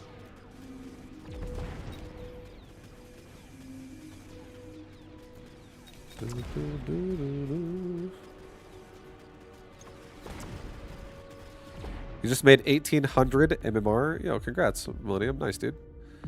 Well done. Well done.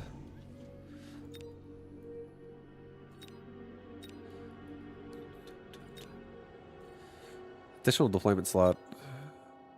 Aerial specialist, guys. These are all good things. I guess I'll take it. I'm happy to have it. I'll sell the badgers and I'll sell the balls out of this army. I'm not going to keep them. I don't think we're going to keep them. Air wise.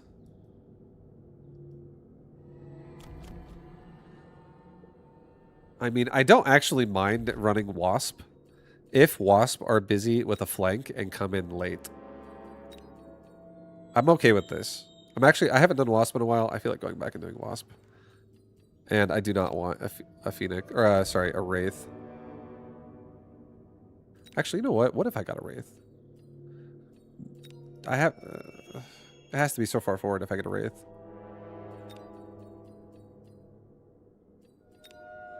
Okay, I'm going to do it. I'm going to get a Wraith. I'm going to try something. We're going to get 2 Wraith overall right now, and I'm going to kind of ignore my my other tower a little bit for a round. I'm not gonna worry about it. Actually, put a crawler pack again, like right here. I'm gonna get rid of so what here's what my plan is. My Wraith are gonna get range and they're gonna get degen beam. My hounds are not going to get range. My hounds are going to get mech range and chamber compression. I'm going to make a lot of chaff. I'm going to try to shove the scorpions with chamber compression hounds with degen beam, debuffing the scorpion, and just like burst them quickly. And then I hope he invests a lot into Mustangs, because then I will get armor on my hounds, since Wraith will be behind them. So that's kind of my plan right now. That's what my goal is. And the Wraith also... Oh, shit, it's dead! Oh! Oh, man, it was so close to paralyzing. It could have killed the Mustangs. Oh, God. Oh, another additional deployment slot. Pretty good. I feel like that's exactly what I want. The game's looking... It's looking up. Let's sell off those badgers.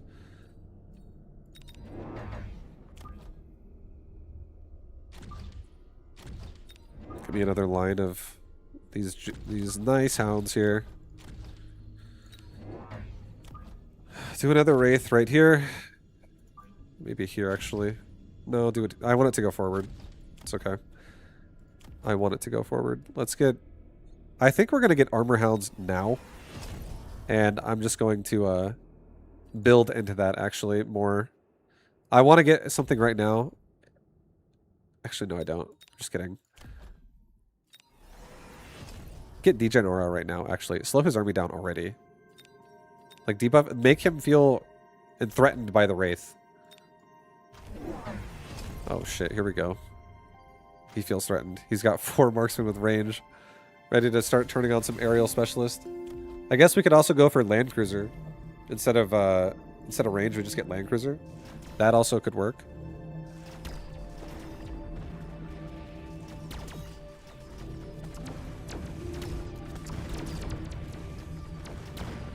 Come on, baby. Come on, push, guys, push. Come on.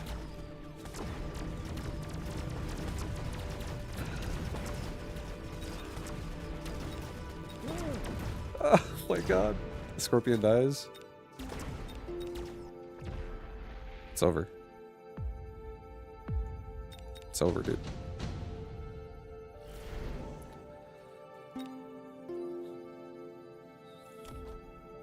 I think a range device does help. A super supply module or a device mod, what have you, helps a lot as well. It helps a lot.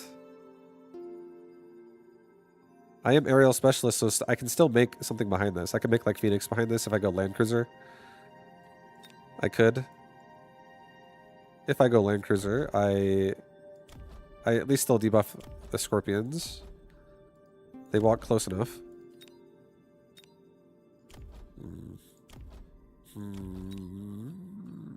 Shit, dude. Scary. I think I'm just gonna go super supply. Sell off the steel balls. Sell the balls. I'm gonna get... He's gonna definitely go into, like, anti-air marksman. I'm gonna get a couple crawler packs. And I'm gonna have them all around my hounds. I'm gonna get mech rage on all my hounds. I'm gonna be really aggressive. That's why I built my Wraith so far forward. I want to see if he goes aerial mode and his marksman or not. Is he gonna go for air mode or what? He's got... He went Firehounds and then he canceled it. Okay. Alright.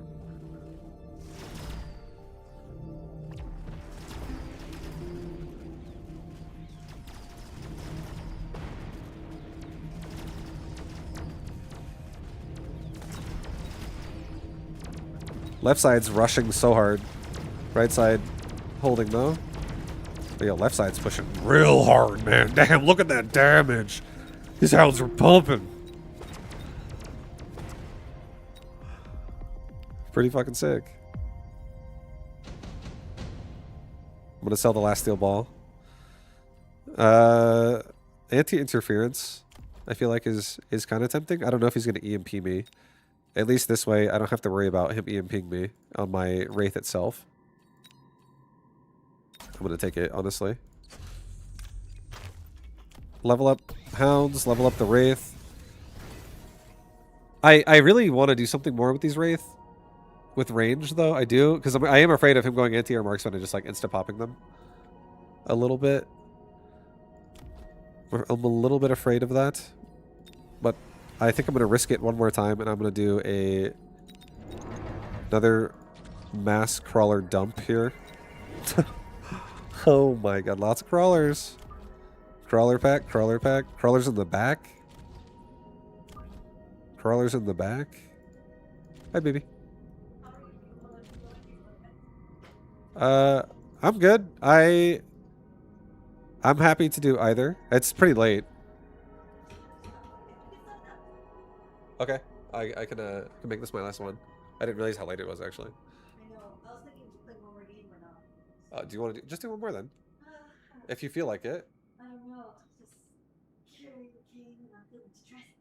Oh, are you? Oh no. Oh shit. Well, did you have fun though? Yeah. Nice.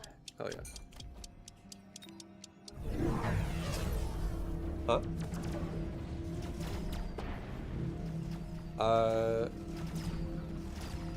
You can just do one more. No, you don't want to. Yeah, I didn't even know. I was actually gonna play like probably like 2 more games before I stopped, but I didn't realize what time it was. Okay. Alright. Good luck, have fun, baby.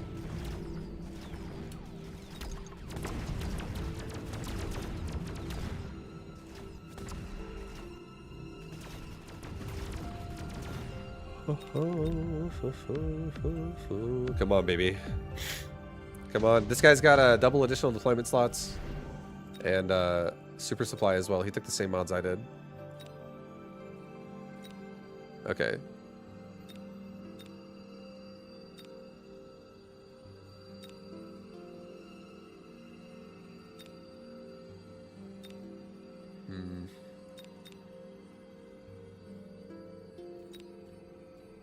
As crazy as it sounds, I think I'm going to take the 3 free fangs.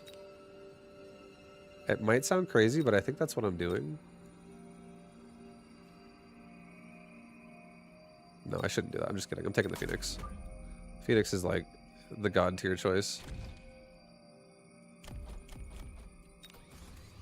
Alright, give me I'm gonna take Mustangs actually. I actually like doing this a lot right now.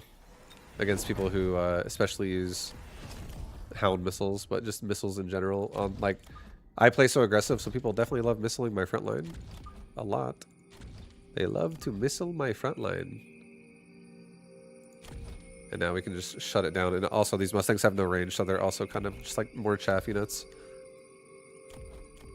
Let's get a... I think it's getting to that point, honestly. Let's get temp range as well. And 1-1. Give me move speed as well. Fuck it. Let's get aggressive. Let's get up in his face now.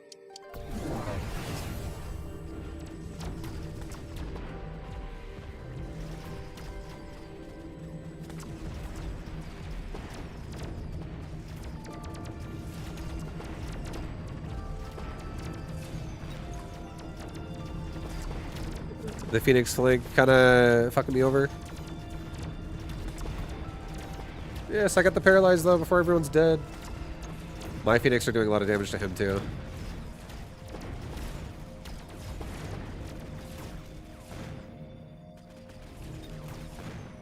Yeah, that was not too bad. If we put Fangs in the back, we would have killed that Phoenix. Extended range Phoenix. Let's get a Phoenix like right here. Let's get a Phoenix like right here. Let's get a crawler pack right there. Let's get another crawler pack like right here. Get another crawler pack like right here. Get range on these Phoenix. Level my Wraith and my Hound. Let's get temp range and temp speed. Alright, dude. This might be it. This might be the play. It might be the one. These Hounds are still getting kind of slapped around, honestly. Because the range kind of sucks.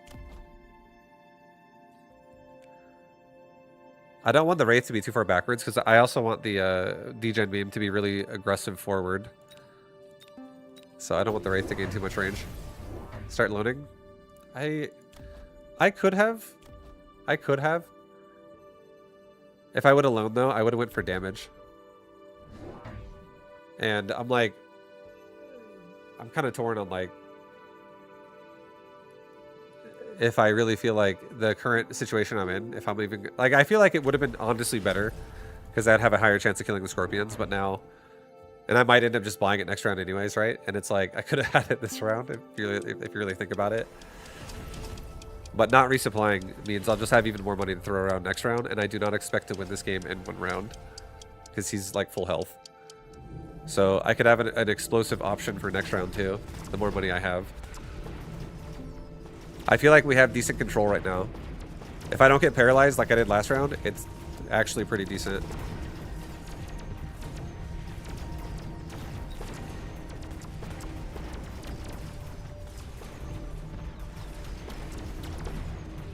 Pretty fucking decent. Oh, just kidding, guys. I think we might be dead. I think we're fucking dead, actually. I'm dead, dude. I fucking died, guys. I flew too close to the sun.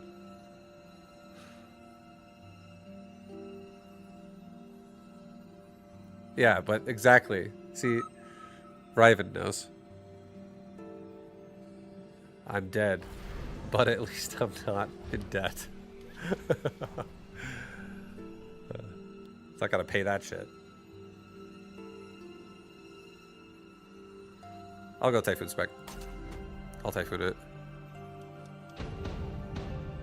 This could be a really nice Typhoon army. We're against Vortex.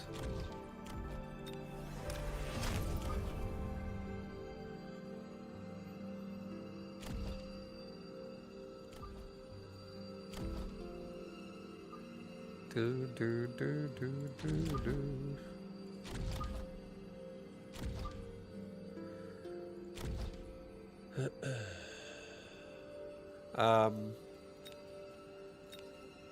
He does have Vortex and Sledge, so I mean I'm gonna want here, let's do this. Let's just take a risk. I'm gonna take a risk. I'm gonna hope that his army is over here. Actually, no. Actually, do this. Put that there. Put this in the middle. This is fine. I'm okay with this. This is kind of a weird engage. I don't know if he's going to play here, honestly. Okay. He's like, I'm not playing this shit. I don't know if he left because he saw my formation or if he left because he just had to go. But either way. I had a plan. I had a plan. I was forming it right there. I was definitely gonna do some Typhoon focused gameplay right there. I kind of would like to do it again if I get it again, honestly. Vibe, do you usually not play with Titans? I do sometimes. My favorite kind of Titan play style is with cost control. Just because you're fucking loaded with cost control. Like I do, I feel like I like to do boards where it breaks the board really early. Like a round 3 mountain or something like that. Is if you have like a formation where it's like you don't like your sledgehammers or some shit. Or your Mustangs.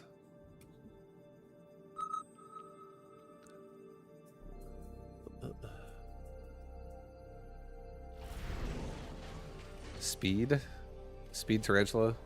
Speed Tarantula is always really strong, honestly. It's so fucking strong. Training spec and badgers.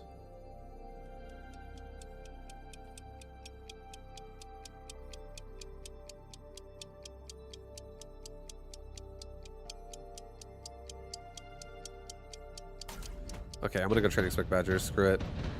I'll do badger time. I was really kind of wanting to go with the speed spec, but I'll just do this. What's your favorite unit? Arclight, honestly. Arclight is my favorite.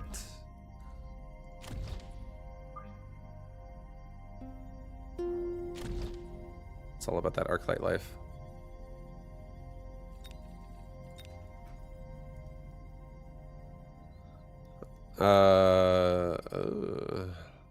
I live in intensive training. You love an intensive training? I do. Yeah, that's why. That's honestly the only reason why I'm doing this.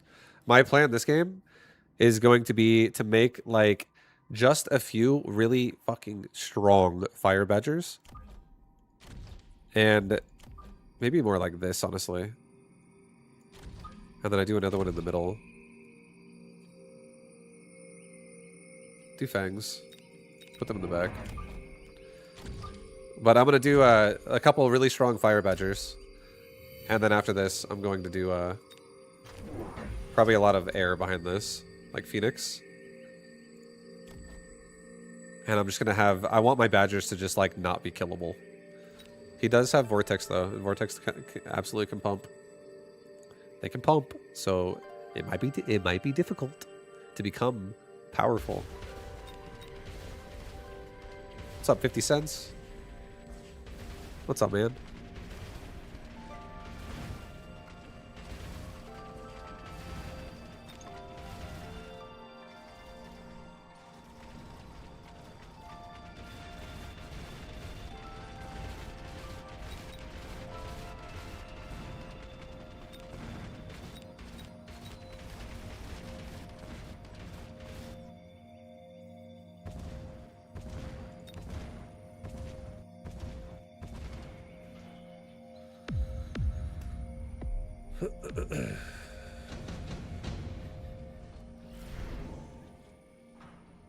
Steel ball. Steel ball's nice. Just take it, put it right there. Get up in his face with it. I don't need it permanently. Okay. I want to do another badger just for like the other area of the board. I just want to have chaff generally cleared. I don't want to have I don't want there to be like too many angles of chaff being in the way, and I also do not want to make too many badgers.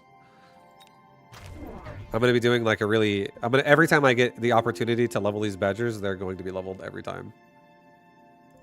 I'm going to try to make them, and also devices for them too. They're going to be really big. Very big badgers. The big bad badgers. And we're going to support them from behind. These badgers are going to build a dam in front of my towers. That'll be strong enough to withstand an ocean's force.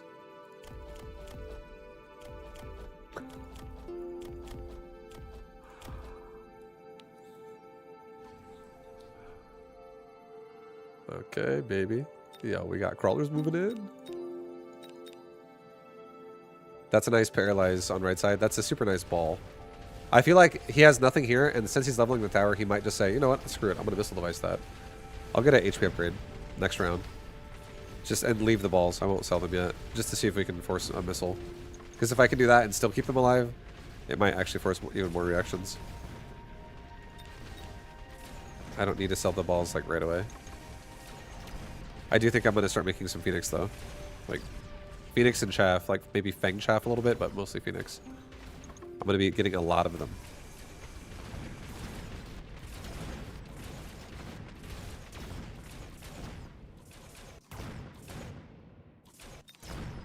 It's close. We're still above 4K. Oh yeah. Oh hell yeah. All right, let's super juice this middle badger really hard. I can power level him later. Let's sell off that slow field. Let's get 2 more Phoenix. Put them like right here and right here. Yeah, that's fine. I still have a level 1 tower, but it's okay. You know what? Yeah, no, it's okay. I like this badger's location because he protects the Phoenix a lot in this area, so it's fine. Okay, he's got, and I didn't ended up getting we didn't end up getting HP either, but it's okay.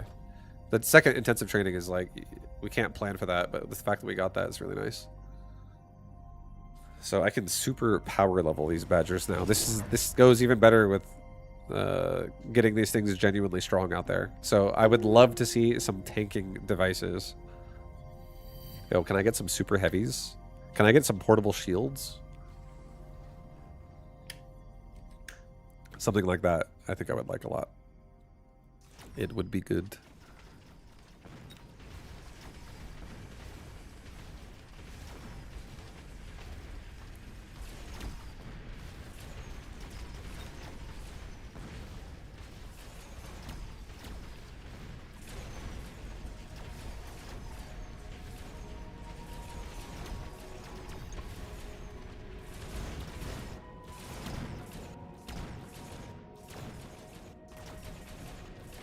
Come on, team! Survive! Oh, we're dead. We're dead. These Phoenix need some help. Improve Wasp, Smart Arclights. Too bad. I would have loved Smart Arclight, but not this game. I'm not doing it at all. Yeah, we don't need Wasp either. I think we're fine. I think we just skip. I think this is a skip. I don't care about a smoke bomb. And I don't care about him having a smoke bomb either because I have Phoenix. And if I skip that like we did, I can get range on these Phoenix now. I could even get another Phoenix actually. Maybe do that actually and get a level 2 left tower. And next round, let's make this Badger level 3 automatically. This steel ball is kind of countered actually by the Fangs and the Tarantula, so let's just sell it. And I'll give...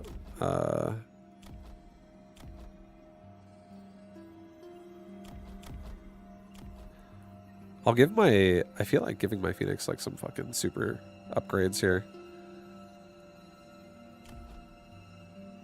He does not have aerial spec either. Let's just take launcher overload now. Actually, don't do that yet. It's okay. Don't do it yet. Give my badgers regen actually instead. I'm gonna, because I am about to make this guy level 3. And I'll be adding Phoenix behind him as well to really burst this area.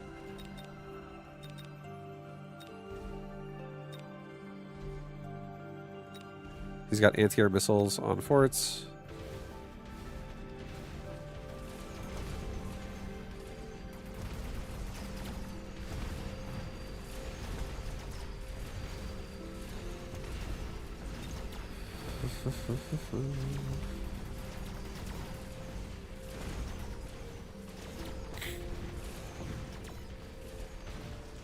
These Phoenix are getting through his units pretty hard. Nice. We killed everything besides the one fort and the one marksman on right side now. But he does have aerial barrage on fort, so that can definitely farm my Phoenix kind of hard. So we could probably react to this by getting a what's it called? The revive quantum reassembly. It's cheap as well. It's my cheapest tech. I don't want to do this. He might ion blast me, but even better reason why to get quantum reassembly. I don't really feel like I need to ion blast him. It's okay. I'm gonna skip. I'm spending all my money on my units right now.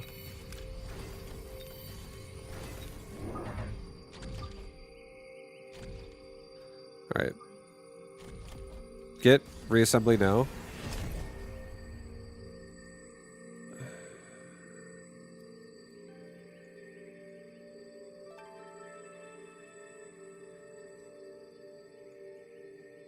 Get a just a right tower level 2 and get HP for everybody so that my badgers also have more HP to just survive with here.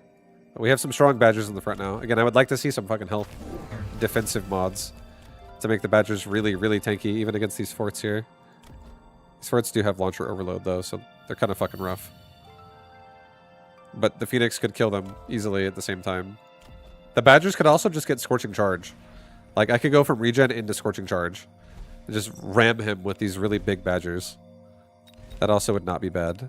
Because he'll shoot me and proc me, like, after 2 shots of these forts.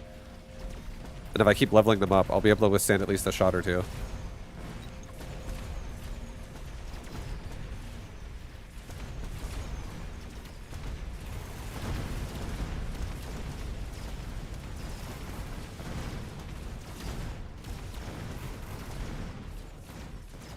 Yeah, reassembly is doing really well. We're getting through his army, mostly. Good paralyze. Holy shit, just barely. Oh my god. Jesus.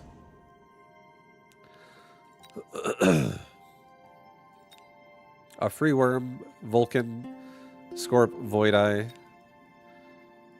I do want to keep making a lot more Phoenix. I don't feel like I want to stop here, actually. Like, I actually don't really want to stop here. I want to have such high-level badgers that they can just hold the line while the Phoenix just kind of kill everything. And if they can kill everything with Badger AoE, like Scorching Charge, I feel like I want that. I feel like I wouldn't mind killing Chaff in the back for a little bit. Maybe I can force him to make something else. I don't know if I want to buy Scorpions, just because I believe the Phoenix can kill these forts. I think I'm going to do...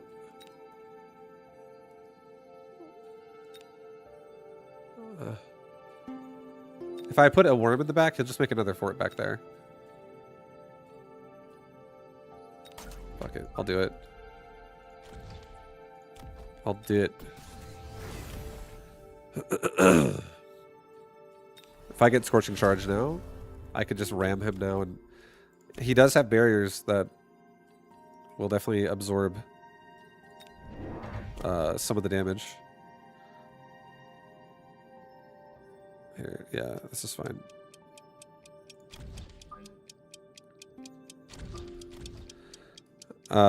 Yep, this is fine. I don't want to do another recruitment right now. It's okay. Yep. He's got more forts. Cool, cool, cool. That chaff in the back, not cool.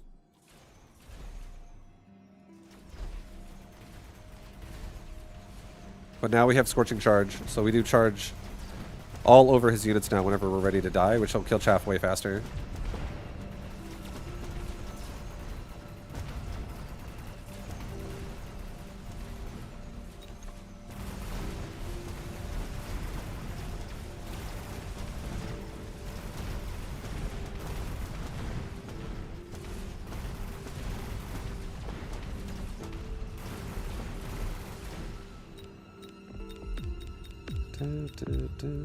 I'm gonna sell the worm. Selling the worm. A super heavy, yes, thank you. Sell the worm. Put a super heavy on this badger. Level him 2 more times. Give me a overlord. Put it like right here.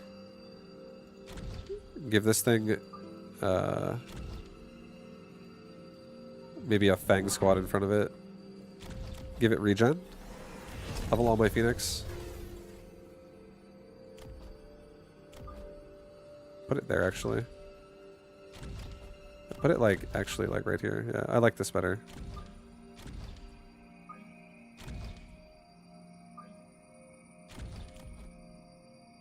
Let's do a rapid resupply.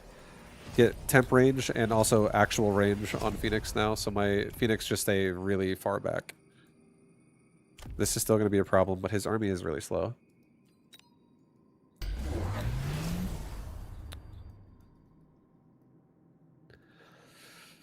Okay, we have a boat that can tank. All we need is a boat in one area to at least create a resurrection point that they can all gather behind. But more boats later would be fine too. Especially if he gets EMP and I have boats that can cover most of my Phoenix. For like a big red spell EMP type shit. Not EMP on marksman. Because I can't really stop that.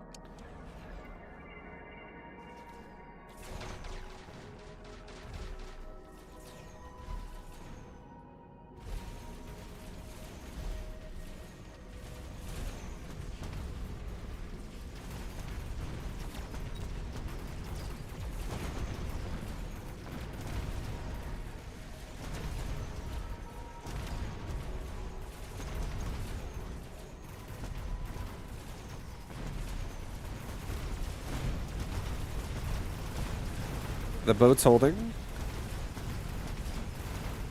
Kind of. Was holding.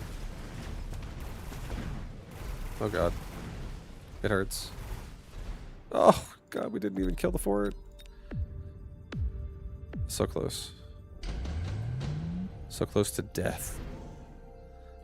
There's the EMP. Yikes.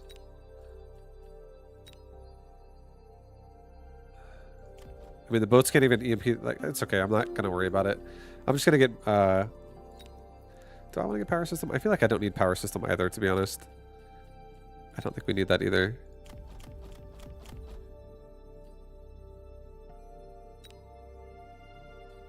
I think I'm gonna skip again. It's okay. He might go extended range fortress, which is fine. I think we skip. I could EMP him. Fuck it, I'll get the. It's EMP's cheap. It's fine. EMP him right there. I'll get 2 more boats, like right there and there. Level my Phoenix. Get temp range. Definitely feeling kind of scared. But we could make it out of this alive. We could. I feel like my towers are liabilities. I'm gonna level one of my towers to level 2 on the left side, and I'm gonna give my right, actually level my right side tower to level 3, and take damage for everybody. I guess I could take a missile for this, but it's okay. Yeah, there's that EMP.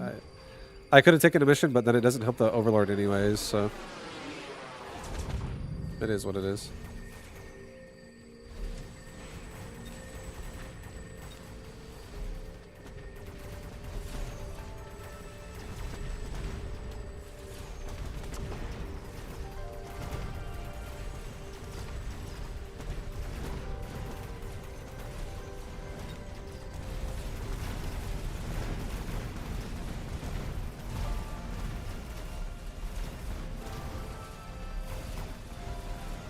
Survive, boys! Oh my god.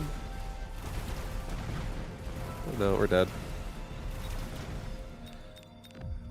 GG! I'm fucking dead again. Because we died again. I wanted the Badgers to be strong, but I feel like the Badgers stopped being strong. They stopped doing anything. They stopped doing anything.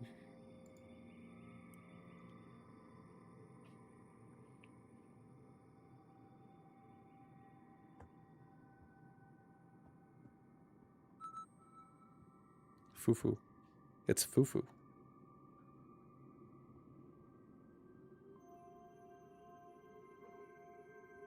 Are you ready, guys? Next game. This is actually last game of the night. I'll make this last one. It's almost midnight. It's like almost. It's after 11 already. Training specialist again. Oh, this time we could do Vortex.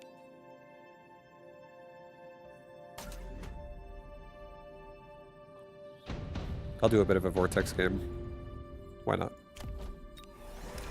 Well, why not?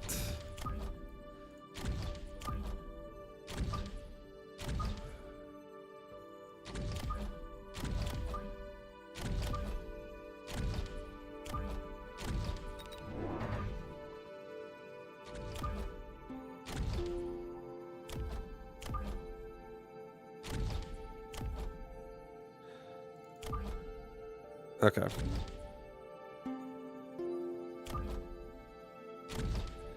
All right, we're gonna probably leave it at the, rotate this actually.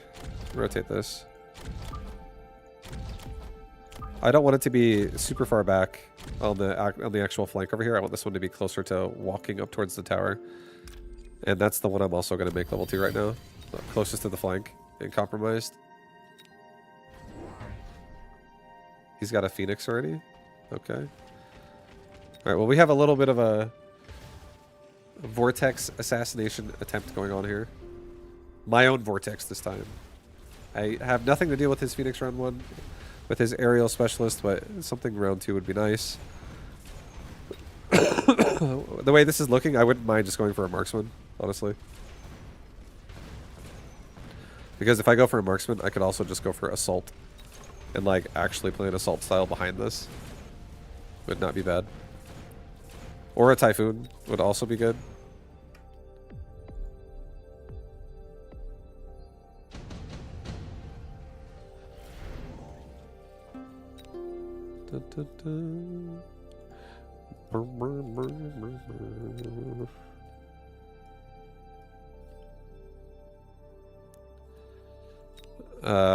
Steel balls, baby. Arclights, hounds, void eyes. I'll do a Typhoon. I'll take a steel ball. I'll put it over on like he's running he's running at me actually. If I sell this, he runs to the tower. I'll just put this here. It's fine. Give me a Typhoon. It's a 50 unlock. 50 unlock. Don't give me a Typhoon. Give me two fangs behind the towers. I'll do that.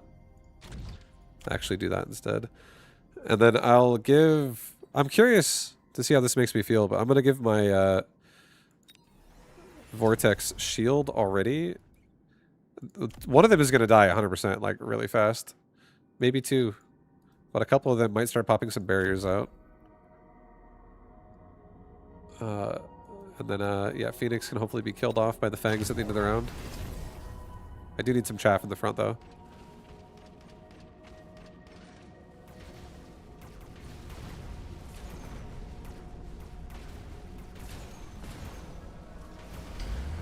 Okay, like that was nice. We're getting a little bit of bubbles going up.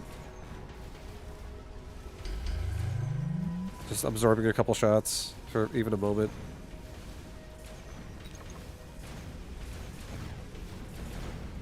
Kill his tower. All my fangs are dead though, so we can't kill the Phoenix again. We'll be getting a typhoon in a second here. We'll be getting a typhoon.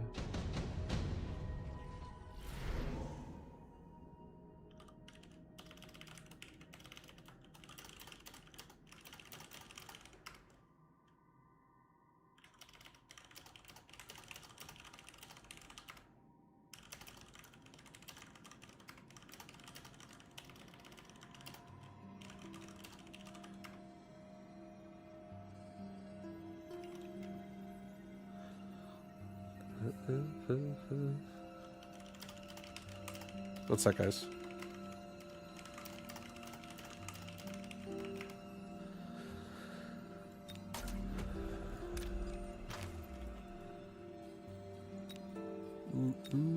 Alright, I got a Typhoon coming out. Typhoon's going right in the middle of this. Giving the Typhoon also level 2 instantly. Giving the Typhoon also a... Maybe Typhoon actually goes here. Actually. So it can actually also defend the flank if it has to happen.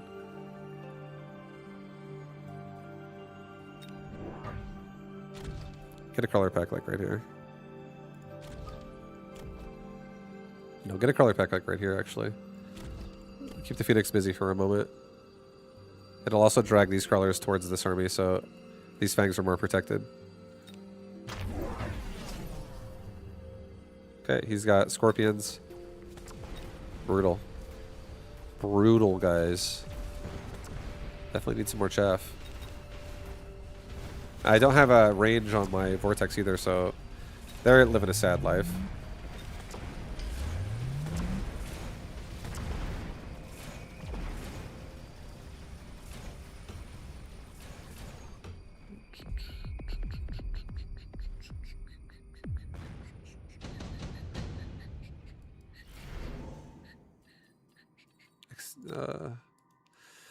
I'm gonna sell the balls in a second. I'm not keeping them.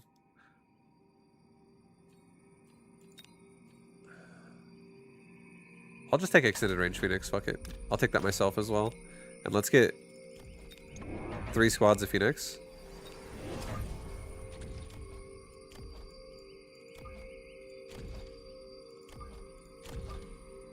Like, in this fucking line. Give them range. And have them just rush. I'll put crawlers in the front. I'll do this, actually. I won't be so forward with it. I'll still lock onto him pretty fast. He probably makes chaff here. But I'm going to give this Typhoon the ability to heal. This right tower is still kind of vulnerable. Oh shit, here we go. We're going to get paralyzed right away.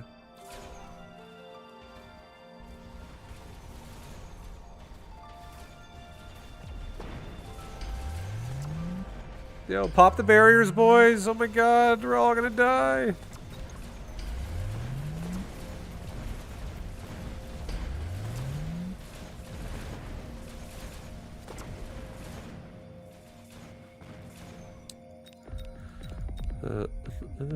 Yeah, our army right now is a bit rough. It's a bit rough. Just a little bit rough.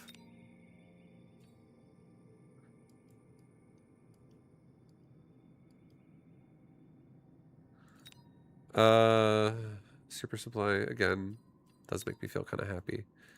I think I'm gonna take it. Give me another Typhoon, put it like right here. It's gonna go both ways. Give me another Fang squad that goes in front of him.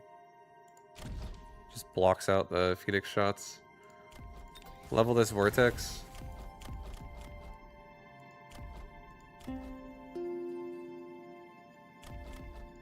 Maybe level the vortex again.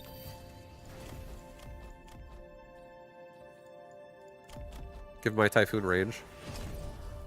I'm not feeling safe right now. Not even slightly. I feel pretty unsafe.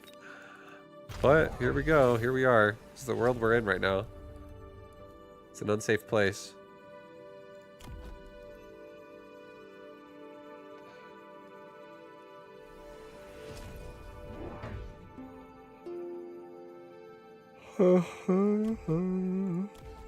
I actually don't know if I like this mobile power station vortex. I haven't been using it the way I remember why I put it on it. It's for hound builds, and I haven't done that once yet. feel like I need to try that if I want to actually keep it. But not having range on Vortex does kind of make that unit rough.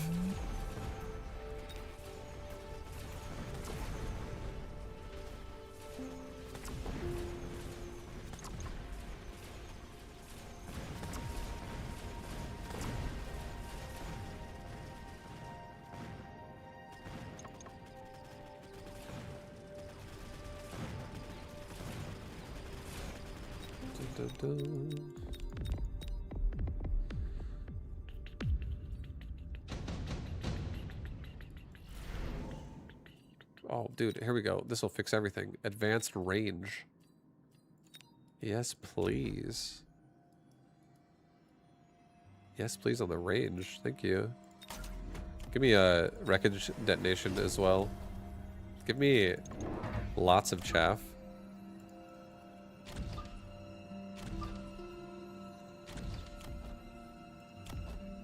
Give me another chaff squad.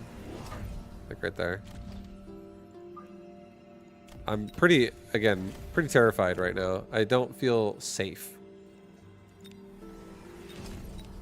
I'm gonna do a resupply and we'll get 1-1. I don't feel safe. Not safe. We're not safe at all. The sledges are staying. The sledges are gonna stay. I could sell them though. But like at this point I don't really think they're honestly gonna tank the scorpions at all. Like they're fucking it's not super realistic. But if this typhoon does level a lot, I could actually make a lot more sledges and link them if we start getting momentum here. Just do like a link sledge push with a bunch of crawlers with what we already have. That honestly could work. He has double shot and acid though. Holy shit, we would definitely need photon emission.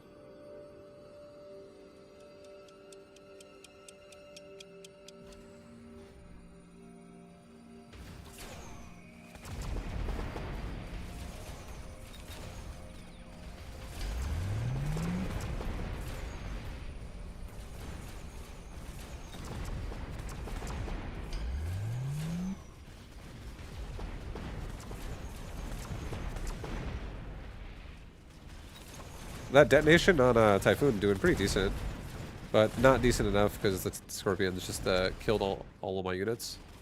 That wasn't bad though. I don't like our formation necessarily. I don't like our formation, but with the Vortex, I wanted to have something aggressive here, but yeah, the Scorpions completely crapped all over it. It was not good. I think the sledge did nothing here.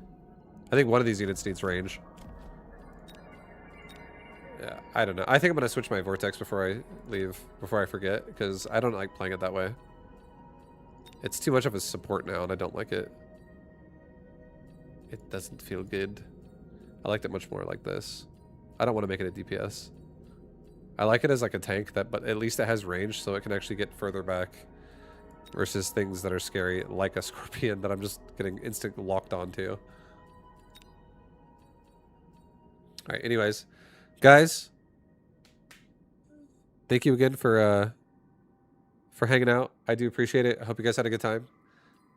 Today's Friday, so tomorrow is going to be probably more of the same.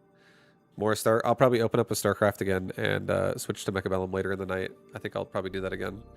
I've been enjoying that. It's been a fun schedule this week. The StarCraft patch has actually been pretty enjoyable. It's been fun to play it in a different economy. But thank you again. Thank you again for hanging out, everybody. I will see you again tomorrow. Until then, have a good night. Have a good day. Appreciate all the follows and the subs today. Much love. Thank you, thank you. And I'll see you guys soon. Peace. Later, guys. Have a good night.